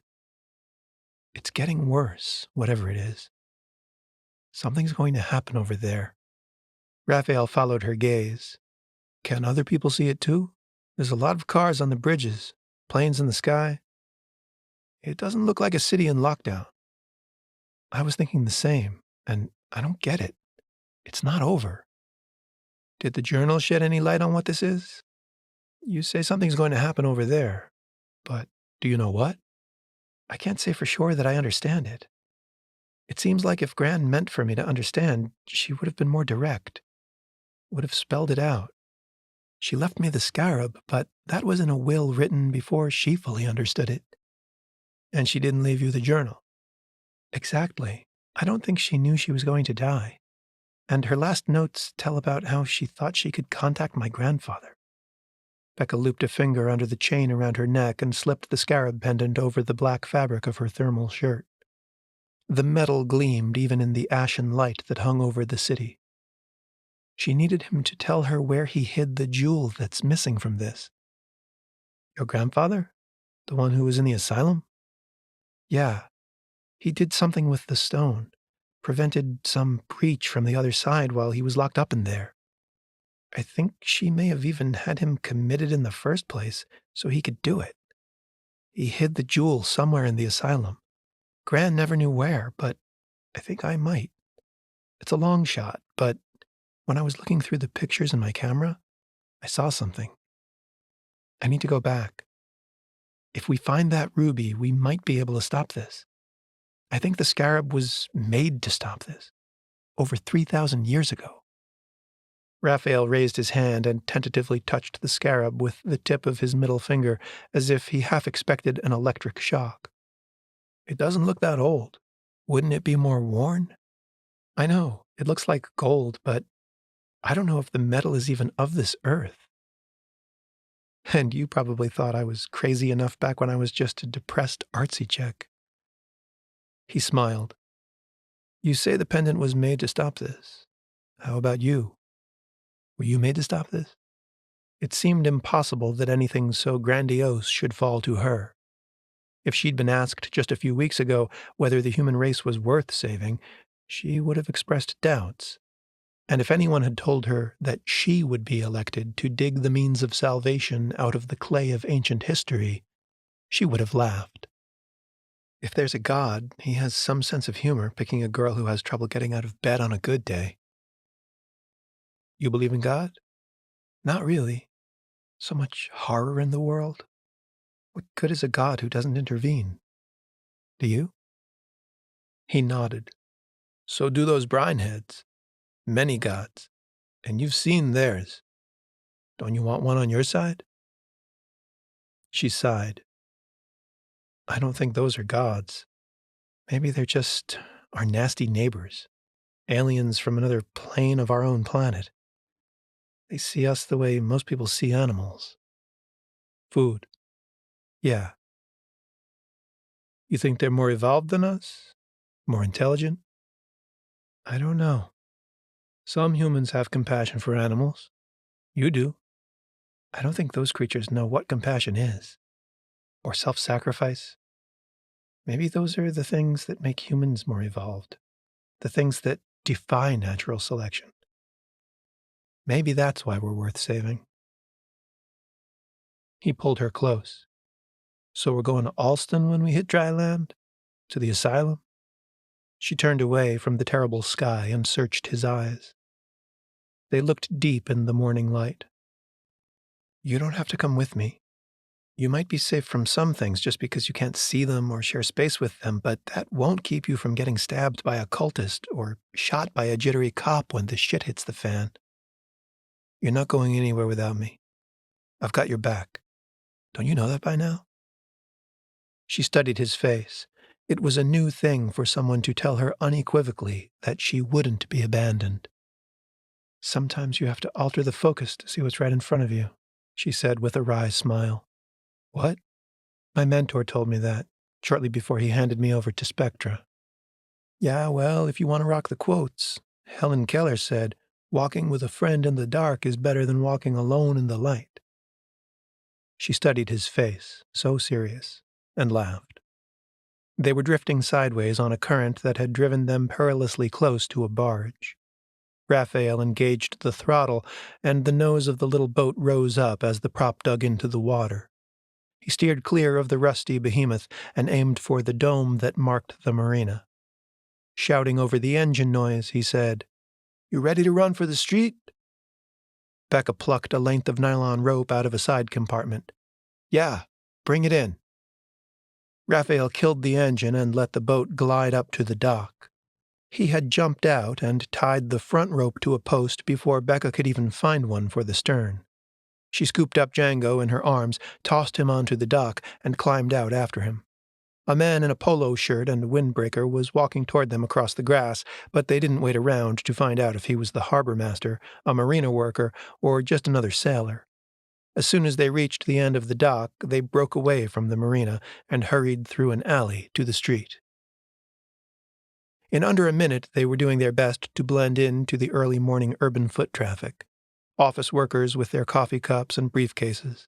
It clearly wasn't the right hour of the day for a pair of ragged bohemians to be up and about, let alone in this part of town. Becca kept her hood up in case her photo was still circulating, and passing a newspaper vending box, she shot a glance at the front pages. She wasn't on them, but a headshot of Darius Marlowe filled the front cover of the Herald, beneath the headlines, "Dead, Not Dreaming. Terror Cult Leader Shot by Federal Agent." She grabbed Raphael's arm. "Brooks killed him," she said, "at Grant's house. He shot him dead." "Keep walking," Raphael said. "People are looking at us." "They must have caught or killed the other cult members too, or the city wouldn't be back to business." She stopped walking and wheeled on him. "Maybe they aren't looking for us anymore." "You think it's over?" She wanted to believe it was, but one glance at the sky told her otherwise.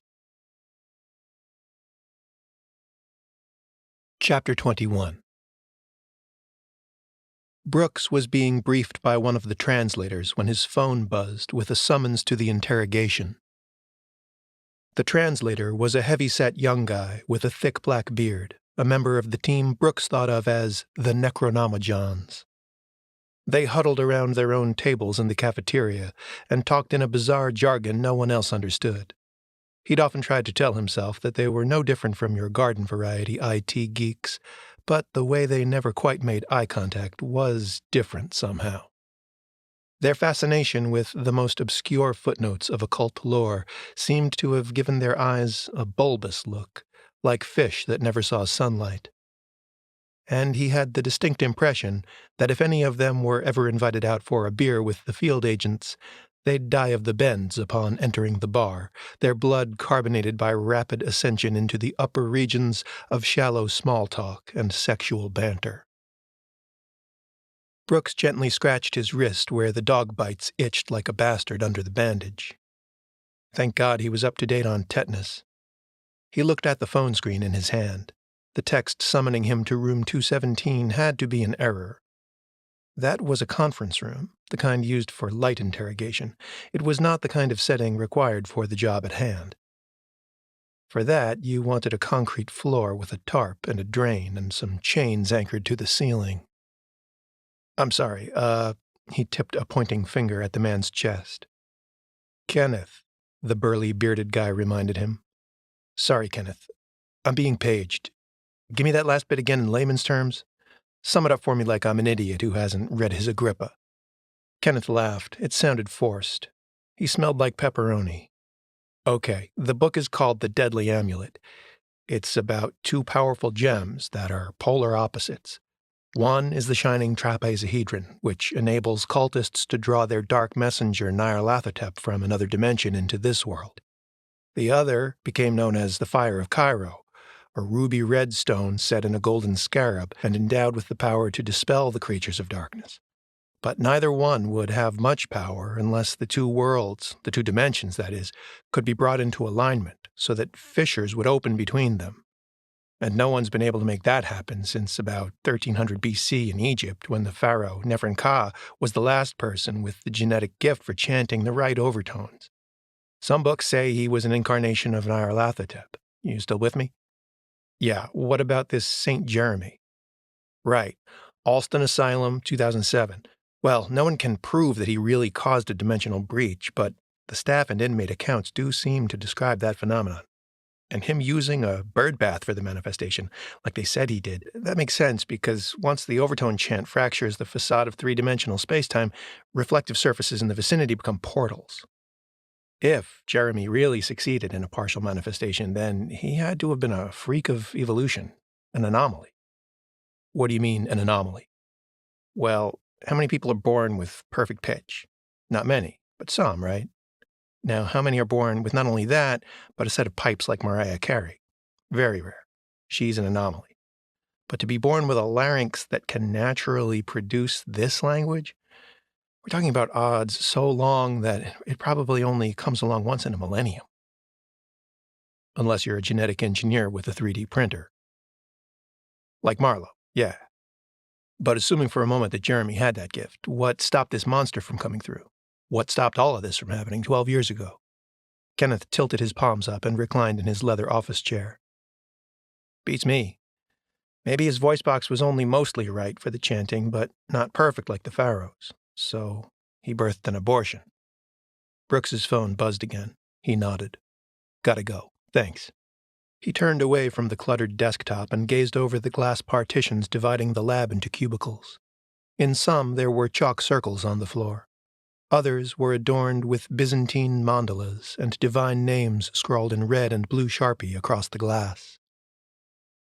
It reminded him of biohazard zones in private sector labs he had visited, only here the precautionary devices were spiritual. He still had trouble accepting what was happening, but every time he passed a window to the outside world, the pulsing abomination in the sky drove the reality home.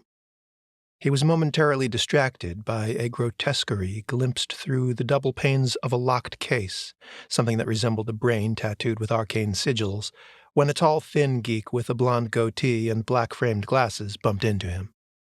The kid looked like he'd run the entire corridor and all of the stairs. He was trying to catch his breath and holding a printout in both hands, the paper wrinkling under the sweaty pads of his tight, clenching fingers. Agent Brooks.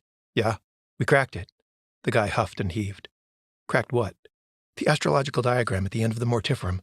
It points to a time when the worlds align, a specific date and time when the membrane is thinnest and the stars are right for widening the breach to let them in. It's called the Red Equinox, the autumn equinox of the year in which the Black Pharaoh awakens. This year, this week, Monday, September 23rd, at 3:50 a.m. to be exact. You're sure? Triple-checked. The phone in his hand was buzzing again, and a pair of armed security police were striding down the corridor, their eyes fixed intently on his, the bizarre trappings of the lab doing nothing to diminish their focus despite the transparency of the place. Agent Jason Brooks, the one on the left with an iron-gray crew cut and eyes to match, said, "We have orders to escort you to room 217 for the interrogation." What, is Northrop worried I won't show? You haven't responded to his text, sir. Please come along. The small theater was dimly lit to reduce reflections on the one-way glass. The two security officers closed the door behind Brooks and stood in parade rest, flanking the only exit. Of the four men already in the room, he recognized two, Northrop and Hansen, the SPECTRA director and Limbus spook, respectively. A third was dressed in the uniform of a Navy admiral, but with no name tag amid the medals and regalia. The fourth was young, scruffy, and apparently important enough to dress casually in a plaid shirt and jeans. At least the jeans weren't ripped. Beyond the glass, he saw that the conference table and chairs had been removed from the adjacent room. A large plastic tarp had been spread on the floor to cover most of the carpet. 3 objects rested on the tarp. Brooks had expected these, but somehow seeing them sitting there, looking so ordinary, made the whole scenario feel more real. And for a fleeting moment he wished he had shot Darius Marlowe in the chest or head, and not in the gut. Until he remembered the carnage on the train and the screams that he couldn't differentiate between men, women, and children, because most voices sounded surprisingly similar in the upper register of excruciating pain. Northrop stabbed a finger at a folding chair that had been placed in front of the rows of theater seating. Sit, Brooks. Brooks walked down the carpeted slope, sat, and leaned forward, hands cupped on his thighs. What is this? We'd like to interview you before we interview your prisoner. Brooks laughed. Guess I should be happy I'm on this side of the glass. For a few long seconds, he thought no one was going to speak. Finally, Northrop said, "You're a hero, Brooks. You caught the bad guy, and your country is grateful for your service. Thanks to the photos we've leaked, everybody thinks you killed him too, which I'm sure makes you even more popular than we'd all be if Mr. Marlowe had to go through that due process bullshit before Boston could have the pleasure of seeing him on ice. So relax. You're going to be on all the Sunday morning shows. You're not here to be punished, even though you broke protocol by pursuing Rebecca Philips without a tack team." Brooks stared at the backlit silhouettes of the men seated before him. "But it's not over," he said. "Right? Not everyone can see what's going on in the sky, but the ones who can probably have a fucking Facebook group by now." "Actually, no. While you were off leash on the North Shore, we rounded them all up. Well, we're pretty sure we got at least 90% of them. The one silver lining of terror events happening in public places is that you have a lot of surveillance cams to feed into the facial recognition software. And your Facebook joke isn't that far off, either. People do most of their talking online these days, so that helped us to track them down. You and Phillips may be the only two people with EDEP still walking free." Northrop let the statement hang in the air for a moment. Brooks didn't know the latest acronym, but the unspoken accusation was clear enough. "You lied to us about your exposure." "EDEP?" The skinny guy who looked like a young George Lucas said, "Extra-dimensional entity perception. Hearing the chant causes a modulation of consciousness." "It's what enables you to see that black shit in the sky," Northrop interrupted. Brooks scoffed. 90%, huh? What about the other 10? "A few people who see strange things is a psychiatric problem, not a national security issue." "And you think you can just disappear a whole group of civilians without their friends and families noticing?" "Who said anything about disappearing anyone? They're being treated for PTSD on the house. You gotta love government health care." Brooks couldn't quite make out Northrop's face, but he knew the smile the man was wearing right now, had seen it enough times to know how smug it would look. "Where are they? The witnesses?" "In this facility," Northrop said. "And they'll be right as rain when we send them home. No black rays in the sky to trouble them. No tentacles writhing in their peripheral vision." "How?" Dick Hansen spoke for the first time since Brooks had entered the room. "We call it nepenthe. It's a Limbus product. One injection and the nightmares go away. We've prepared a dose for you, Jason. If you have any questions or concerns, I'm sure Gary here can address them. He developed it." The guy in the plaid shirt, Gary, leaned into the light, his hairy forearms resting on his knees. Brooks could see the capped syringe curled casually in the fingers of his right hand. The silhouettes of the guards at the door shifted almost imperceptibly. Brooks sat up straighter in his chair. "Turning a blind eye to what's happening won't make it go away. Is that really your solution?" "My understanding," Northrop said, "is that this is one case when, if I can't see you, you can't see me, is actually true. These invading entities need us to share the same plane of perception with them to do us harm." "For now," Gary said, and Brooks was pretty sure Hansen shot his pet genius a corrective glance. "What if the cult sets off more of these, whatever they are, harmonic bombs?" Brooks said. "What if when you think it's over and loosen up security, they find a way to do it over the PA at Fenway Park? Are you going to try to round up 30,000 people for mass vaccinations? Or will you just crop dust the city with aerosolized nepenthe? I'm sure you won't get any resistance to that in a state where you've had to beg parents to get an MMR shot for their toddlers." "And what does he mean for now? This breach is headed toward a critical mass, isn't it? After that, it won't matter if you've heard the chant or not. Everyone will see them among us. The book breakers downstairs think it will happen on the equinox. Am I right? Gary?" Gary looked uncomfortable. Brooks was sure he could wrestle the syringe away from him as long as the two guards didn't have his arms pinned behind his back. But what was he about to fight for anyway? The ability to be seen and devoured by monsters? No, it was the right to see things as they really were and have a chance of stopping it without fighting blind. "You need me to be able to see them," he said to Northrop. "You need at least one agent who can tell you what's really happening." Now Northrop leaned into a dim pool of light. "Why did you let her get away? Twice?" "There were more urgent priorities. She didn't represent a threat." "I still don't think she's a threat." "Then why has she been in the middle of this from the start?" Judging by what we found at her grandmother's house, I'd say she was born into it. She might even have pieces of the puzzle that can help us, but I doubt she knows exactly what they are and how to use them. You're talking about the scarab, Gary said. The book is all about it. The guys downstairs think it could be a weapon. Do you think she knows how to use it? Northrop asked Brooks. I don't know, maybe. Who knows what her grandmother told her? Really? Who knows? I think maybe your wife knows. Should we bring her in? She's not my wife anymore and she doesn't know shit.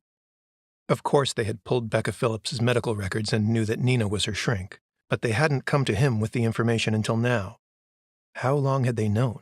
Was this some kind of test? Don't think we won't use her if we need her to establish trust with the girl. Brooks laughed. Use her? You don't know Nina. Northrop said, if Rebecca Philips knows how to stop this and has a device in her possession to do so, then why is she running from us? Maybe because we've been locking her up, hunting her down? I get the impression she has some trust issues. He turned his head away from them and stared pointedly through the window into the adjacent room, where the waterboarding equipment waited. Problem with authority, I guess.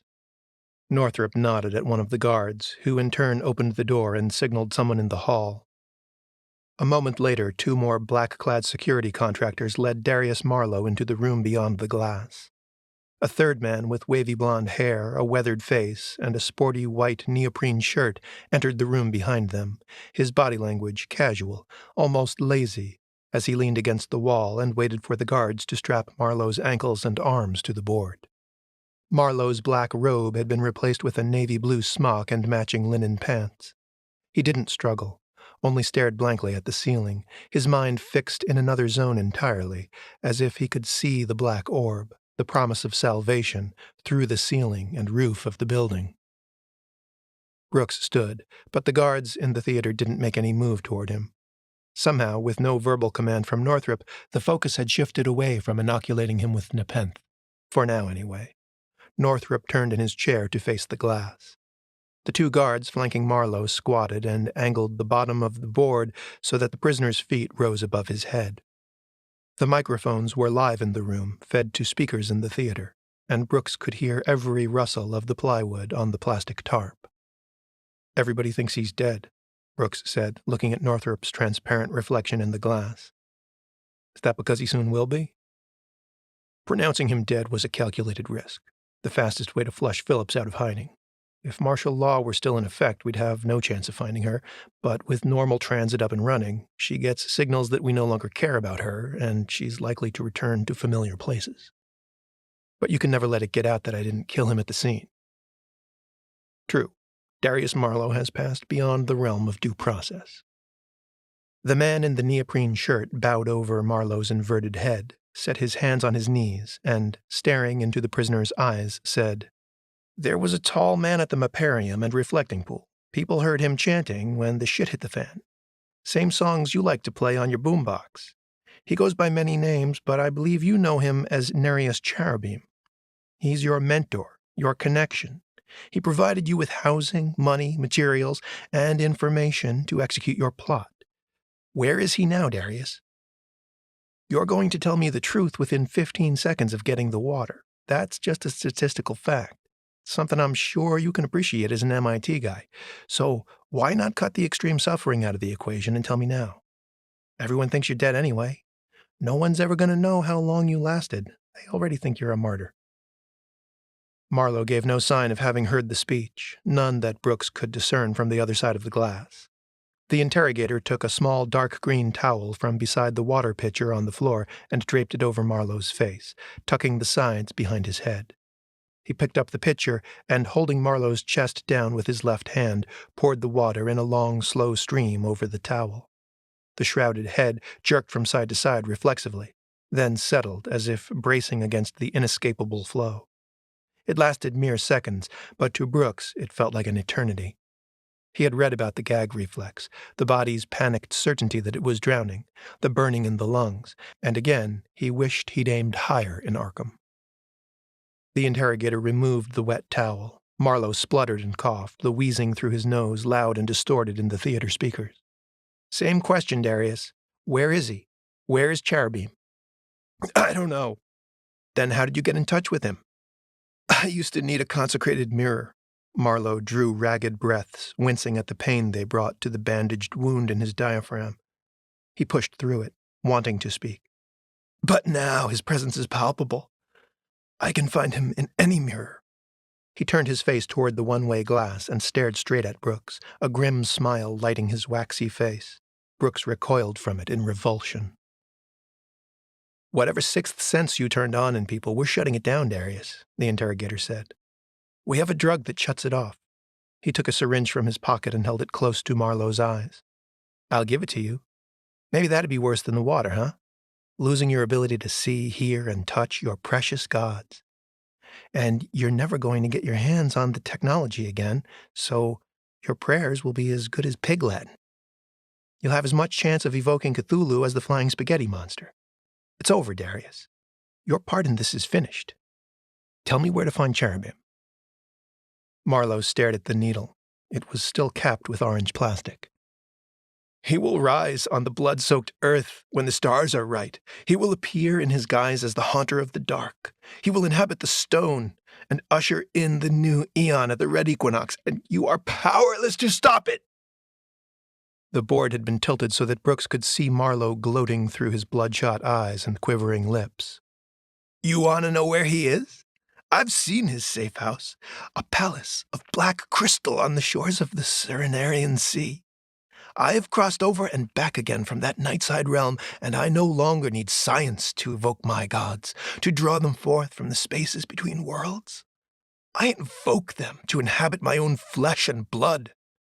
No drug will purge the blessed brine from my blood, and all your torture games will only empower— The interrogator wrapped the wet towel over Marlowe's face, cutting off the mad diatribe. He began to pour again. This time there was no struggle. The towel went concave at the location of the mouth, as Marlowe seemed to suck it in, inhaling the water. Then the shape under the towel began to change. Something was writhing under it. Marlowe's forearms, the only exposed flesh on his body, turned a grayish-green hue. His muscles went taut and seemed to inflate. The straps snapped, and the guards scrambled to seize his ankles. Brooks was on his feet. He could hear the guards behind him rushing out of the theater to provide backup. He sensed the other men in the room also standing, moving closer to the glass, transfixed. Marlowe reached up and swiped the wet towel from his face, revealing a squirming nest of tentacles with a chattering, many-layered beak at the center. The guards were scurrying across the floor to get away from it. One kicked the water can and spilled it. The creature seized the interrogator by the hair with a clawed hand and yanked the screaming man's face into its own, as if for a kiss. The tentacles wrapped around the back of the interrogator's head. Blood sprayed from the gaps in the sinewy embrace. The two guards from the theater burst into the room, guns raised. The first squeezed off 3 shots, 2 of which penetrated the Marlowe creature's shoulder, causing ripples, but no damage. The gray flesh sprouted puckered orifices, which spat the lead out onto the floor. The creature dropped the interrogator's limp body and approached the glass. Brooks sensed his superiors retreating to the rear of the theater. When it spoke, in a mockery of human speech, the words seemed to bubble from a deep well of putrid mucus. Brooks could only make sense of the mangled words coming from the overhead speakers because they were already familiar to him. They were from a poem that had haunted his memory ever since he'd first encountered its beautiful, harrowing nonsense in a high school anthology. Weave a circle round him thrice, and cross your heart with holy dread, for he on honey dew hath fed, and drunk the milk of paradise. It walked toward the mirrored glass, crouched, swung its elongated arms back, then dove and disappeared, leaving the glass intact, and the men behind it shielding their eyes against the impact. Chapter 22. Becca waited at a coffee shop down the street from Raphael's apartment while he went to retrieve what they needed. She wasn't sure if he was being tracked by SPECTRA, wasn't even sure if she was anymore, but it seemed prudent to assume that she was, despite what she read in the newspapers while she waited. She was the only patron seated on the outdoor patio, and the server had even brought her a bowl of fresh water for Django. Thankfully, the girl didn't seem to recognize her. Becca's innocence wasn't front-page news. It was tucked in after the details of the slaying of Darius Marlowe and the PTSD treatment being offered to witnesses of the attacks. There, on page 7 of the Boston Globe, was a small black-and-white headshot and a headline that almost said as much as the article. Photographer cleared of suspicion. Apparently, she'd been brushed under the media carpet. The mayor had stated in a press conference that she had only been a person of interest because authorities believed she might have captured photos of the cultists. She found it odd that neither paper mentioned the address where Marlowe was shot and killed, nor that she had once lived there.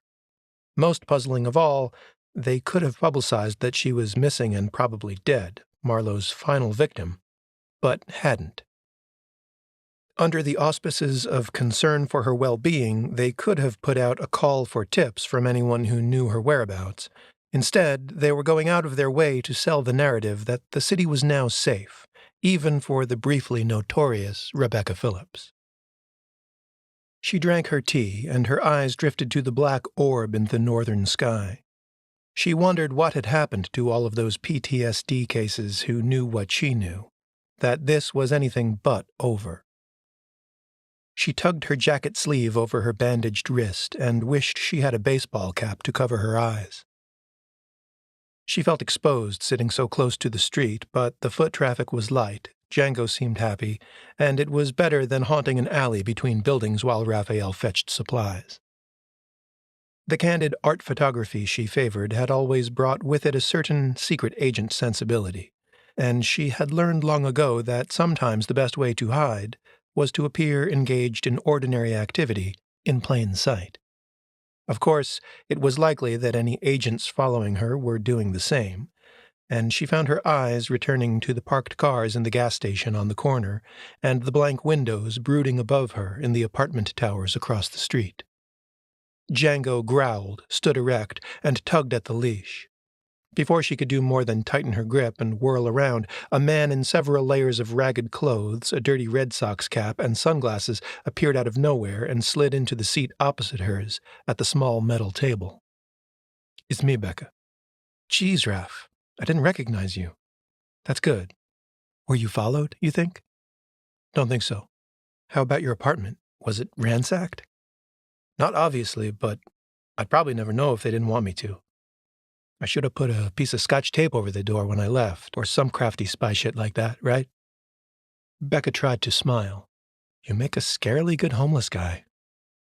She couldn't help thinking of Mo Ramirez, and a shadow passed over her heart, an uncomfortable reminder of why she was doing this, to rectify things for the dead. Raphael watched the street as he spoke. "Got that laptop you wanted in the bag, and my Bowie knife strapped to my leg." Becca glanced under the table. He picked up a battered canvas shopping bag and set it beside her boot. She looked at him with a raised eyebrow. "Bowie knife? If I'm right, you only need a screwdriver or a putty knife." "I usually have it on me for urbex outings. You just didn't know because I never had to save you from a gang of skinheads."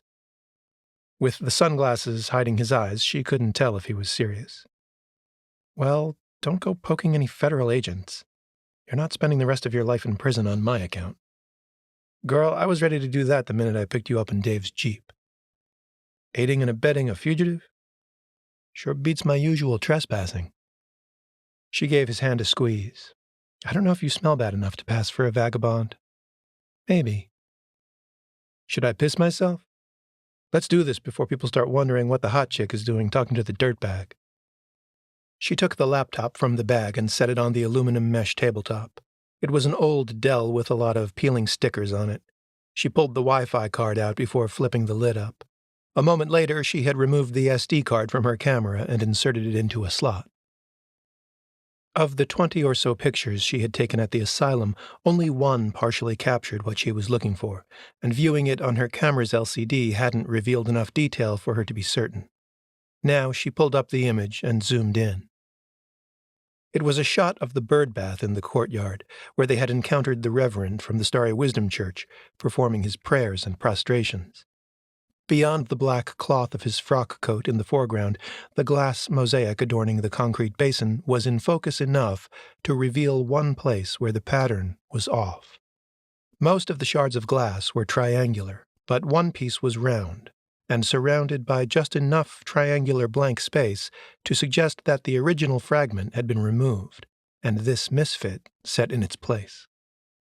It was almost the right size, and the color, although rendered as a shade of gray in the infrared photos, was close enough to the surrounding pieces that unless you were looking for it, you wouldn't notice the substitution. It might have been red. Becca touched the pendant through her shirt and turned the laptop to show Raphael the screen. You see it? The round piece. That has to be it. That's the ruby. I wonder what kind of putty or glue your grandfather had access to.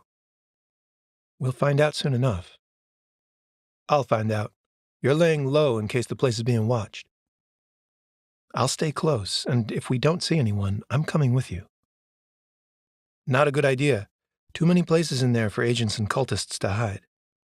I'm going to get in and get out. I hope it's still there, Raph.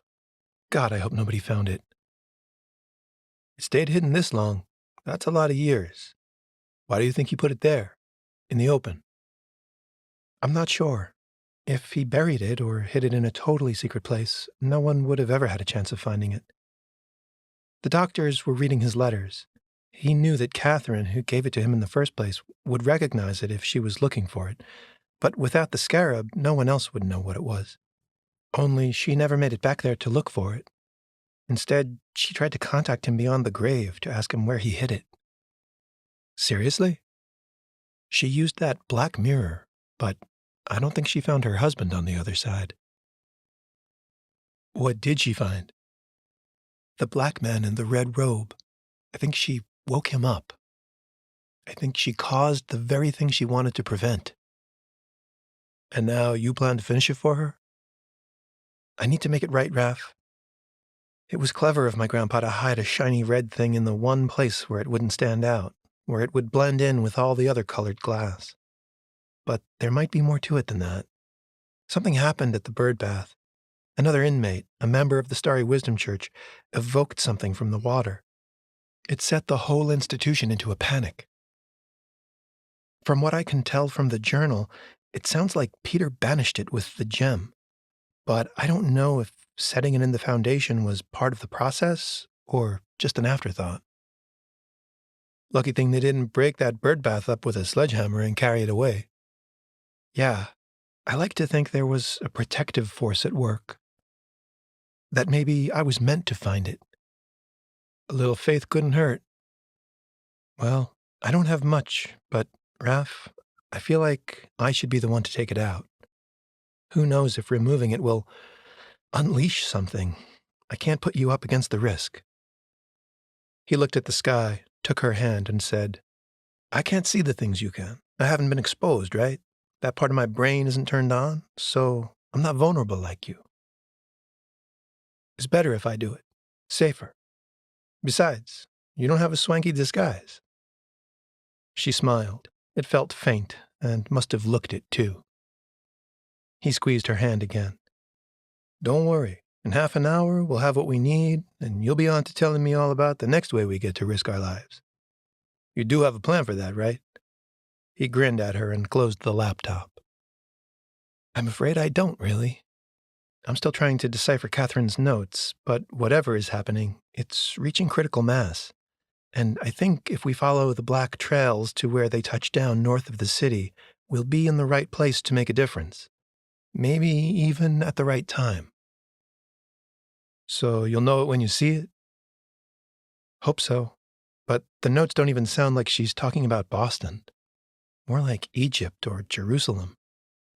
There are all these references to an obelisk and Solomon's masons and I don't know. I don't get it.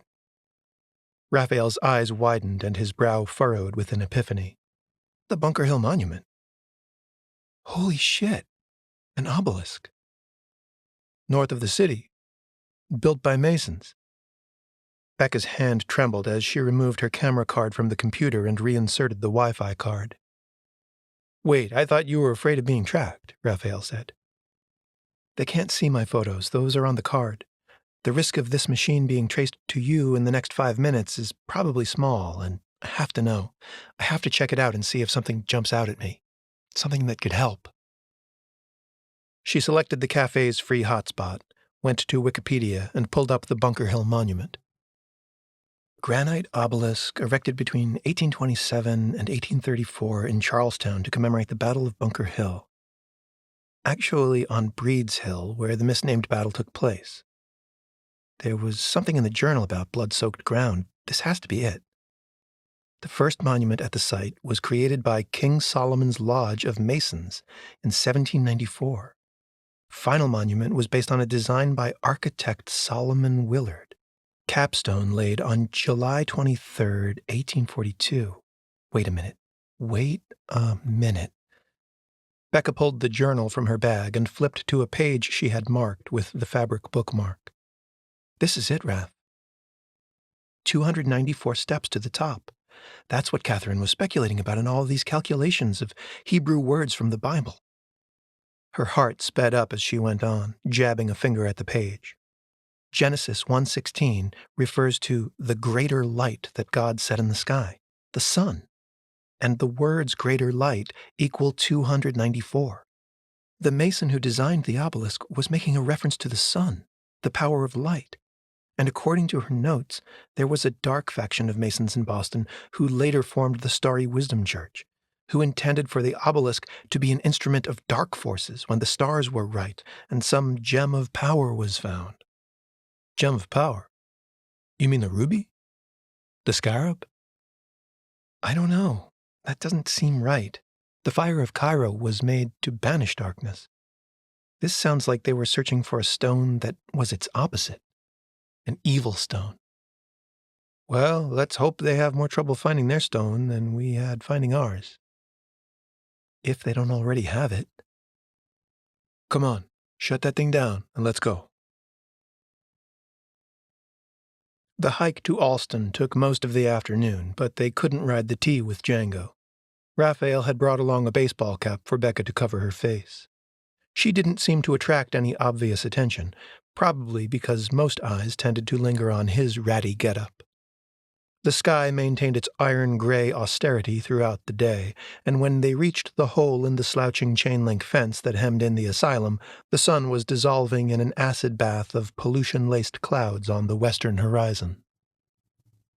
They were both sweating from the climb, Raphael more so for the heavy layers of clothes. Only Django seemed as alert and energized as ever. Huddled in the shelter of the tree line where the evening shadows gathered in wide pools, they could see no cars parked in front of the crumbling stone gates on the street. Raphael had done a quick reconnaissance of the parking lot beyond the chained-off entrance. Empty, he said when he returned. But that doesn't mean there's no agents, cops, or cultists in the building. You should stay here like we planned. I don't have a good feeling about letting you do this, Raph. It feels like it should be me. I'll be back in 5. She shook her head, then swept her eyes across the sprawling ruins of the asylum. Raphael, sensing that she was gathering her thoughts, waited for her to speak. I used to be afraid of this place, you know. Seriously? Then why'd you keep coming back? She swallowed. Maybe I thought I could get a handle on it. Get some power over the fear by photographing it. Don't get me wrong, it's fucking creepy, but I think what scared me was how it reminded me of my grandfather. Like a warning sign. A warning of what could happen to me, because it ran in my family. Insanity? She nodded. You said it used to scare you. Not anymore? I'm starting to see it as a place where he did a really brave thing. But Gran left the beetle to me. I should be the one to do this. To make it whole. Raphael smiled. Damn, the boy was pretty when he smiled. Becca, you've done a lot of brave things lately. It's hard to believe you're the same person. Let me do this one thing for you. You can't help shit if they jump you and throw you in a van. I'm fast, and I'll be out of there before they know it's me, all right? At least take Django with you. Raphael shook his head. Defeats the purpose. How many squatters have a dog on a leash? And you've been seen with him. I'll be right back." He turned to go, and she reached out and grabbed his sleeve, pulled him back. She went up on her tiptoes and kissed him deeply, let go of his sleeve reluctantly. Django was whining and straining at the leash, anxious to keep their little pack together, anxious for her to follow Raphael as he ducked through the hole in the fence and shambled up the scraggly, balding slope toward the ivy-draped brick edifice with its shattered windows. Becca massaged the dog's scruff and tried to soothe him. "Shh, quiet boy. He'll be okay. He'll be right back." And she knew the reassurance was more for herself than for Django. Clouds passed. She fought the urge to step out of the shelter of the trees and the weed-woven fence and approach the ruined building for a better vantage point. The grounds were cloaked in an unsettling silence. With each car that passed, she tuned her ear to the engine noise, listening for any change of pitch that might indicate someone slowing to a stop. But none did. And then, amid the rustle of leaves in the evening breeze, she heard a whisper. Her name. There was no mistaking it. She squinted into the deeper shadows of the nearby patch of woods, where only a neglected shed lay between the abandoned asylum and the nearest house. Raphael? Could he have circled around behind her somehow after spotting a threat? Was it him coaxing her away from the scene as quietly as he could? And did he have the ruby already? Django barked at the woods, and she yanked on the leash, crouched down, and cupped her hand over his muzzle. He growled.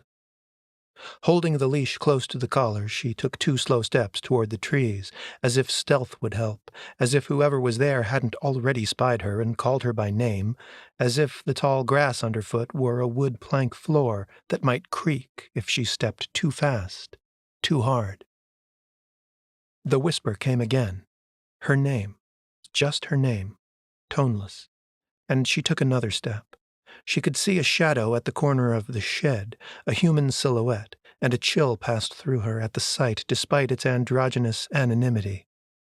Her body was screaming at her to turn and run from it, but her memory found it somehow familiar. And all she knew was that it wasn't Raphael, and Django didn't like the scent of it. Raphael stepped through the brick frame where the metal doors had long ago been removed and onto a bed of cinders.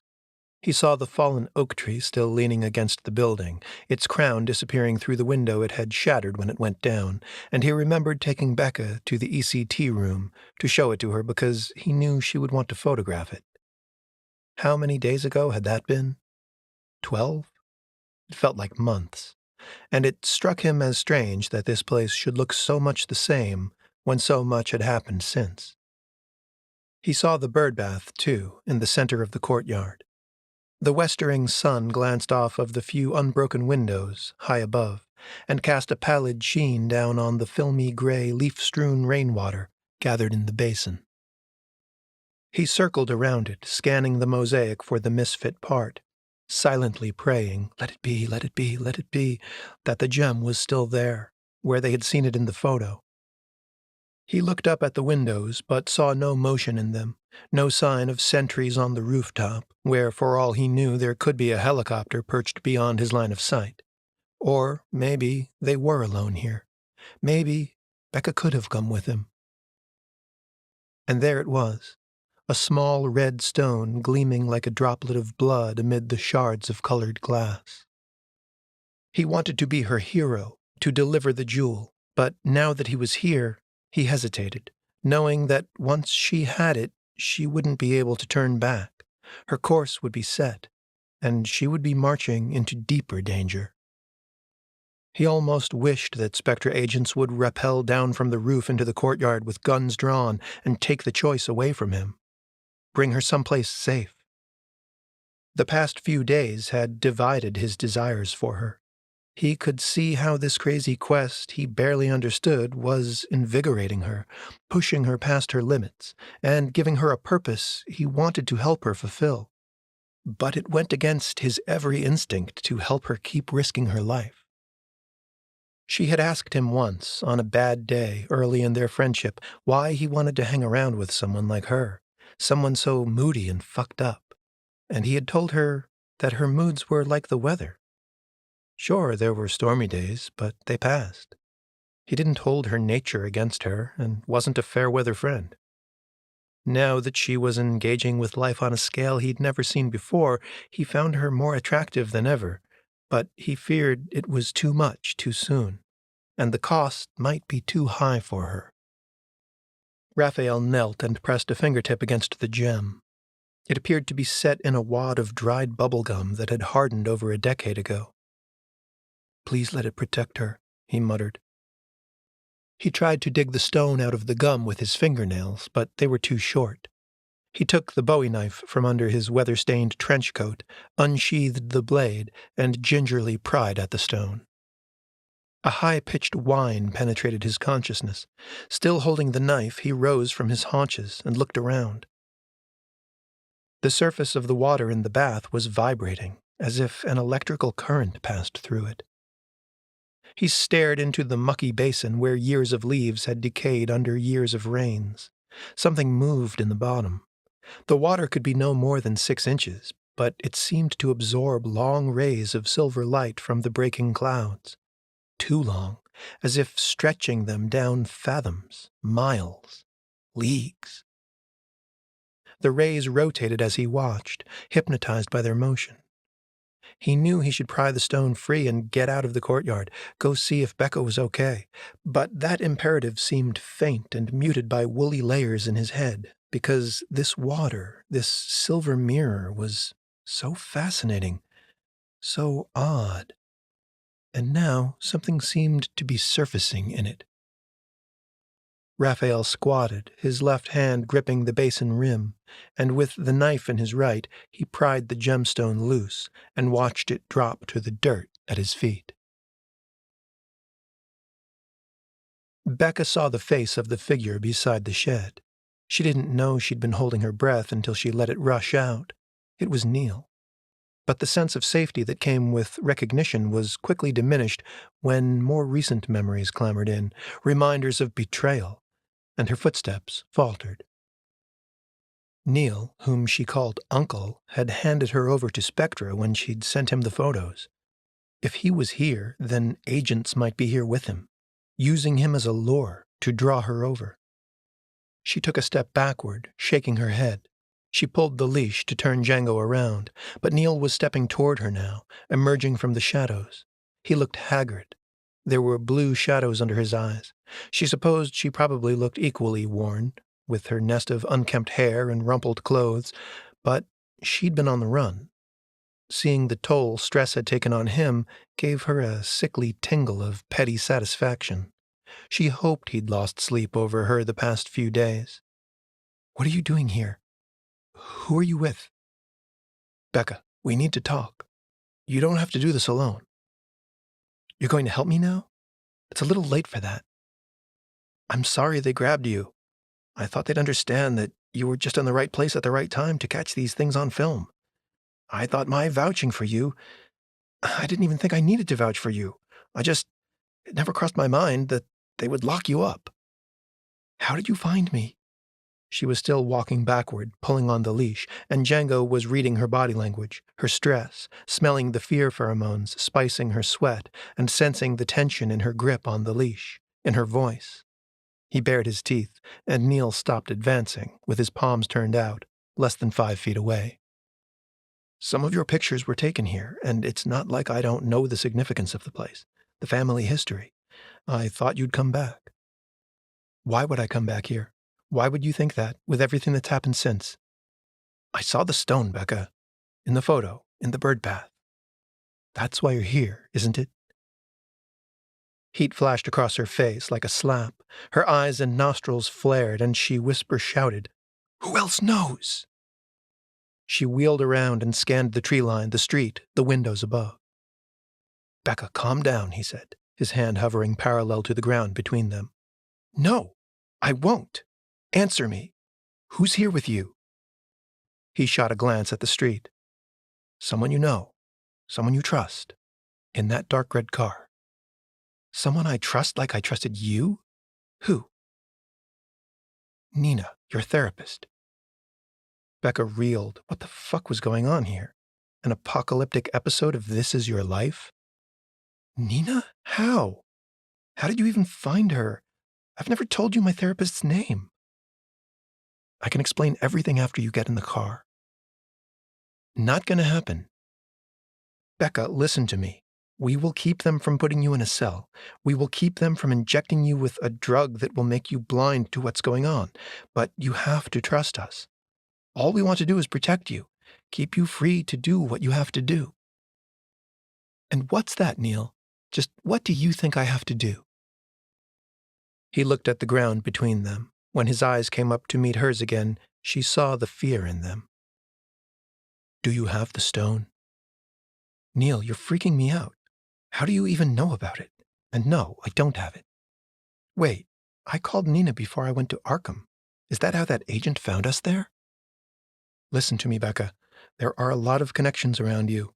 Some of them may be fate, for lack of a better word, or synchronicity, but it's not a conspiracy. There are conspiracies at work, but I swear to you, I am not part of one, and I don't believe she is either. Her ex-husband is the agent assigned to you, Jason Brooks. But listen, please. He was talking fast now, his placating hand trembling. He was afraid she was going to turn tail and run, and he'd never see her again. It was written all over his face. And why shouldn't she? Brooks thinks there's a cultist on the inside at SPECTRA, or some other agency they're working with, Limnus or something. They had Darius Marlowe, the cult leader. They had him in custody yesterday, and they were interrogating him. But someone set it up so there was salt water and a giant mirror in the room, and he used those to transform into something monstrous, and he got out. He slipped into this other dimension, the one showing through in your photos, and now he could be anywhere. Okay, now I know you're lying, because Marlowe is dead. I saw Brooks shoot him. It's in the news. Don't believe the news, Becca. They had to restore order to round up the witnesses and flush you out. They know you have pieces of the puzzle. Brooks has other pieces from the book you dropped in Arkham. That's why he sent us to find you. To tell you it's not over. To tell you that the Starry Wisdom cult may have infiltrated the government. He wants to help you put the pieces together and end this.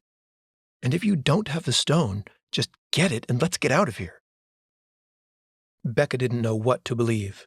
She felt like she had been clinging to a piece of driftwood in a maelstrom of paranoia, the waters rushing around her laden with the shards of her broken sanity.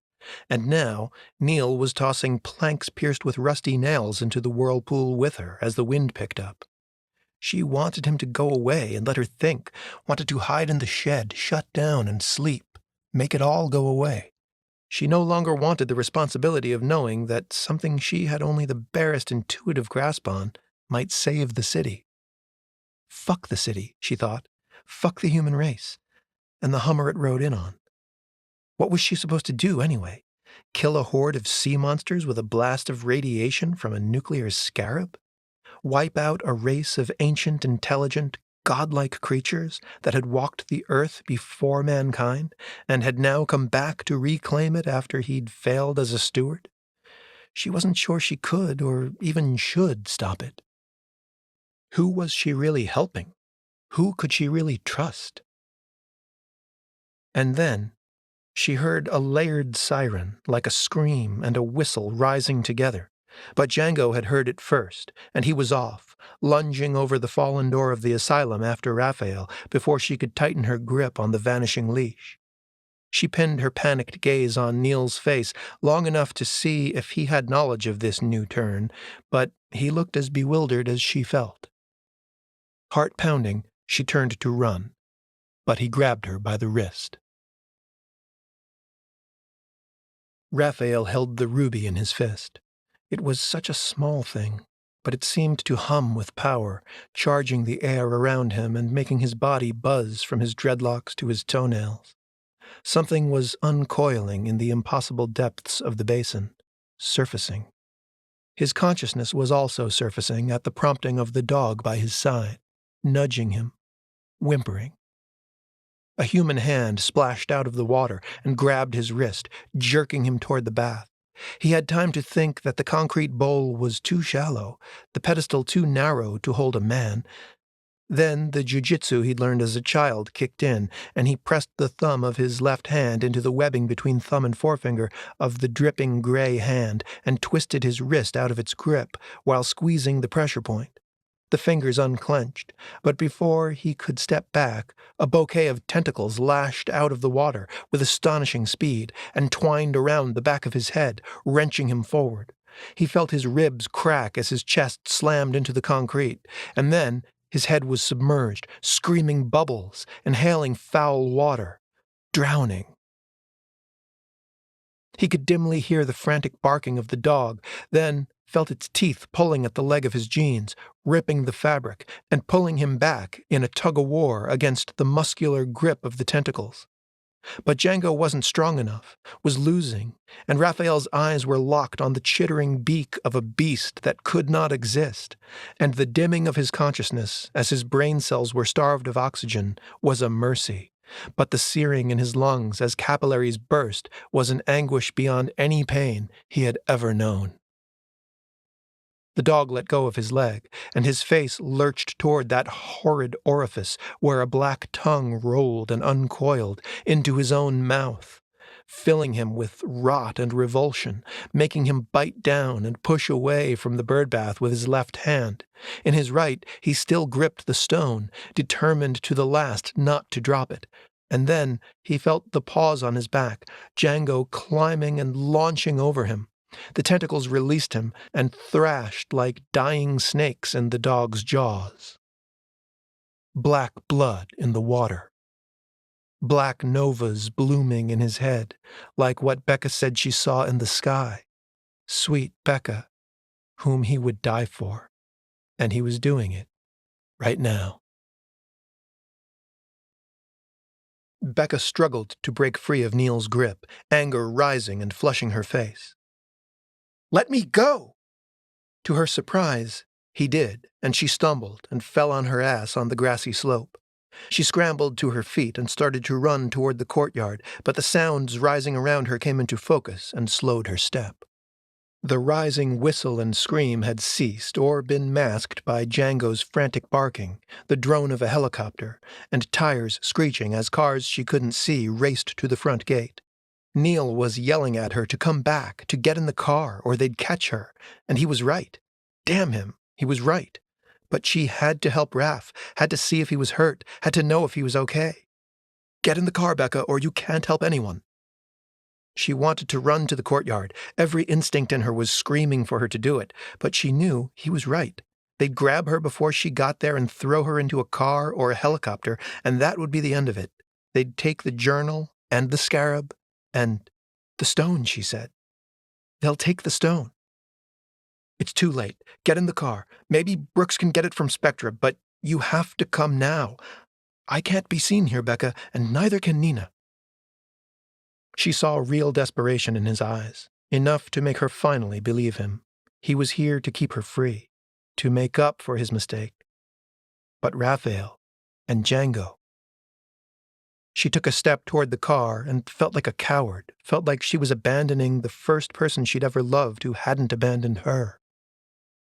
Black smoke streamed into the courtyard from the orb, twisting in the air on whatever ethereal currents it responded to, but not stirring or scattering at all in the turbulence of the helicopter landing in the courtyard.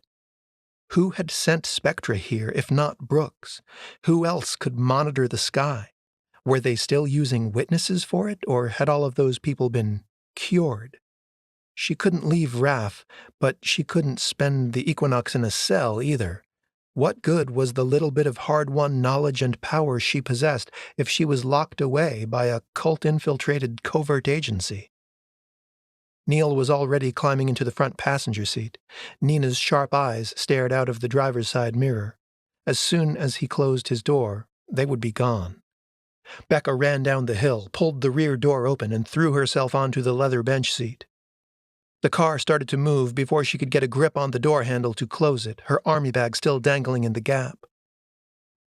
The door bobbed against the bag's strap as she pulled it in, and then she saw Django bounding down the slope toward the street. "Stop!" she shouted at Nina, but the car kept rolling, picking up speed. "Stop! It's my dog!" Django ran after the car. Nina hit the brake, and Becca fell into the footwell. She kicked the swinging door open, and Django jumped into the car, tail swishing and smacking back and forth between the seats. Becca pulled herself up and pulled the door shut as the car accelerated. Django toppled onto her as Nina took a hard turn, and then they were cruising down the hill under the pulsing yellow light of the street lamps, Becca stroking Django's fur, which was wet and brackish. But he didn't shake off in the car, only whimpered and rubbed his cold, damp nose into the palm of her hand. The dog opened his mouth and dropped a gobbet of blood, no, a gleaming red gem, into the palm of her hand. Chapter 23. The night sky churned in a roiling black vortex above the granite obelisk on the crown of Breed's Hill. The monument, 221 feet of towering white stone, was lit by stands of high-powered halogen lights around the base, like radiant upturned trees. 6 black-robed figures climbed the hill unseen at 3 a.m. and gathered at the spiked iron fence around the base of the obelisk.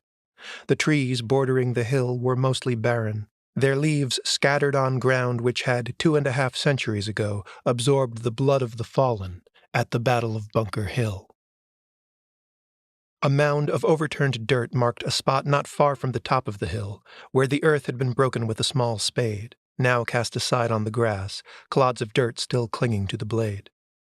The cloaked assembly paused to gaze at the small hole as they passed. Beyond the statue of William Prescott brandishing a sword, the city stretched, towers throwing light at the low cloud cover, the dark thunderheads sweeping inland with lightning in their hearts, and the white cables of the Zakim Bridge fanning down from arches tipped with obelisks that echoed the monument. The houses surrounding the hill were dark and quiet at this deep hour, the gray facade of Charlestown High School across the street from the monument as lifeless as a mausoleum. But the squat stone lodge adjacent to the obelisk, its entrance adorned with ionic pillars, its flat roof topped with banks of upturned lights, was occupied. The brethren had assembled at the appointed time, less than an hour before the equinox. One of the 6 now knocked on the iron door. 131. The door swung open, and Cyril ushered them in. Beyond him, beneath a marble statue of Joseph Warren flanked with flags, lay a National Park Service's ranger, a ginger-haired young man in a gray and green uniform, curled in a fetal position, his wrists and ankles bound in black duct tape, his eyes wide above a gag of the same. "He's here," Cyril said, his eyes alight with boyish glee as he led the brothers and sisters into the echoing candle-lit chamber and closed the door behind them. "Darius has come back to us, and he's magnificent." He waved his hand at a cloaked shape huddled in the corner, a shape crowned with undulating appendages where its head should have been, a shape which cast a shadow dance of writhing gray snakes across the pale wall, white Doric pillars, and marble wainscoting. The figure rose, and crawling shadows retracted and resolved into the shape of a man. A wooden box with brass bands and hinges lay on the floor amid crumbs of dirt. Cold purple light seeped from the cracks in its rotting lid and ill-fitting joints. "He's here." Neil held the curtain aside with a finger. They were at Nina's brownstone, Becca sitting on the couch nursing a cup of hot tea that was doing more to warm her hands than her belly, Django curled at her feet, and Nina leaning against the island counter in the kitchen, smoking a cigarette to calm her nerves. Becca got up, pulled on her coat, picked up her army bag, and walked to the head of the stairs, Django at her heels. Nina extinguished her cigarette under a thin stream of water from the tap and stepped around to touch Becca's arm. "Good luck," she said, obviously self-conscious about the whole situation. Becca knew that the number of boundaries they had breached in the past few hours was staggering. After 18 months of professional distance, here she was in her shrink's kitchen, about to get in a car with the woman's ex-husband, to fulfill a quest that should have them all committed for schizophrenic hallucinations and delusions of grandeur. It felt weird on a grand scale, but it somehow felt weirder to be wished luck by the one person who knew best just how unequipped she was to save anyone, including herself. Nina seemed to sense Becca's fear and the source of it, not the tangible darkness out there in the night, but the personal darkness inside that made her feel too weak to make a difference. The therapist straightened her posture, drew a deep breath, and patted the collar of Becca's coat. Becca felt herself straightening her own spine as their eyes met. "Whatever it is you have to do tonight, just remember that you were meant to do it," Nina said. "You're here because of how you see the world, and you'll know what to do when the time comes." Becca looked at Neil. He looked as terrified as she felt. "See you later, kiddo," he said with a bloodless smile. She nodded and hurried down the stairs, Django shadowing her out the door and into the back seat of the idling car. Brooks met her eyes in the rearview mirror. "How you feeling? Ready?" Becca dipped a finger under the neckline of her shirt, found the chain, and pulled the scarab out. It gleamed in the glow of the dome light, the red gem, the Fire of Cairo, restored in the round bezel between the beetle's pincers. "Yeah," she said. "Ready." She closed the door, the light went out, and the car pulled away. Darius Marlowe carried the dirt-caked wooden box, the box that held the shining trapezohedron, out of the lodge, across the metal grate bounded by spiked iron fencing, and into the base of the monument. The door in the sheer granite facade was ajar, having never been locked for the night. White light spilled into the entrance from the high-powered lamps surrounding the obelisk. The light was hostile to Nyarlathotep in his truest form as the haunter of the dark, but Cyril had figured out how to cut the power when the time came. For now, illumination was needed for preparations. Inside the monument, the winding stair marched upward to the left, spiraling around the central circular shaft, a newel that had once housed an elevator to the observation deck at the top. The elevator, a basket on a cable connected to the steam engine used to raise the granite blocks during construction, had been abandoned and dismantled in 1844 after the first year of service, the shaft covered with an iron grate at the top. At the bottom, the entrance to the newel was shuttered with a gate through which visitors could see a replica of the first temporary monument erected on the site before the obelisk's construction, a marble Tuscan-style memorial pillar topped with an urn filial and fronted with a brass plaque. Darius had used his newfound changeling abilities to great effect on the ranger, terrifying him into divulging the locations of all keys and security features. The chain had been removed from the gate, which now stood ajar. He stepped into the base of the shaft, laid a hand on the marble pillar, and looked up. A hinged metal lid above the pillar lay open in a half-moon shape. Beyond it, the dark shaft yawned. A quarter-mile of cold stone ascending to the observation chamber at the peak. Darius drew a deep breath of the cool, damp air and smiled. The chain Cyril had removed from the gate was coiled on the floor beside a popped padlock. Soon they would use the chain to bind the ranger to the base of the marble pillar, a sacrifice to the haunter of the dark. Darius left the newel and ascended the stone steps, cradling the box against his belly in the crook of his arm, like a baby. It was a long, dark climb, but with the iron handrail for a guide, one didn't need to see to follow the tight winding spiral up and up and up. At intervals, the white light from the halogen floods outside spilled in through narrow ventilation slits too small to be called windows. Otherwise, the stairs were lit only by the sparse violet light spilling from the cracks in the box he carried. The original ornately engraved brass box had been lost after the fall of the Free Will Church, when the stone had been cast into the Narragansett Bay, and simpler housing had been fashioned for the artifact after a dive team hired by a wealthy benefactor retrieved it in the years when the church was operating underground. At length he came to the small observation chamber and found his brothers busy with the preparations. They had hauled tools in burlap sacks up the 294 steps, had cast their robes from their sweat-slicked backs, and now resembled ordinary workmen in jeans, removing the plexiglass panes from the square windows that gave a sprawling view of Charlestown and Boston beyond, and the menacing thunderheads majestically underlit by urban light pollution.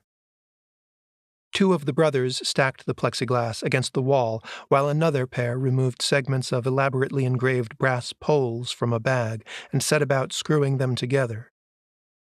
These wands, among the oldest relics in the church treasury, had long been an enigma to Reverend Proctor and his predecessors, but Darius, under the tutelage of Nereus Cherubim, had learned their purpose. The Black Brotherhood, the left-hand inner order of the high-ranking masons who had subtly guided the construction of the obelisk, had equipped the structure with mounting hardware for these ancient tools. The rods were in fact ocular wands with crystal cores designed to channel dark rays from a power source mounted on a tripod at the center of the chamber, direct them out the windows at the cardinal points, and angle them upward from mirrored tips to converge on the pyramidion capstone. All 4 windows had originally been fitted with pairs of iron rings for the exoteric purpose of holding flagpoles in the early days of the monument, when 4 American flags had been draped from them. The flags had been retired when the plexiglass panes were installed for safety reasons, but the mounting rings remained in place. Now, with the panes removed, the brothers extended the brass rods through the windows and fitted them into the rings. Darius inspected their work, setting his eyes to the base of each staff in turn and peering through the crystal cores like periscopes, rotating each until all 4 mirrored tips were focused on the apex of the capstone. The brothers gave him a wide berth in the small stone chamber, then donned their cloaks and descended the stairs one by one as he dismissed them. Alone at the top of the obelisk, Darius transformed, his sinuous appendages blooming and writhing from his human shape. He bent to the floor, gripped the bars of the round iron grate with curled fingers and tentacles, and lifted it from the newel. He set it on the floor with a rolling clang and gazed into the pitch-black shaft. One of the brothers had assembled the brass tripod and leaned it against the wall. He now spread its legs apart and placed it over the hole. Violet light played over the walls from the cracks in the box, as if the stone inside sensed that its time was nigh. He lifted the latch, raised the lid, and the exquisite non-Euclidean angles of the shining trapezohedron dazzled his mind and heart. It was a fist-sized crystal of marbled blood.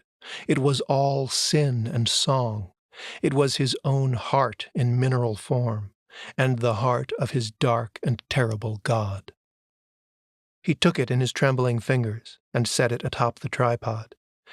He heard the faint strains of a chant on the hill below as the adherents began their circumambulations around the great stone spire on the blood-rich mound. And closer, the inchoate grunts and gag-muted cries of the ranger at the bottom of the well, the chiming of the chains like temple bells as Cyril bound the man to the marble pillar. Darius checked his watch and waited, reveling in the sublime anticipation of the moment, the breath before the plunge. Sweet ribbons of incense wafted up from the black hole at his feet, curled around the glowing stone, and, teasing his alien olfactory glands, lit up his mind like a plasma globe. The black car shot down Starrow Drive beside the river. The road was empty at 3:23 a.m. Becca could only make out vague impressions of the black orb and its tendrils in the darkness to the north, faint stains on the billowing curtains of night. A storm was moving in, and no stars shone. She kept looking at the rearview mirror, trying to catch Brooks's eyes and read something there. He wasn't a big talker, his brow grim and focused, but she needed to know something Nina and Neil couldn't tell her, and needed to know if his answer was truth or lie. So she held the question, suffering under the weight of it, saving it for when they were out of the car and standing face to face, when she could read more than his isolated eyes. "How do you know your people aren't tracking us?" she asked. "I don't, but I know how it's done, so I'm pretty sure they're not." Your wife says you think there's a cultist on the inside? She's not my wife. And yes, I do. So why did she dump you? Becca was pretty sure his deepening crow's feet were connected to a smile. How do you know I didn't dump her? Maybe I got tired of being analyzed. You don't want to talk about it, just tell me to fuck off. Did she say she dumped me? She's not allowed to talk about her personal life. He laughed. It was a lot of things, but mostly my gambling habit. Did you quit? I'm taking a gamble on you right now. Touché. Pretty sure you're taking one on me, too. That's just because I need a ride to Bunker Hill, and I don't have cab fare. From the window, Darius could see the black pharaoh climbing the stairs to the crown of the hill. The brethren were positioned at the quarters, tracing sigils in the air with daggers, intoning the sacred names, and reconsecrating the hallowed ground. Darius wished he could witness the sacrifice of the ranger, but it would take too long to descend the stairs, and he didn't want to miss the moment when his master arrived at the top of the shaft, well-fed, restored to his true form, and reunited with the holy stone that was once his home. Darius had prepared the way, had restored the black speech, rent the veil between worlds. He had reclaimed the shining trapezohedron from the earth and set it in its rightful place, as intended by the church founders. And now he would bear witness, stationed at the left hand of the master, when the stars were right, when that which was below joined that which was above.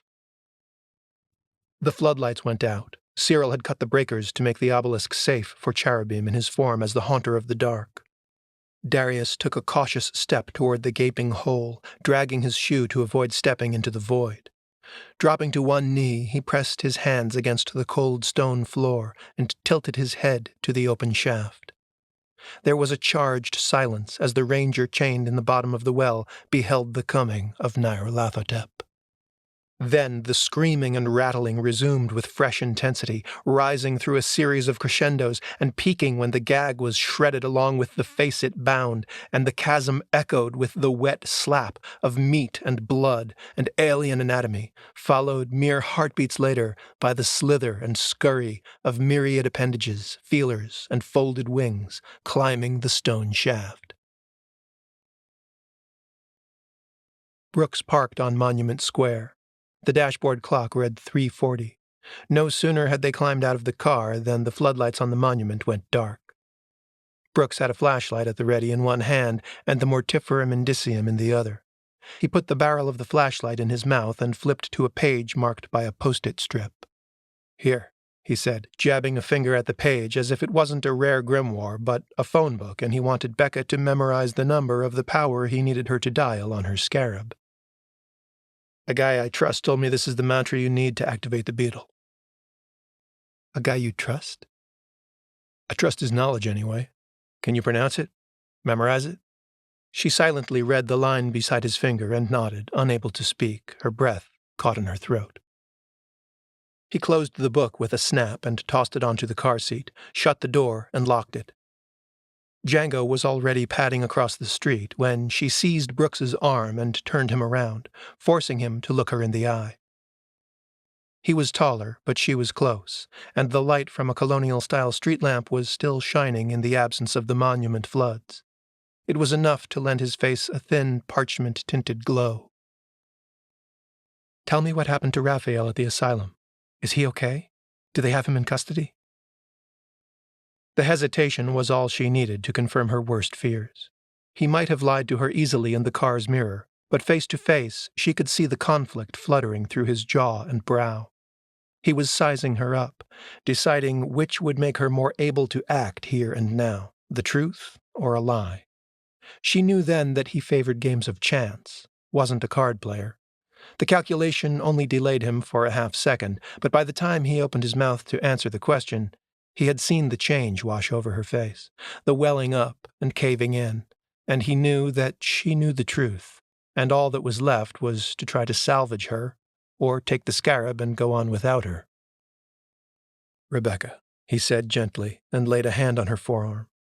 "He didn't die in vain if we end this here. He's the reason you have the ruby. He gave it to the dog.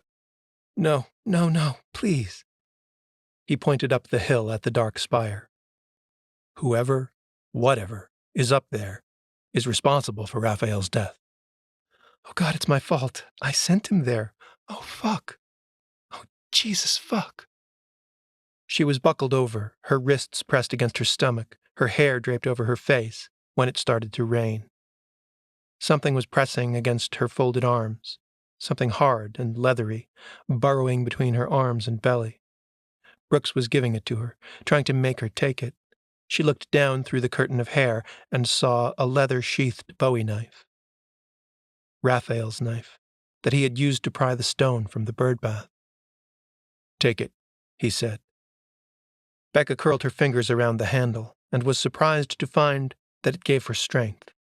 Hot tears were running down her face, cold rain down her hair. She drew a deep, steadying breath and looked at the sky above the monument. The orb was pulsing against the darkness now. It resembled a purple-tinted negative exposure, darkly radiant, with all tendrils converging in a dome over the hill, the higher lines jumping to ride the lower to earth, like loose electricity seeking ground. More purple light flickered from the window at the peak, where something like a brass pipe protruded from the window. Brooks had stowed his torch and was checking his gun in the half-light when a scream ripped the night. He jogged up the stone steps to the crest of the hill. Becca followed on his heels. Two figures in black robes blocked the path to the monument, one brandishing a dagger. Brooks raised his gun, pointed it in the face of the armed one, and drove the pair back onto the grass.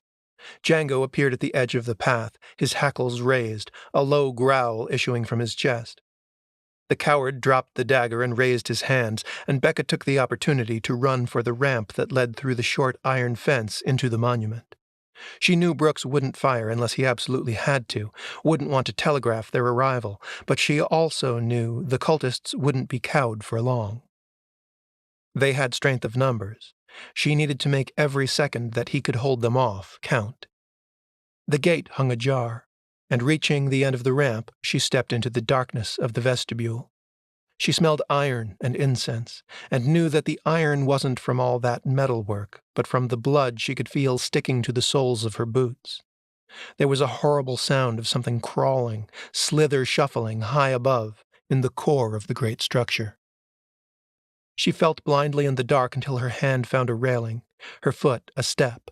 She was on the winding stair with only one way to go now, and up she went, quiet at first, but soon climbing with as much abandon as her stamina would allow, her steps echoing in the spiral vault above, and another sound, a subsonic rumble issuing from the damp granite, always to her right as she wound around the core. She stopped climbing at one of the steel diamond mesh ventilation grates that led on to the central shaft and listened to the horrid sound, the slither and slap of something monstrous. It made her flesh crawl, and there was a moment when it seemed she wouldn't be able to force her feet to take another step.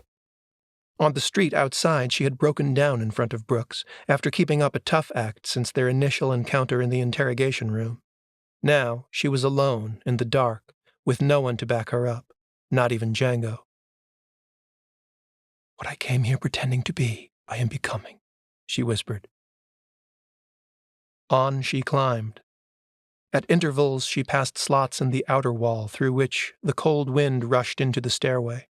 She glimpsed the city lights in the distance, and, invigorated by light and air, she pushed harder, huffing and pulling on the iron rail, rising and turning toward the peak. Rising and turning. A gunshot crackled outside, followed quickly by another. She thought she heard shouting under the hiss of her own labored breathing. She wished she had counted the steps from the bottom, but she knew she wouldn't have been able to maintain the necessary concentration. On she climbed, until she detected a faint, cold light above. She paused to catch her breath, touched the scarab at her breast, and stealthily ascended the remaining steps. There was an iron balustrade guarding the stairwell to keep tourists from toppling down if they misstepped walking around the observation deck.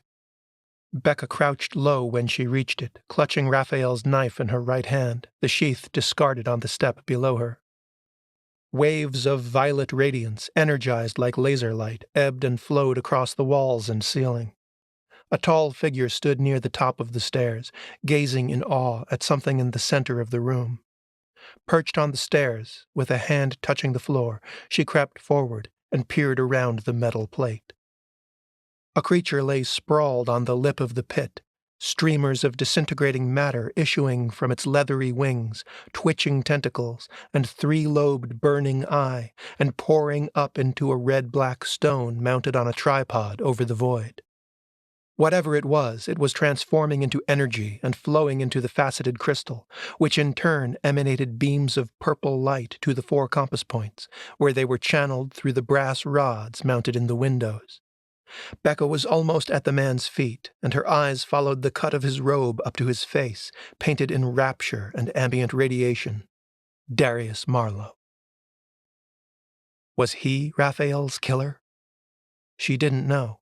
But what did it matter whether Marlowe himself had done the deed at the asylum? He was the one who had started all of this, the one who had unleashed dark forces on innocents all over the city. So yes, he was ultimately responsible for Raphael. Becca bit her cheek at the sight of him and tasted her own blood through clenched teeth. She heard another gunshot, and now through the windows the shouts of men mingled with Django's snarling and snapping on the hill below.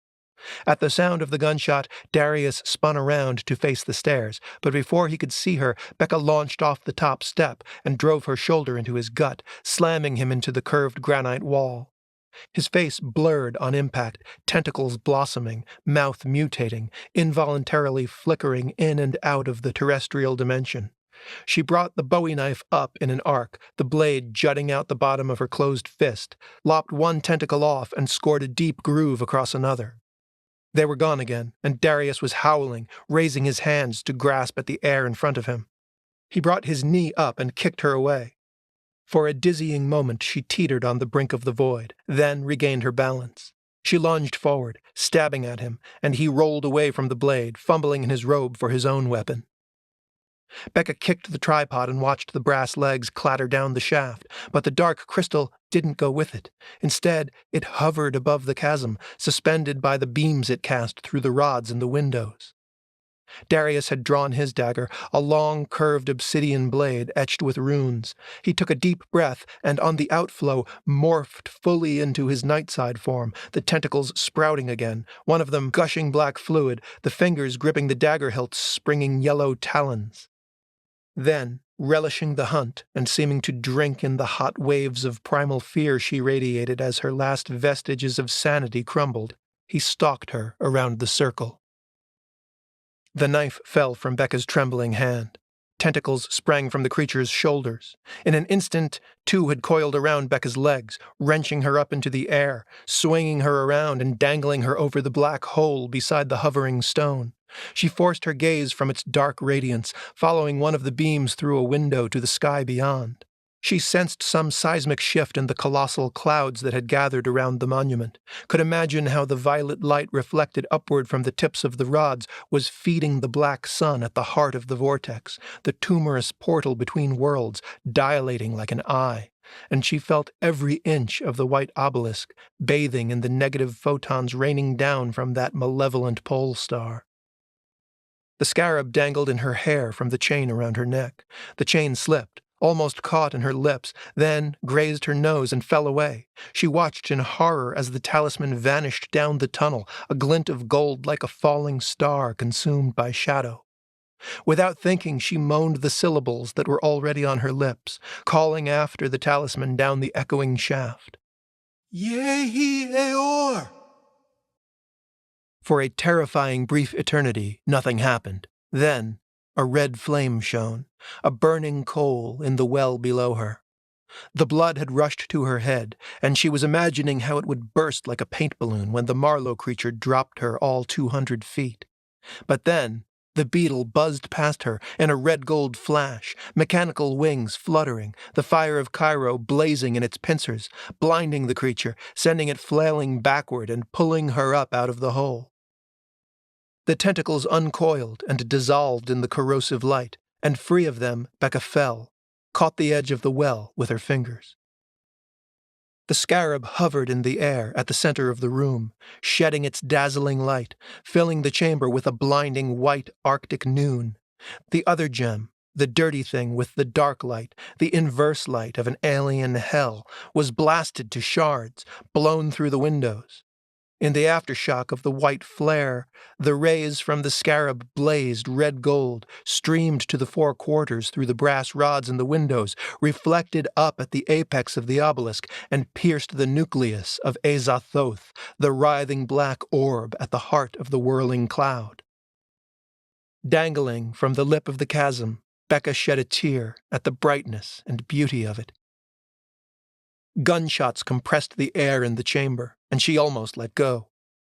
Marlowe jerked back and rolled along the wall, leaving a smear of inky blood in his wake before toppling into the shaft.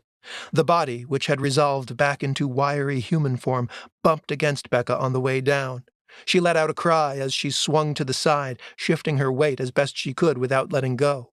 Seconds later, she heard the distant thunder and splash when Marlowe hit the metal lid at the bottom, and then Brooks had seized her wrist and was pulling her up, the scarab still floating between them, flooding the room with light, blasting everything into stark contrast. Becca got her knee up onto the floor and rolled away from the hole, which had terrified her more than the creature. She shuffled her feet, sliding on her butt until her back was against the wall. The light was fading now, as if it were being absorbed into the red gem, fading and dimming to an orange glow that reminded her so much of steel in a forge that she almost flinched when the beetle fluttered toward her and dropped into her upturned hand. But it was cool to the touch. The chamber fell into shadow again as the fire in the ruby faded.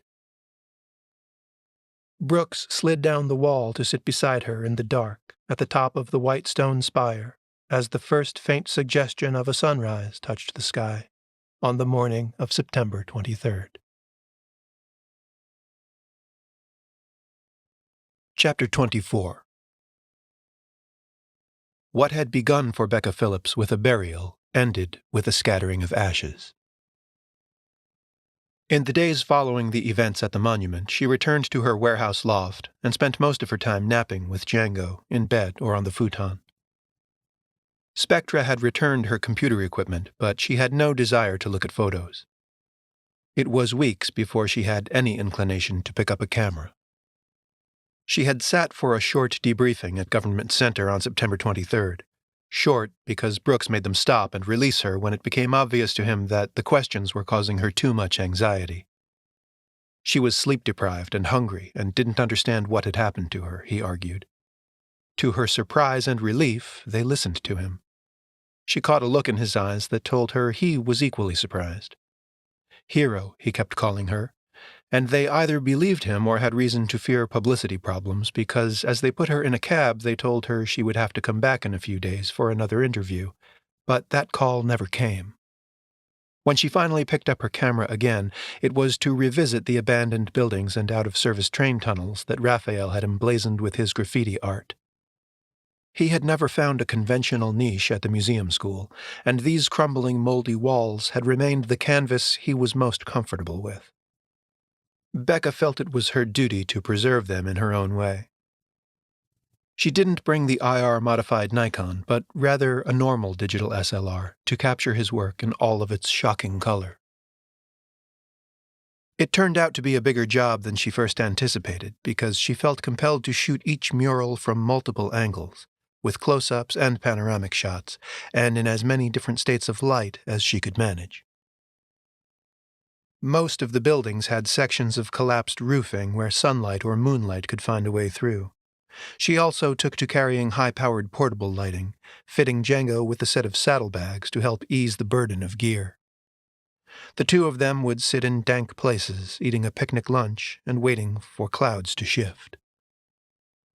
There were fewer clouds over Boston in those first weeks of November, which was odd for the month, but seemed to feel right to everyone on the street, like a cleansing after long suffering. Whether those crisp, sunny days had been bought by sacrifice or were a gift of grace, only a few people knew, and none more than her. And so she waited for clouds. waited for them to cover the sun and smooth the sharp highlights of the painted bricks, waited for them to pass through her heart, but they never did. The new photos eventually forced her back to the computer and back to her archives. Her journal of the expeditions she had taken with Raphael didn't provide enough information to pinpoint the weather and time of day when he had painted many of his pieces, and she wanted to photograph each in the closest approximation of the light he had seen as she could manage. The photos she had taken of him working helped her to puzzle it out, and the project occupied her mind and hands and kept her from thinking too much about what might lie behind the walls or the sky. Some nights she woke in the deep hours with the fierce imperative burning in her mind that she should destroy every infrared photo she had taken during the crisis and triple wipe the hard drives. But she couldn't erase her own memory, so why bother with the computers? Even the thought of letting the cursor arrow hover over those folders chilled her. What if she was tempted to open one? What if she opened them all? And what if she saw things in those photos that she hadn't seen before? As winter came on with the first flurries, she wore the beetle always and everywhere, sleeping, showering. And it troubled her that now, after the monsters had been banished, she was more afraid of them than she had been during the season when they had walked the streets of the city. But there hadn't been time for fear then, and things you could see would always be less dreadful than those you couldn't. She haunted the abandoned places through November until she could no longer deny that she had all the photos she was going to get and was only lingering to feel close to him. And then she realized how little was left for her in Boston.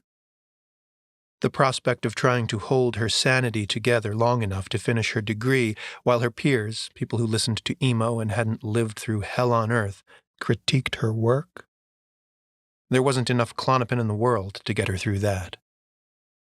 She hadn't seen Nina since the Equinox either. Every time she scrolled past the name in the contacts list on her phone, she felt weird. The relationship had changed, and there was no going back. By Thanksgiving, she was thinking of getting away for a while, and then Brooks called and gave her the excuse she needed and the destination to go with it. "How would you like to do a job for me? Includes airfare to a sunnier clime." "Is this a SPECTRA gig?" "Sort of." He paused. "I'll understand if it would be upsetting for you, but I figured it might give you a chance to do something you'd want to do anyway. Also, way I see it, we kind of owe it to you." "Okay, out with it already." "We've been back and forth with Raphael's mother, Estella, in Brazil. Apparently he once told her that he wanted to be cremated. She was against it, would have preferred burial, but not enough to refuse his wishes. The U.S. government is treating him like a fallen hero of a covert war, and we've offered to take care of the cremation here in Boston. We would have flown her up for it, but she doesn't want to come. She only asks that his ashes be taken to Brazil so she can scatter them where he wanted. I'm not trusting an airline with this, and I'm sure as hell not handing it off to FedEx. Thought maybe you could deliver them personally." She couldn't speak for a good minute after that, but the sniffling must have kept Brooks on the line, let him know she hadn't hung up on him. Finally, she said yes, she would go, if he would take care of her dog while she was away. He told her it was a deal.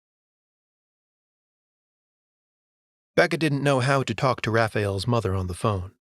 Even after all that she'd been through, the thought of telling a woman she'd never met that she was responsible for her son's death terrified her more than anything. She hated phones. Having a conversation about anything of significance without eye contact, facial cues, body language, it unnerved her and always had. She could have turned down Brooks's offer, could have stayed out of it entirely, but she knew she needed to go. Not just to be there when the ashes were scattered, but to face Raphael's family, to own up to her role in his death, and try to explain what he had died for, if that was at all possible, which she doubted. They would likely send her away cursing and screaming at the insane American, the art school slut who must be a delusional drug addict. And she was loath to admit it, but she actually felt better knowing that Brooks had her back. Estella had been in communication with SPECTRA, had already heard some version of the story that lauded Raphael as the hero he was, and had processed it, The woman knew that a friend of Raphael would be sent by the U.S. government to deliver the urn, and Becca hoped that counted for something. So she was grateful for the opportunity, but when she met Brooks at the crematorium in Andover, she found that she had little to say to him. Small talk seemed impossible after what they'd been through, and any talk in the presence of Raphael's body would have been irreverent anyway. She watched the box roll into the flame chamber in silence and touched the stone in the scarab at her breast while he burned. In the parking lot, Brooks asked her if she wanted to get coffee, and she accepted. At a nearby cafe, it felt a little less weird that they weren't discussing Raphael. Becca wrote directions for Django's care and feeding on a pad she kept in her camera bag, tore the sheet off, and handed it to him. "That's some dog you got, Becca. Braver than most people." "I think most dogs are," she said. "They rise to the occasion and put on a tough act no matter what, but yeah, he's a keeper." The silence spun out. Becca thought about the other occasion they had spent together, in and around a helicopter in Back Bay, when the fabric of reality was fraying around them for the first time, and she realized they had nothing normal to talk about whatsoever. "How's Tom?" she asked. "That guy in the helicopter you took along for a set of eyes? You keep tabs on him?" Brooks nodded, fiddled with his watch band. "Yeah, we check up on everybody. He's good. The drug therapy, Nepenthe, it seems to have worked. None of them remember what they saw, and no one has claimed hallucinations or nightmares in the follow-ups." He stared at the scarab as he spoke, and she knew he wondered if no one saw anything because of the drug treatment or because she had banished the darkness with magic she herself still didn't quite understand. He's going to be a father, Tom. He and his wife are expecting in April. He seems to be looking forward. I'd tell him you asked after him, but I doubt he'd remember who you are." Becca squeezed a lemon wedge into her tea. "Do you think I should have had a dose? They wanted me to, didn't they?" Brooks looked out the window. "Yeah, they thought wiping your drive might be a good safety measure." "But you intervened." It wasn't a question. He sighed, stared at his car on the street where the cedar box containing Raphael's ashes lay in repose behind tinted glass. "When you lose a friend who died a hero, you should get to remember why. Not to mention remembering what you did for everybody." "You calling me a hero?" "Somebody has to. Not like you're going to be on CNN. Thank God. Do you ever think you should have had a dose? You ever want to forget?" "Yes and no. I want to forget a lot of it, but not all of it. If I'm going to be haunted by it at all, I want to understand at least as much as I do, so I guess I'm stuck with it." "What about the others? Does Tom seem haunted by it at all? Even in a vague way?" "Hard to say. I didn't know any of these people before they were witnesses, so maybe he was a little off to begin with, right? A lot of people have some depression or sorrow in their past. I don't know. I couldn't say. Not like the world was a perfect place before the monsters broke through." According to Estela Moreno, her son wanted to be scattered at Iguazu Falls, a UNESCO World Heritage Site and one of the new 7 wonders of the natural world. Situated deep in the rainforest on the tri-border of Paraguay, Argentina, and Brazil, the falls were a major tourist attraction, with an airport just 30 miles away. SPECTRA offered to fly Becca direct to Foz do Iguaçu International on a private jet, but she politely declined, insisting instead on a flight to the sprawling metropolis of Sao Paulo, Raphael's hometown. She wanted to meet his mother at her home so that the poor woman could decide for herself whether to send her away or invite her on the pilgrimage. It would be a 16-hour bus ride from the city to the falls, and that felt right to Becca. Flying seemed too easy. She wanted a journey. If Estela allowed her to come along, the ride would give them time to get to know each other. And if she were turned away at the door after presenting the cedar box, at least she would leave, having seen where he came from. In the end, her anxiety was unfounded.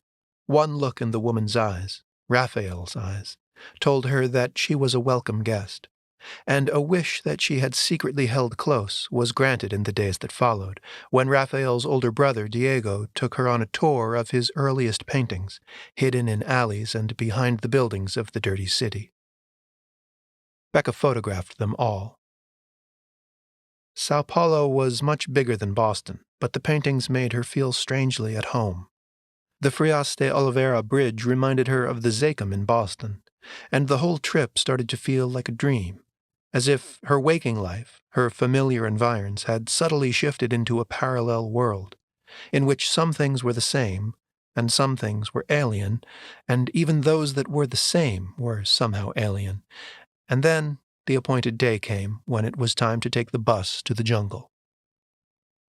She was grateful for the change.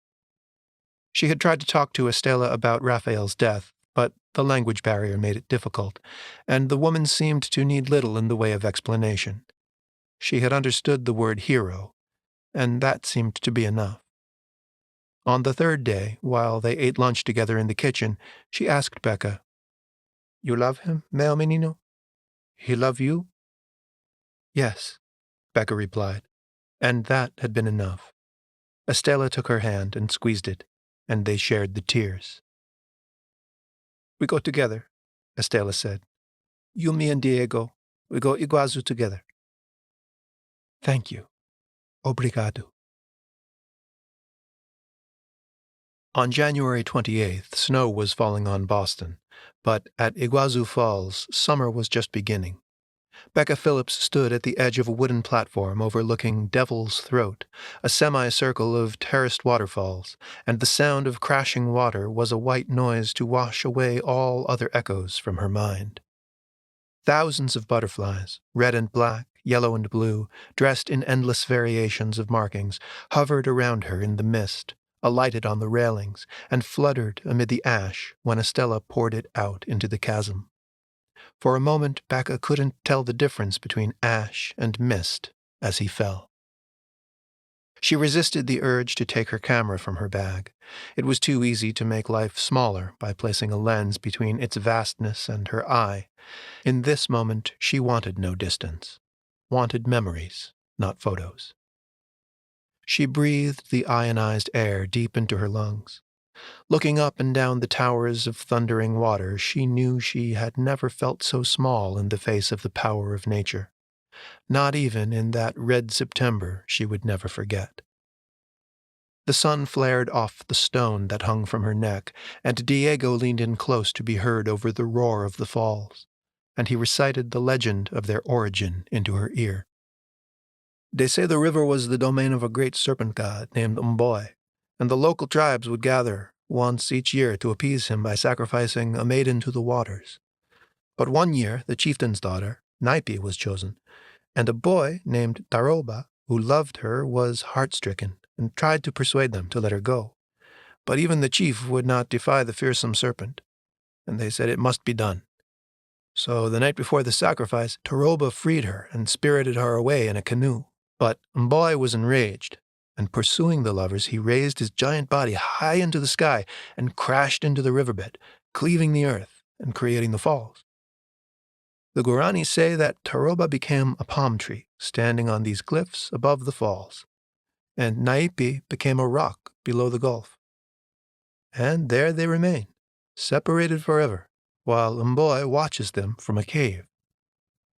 But on sunny days like this one, a rainbow bridges the distance, connecting them once again." Becca cast her gaze over the falls, over the iridescence of the rainbows and the butterflies, the vast swaths of lush green jungle, and thought about how it would be summer here for months, and the water on the coast would be blue, and even when winter came, the days would be long. She wondered if Brooks could call in another favor and have Django put on one of those private jets. After all, the dog was a hero. When the house in Arkham sold, her uncle would send her enough to live on for a while, and maybe by then she'd have sold something to National Geographic. A girl could dream anyway. Boarding the bus back to Sao Paulo, Becca noticed the driver fiddling with the antenna on a transistor radio. The box hummed and crackled, blasted a vulgar buzz as the aluminum rod searched the sky for the right frequencies. At last, a signal came through, faint and fuzzy at first, then clear and bright. It was the guitar intro to Here Comes the Sun by the Beatles. Chapter 25. Brooks sent the dog to Brazil and moved on to getting caught up in the lives of new strangers, most of them hapless witnesses to the strange sciences that threatened civilization periodically, while the sane people of the world carried on in blissful ignorance of the shadows beyond the cold light of the collective digital campfire. But he smiled whenever he received a postcard from Becca, and he kept tabs on the Harvard, Copley, and Back Bay witnesses, especially Tom because Becca had taken an interest in him, and if she asked about him again, Brooks didn't want her to think he didn't care. Tom and his wife Susan's baby arrived 2 weeks early on March 30th, a healthy boy weighing in at 6.8 pounds, 19 inches. They named him Noah. Brooks called ahead and dropped by their condo 3 weeks later with a basket of food for the sleep-deprived couple. They seemed happy, and Tom had gotten used to Agent Brooks as a fixture in his life, albeit a rare one, even if he couldn't quite remember exactly what they had done together, and understood that he probably never would. Brooks made himself scarcer after the baby came, but he still called every 5 or 6 months. On one such call, around the holidays, Tom mentioned that Noah had spoken his first word, banana. Brooks could hear the pride in the man's voice. Mama or Dada would have been nice, but those could be gibberish. Banana is a real word. I mean, it was clear as day. That's great, Brooks said. First word. He'll be crawling before you know it. Oh man, yeah, that'll be chaos. Yeah, before banana it was all gibberish. The sounds babies make. It almost sounds like a language sometimes. Makes you wonder what he thinks he's saying. Brooks felt a chill, like a trickle of icy water had been poured down the collar of his shirt. He licked his suddenly dry lips and asked, "What kind of sounds?" Just sounds I didn't even know humans could make, like, I don't know if I could even remember an example well enough to mimic it. Some of it repeats, though, like, oh yeah, Cthulhu Relye Wagnagel Fatong. That's a piece of something he says a lot. Funny, huh? You still there, Jason? Brooks still held the phone, but he had half forgotten it as he walked to the window and looked out over the icy gray city, wondering how many other babies had been born to people whose ears had been infected with those infernal harmonics. He was looking at the silver line of a contrail and the shadow it cast against the burnished gunmetal cloud cover, and thinking about what might lie in wait behind the sky. This has been Red Equinox by Douglas Wynne, narrated by Douglas Wynne. Copyright 2015.